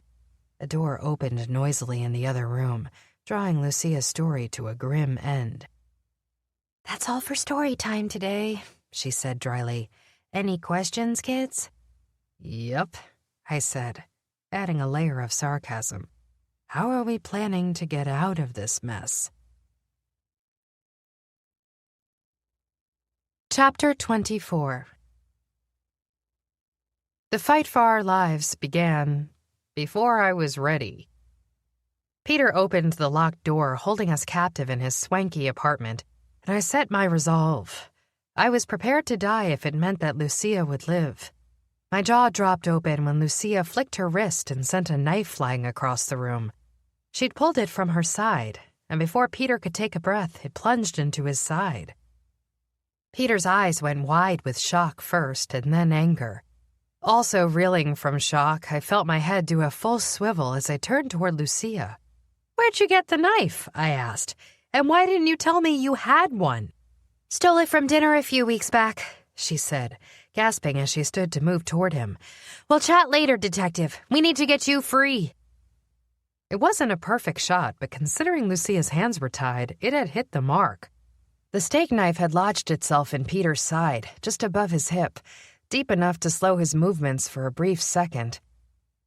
I dodged across the room, sliding out from under his bloody grasp as he reached for me. I swiped the keys he still held in his hand, fresh from unlocking the door, and tossed them to Lucia. "Sorry," I grunted as I reached lower and yanked the knife from his side. "Gonna hurt." Peter let out a howl and slid down the wall, his hands pressed to the wound in an effort to stem the bleeding. I doubted it would keep him down for long, and when he got up, he'd be wild with angry vigor. I reached to Lucia's side and quickly ran the knife across the rope looped around her wrists. Meanwhile, she fumbled through Peter's keys in search of the one that would unlock my handcuffs. "Sorry I didn't tell you about the knife," Lucia said as she continued to flick through the keys. "I figured sooner or later Peter would bring you here, and when that day came, I wanted a way to help you be free. I owed you after everything you taught me. I knew you'd come find me, and I knew I'd owe you my life." "Move faster or we won't have any lives to worry about," I said, glancing over my shoulder as Peter rose to his knees and used a healing hex to slap basic stitches over his wound. I'd used it before myself, and I knew it wouldn't work as a permanent fix for the internal damage he'd suffered, but it would heal the superficial wound and act as a patch for now. "Lucia..." "Listen, Detective. I know you've been in a similar position, and I realize that the death of your ex affected you deeply. I promise you, it won't be the same for me." With that, Lucia inserted the correct key into my cuffs and we were both free. "Peter's mine to kill." "Lucia, no!" My cry was too late. She raised her hands, muttering an incantation. I stepped toward her. She gave me a shove to one side, hard enough that I flew backward and hit the wall with a thud. Pivoting quickly, she raised her hands and conjured a slasher. a brutal sort of curse that would cause a slow and painful death if left untreated, and sent it toward Peter. It was an illegal form of magic, something I'd only seen at gruesome murder scenes, and I wondered where Lucia had picked it up. I couldn't stop the curse without creating some sort of mad bounce-back of magic around the room, but Peter had nothing to lose. He sent back a reversal that had the spells colliding with a boom mid-air, fingers of the slasher reaching in every direction. I dove behind a couch as a spiral of green veered my way, but Lucia didn't react quickly enough. A part of the curse hit her casting arm, and she let loose a guttural yell as blood spurted from the gash. Lucia went down in a hard pile on the floor, making her an easy target. Peter's adrenaline had kicked in, along with the murderous gleam in his eye. He rose, bleeding and pained and furious. The wound on his side drenched his white shirt with horrifying amounts of blood, and the slasher had clipped a bit of his forehead. He looked downright manic. As he prepared to launch the final illegal slasher spell that would end Lucia, I panicked. I couldn't reverse a spell from behind the target, nor did I have any way to defend the now helpless Lucia from the homicidal maniac who'd once claimed to love her. "Lucia, roll!" I said, taking a sudden burst of inspiration from Sienna and Juno. It threw an invisibility incantation toward Lucia, and with a light pop and a burst of colorful residuals, she disappeared completely from Peter's view. I could see the blurry ball of residuals where Lucia ducked and rolled toward me.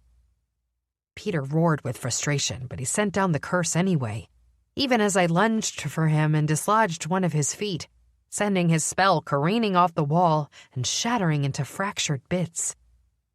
"Come and get me, asshole!" I said, forcing Lucia out of my mind. I couldn't tell if she'd been hit again, and I didn't have time to find out.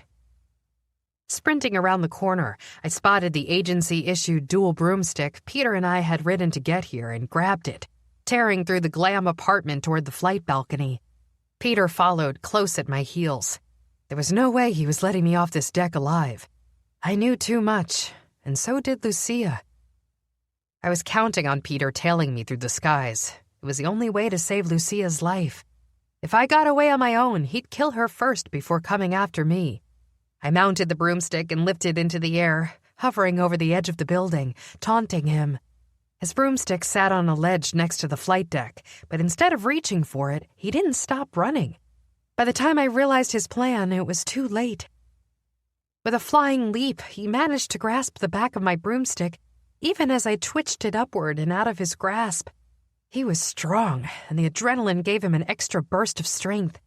Swinging himself onto the back seat of my broomstick, he lunged for me, and I had no choice but to take off, aiming for the ground in a steep nosedive. The descent was fast and brutal. My ears popped and frigid winds whipped past my cheeks, but there was no way a fight from 407 stories in the air would end well for either of us. If possible, I wanted to keep Peter alive. I wanted him to face his crimes, to pay for what he'd done.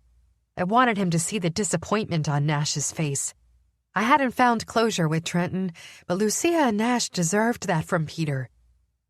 Glancing over my shoulder, I caught sight of Peter preparing a deadly curse. A bright, vicious ball of light grew on his hand, pulsing with energy meant to kill. We were flying much too fast for me to take my hands from the broom and fashion a counter curse. So instead, I went with a more primal defense and sent my foot smashing backward, twisting my leg at an angle to hit his face.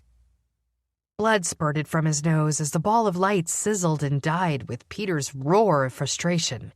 We swooped past the building windows, a blurry wash of colors to anyone who might happen to glance out. Flecks of blood spattered over my skin, and Peter's face was streaked with it.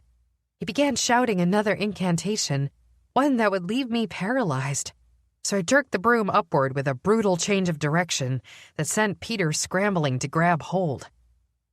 "You're dead, detective," Peter said with a hiss. "Say goodbye." Then Peter finished off the paralysis spell and sent a lightning bolt of energy toward me.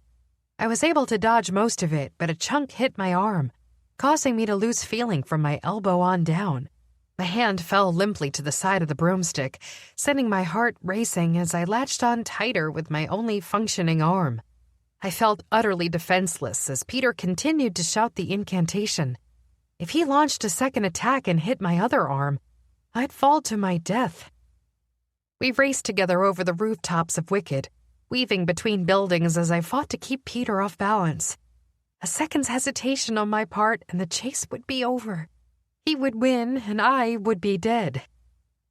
With a grim set to my jaw, I began to see that with one bum arm, I had limited options. Magic was out, and I couldn't keep whisking Peter around blood-curdling corners forever. With a wry smile, I spotted the NYPD building ahead and realized I'd subconsciously been weaving my way toward it. I just couldn't stay away, I thought with a dry, throaty chuckle. If I could just manage to land us on the flight deck, there'd be help. Other officers would swarm Peter and lock him away. My plan must have dawned on Peter because just before we landed on the flight deck of the 6th Precinct headquarters, he leaned back and sent the broom careening sideways. We hit the side of the building with a sickening thud.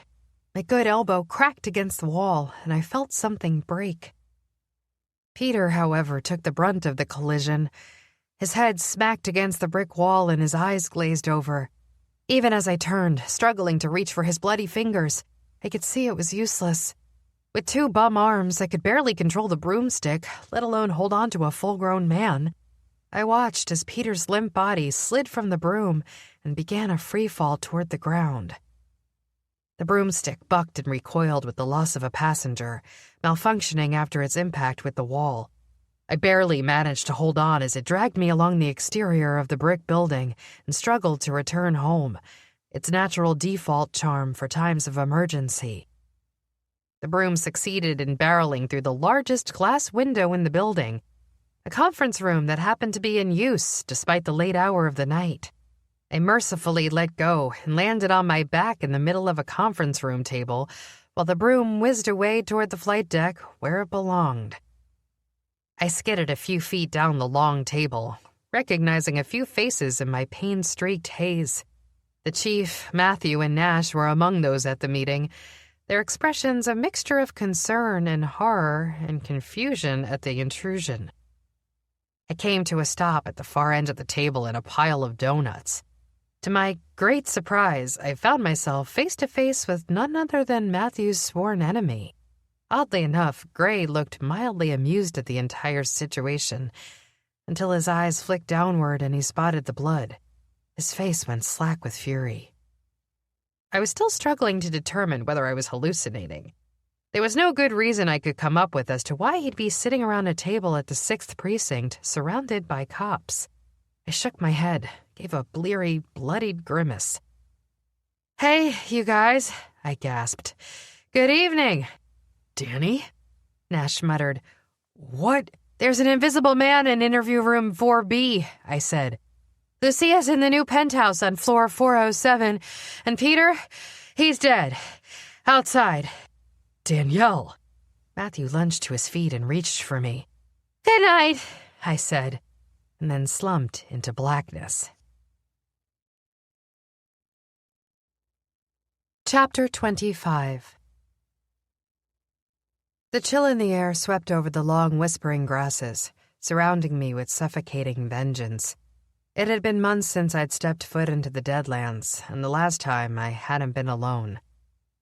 Fog swirled around my ankles, climbed my legs, wrapped around my arms.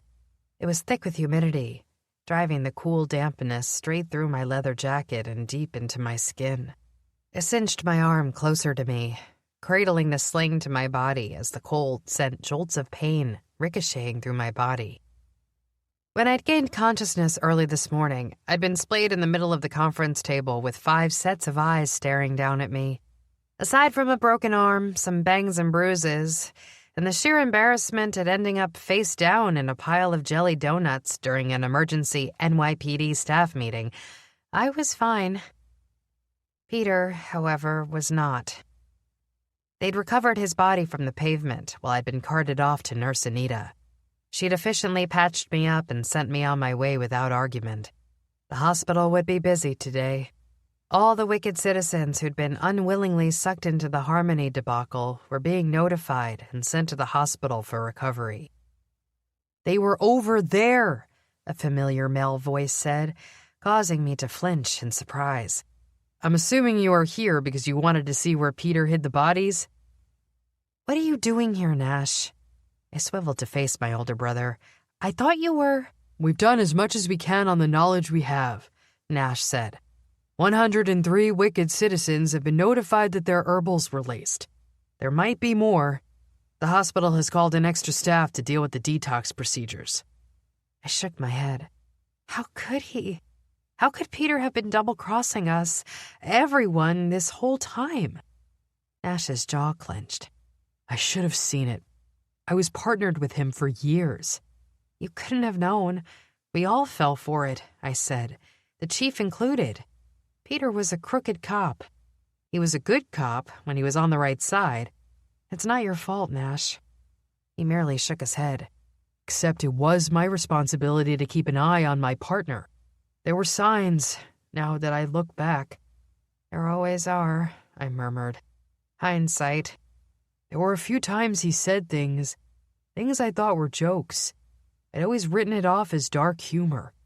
Now that I know more, I think he was trying to test the waters, to see if he could recruit me as a business partner. Nash. He raised a hand. They uncovered the bodies this afternoon while the chief was taking your statement. They were all there. Sienna ran her tests on them this afternoon. All the missing corpses had sign of Harmony in their systems. I stared at the freshly turned piles of dirt.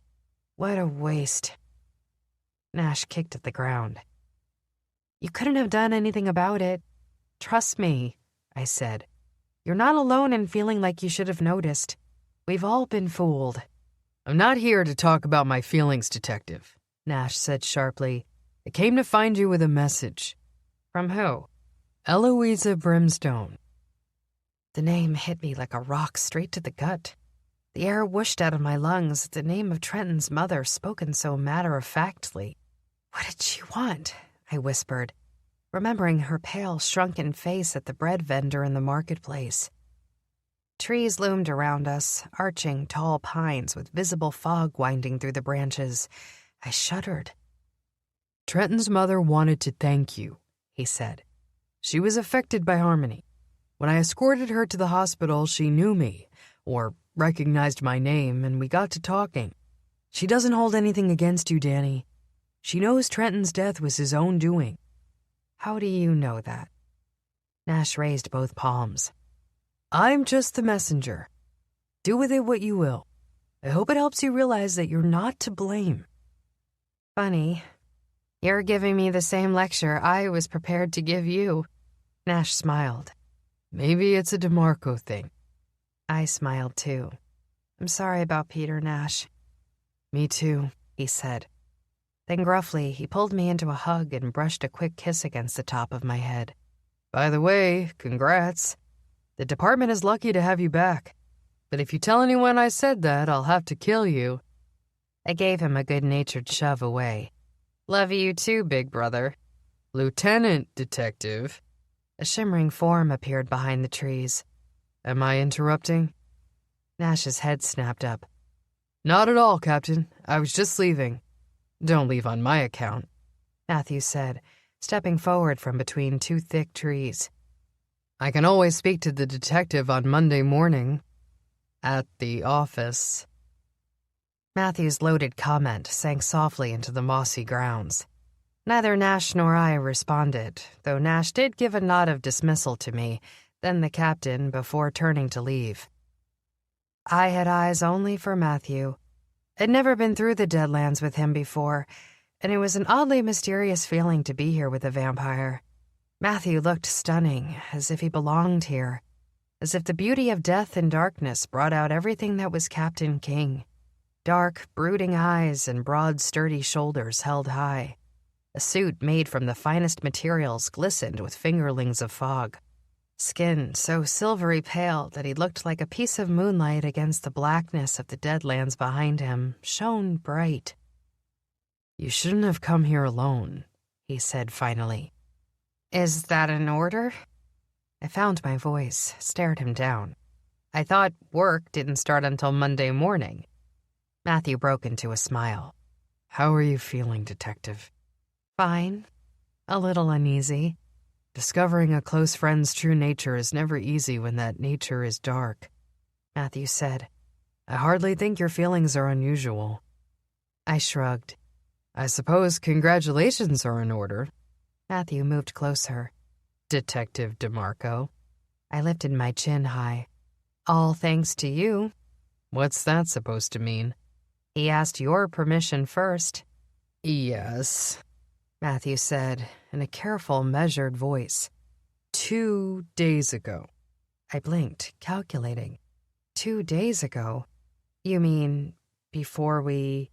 Yes. Matthew watched me carefully. The department is very pleased to have you back. What about you? I want to see you happy. If this makes you happy, then I too am pleased. I wouldn't have taken the job if... He raised a long, slender finger. I couldn't live with myself if I made you give up your dreams for mine. What are your dreams? To be with you, he said simply. Matthew. He turned one finger into 5, holding his palm out in a stop sign gesture. Until you feel ready to come back to me, don't say it. Don't say anything. It will only make matters worse. My eyes teared. You know I love you. He closed his eyes, let his hand drop. I understand. But I know.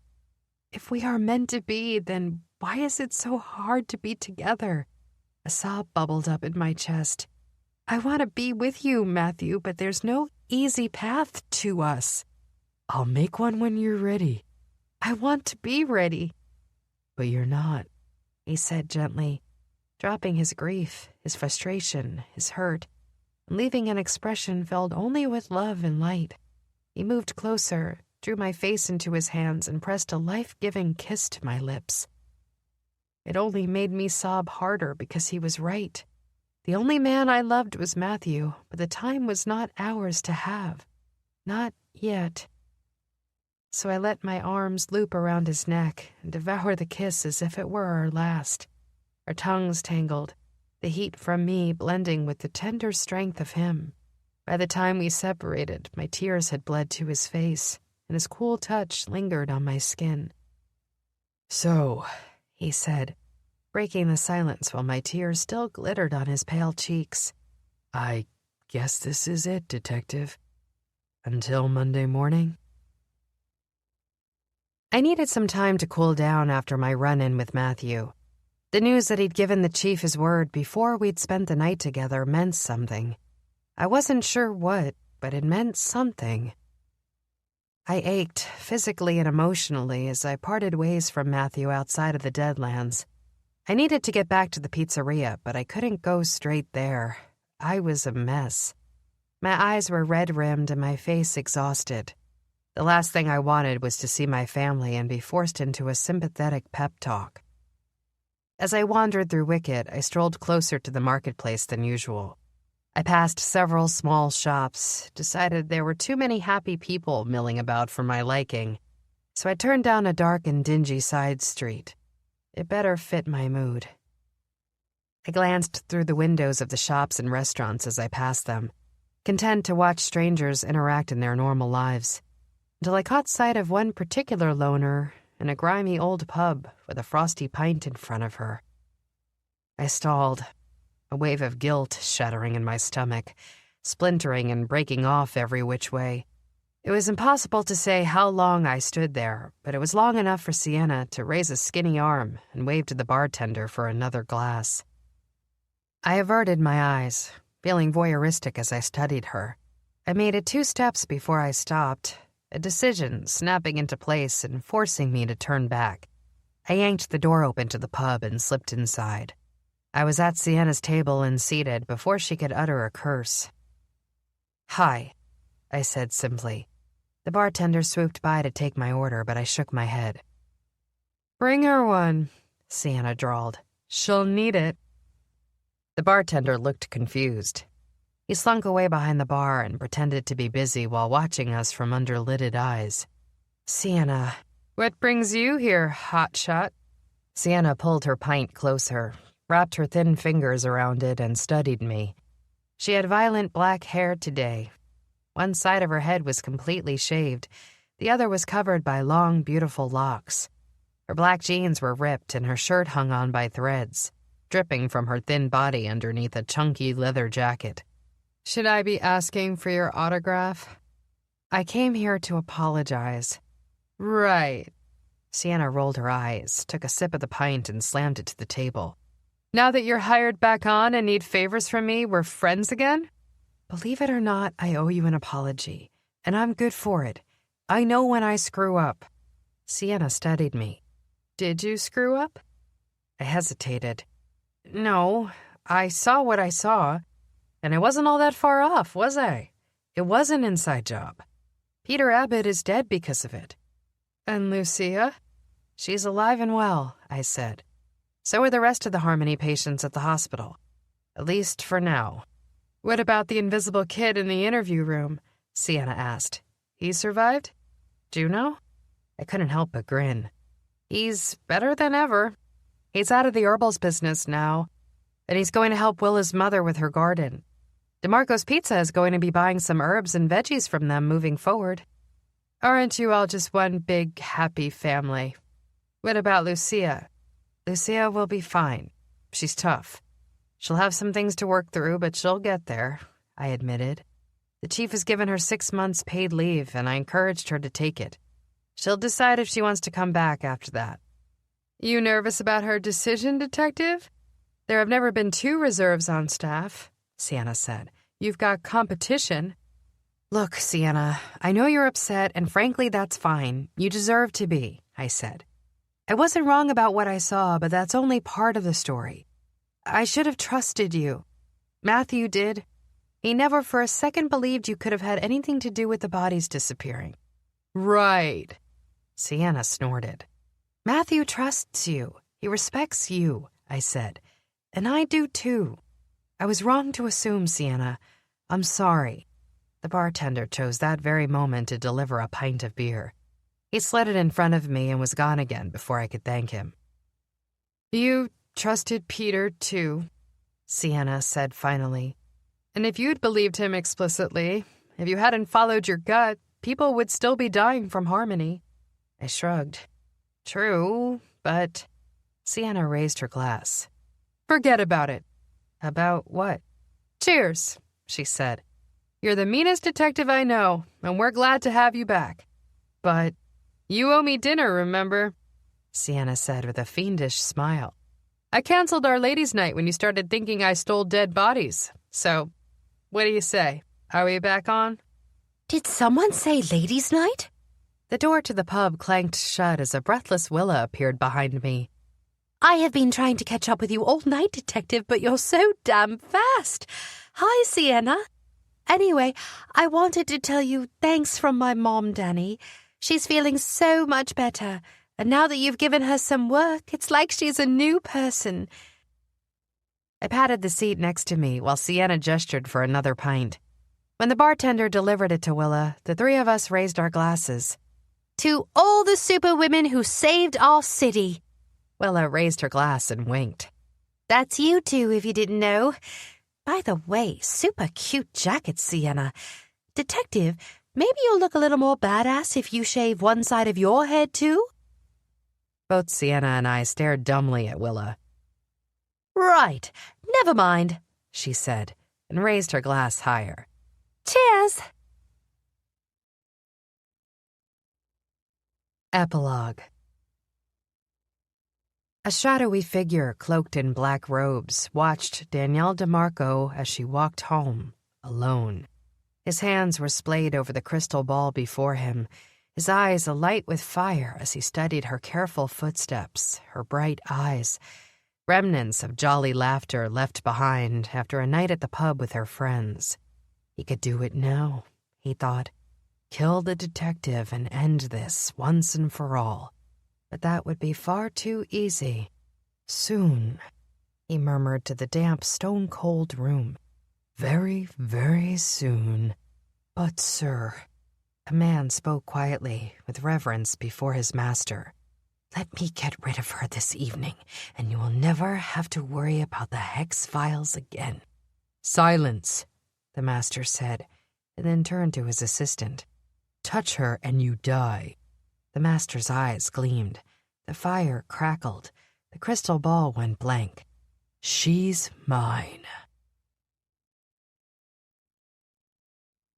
This recording of The Hex Files, Wicked Long Nights, was presented by Dreamscape Media LLC. Text copyright 2018 by Gina LaManna. Sound recording copyright 2019 Dreamscape Media LLC. This recording was produced by arrangement with LaManna Books. Thank you for listening. Please check www.dreamscapeab.com for Dreamscape's latest releases.